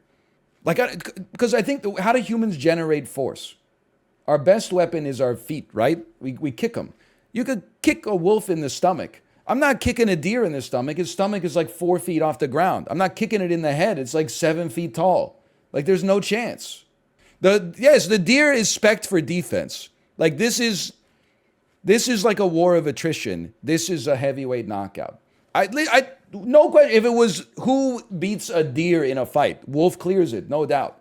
But I think I lose to both in my opinion. But I think I'm more likely as a human being to kill a wolf than kill a deer. Now, in the forest, what would I rather see? I'd rather see a deer because it's scared of me. Now, parrot, I don't even think I have to tell you this one. This dude is going bye-bye. There's no shot. You can basically rip a bird in half with your bare hands. And I know that because I get rotisserie chickens from Costco now and then. If you're too lazy to carve it, you can just dig right in, brother. I mean, I guess that's cooked flesh, but, you know. Yeah, an eagle. An eagle's an interesting one. All the other birds that we've had to deal with have been very small, non-threatening birds. An eagle, so it's a genuine predator. And I think that, I mean, like, the eagle comes down and tussles with you. He does some damage to you. You do some damage to him. He flies away. You're like, I fucking hate this dude. Just come down here and give me a fair fight. I mean, maybe this is egotistical. I don't realistically think it would be a close one. I think they would get a few bites in. I think they would draw blood. I think I would be hurt. But I don't think they would ever be in danger of killing me. It has sharp talons. Literally, if it starts to claw at my face, I'll just wrap my arms around it, pull it down to my stomach in one fluid motion, and then fall over on top of it and just squeeze. It's over. It's done. It's that easy. Dude, if eagles were as smart as us, you'd think they'd be having the same conversation. I think I could definitely beat a human. Bro, how? I'd use my sharp claws to tear open their belly so their organs fell out. Oh, really? And while you're doing that, they're with their huge chests and arms and brains, they're just going to let you do that, huh? You don't think they're going to use their opposable thumbs to grab your skull and just crush it? Did you know human beings are capable of running at up to 60 kilometers an hour and deadlifting 1,400 pounds? There's even been reports of human females lifting cars off of their babies when their adrenaline hits. But sure, okay, you're just gonna run down there and with one swipe, you're gonna cut open his jugular vein. Okay. I'm telling you, I clear an eagle. It would hurt. Like, it's not like a lobster. Like a lobster, I would like invite people over. An eagle, I would be like, this is a movie for real. I have to say, listen, the same thing with the turtle. I said the turtle last time was a draw because the draw was open. No draw this time. If I had to bet overall, I would say I'd get a few hits. If there's no chance for a draw, the panda beats me. I have no way to kill it. But I do think I do some damage. I mean, people might take some issue with this. I would rather fight like a llama than a deer. But I do feel like it's kind of hard for me to deliver like a killing blow. So I think I would put it in like wolf tier. Like I think the wolf, if my power level is like normalized at like, 100, and then like a gorilla is like 500 and a lobster is 1, a wolf is like 175. Very, very strong chance to kill me. A llama is like 102, but its defense value is like overstated. Like there's no way for me to kill it. I literally made up the numbers and the scale, and someone said it's actually more like 225. What is wrong with you? I invented it 3 seconds ago. It's not real. You know what it is? Is like, I'm looking at this, you guys are looking at it like a Goku versus Vegeta power level thing. I'm looking at like a lot more like a US presidential election, okay? And like there's different matchups here. Like, sure, if you put like candidate A up against candidate C, candidate A clears them. But that doesn't mean that I do better against candidate C than I do against candidate A, because there's different candidates appeal to different states, which have different electoral values, which have like, you know what I mean? He's actually right. I know! I finally, it took me a couple hours, but I finally found like a good metaphor for it. It's like, you know, sure, maybe Joe Biden beats Trump in 2020, and then you're like, oh, really? But you got like Pete Buttigieg up here. And I'm like, yeah, well, Pete Buttigieg, he might not be the guy if the guy he's going up against is the deer, but maybe if Pete Buttigieg is going up against the Komodo dragon, then that's what you need in 2024. I don't, like, you just need, there's different, you got to evaluate them all on A versus B versus C versus, you know, you got to evaluate them all against each other. You can't just do like, oh, really? So like you think a sea turtle could actually kill like a flying animal? No, I think I could kill both of them. Cheetah, you could hit it, but you'd likely lose. Cheetahs are weak. There's no shot, dude. Cheetahs are beatable? Really? Hang on. I love that all of these come up with real results, by the way. Who would win in a fight? While cheetahs are stronger and faster than you, you still have a fighting chance if you're being attacked. It's possible for humans to win a fight against a leopard, as in the case, I know this says leopard, but this is just the first result. As in the case of 56-year-old woman who killed an attacking leopard with a sickle and a spade and survived with heavy injuries. And the case of a 73-year-old man who fatally tore the tongue out of a leopard. Okay, the first one is invalidated based on weapons.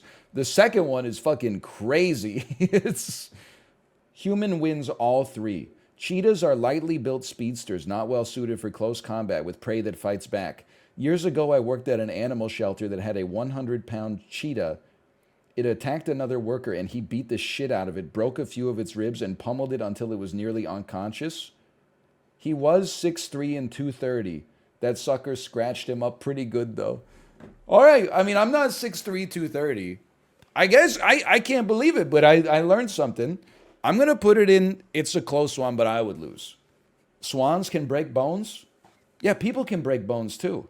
Who do you think would win in a bone-breaking competition? I'd probably put my money on the person. I got bullied by Canada geese in high school. I didn't. If I was there, it wouldn't have gone down like that. Why do you have cow as less likely to beat you than, or more likely to beat you than wolf? I can't beat a cow. I can't kill it. It's like trying to kill like a rock. I can't, you know, like in an RPG when you go to like a late game area by accident and then you like hit an enemy with your sword and it takes off an imperceptible amount of their hit bar. Like their health points come up and you can't even tell that you did damage. That's me versus a cow. Now, a wolf's DPS is crazy, but it also has, like, I would do some damage to a wolf if I could hit it. Google man versus wolf. I don't need to. I've seen The Grey starring Liam Neeson. This was written by someone who loves wolves. I'm going to read it anyway because I'm intellectually honest. An unarmed human could not beat a wolf in a fight. Wolves are too strong, fast, and ferocious for a person to overcome in the vast majority of cases. Okay, it says vast majority. It doesn't say impossible. So which is it? An unarmed person could not beat a wolf in a fight, or it's unlikely. Wolves are apex predators that should make any lone person recoil in fear that they should encounter one in the wild. Okay, we get it. Like, you love wolves. The only chance a human would have would be to somehow use their strength and body weight to take down and choke the wolf to death. That's not gonna happen, though. Why? Source dude, just trust me? Before you imagine yourself putting a wolf in a chokehold, you have to realize that even most domesticated dogs can fight their way out of having their nails clipped. Are you stupid? It's because you don't want to hurt your dog by like restraining it to the point where they're going to be like breaking their arms trying to get out of this.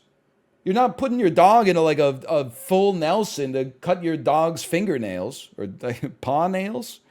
What would most likely happen is the wolf would stalk the human, waiting for them to make a move. If the human runs, the wolf would follow, waiting on the individual to get tired. That's when the attack will come and the person will be too exhausted and scared to fight back. Okay, so it doesn't even like fit the terms here because we're dropping them both into an arena. If the person stands and fights, the wolf will probably test them by lunging and dodging, delivering a bite here and there. Eventually, the wolf is going to see there isn't much in the way of danger and will attack. The human will go down in so much pain they won't be able to fight back. I mean, I'm sorry to say, Dave, maybe this is how it would go down, like, for you, because you love wolves so much. But, I mean, I would like to at least... I didn't say I would beat it, for the record. I said it would beat me. But this is not how it's going to go for me. I'm at least going to fight back a little bit. Who would win in a fight, a wolf or a man? It depends on the will to live and the human. In general, the human should win in most cases, even when badly wounded, and he may die if his wounds aren't treated. The human ability to grab, be it a stone, a stick, or even just the wolf itself, is a game changer. A human can punish, break bones, and just strangle the wolf, while the wolf can pretty much only bite and scratch, which a human can do too, actually. Me going to town on a wolf. I don't know if I put too much power level in with the human scratching.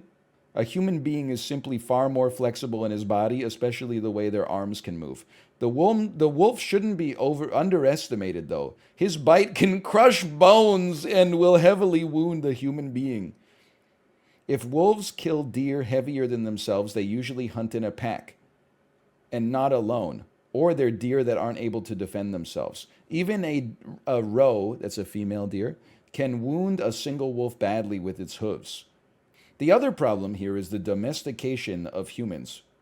When you allow me to call it this way, the fight or flight mechanism of the body is not really trained in many people. Most people just don't fight anymore, even when they have to survive, which can be observed in the many situations in which people get bitten to death by a single dog. They just haven't learned to be violent, which leaves them oftentimes helpless in such natural situations. A modern Western city man or woman that never had to spend a night outside and never had to fight would probably lose against a wolf. Our ancestors would win but die from their wounds due to no or bad medical treatment. A modern human that learned the will to live in the wilderness would probably win.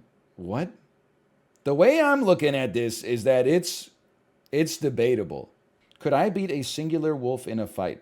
The answer is yes, although I expect you underestimate the power and reflexes of a wolf. As someone who's had direct experience with captured and hybrid wolves, I can tell you, unless you've been in the presence of one of these animals, you simply cannot understand the beast's incredible strength and destructive potential. That being said, you clear it easy.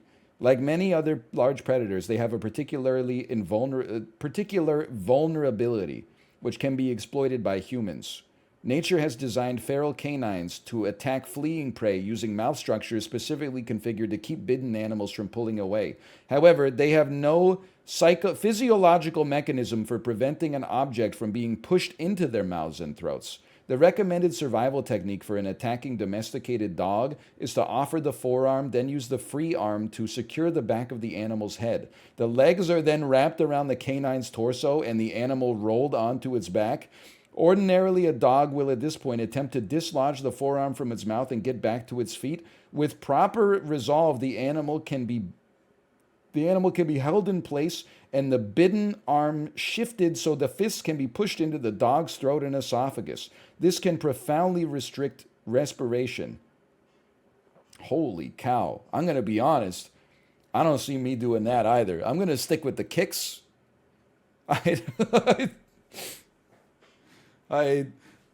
know, that'd be a great scene in a movie, though. You could have that, like, hey, who would win? Like, when the characters all meet in the lodge and they're getting ready to go, like, ice fishing tomorrow, they have an argument over drinks. Who would win in a fight? I think I would beat a wolf, honestly. No way, dude. Blah, blah, blah, blah, blah, blah. You're an idiot. Blah, blah, blah, blah. Look it up. And then they read the whole thing, and then they're like, oh, okay. And then, like, a wolf starts hunting them. And then the guy who thought he could beat the wolf is like, don't worry, guys, I got this. And he holds out his arm like this. And then the wolf just comes and bites it clean off and runs away with it. And he's like, ah! That would be a great scene.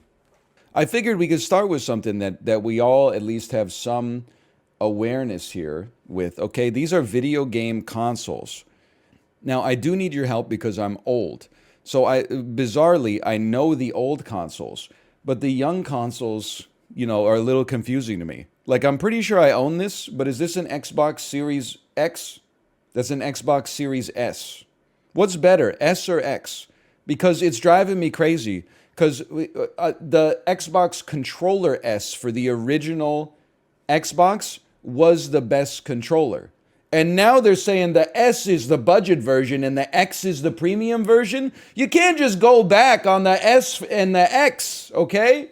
It doesn't make any sense. And not to mention, we went Xbox, Xbox 360, Xbox One, Xbox Series S/X. Like, it's crazy. At the risk of annoying people, I did not play or own the Dreamcast. We almost bought a Dreamcast when I was Dreamcast age. And then the guy at EB Games told us, Sega's in trouble right now. You may not want to buy this because there would be no support for it later. But I really wanted one because of the VMU in the controller. And then I do have to do him a solid. He didn't know that 20 years later it would be like, if you didn't have a Dreamcast, you're not a real gamer. But he was a soothsayer. He knew the future. Because he said, like a year later, we're watching TV, and they were like, Sega has discontinued the Dreamcast and is like going out of hardware publishing. Now, the Xbox One, wait, that's the final version of the 360? This is the Xbox One. Okay, never mind. The Xbox 360, this is the Xbox 360 Series S Dark model, right? I bought one of these when I came, no, that's the Xbox Series X. Then what is going on here? What is this? What is this and then this? This is two of the same image. I'm losing my mind. I'm going off. This is a Xbox One series. I thought the cooler fridge. No, you guys are crazy. This is an Xbox One. Sorry, no. This is an Xbox 360. I see the big chrome eject button. This is the Xbox Series X because it looks like a little mini fridge. Yeah, the 360 Elite. Thank you. Yes, this is a 360, 100%. Wait, no, you're right. Two down from that this is the 360. I'm starting to finally respect Nintendo for completely changing their style up every single game or every single console, so I could at least recognize them. Top left is a 360 per Wikipedia. Okay, we take those. All I ask is then, in that case, which one of these fuckers is the Xbox One? Is this thing with the Kinect, right? No, that's another 360, isn't it? No, is this an Xbox One? You can't even see it. I gotta scroll, sorry. Is this an Xbox One right here? Yes, that's an, okay, all right. Well, I'm inclined to say, and again, we're gonna get some triplicates here. The Xbox 360 generation for me was like the best generation. I'm putting it in the S tier. Online gaming went from like some people have it to it's built into the console. The generation lasted like a decade. It's also, for me, that was the era, like it came out when I was a high school senior, I think. And then it lasted until I was like 27 or something like that, maybe 25. That's it's a period of your life. You get some good gaming done. I got some great memories here. Guitar heroes, rock bands, Xbox Live indie games. You're right. This is like the birth of the modern indie game boom. You get your Limbos, you get your Braids, you get your et ceteras, et ceteras. I didn't play Call of Duty, but this is when Call of Duty really kicked off. It went from like a big franchise to the hugest franchise. Now, was it built well? No, they red ringed like crazy, without a doubt. But in terms of like the enjoyment that I had with this console, it's absolutely top tier. Also, I feel like this one didn't red ring that much. I feel like this was the dude that red ringed like crazy. Like this was the one that you were putting in the oven to get the soldering to reset. It's a Nintendo 3DS. I have some good memories of playing the 3DS. It's actually a DSi. Okay, what the... Maybe I don't respect Nintendo. Okay, I did not play the DSi. Now, if there's one thing you need to know about me, I don't put respect on the classics just because they're classics. I was born in 1988. My parents would always be like, oh, you got to check out this Atari game. Okay, guess what? Atari 2600, maybe no good games. Maybe the most noteworthy console that has no games worth playing in the modern era. The NES has a couple of games that are still worth playing. Maybe even a few. No game on this console is worth playing except for historical curiosity. I don't know. My parents are in their late 50s now. They will always be like, oh, I had so much fun playing like Galaga back in the day. You go back and look at Galaga, it's like a triangle dodging dots. Every sound effect is just... There's only 2 sound effects in the Atari 2600. One of them is... Pew! And then the other one sounds like someone's crinkling a Sun Chips bag right next to your ear. First off, someone said Pong. Pong is not worth playing. I'm sorry. If you're in 2023 and you're like, oh, I want to play a classic, play Super Mario Brothers, okay? Do not play Sonic the Hedgehog 1. Play Tetris. Do not go back and play beep, beep, beep. It's trash. I'm sorry. I hate this console. I think it has nothing of merit in the modern day. There's no reason for it to be there, okay? Like, I recognize that maybe this is not a fair comparison, but like all of the games on the Atari 2600, even the best game on the Atari 2600 is essentially just like a mini game that you would play once in a modern Final Fantasy game and then be like, oh, okay, let's play the real game now. I don't, maybe it's because I'm a product of like the late 80s and the 90s and the 2000s, okay? But like, it just seems to me like I gain no entertainment going back and playing Atari 2600 games. It's like, this is an even worse take, but it's like movies, you know? Like, I can watch a movie from 1981 and be like, wow, what a good movie. But if I watch a movie from 1910, I'm not like, whoa! And then and dude, like he's standing still and then the house falls on him, but like he's standing where the window frame is, so like he doesn't get hit by it. Like people that were contemporary that were watching it were probably like, this is the craziest shit I've ever seen. It broke new ground. But now, like I'm watching that and I'm like, what the hell is this old crusty nonsense? Show me the new Ant-Man. I feel like that's the Atari 2600. Like, It's amazing. I've seen like some documentaries on gaming from this era. There's literally dudes who are like, yeah, they gave me like 3 weeks to program Missile Command, and I just worked 19 hours a day and did it. That's incredible that you could do this in 1979 or whatever. But at the same time, it is not held up. That's my 2 cents. PS3 for me, it's a chicken and the egg. Did I not play the PlayStation 3 as much because of the fact that it was worse than the 360? Or did I not play, or am I rating it worse because I didn't play it as much as I played the 360, you know? This is so rude to say. I feel like this is like, you got the Xbox 360 like if you have friends, and you got the PlayStation 3 if you were like a solo boy. Like on the Xbox 360, you would be like, I'm playing Call of Duty with my friends, and on the PlayStation 3, you'd be like, you guys have fun. I've got to pop in another 6 hours to the new Persona. I'm not trying to make you feel bad. I'm just saying. I mean, for me, this was like, it's better than the Wii U, but we sacrificed the F tier here to turn it into like, I'm not playing it.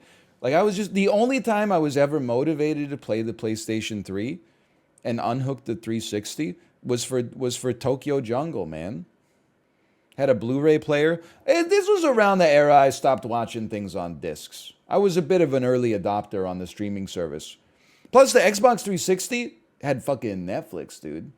That was crazy. Some of y'all weren't there. You'd never gone over to your friend's house and he's watching Breaking Bad on his Xbox 360, and you're like, oh, what's going on with this show? And he's like, oh, it's pretty good actually. And then you watch Hank get in a shootout with 2 members of the Mexican drug cartel with absolutely no context at like the end of season 2, and you're like, yeah, it seems pretty good. Then 5 years later, you go back and watch the whole show, and you're like, man, that was actually like... It's a big spoiler. I shouldn't have been watching that. I don't know what you do with the Virtual Boy. Everyone knows it's shit. I've been saved by a couple of game store angels, I'm now realizing, in my life. Because my parents, we talked about the Dreamcast. Admittedly, they saved me from playing, Soul Calibur and Power Stone, Panzer Dragoon Saga, or Panzer Dragoon. No, wait, I'm thinking that's the Saturn. Either way, the game store employee was like, you might not want to buy this yet. Let's see if Sega's going to be around a year from now. Virtual Boy, same thing. We went to a game store called Nomax. My parents were like, we think he'd like a Virtual Boy. And then the employee was like, hey, there's been reports that it's making children go blind and giving them really bad headaches. And they said, oh, never mind. Probably saved me. I appreciate that the clerk, he could have easily sold it. But instead he was like, he felt like he had a duty for public health. I guess what I'm learning is that like, I feel like there's a lot of mid consoles. Chat's doing the 2-button thing. They're like, how have you played me flaming NL for having not played half of these consoles versus me calling NL rich because he almost got a Virtual Boy in 1996. Like, I don't have control over any of this. Door handle tier list. Now that is up my alley. Hang on. Door handle.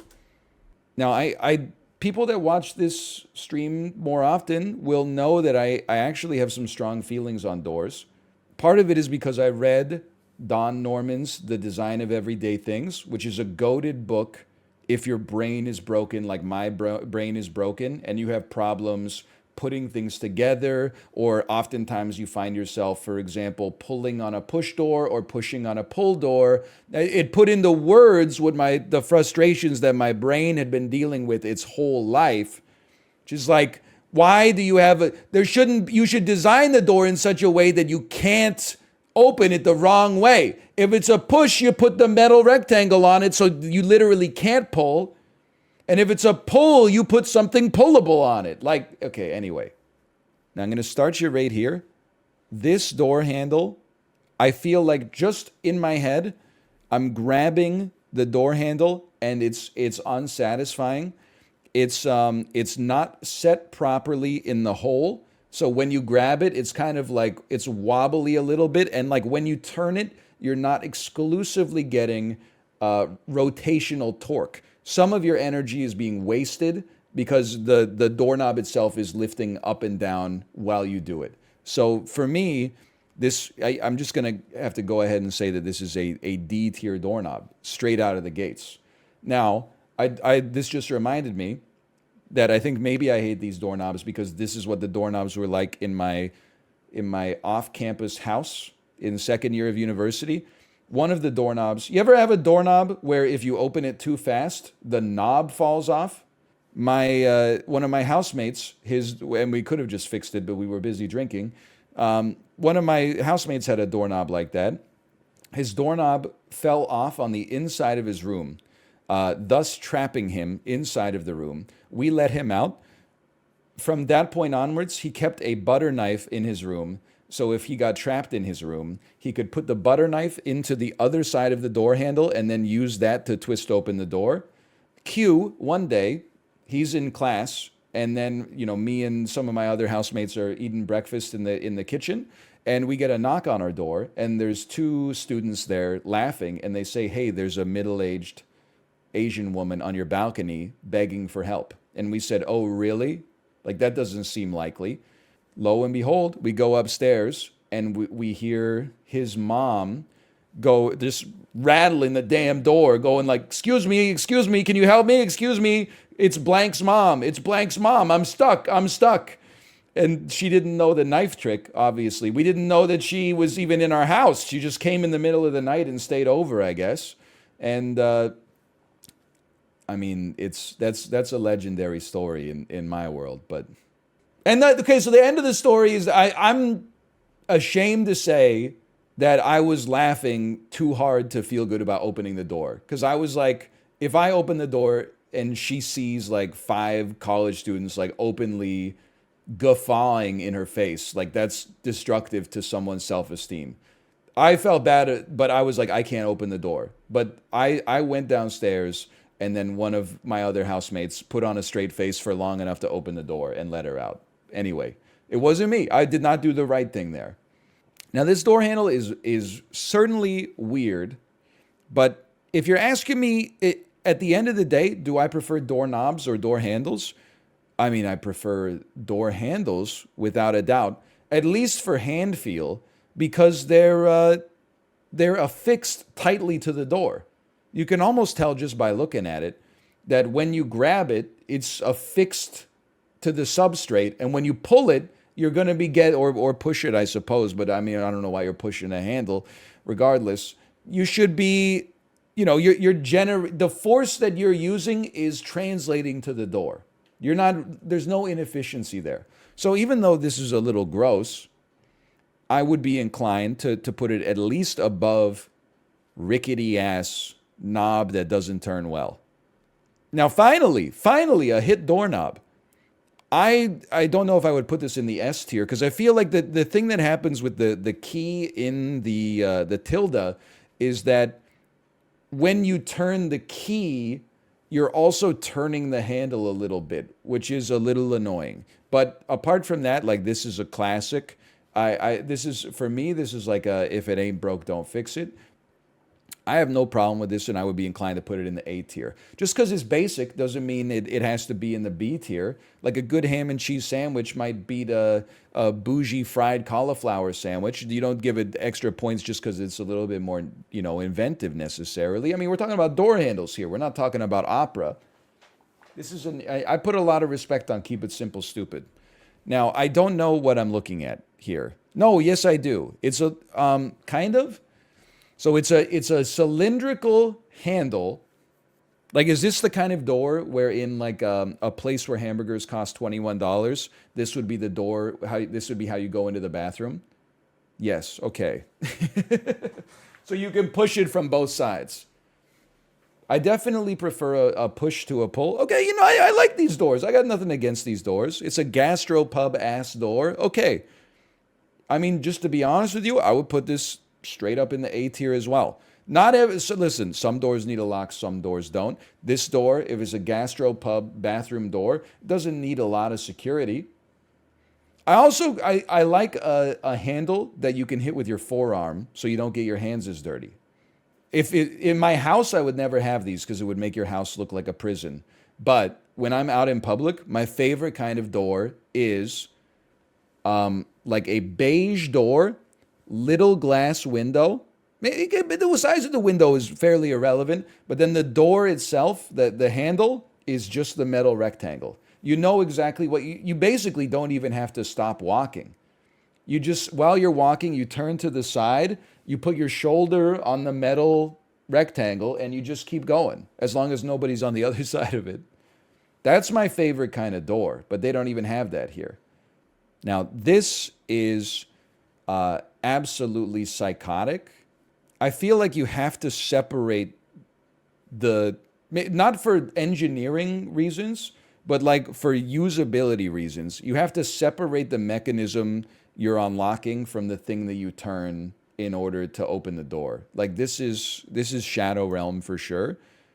This also, to me, I'm putting this one a little higher, not by much, but I think on the Psycho like locked handles, I'm moving it up above this one, which is just crazy. This one to me feels like you run a business out of the ground floor of your home. Like it seems to me like maybe you're like a CPA and your accounting office in your basement requires this door. Okay, fair enough. I mean, this is let me put it this way as well. This feels like an exterior door with security to me. This feels like an interior door with security. To each their own. Now, this is like a hotel door. It's a metal rectangle. You know I love it. It's got a handle. It's got the benefit of a handle, but it's also firmly affixed to the wall. I feel like I have to put this in the S tier. The one thing I'm going to say, though, is that this, even though it's in the S tier, it's not the superior hotel door. They've now moved to the NFC reader instead of the key inserter. So they've come a long way. Now this, I'm anti knob to some extent, but this is close to like the platonic ideal for a knob to me. I would probably prefer this one. There's just something, maybe it's nostalgia. I must have had these in a house when I was a little kid, with the rotator to lock it, and then someone could stick like a quarter into the slot and unlock it. I can just feel the brushed aluminum like in my hand right now. I got nothing against this one. I would be inclined to throw it in the B tier, absolutely. And you know what? I think that we don't need to go through too much of a song and dance. I would put this one right in the B tier as well. Listen, this one does have a lock, but the lock is easily circumvented. It's more for your own peace of mind. But then this one has a nicer aesthetic to me than this one. But anyway. Coming to take me away for my takes. Minecraft ass doorknob. I mean, there's a reason that they're rounded. You know, if you're opening a door, it's somewhat heavy. It puts a little bit of pressure on your hand. You don't want many sharp edges. It just seems to me like I don't really know what this is going for. But you know, if they had two of these squares and then a metal bar in the middle, oh, that would be S tier, dude. And then you grab the metal bar and you pull. I find myself very confused by what I'm looking at here. It's a door handle that becomes a flashlight.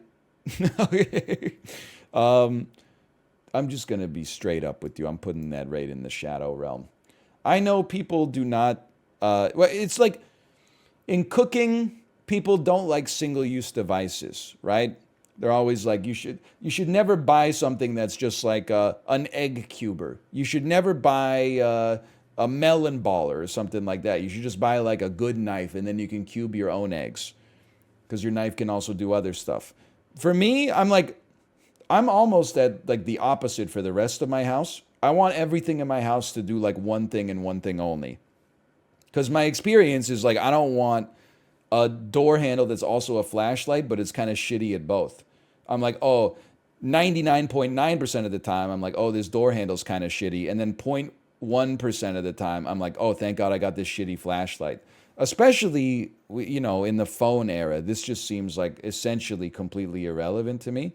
Yes, thank you. Like modern software development paradigm. I don't want a method that does two things. I want two methods that do one thing, and if you have to do those two things, then you make another method that calls those two things, or you get the idea. I like it all to be. I like every house to be built out of pieces, not like modular pieces, not like grouped units. I mean, this obviously belongs in the shadow realm. I don't know what this is. I don't know if you put something in the mouth. I don't want to do that. I don't. It is Craigasm. And then yet again, I don't know what I'm looking at here. I feel like this is a bottle opener hanging on a hook. This is a push. It's a thumb press door. Thumb button door. Oh, yes. Okay. So you grab a handle and then go thunk. It's dude. Whatever happened to these boys? These used to be everywhere. These used to be on like every suburban house's front door. Now every house has like those Scandinavian doors where like even if the house only has 7-foot tall ceilings, the front door is like 25 feet tall. It's made of slate, and then it has like a chrome handle and then like one incredibly thin window on the other side. I'm not talking about Norway, Talia. I'm talking about, okay, it's not in Scandinavia, but I'm talking about Iceland, okay? We've been going to open houses lately, so we've been driving through all these neighborhoods where like people have taken their Vancouver specials and then demoed them and then built modern houses on top of them. And like every single one of them is like, it's got like a 17-foot high mahogany door and then like a little thin rectangular window. They're not really McMansions. I don't know. We need a new name for the Icelandic mansions. Reykjavik mansions. It's like it has an alliteration, but it's not as good. Anyway, I work in door and hardware manufacturing. Is it possible for, and this is a genuine question, okay? Is it possible to make doors that when you open them, don't leave a space to put your thumb in, so that if you close the door on it, you end up getting one of these?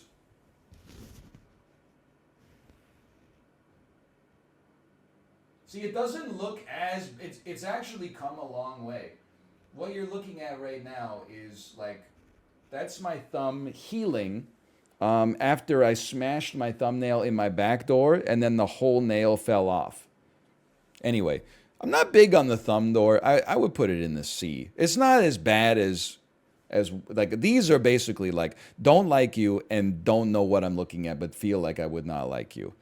This is also really bad. This is another one where I feel like on average, you have to rotate like 90 degrees to open a door.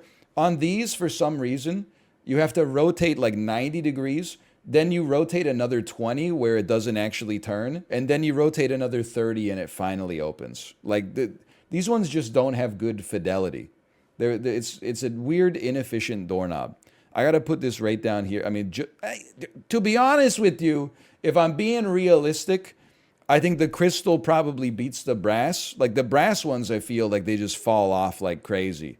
But again, that's based on my own personal experience. I think crystal clears it by a little bit, but not enough to bring it up here. Now, this looks like a door you have to suck on to open it. Am I losing my mind? What is this? It's a breathalyzer. They should have this in bars, but like not to make sure you're sober before you go in, but to make sure you're like drunk enough to pay $12 for a Michelob Ultra. I honestly, I just don't know what it is. I have no idea. Go to the shadow realm. I mean, this is a classic Don Norman situation. A door is a very simple machine. It divides two areas, or divides one area into two areas. All you have to do is figure out how to open it, okay? And if you can't figure out how to open it by looking at it, probably in 0.1 seconds, but especially if you're looking at it and talking about it for 30 seconds, then your doorknob is fucked. You're fired. Now, this is going to sound crazy, but this door handle is worse than the other door handle because it doesn't it this feels like you could actually mess something up in your shoulder by shaking hands with it and then trying to pull. Like that doesn't feel like that's an action that human beings should be doing that often. Wrapping your hand around the hand and then pulling makes sense, but to have to like grip it like that and then slide it back doesn't feel right to me. So I'm taking it a step further. I'm honestly gonna banish it to the shadow realm. This is they should have put this last because there's more meat on the Jaime Lannister door, as Jay just said. Because this is just a little pocket door like this. I got nothing for it, and I got nothing against it. This is like the sort of thing in a Vancouver condo or something like that. This would be like the door that separates your bathroom from your bedroom in a 1-bedroom apartment that's 400 square feet. And then the realtor would be like, so this is your ensuite. And you're like, the whole apartment is just one room, basically. How can I have an ensuite? It doesn't make any sense. Well, you see, you don't have to walk 3 extra feet out into your living room and then turn left to go into your bathroom. Instead, you could just go straight from your bed into your bathroom. So, I mean, it serves a purpose, but I mean, I'm not that fond of it. I really thought this would be more contentious, to be honest. Like, this is not. Everybody seems to mostly be on the same page here. You know what we should do? Take a screenshot of this. And I'm very passionate about this as well. If you think I'm crazy about Norman doors, don't get me fucking started on shower controls. Every single shower has a different control, especially if you're in a hotel.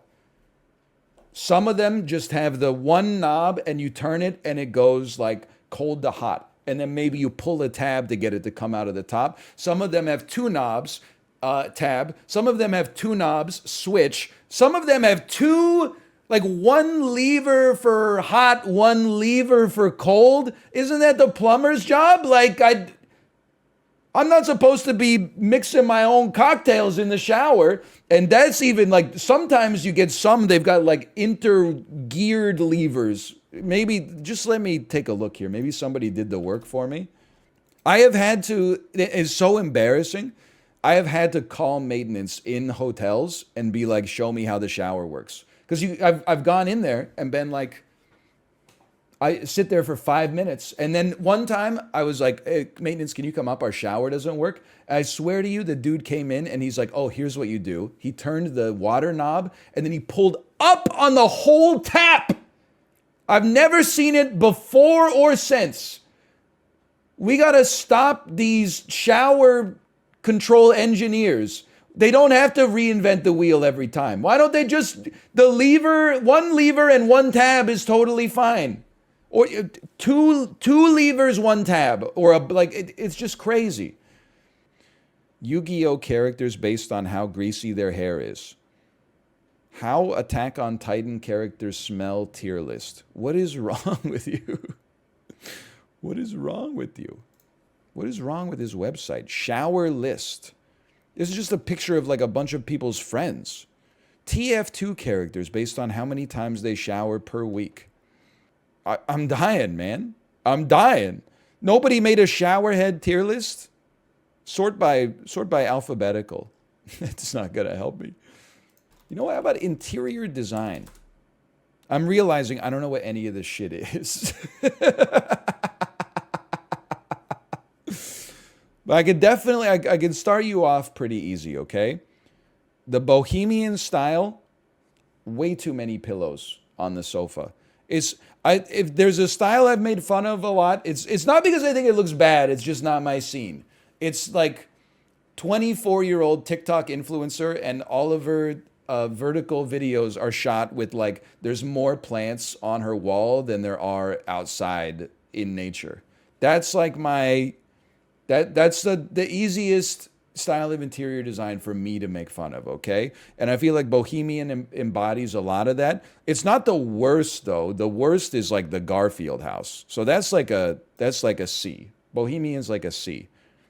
I almost feel like I should look at example of art Well, you know what? I'm looking at the pictures here, and to me, this looks like when you go to it's the area in Disneyland that is after the outside, but before you get on the ride itself.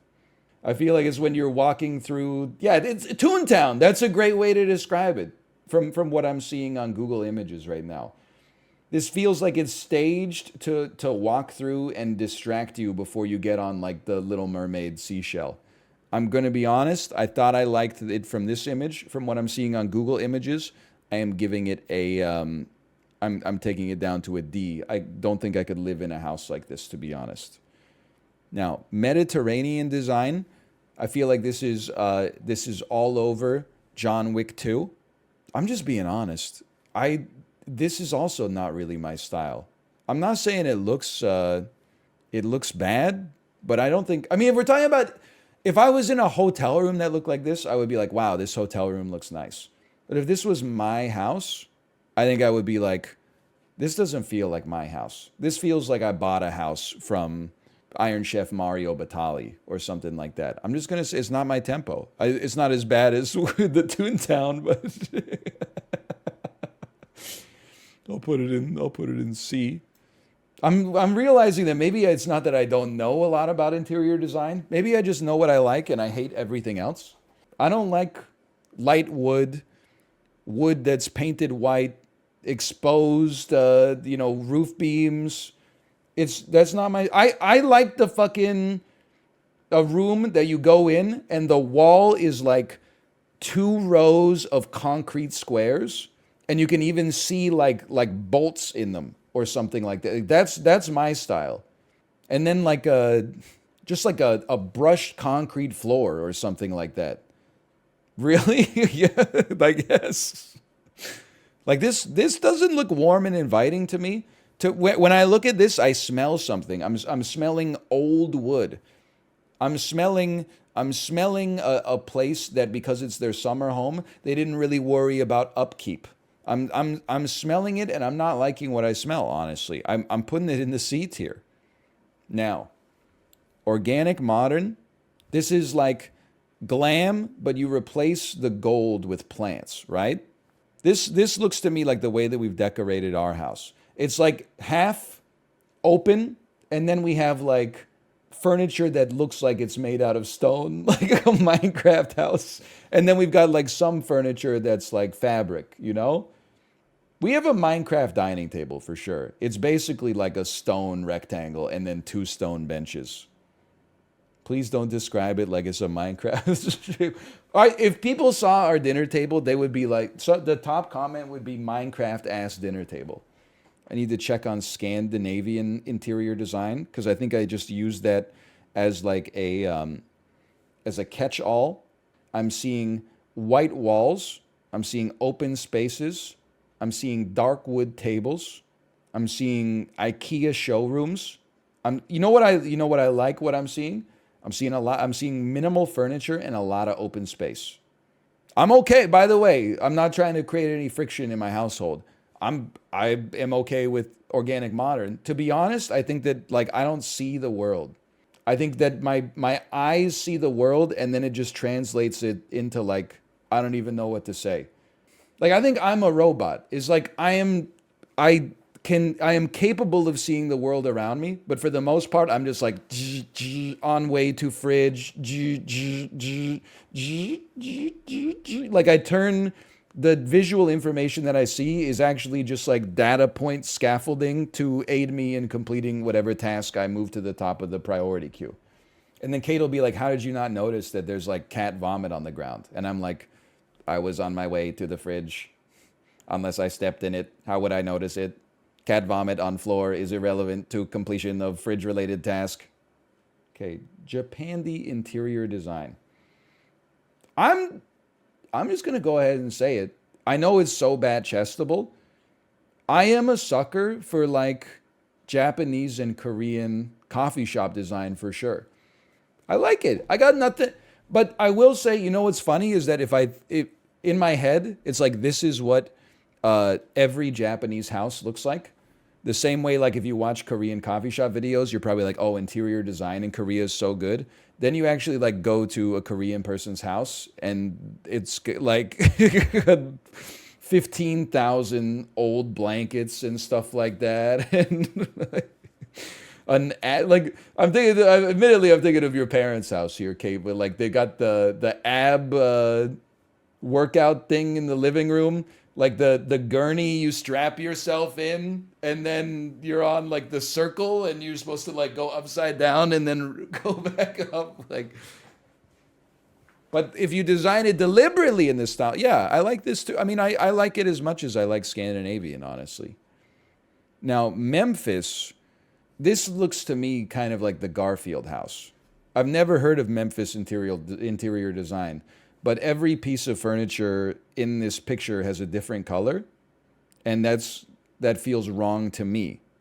Honestly, like I think if I went to a restaurant that had this kind of design, it looks like an 80s Duran Duran album cover. If I went to a restaurant like this, I would probably be like, that restaurant is really cool. But looking at the images stresses me out a little bit. Again, I mean, this is crazy, but I am extremely pro minimalistic. Like for me, the second best time that you look at a house is when the previous owners have removed all the furniture and you just open the door and you walk in and it's wide open. The best time is when you put down your bed and your couch and a table. I don't know, I'm not even going to try to say like it's more functional or something like that. It's just literally like, I don't know, because in our house, it's well designed. I like how our house looks. But I'm bumping into shit all the time. And every time I bump into shit, I'm like, we don't need this. Why do we need a dinner table? We can just eat on the couch. We got hands. We got a coffee table. Why we got stools that tuck under our island as if we're inviting people over and like splitting Chardonnay and talking shit about the other daycare parents? It literally never happens. Get these stools out of here. We don't need these stools.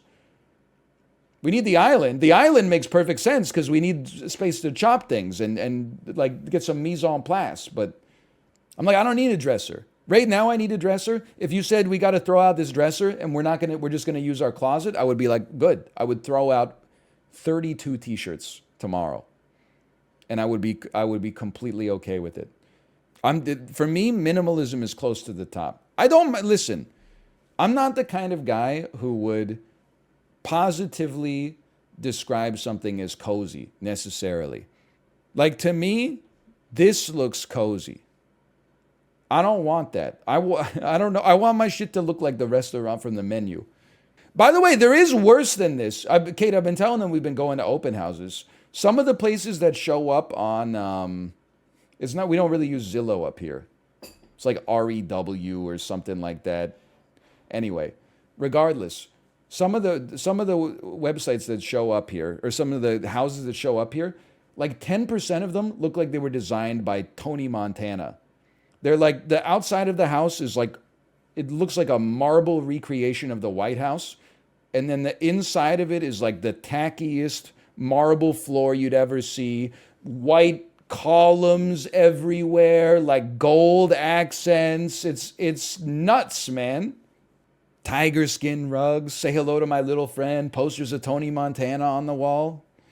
I don't really respect the farmhouse design either. Like, I would say French Country is like, those are the Food Network shows where the chefs agree with my political beliefs. And then Farmhouse is like the Food Network shows where they disagree with my political beliefs. This, I still wouldn't say it's D tier. I mean, keep in mind that there's a Mar-a-Lago, like, this is a hard stop. You got to be pretty deep down on the list to get past this. This is like the great filter. But I would say a farmhouse is like, it's probably right around there. Now this, I got to be careful with this one. I like the industrial facade, but not when people take it too far. I like big windows. I like concrete floors. I like open spaces. What I don't like is, hey, look at my light fixture. It's like an old Cadillac headlight that we turned into a light fixture. Hey, look at our tables. we used like a bunch of old wrenches to make the tables. Like that is a little tacky to me. If it's like it's a factory that then they turned into like a house or something like that, and they kept some of the like the concrete and the maybe an exposed pipe or two here and there, that's great. But if it's just like, hey, you know, this is a gastropub inside of the mall, but like the door handle to get into the bathroom is a hammer, then I would be like, okay, that's a little tacky. So I feel okay. I almost feel like the top 4 right now give me the best parts of industrial without veering into insanity, although minimalism might be like a little too far. You could probably guess how I feel about maximalism based on how I feel about minimalism. I guess it doesn't even mean that your house is like chock full of shit. It just means that like all the furniture and the decorations are like pretty loud. S tier.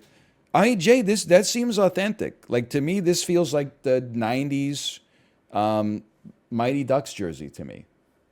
It feels like the purple Arizona Coyotes Kachina jersey. Like it's something I would love in a shirt that I wear to a hockey game once a year, but I don't want to wear it every day, and I certainly don't want to live in it.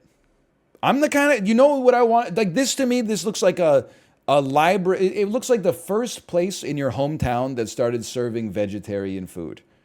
And it was probably called some shit like the Library Cafe. It was also like you could take out books there. There's a pay what you want sort of system. And that's fine. I bet it smelled crazy in there. But it's like, it's just, I kind of wish it was me because it seems like it has a vibe, but it's not my vibe. I sort of don't understand what traditional is. Like contemporary, like don't these change over time? I gotta admit, it does look like grandma's house. Anytime I see a round dining table and like 4 felt chairs around it, I'm like, that's grandma's house for sure. Lots of decorative pillows. I think that honestly, the reason I'm so minimalist is because of the fucking pillows. I think interior design took it too far. Sofas used to have like 3 cushions on the back for 3 people to sit on or like put their backs against. That was great. Then they started adding 2 in the corners. I don't really know what those were for. You could pick one up to hide your boner. That's functional, I guess. But I was okay with 2 pillows. But then they started covering up the place where you actually sit your ass down with pillows. And now you got to either sit uncomfortably or you have to move the pillows in order to sit down, which means you're just pushing the problem away so then like nobody else can sit next to you. It's a 3-person couch, but there's so many pillows, only 1 person and then 2 piles of pillows can sit on it at the same time. It drives me crazy. The sofa's already comfortable. You don't need pillows. I'll accept 2 pillows like for aesthetics maybe, but okay, listen, I'm putting it up here. The reason is these are all a joke to me. To me. I'll do you one back.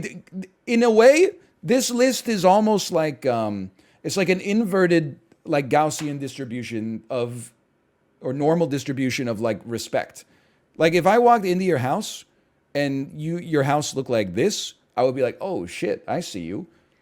And if I walked into your house and your house looked like this, I would be, wow, I see you. And if I walked into your house and your house looked like, you know, this, I would be like, you guys did a great job on the house. Like I respect that, like on this, I think you've cultivated an aesthetic that I agree with. And on this, you've cultivated an aesthetic I disagree with, but you clearly must like it and you've done it deliberately. And then on these, I'm like, I get it. You like subscribe to a couple magazines or something. You watch a lot of HGTV. I get it. You and your spouse will get a divorce if you don't get a double sink in your new place, okay? I can't believe how many +2s I'm getting. It's scaring the crap out of me because normally when I get -2s, I'm like, I'm telling the truth. So I'm getting so many +2s. I'm like, am I lying? Minimalism, you did nothing? Yeah, but you don't have to do anything. Sometimes some people are like, don't just stand there, do something. Sometimes you gotta, don't do something, just stand there. Tuscan. I feel like this is like rustic, but for pasta. It's also grandma's house. Tatooine architecture. Wait, okay, let's hang on here. Tuscan. I'm not gonna lie, parts of this do look a little Tatooine. You know what? One of the first things that I saw is like a slightly, like a half-covered outdoor patio with an outdoor sofa, 2 chairs, and like a glass table with a glass vase and flowers in it. If you actually use that space, more power to you. I feel like if that space existed in my house, I would have old ski boots and shit outside. I would just be piling up garbage. That's not a functional space for me. I would rather that space was brought inside and turned into a closet. Kind of looks like a house from like the House of Gucci or something like that. Listen, I have some respect for it. I don't really like it though. I would throw this down in the C tier as well. I don't know. Like Tuscan feels like so presumptuous to me. Tuscan is like, look at my awesome house. And cottage, even though I don't love it, it's like, hey, we just happen to live here. We're just like, yeah, like it's okay. We got exposed wood. It's not my real house. Hey, yeah, our table hasn't got enough urethane on it. That's because we only use it in like 2 weeks in July or something like that. This is like, I flew in Venetian marble specifically for this room.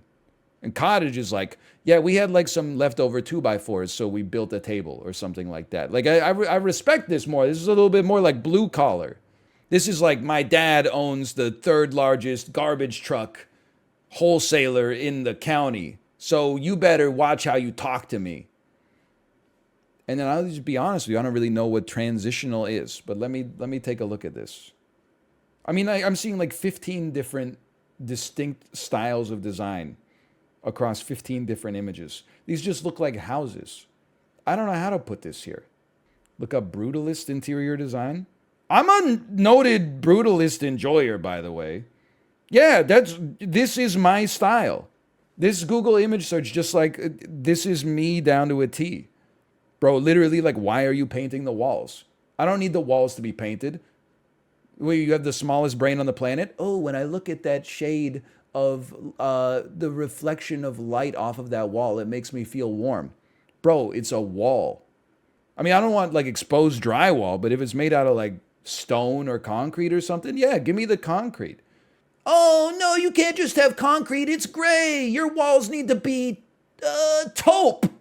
Your walls need to be mother of pearl. I like brutalist buildings, too. I don't know. Like, I get annoyed. I know we've talked about it before, and it's like a very easy take in the midst of a never-ending housing crisis. I get so annoyed when people post, like, one shot of, like, Notre Dame, and then they post like another picture of like a block of Soviet era apartment buildings. And they're like, where did we go wrong? Bitch, nobody lives in Notre Dame, you fucking idiot.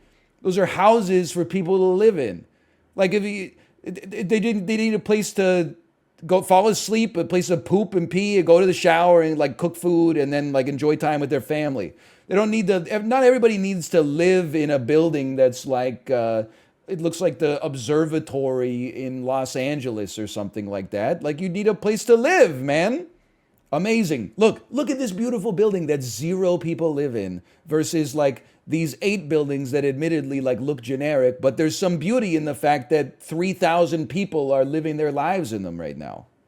I don't mind like a house that looks nice. I just like, when people like, they talk about it with Vancouver as well. Everybody's entitled to their own opinion. It's not that serious. But people are like, oh, Vancouver, oh, another beautiful steel and glass skyscraper going up downtown, just what we needed.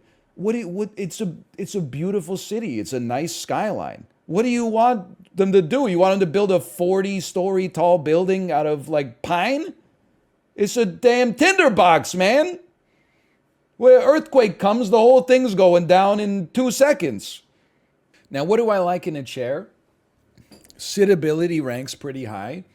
Stability ranks quite high. Not tipping over, for example. And comfort for the most part. I'm not really going to rank these like interior design style, like which of these would look nicest in our house or something like that. It's more like something to sit on. Like if I went to a dentist's office and they had this chair, if I worked in an office and this was my chair, if I went to a restaurant and this was my chair, how would I feel? I sit in a Herman Miller, and I'll tell you, there's one chair I peeped closer to the bottom of the list. This boy right here. Whoo! That's a nice chair. That's a chair I like the look of for sure. But apart from that, I'm not a fancy chair guy. I know we were talking about Scandinavian art, interior design. I enjoy the look of those more than I enjoy the feel of the chairs, to be honest. So like this chair right here, this one, and hang on, there's more examples. I promise you there's more examples. Where are they? You know what I'm talking about. This is like what I was going to say is this reminds me of like when I get to I have an appointment with my accountant and I get there 10 minutes early because I'm like a habitual early person, believe it or not. And then they're like, yeah, just take a seat anywhere. And then there's like one chair that looks like this, and like one chair that looks like this, one chair that looks like this, and one chair that looks like this. And I'm like, what am I supposed to do? Like, I don't even know I just feel like I'm not comfortable here. This for me, I mean, it's not the worst thing in the world, but I would throw it into the D tier here. It's certainly not it's not my ideal sitting situation. This chair I don't even know. This looks like it's from a B-52's music video or something. It looks like a folded piece of bubble gum. That's Art Deco. No. Listen here. You're trying to find some holes in my argument. This is Art Deco. Look at this sexy thing right here. It looks like something that you would sit on in the 1970s, and like it's right after you smoked a drug, and then you would like fall asleep, and Andy Warhol would take your photo, and you'd wake up famous. It doesn't look comfortable. I think you could only relax in it if you were under the influence of something illegal, but it gets worse. So I'm giving it an E for sure. This is a bicycle seat with like a bowl on the bottom. I mean, this is a joke. That's definitely in the F tier. You've heard of a unicycle? This is a non-cycle. No one would ever say like, oh, that bike seat is so comfortable. Now, this is a classic. Everybody that has a kid in recreational sports owns one of these. Anyone that's ever been camping, anyone that's been to a big barbecue. You know what, can I say? I've railed on this before. Everything, and I understand in the modern era, people don't necessarily live in huge houses, especially millennials, Gen Z. We're more comfortable with smaller spaces. I understand that everything you buy now is like, and it also folds up into a compact carrying case. But then catch me trying to fold up my daughter's tricycle. There's literally like 1 millimeter of clearance. If you end up not folding it in exactly the right way, you can't get the zipper over the damn thing. It takes me like 20 minutes to put it back in the closet. This thing, all you do is go like bunk, zoop, and then it just slides right in the tube. They did it great. They don't make them like that anymore, man. Now, what are the net negatives? If you don't sit in it for an hour, but it's unfolded on a hot summer day, shit is gonna burn the bejesus out of you when you sit back down. A cool gust of wind can knock it over. Those are the two big ones. It is not a very stable chair. But you're not really buying it to be like, it's a stable chair. You're buying it so you have something to sit on at your campsite or something like that. So I'd be inclined to throw this in the C tier. And we got like 7 tiers, so that's like right on the midline as far as I'm concerned. I'm okay with this. Cup holder's nice too. But if I'm being honest with you, the high school gym folding chair, I'm putting it up. I'm not going to put it in S. But I don't think you could persuade me to put it below A. This thing is stable as fuck. If you fall off of this chair or if it falls over, it's because you wanted to fall over. You were horsing around, and we don't respect that. It does hurt your back a little bit because there's all this open space, and then like this ends up digging into like just below your shoulder blades. It's a prison chair. I don't know, man. I like it. I'm ranking it high for stability, and it also doubles as a way to show off your masculinity when you're cleaning up after like drama club or something like that in the 9th grade, and you're like, I want to impress some chicks. You're like, look at how many chairs I can carry at the same time. Holy cow. Look at that. Ryan's got 3 chairs per hand. Good Lord, he's strong. Listen, it's not the most comfortable chair of all time, but it's very portable. It's very stable. It does the trick. I'm putting it in the A tier, man. Now this, to me, there's another genre of chair that I don't respect, which is chairs in bars that charge $22 for hamburgers. So the big loser in that category is definitely this stool, and then this stool right here might be the worst piece of seating equipment that is everywhere on earth. I can't believe there hasn't been like a class action lawsuit against the people who invented the tall metal stool. People will drink like 9 double IPAs sitting on this thing. How are they not falling over and cracking their head on the floor? It doesn't make sense. Never know where to put your feet. Yeah, sometimes if they don't have like a rail or a footrest, all of a sudden you got your feet like set up like this on that tiny little piece of metal that goes across near the bottom. And then you get the bill and you're like, I had 2 beers and a burrito bowl. That's not worth $53. Are you crazy? Dude, I'll tell you, as good as this is, you know what's better than this? Plastic covered elementary school chair with metal legs. Because that, I know this is going to sound crazy, but not only was the plastic more comfortable to sit on than the steel, it's so stable, you could go unstable on it and just balance yourself by going like this. Like, it was actually so stable, you could go 2 legs on it and you would only fall over like once every 10 minutes. Like, it was amazing. That's a Werner Panton. How do people know the names of the chair design? It was when we were doing the door handles. People were like, oh, this is a Toulouse. And this is like, I can't think of a counterexample. Tall-legged chairs, don't like them. You give me the choice to sit at a high top or a regular table, I'll take a regular table any day of the damn week. I'll sit at a high top if I have to, and I'm not going to complain. I'll sit at the bar if I have to. But I would much rather sit at like a real table. I know it sounds crazy. Stability is important to me. It's not even that I fall off of chairs that much. It's like they just feel like I could fall. Like I can't relax in this chair. It feels like if I give up vigilance for even a second, or if I laugh and I go ha ha ha ha, like that could be the last moment of my life. Now this looks like a chair you sit in, and then they turn the speakers up so loud that it like blows your hair back.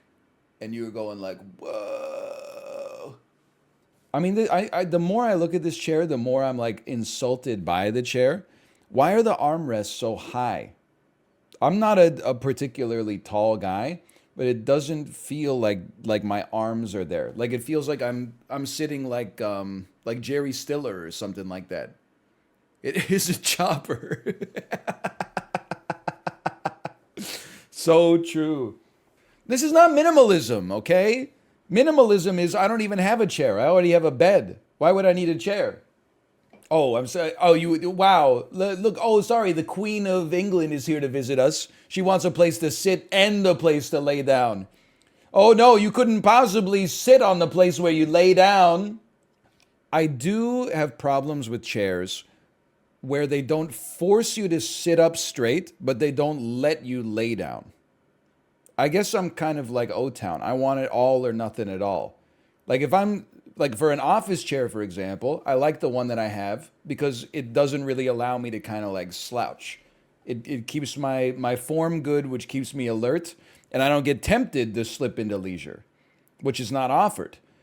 And I like if you have like a sectional that has a long part of the couch where you can actually lay down. I like that as well because you get to do a lay down, maybe take a little dad nap.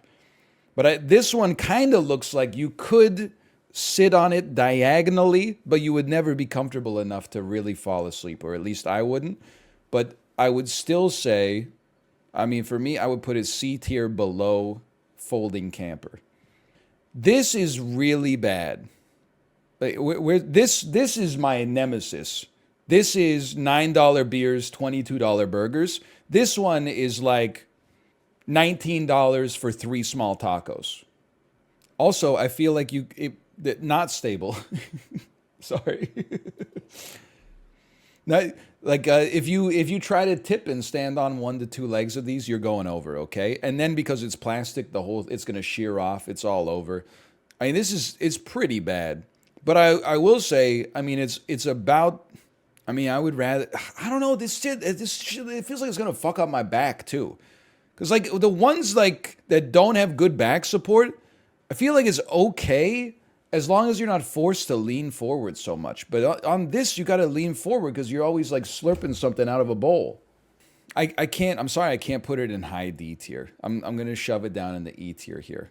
This is just stupid. I'm sorry. I think we're past this era where like people would have an exercise ball instead of a chair. There's no way. I'm sorry. It just doesn't make sense. You shouldn't sit there. There can't be a scientist who is like, oh yeah, you know what's really good for you is never being able to like ever relax your back muscles. Listen. Because my in-laws, when we go to their house, in their playroom that my daughter spends like all her time in, they have an exercise ball. Yeah, I sit on it. I sit on it and I go.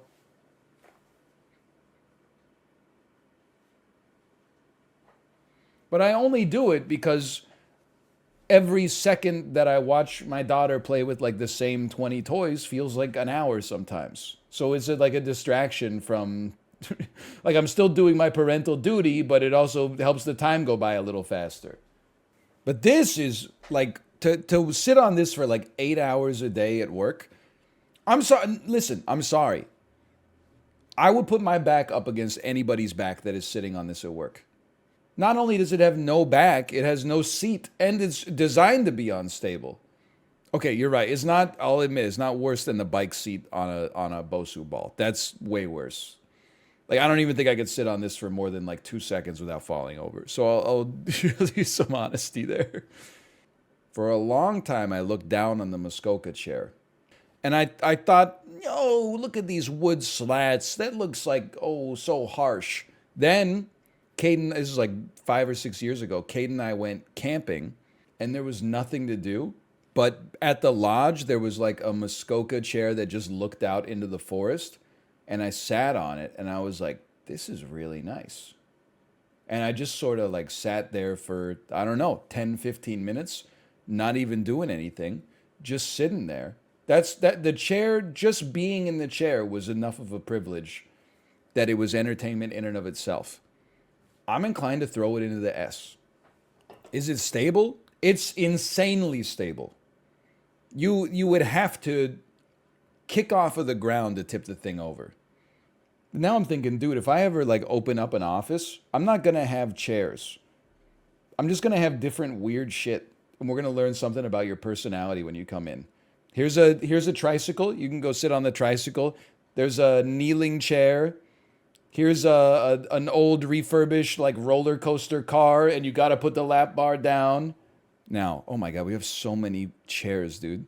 What it was fucked up is when I looked at this, at first I said, wow, there's so many chairs. This is going to be awesome. Now I'm like, oh, fuck, dude. This is way too many chairs. Movie theater chairs. I mean, in the modern day, pretty good. As a kid, might not have been that great, but you were always at least at the movies. These are the garbage kind? Bro, these are mid.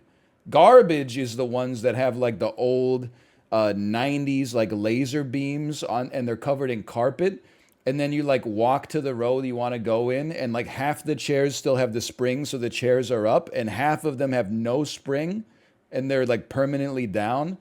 As soon as you sit down in one, you can feel like the whole row pitch forward 1 degree just based on your weight.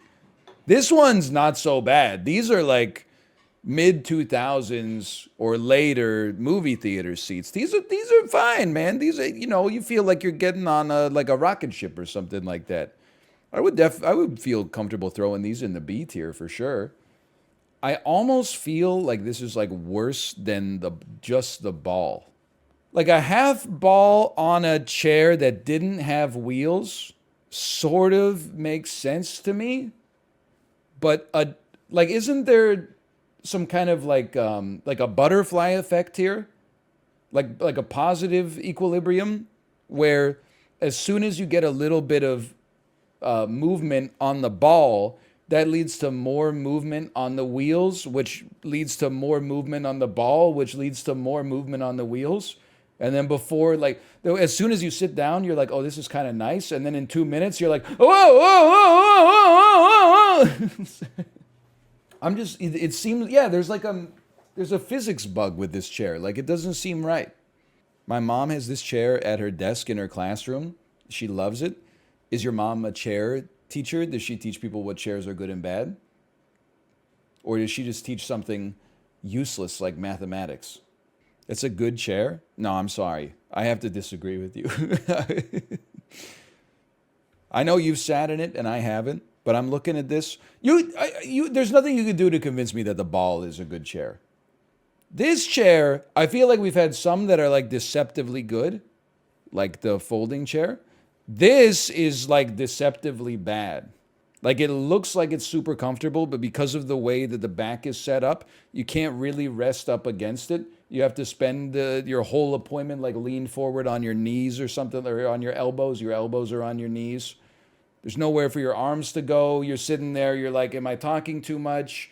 I don't know what to do with my arms. Do I put my thumbs in my pockets like I'm a sheriff? Do I put my arms fully at my sides like I'm some kind of psychopath? Do I grab one wrist with my other hand like I had to do it to him? This just seems. I'll give it that it's got some comfort, okay, but it's certainly I don't think you elevate it above a D tier. Where do you put your arms on the folding chair? Bro, you don't need to put your arms anywhere on the folding chair because whenever they're like, oh, and the valedictorian is buh, you go, you suck. Like your arms are always doing something like this. Or like, sack tapping your friend next to you or something like that, or rolling up a spitball and then blowing it at somebody. You wouldn't get it, man. You weren't in high school in the 80s like me.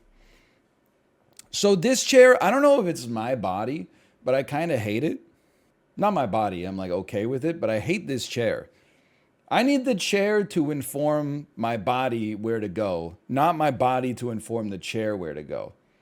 It is hard to stand up from these too. Like I want a chair that's like Spanx. I want it to be like, we're gonna tighten everything up. I don't want it to be like, just to hang out wherever you want. So and also, I don't know if it's just me. Sure, you end up like your back is fairly comfortable on this.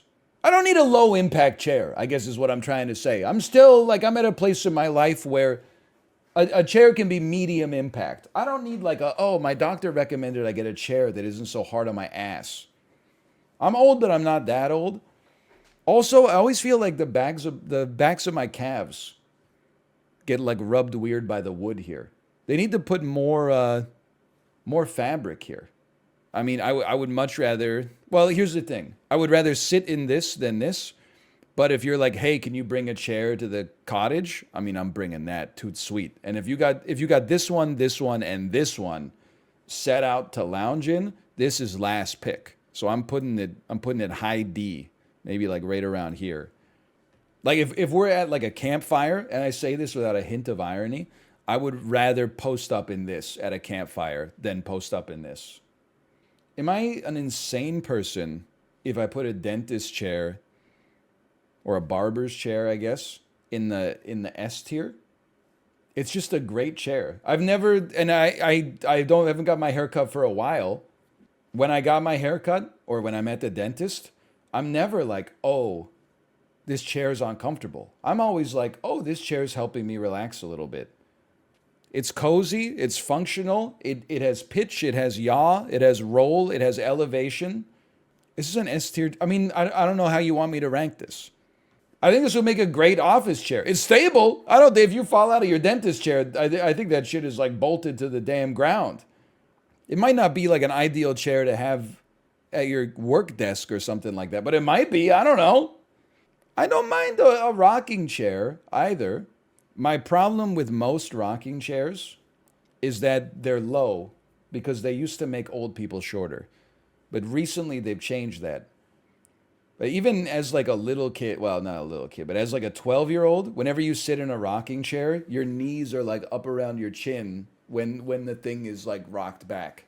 So if they start making rocking chairs that are like, I don't even know, just like a few inches taller, or like the chair was a few inches higher off of the rockers, I'd be more into it for sure. But yeah, I don't mind a rocking chair. I just like a chair that gives you something to do as well. Like you don't need to tip a rocking chair backwards. You just rock, man. What is this? This is like a half stool, half chair that you would find in Celine Dion's restaurant. I give it some credit because the circle stool is more stable than the square stool. I don't know physics-wise. By the way, Valentine, thanks for the gifted subscriptions. Thank you. I don't know how that like a square feels like an unstable shape when you're on the top of it. A circle feels a little bit more stable. Why are you going on about stability? It's not, I've said it before, it's not that I am going to fall over. It's that I want a chair that doesn't make me think I'm going to fall over. It's like telling someone on an airplane, like, oh, why are you worried about turbulence? You know, like planes almost never crash due to turbulence. Yeah, well, I'm trying to watch the menu, and it's already hard to watch it because the subtitles are 3 seconds behind the audio, and then like one of the headphones is like shorted out, so I have to keep the headphone jack like a little bit out for some reason, and every time the plane gets jostled, it then makes the headset short out again, and meanwhile they're going zoom, zoom. It's like I can't feel any comfort, man. It's like when I'm sitting on, I know I've besmirched this a lot throughout the tier list so far. When I'm sitting on one of these, I'm like, I maybe this is what they want in the restaurant. I don't want to stay. I want to have my meal. I want to get out of the restaurant because it feels like at any moment I could tip backwards and smash my head on an exposed concrete floor. On the flip side, if I'm sitting in like, where did it go? Where's my, there you go. If I'm sitting in one of these right here, you're going to have to pepper spray me to get me out of the damn house or out of the restaurant. This thing, I'd be like, why would I leave? This thing, I'm like, did you even want me here in the first place? That is what they want? That's fine. They can want that. And if the food's good, like, I'll come back. But like, I'm just saying that I'm not going to give the chair any credit for that. This is hostile architecture, okay? I prefer it. It's definitely better than this. And it seems better than this. I don't think it seems good enough to go up a tier, but I would at least pop it down right there. Why is Chipotle in B? What if it does its job? Don't need a chair to give you a prostate massage for it to be like competent. It's not B worthy. It's comfortable. Say what you will about Chipotle. There you be, oh, don't go to Chipotle. You got to go to Las Casa Amigos. When I go to Chipotle, they respect me enough to give me a real chair. I go to Las Casa Amigos. They're like, here's a plastic stool. By the way, tortilla chips are like another $6 on top. And buy some better chairs. Maybe steal some from Chipotle. You already stole their menu. A director's chair. It's interesting to think about. They suck. Okay, Steven Spielberg. I mean, they don't look very stable, and they've got the same problem with the folding chair, right? Where they don't have anything going on right here. You better make sure, I'm realizing if you're a director, your pants better fit well, because you can't be showing crack. Some chairs you can get away with it. You know, if you're sitting in a movie theater chair, who cares if you're showing crack? Nobody's going to see it. If you're sitting in this, you better have a belt on. You're right. What do you do with your feet when you're in the director's chair? Is this a chair just designed to humble you and make you feel like you're 8 years old? Why is the director's chair a thing? Why can't directors just sit on a normal chair? They need to move it a lot? Okay. I guess you don't want to see, you know, Alfonso Cuarón sitting on one of these because he'd be falling over every 30 seconds. It makes sense. I guess I shouldn't presume that I have the director's job figured out. I don't know. It's a hard one to rate, but I'll be honest with you. If we were at like a barbecue and someone fucking posted up with one of these instead of one of these, I would judge them. I would be like, bro, you're not a director. Relax. You're Canadian. But can I also say this is the kind of chair, like if you saw this in your friend's house, you would be like, I'm at least going to sit in it. Like, I just want to know what, and then I'll probably, like, especially if they have one of those, like, megaphones, I'll sit in it for a little bit and be like, action! You're in my light! Cut! You're in my light! So I got to elevate it to D just for that. Okay, this is the Herman Miller Aeron. Now, I'm sitting in this chair presently, but I don't think I can put it in the S tier. And I'm going to do my best to explain why. I don't know why it's good. I'm sitting in it. My back feels great. Everybody on the internet says it's the best chair of all time. Ergonomics experts say it's fantastic. But it's like, maybe you underrate it because it's subtly fantastic.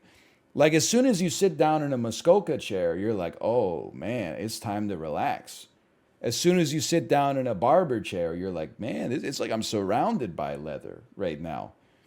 But when you sit down in the Herman Miller, it's I don't know, it's built for long-term sustainability. No, I'm moving the Aeron up a little bit, but too expensive for S? I mean, I'm pretty sure one of these chairs is like $4,000, maybe more. I should start streaming from a dentist chair. Now, the Iron Throne, I mean, it's a joke. I'm sorry.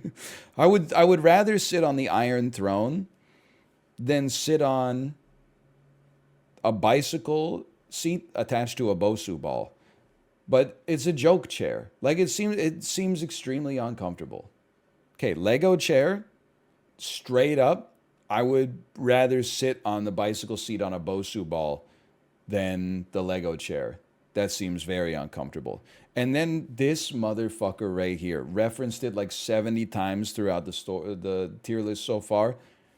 It's not the worst chair of all time, but it is the bane of my existence. Here's a meme for you. If you see this, your ass is about to pay $25 for a cheeseburger. The plastic version is so good. Wrong. Boom, roasted. Whenever I'm on a chair, I feel that plastic stool, I feel like Anthony Bourdain. Okay, I'll +2 you for that. I think that's an insightful comment. I'm just picturing you high on poppers and drunk off your ass, eating a fried avocado taco, having like an insane Anthony Bourdain monologue in your head, sitting on a plastic stool while like the March Madness plays on a TV at 300 decibels above you. So maybe this is it. The spirit of America. I had to travel across an ocean to get here, and yet, when I landed, everything seemed so familiar. It's curious how they can have so many cultural exports, and then when you get here, it still feels a little alien. I almost feel like it's a funhouse mirror, reflecting the rest of the world, reflecting itself. I don't know how he does a send-off, anyway. This is the electric chair. I'm going to have to put that in the F tier. I would probably rather sit on the Lego chair than be electrocuted to death and die. You know, this doesn't need to become like an ethical discussion. I'm not 100% sure how I feel about the death penalty. I feel like I'm pretty anti-death penalty, but I haven't really sat down and reasoned with it for a while. But I am definitely anti putting people in a chair, putting a metal bowl on their heads, and then flipping a huge switch and shocking them to death with a lightning bolt. That's fucking brutal, man. Like, and they were doing that, like, what was the last execution via electric chair? It was probably like in my lifetime. That's fucking crazy. It was not yesterday. Come on. Tennessee still does them? Okay, never mind. There we go. May 10th, 2002. That's fucking crazy, man. People getting electrocuted. They're in the electric chair in 2002. I mean, I don't know, like, We're not gonna do like an execution tier list.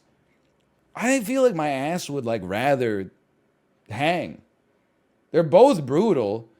I don't know. I don't want to think about it. Lethal, actually, I don't even think lethal injection is at the top. I think getting like my head chopped off is probably close to the top. But wouldn't want it to be like a public execution. Like I wouldn't want it to be like have people are like buying snacks and like getting there early to get good seats. And then like I'm getting a little nervous tummy that's like, oh, it's only like an hour till I get my head chopped. Like, that would be like the real torture. And then I'm like, they're dragging me up the staircase, and I'm like, please don't, please don't. And people are throwing tomatoes at me. And I'm like, were it not but for a simple twist of fate, you yourself could have found yourself on the gallows today, good sir. And they're like, no, never. We're made of different moral fiber. It has nothing to do with our circumstances. We're stupid. We're stupid. And I'm like, you don't get it. And then like it would be a blessing when the guillotine severed my spinal cord there. But if they were just like, hey, come in at like 11 and we'll get this done, like quietly, I'd be like, okay, I could enjoy it until like the night before probably. I definitely do not want to get like electrocuted because that seems like just the world's worst roller coaster. It's like I already don't like roller coasters that much. But then to know that like when they flip the switch is like I'm going to get struck by lightning is pretty bad. And not even for like a second. They're going to keep that thing on for like 20 seconds or something like that. Anyway, let's move on.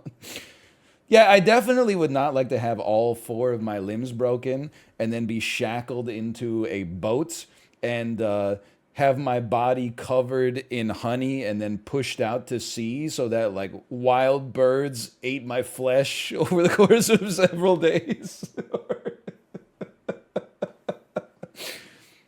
There's a lot of public execution methods from history that I would definitely not be super into. Cooked alive inside of a golden bowl. The one that's, and this is Dan Carlin pilled, but the one that's so crazy to me is like the breaking of the wheel, which you're like, oh, what is that? Is that when they put you on like the table and then they stretch you? No, that's the rack. Oh, is that maybe they put you in a big barrel and roll you down a hill? No, they literally just use a fucking huge wheel and break all your bones. And then they just sort of like thread your body through the wheel and they just leave you there in the town square until your ass expires. What's the point of the wheel? Like, is it symbolic or so? It feels like if you just use like a hammer or something, that would be more efficient. What were they thinking? I'm sure the hangman was like, if you just give me an axe, I could do like 12 times more clients today. Instead, the king is like, nope, it has to be the wheel. All right. I mean, you're the one signing the checks, brother. I'm just telling you.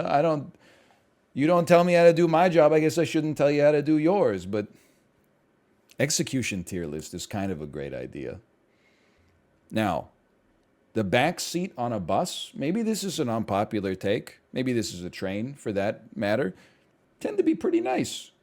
I bet they're billing them out to the taxpayer at like $2,500 a seat. Let's put it that way. Airplane seat, I feel like, I don't know. There's something, an airplane seat, I think it's because they put so many other seats so close to you that the airplane seat feels bad when actually it's kind of sick. But like a train seat, I don't want to say I'm a hero. When I get on the SkyTrain, I don't take a chair. It's not because I don't like sitting down. It's because I have PTSD from the time I sat down on the bus and then an insane person yelled at me and called me a slur and then wanted to fight on the bus. And then I just said, okay, and got off. So now I just stand. But also it feels cool to stand on the subway because it's like you're riding like the world's biggest skateboard. You are a subway surfer. That's absolutely true. Well, anyway, regardless, I think I'm losing the plot a little bit here. I think this is also in the B tier. You know what it is? It's a matter of perspective. When you're in a movie theater and everything is chairs, you're like, oh, I wish these chairs were a little more comfortable. When you're on a train and you're sitting in a chair, you're like, look at all these fools standing up. I'm so lucky to have a chair. It makes you feel like you're the king of the castle. So I would keep it around the movie theater chair. I feel like they're fairly similar. If anything, the movie theater chair is probably more comfortable, but you don't feel like you're better than anybody else when you sit in one, unless you paid extra for D-Box. This is going to be a very hated opinion. I'm anti-beanbag. There's always like 20 pro beanbag guys in a group of 21 guys. I feel blessed to not ever have to fight for the beanbag. I don't really like sitting in it. They always smell funky. Eventually they get a hole popped in it, and then you sit down on it, and then you got a vacuum like right afterwards. I just don't find it that comfortable either. So for me, a beanbag is actually down here, like it's in the D tier. I'd rather sit on a beanbag chair than a piano. I don't even know. I mean, it's somewhere in there. I might rather sit on the piano bench, honestly. Even as a kid, I've never been a beanbag guy. It's just not my. I'd much rather sit on a sofa than a beanbag chair. Yeah, I don't like a chair that you sink into, really. I like a chair that like it pushes back against you. When you bite the fry bites back, my man. Getting up from a beanbag chair is degrading. That's true. Your ass has got to like push the chair back a little bit. And it takes you like a couple of tries to get enough momentum. What is this? It's a plastic dog? This is a joke. This is in the F tier. This looks like a chair from Blue's Clues. We've had a chair like this. It's kind of like it's like a corduroy version of this one, the Minecraft chair. Limited back support, limited armrest, still looks relatively comfortable. I would feel like tossing it in there. Okay, it's not worse than the electric chair. It's not worse than the Lego block. I don't think it's worse than the bike seat. I would probably rather sit on the stool, though. What is this? Oh, white plastic patio chair? Inferior to this? Inferior to these, I'm sorry to say. So toss it down in the E tier. S tier? Are you insane? You know it doesn't come with the hamburger. I'm glad everybody has the same experience with this. You lean back once, one of the legs snaps off. Listen, I might move it up a couple of places if this was dark green. But a white plastic chair like this? Nah, man. Does anyone else see a mushroom doing pull-ups? Do I need to talk to a psychiatrist? It's like, here's one curve of the top of a mushroom that is also its arm. Here's another curve, and then it's got its little mushroom feet are hanging on the pull-up bar, and he's going like, you see it? Okay. Like, I see a mushroom doing pull-ups here. I don't know what this is. It doesn't look comfortable. It looks like it costs a lot of money. It looks like it conforms to the shape of me instead of vice versa. Now, this ornate rocking chair, worse than this rocking chair. I guess in the end, I prefer a smaller base rather than Santa's sleigh. It does look heavy as hell, too. I mean, to be honest with you, this rocker I would sit on for sure. This one, I might rather just sit in a normal chair. This is the sexiest chair I've ever seen. Somebody tell me how much money this chair costs. It's like $5,000 to $15,000 USD. Oh no. For a damn chair? It's a famous chair? Yeah, I know I'm in an Aeron, but that's like, I mean, if it's 8K, that's like 5 Aerons stacked together. I could be running a startup. I guess you probably need to buy other stuff, but man, that's a nice looking chair. This, to me, feels like someone tells you to buy a Herman Miller, and then you're like, that's too expensive. So you go to Staples, and you just buy one that looks like a Herman Miller, and it's probably fine, but it's not the same, okay? It does the job. Your back's probably not going to get fucked up, but like, you know, deep down, when you sit on it, you're like, you know. What is this? Is this a sensory deprivation pod? I genuinely don't understand how you sit on this. I don't even know what it is. It kind of looks like a shoe. It's got buckles on it. It's a jet plane ejector seat. I mean, I would say I would want one if I was in a jet, I suppose. But, I mean, it's a joke, dude. Okay, it's not worth... Well, I don't know. It's like pretty close to as bad as the electric chair. I know it sounds crazy. I feel like I would rather sit on the Lego chair, because at least if I'm sitting on the Lego chair, I'm probably not in a fighter jet right now. If I'm in a fighter jet, this would probably be my chair of choice, unless I could maybe get this one. And then if we landed, I know I'm taking a gamble, but like, sorry, I meant this one. If we landed, then I'd be like, let's go, free chair. My head when I eject from my home flight sim setup, my head when I hit the big red button on my home flight sim setup, and then it would just... Is there like a meme image of a guy with an incredibly flat top of the head? It could just be Herman Munster or something, or Frankenstein. My skull when I hit the eject button on my homemade flight sim rig. Listen, there's some we can do easy, okay? This is a joke. This is an art piece. This is just another classic dining room table Andy. It's the wooden version of this bad boy.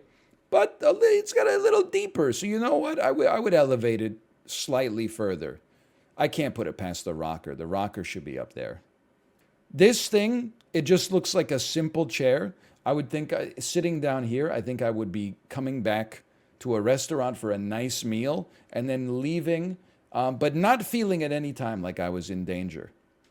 I would feel like this is a nice... They want me to stay, but they don't want me to stay for too long.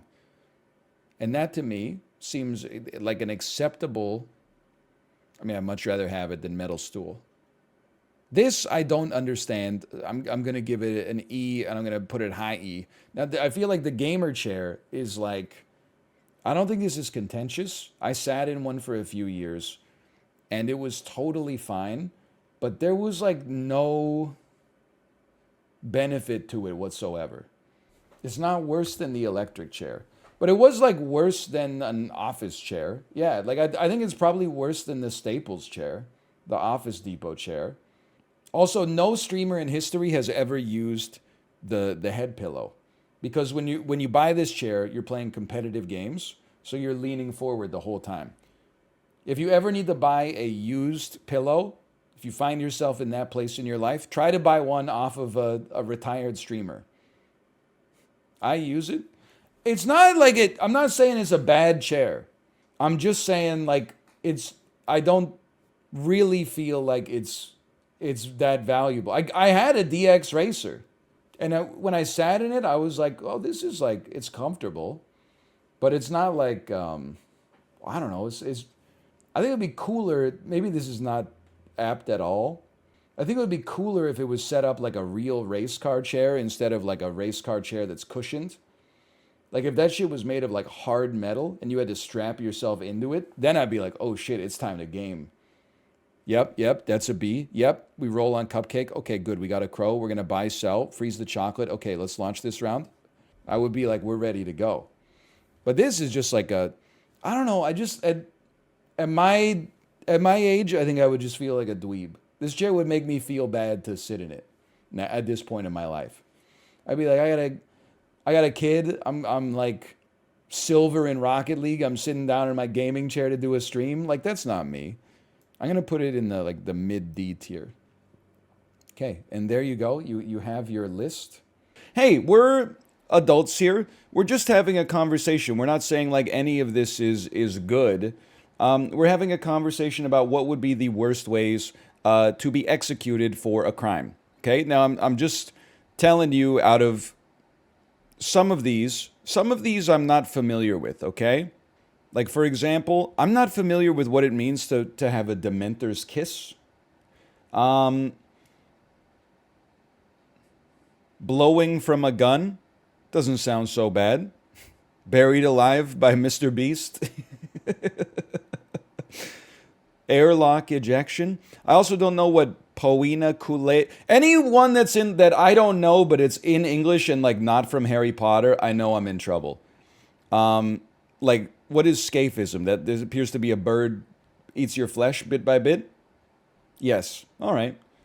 Well, let's get started, okay? Now, listen, none of these are good. I would rather not die, and if I die, I would rather not be executed. Obviously. But we're just simply ranking what would be the worst ones. I don't think it's a hot take to say that there are some ways to die that are better than others, or to be executed. That's why, like, we now have like more humane ways to do it. We don't just say like, oh, like your time has come, we're gonna bury you up to your neck in sand and then have like Mbappe kick your head off into the soccer goal, right? That's all. There's more humane ways that confer less pain onto the victim, and then there's less humane ways. I mean, the one of the obvious factors that I think is at play here is the length of your suffering. And crucifixion would be one of the worst. Well, it would be maybe not one of the worst, but it would be close to the bottom of ways that I would want to die. Just chilling there for as long as it took to expire via dehydration or I don't even know. It definitely seems like misery.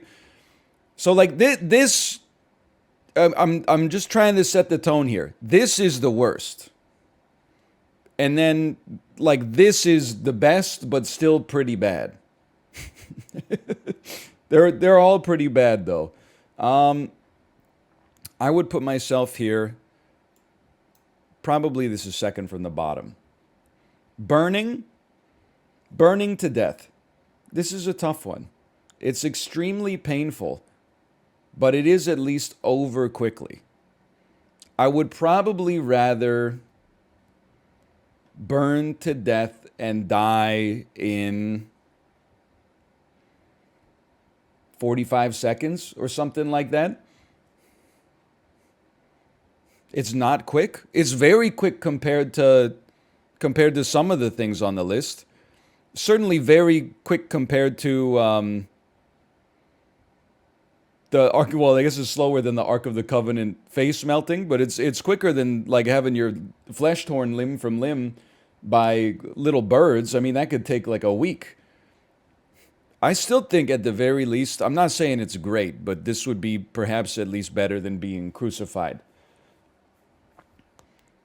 Breaking wheel. Now, am I correct in the assumption that breaking the wheel is this is when you have all of your limbs broken by a wheel and then they kind of crucify you on the wheel itself and leave you there? More or less, that's correct. Okay. So this is basically like being crucified but also having your bones broken in advance. I'd have to say that that's probably like worse than just being crucified.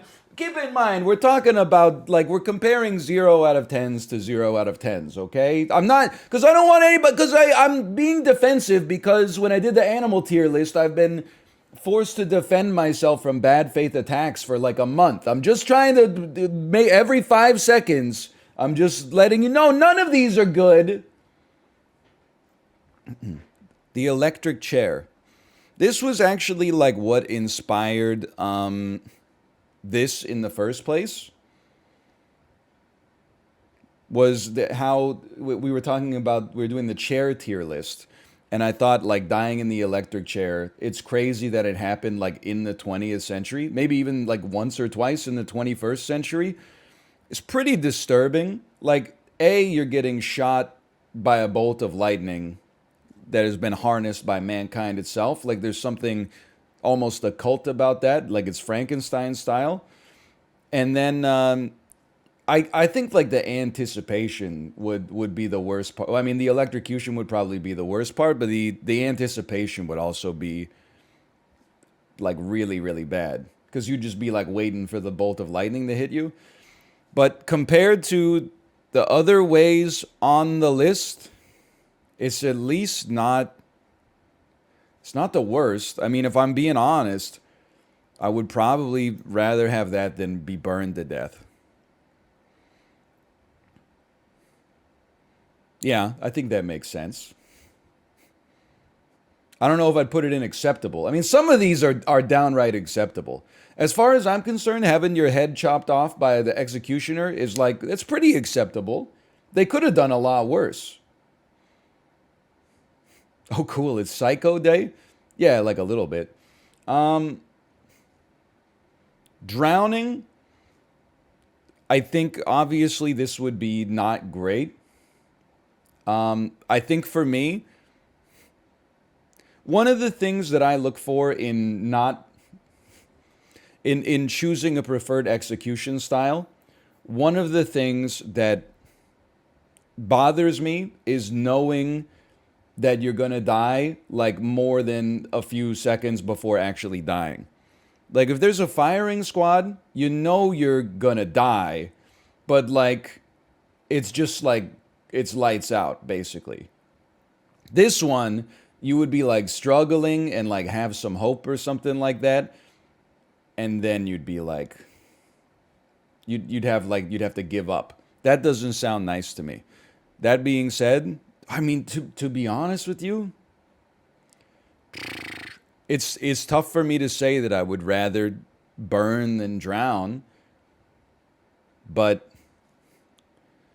I mean, maybe I would probably rather drown than burn. But are you taking chance of failure for this? No, absolutely no. There is no escape. Okay, this is not a like would you rather question with your friends in 3rd grade. You know, there's no like, oh, I would simply dodge the bullet from the firing squad. And then they'd be like, you're free to go. You know, this is like, you're not going to mind trap your way out of this. We're having an adult conversation here. It's serious business. Firing squad, just going to go ahead and say it, that I feel like it's acceptable. Yet again, I would rather not, especially if it's by someone from JoJo's Bizarre Adventure, I would rather not be killed or executed. But if I had to be executed, firing squad is definitely better than any of the ones that we have had so far.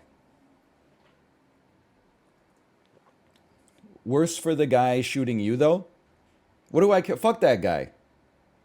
He's killing my ass. He should... I hope he regrets it for the rest of his life. I hope he suffers incredible trauma. I hope it rips his life apart from the inside out, okay? If I could haunt his ass, I could. Similarly, I mean, I would have to say acceptable. I think you just kind of like, it's despair, but then maybe you just fall asleep. But it's not great. No, it's the worst. You boil from the inside out. All right, well, let's put it down here instead then. It's like drowning. All right, let's put it next to it then. The guillotine. The guillotine is an acceptable way to die. It's not as bad as... It's better... Wait, let me rephrase. It's worse than the firing squad because they have to drag you up on stage and you're probably like being shouted at the whole time by the crowd. The crowd's probably going like, ah, and you're like struggling and stuff, and then they get you in the stocks or whatever, and then you got to wait for like the roller coaster to start, but then it's pretty quick at least. I just don't like any word that sounds like it's from like Middle England.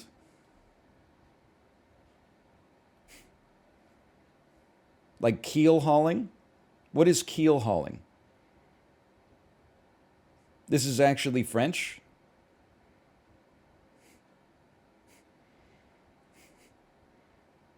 It's when you're dragged behind a boat. You're dragged under a boat. Oh, this is like if you were like a mutineer or something like that. I would say that's pretty bad. That's like... Is drowning plus like physical trauma from the barnacles and the other detritus under the ship? I would still say breaking the wheel has got to be like the worst, man. I mean, maybe getting eaten alive by birds is worse, but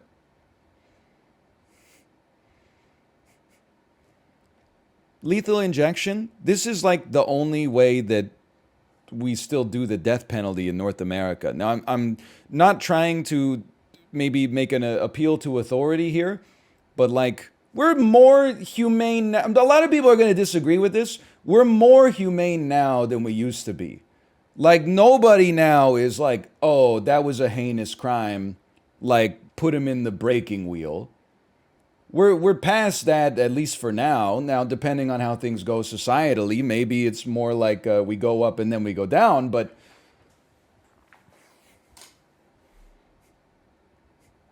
I think that this has to be up there then.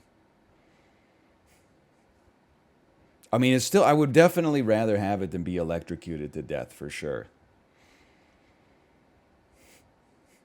It is disturbing, I guess, but I don't know. Like, I mean, this is not an apples to apples comparison, but this is kind of how I felt going into my testicular surgery. They were like, you're probably going to be fine, but there's like, you know, like a 1 in 100,000 chance that you just don't wake up from the anesthesia. And I was like, bye, Mom and Dad. They're going to slice, best case scenario, they slice up my scrotum a little bit. They said that to a 13-year-old? No, I was 16.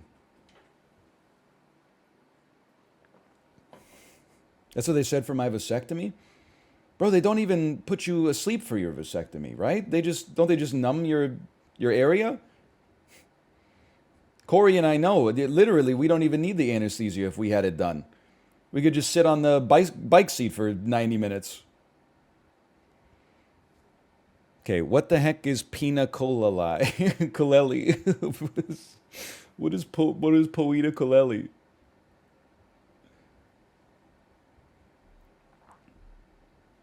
And getting lost in the rain? If you're not into yoga? Oh, wait, hang on.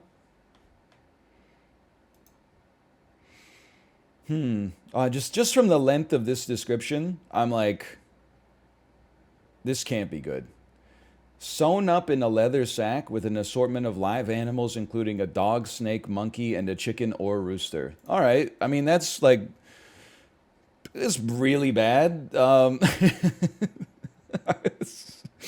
People were messed up back in the day. What is this from? Like the 1920s? I'd probably say that hell is a better alternative. I don't know how it compares to breaking the wheel. Then thrown in the water if you kill the animals. I mean, I guess you could beat the animals, but like, even then I mean, we're splitting hairs, but I guess I would rather just drown than drown in a sack. Like, that feels more merciless to me. I don't know. It's pretty bad. Which one is drawing and which one is quartering? Is it drawing is when you get cut in half and then the quarter is when they do like one more? They're always together, you know? It's like a crisscross.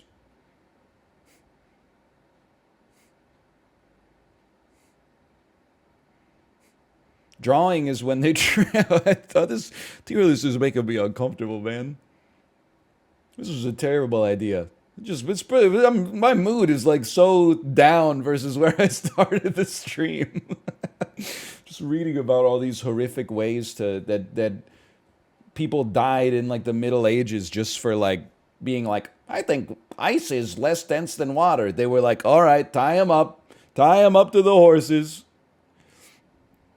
We'll do like a palate cleanser after this. All right, I mean, quartering is pretty bad. I think that chopped to death is just a good way to think about this. It's pretty bad. I mean, to be honest with you, I think I would probably put it somewhere down here, pretty close to the bottom. Definitely not something I'd be super interested in being involved with. Yeah, speaking of which, tied to like a post and then having my flesh torn strip by strip off my body until I died.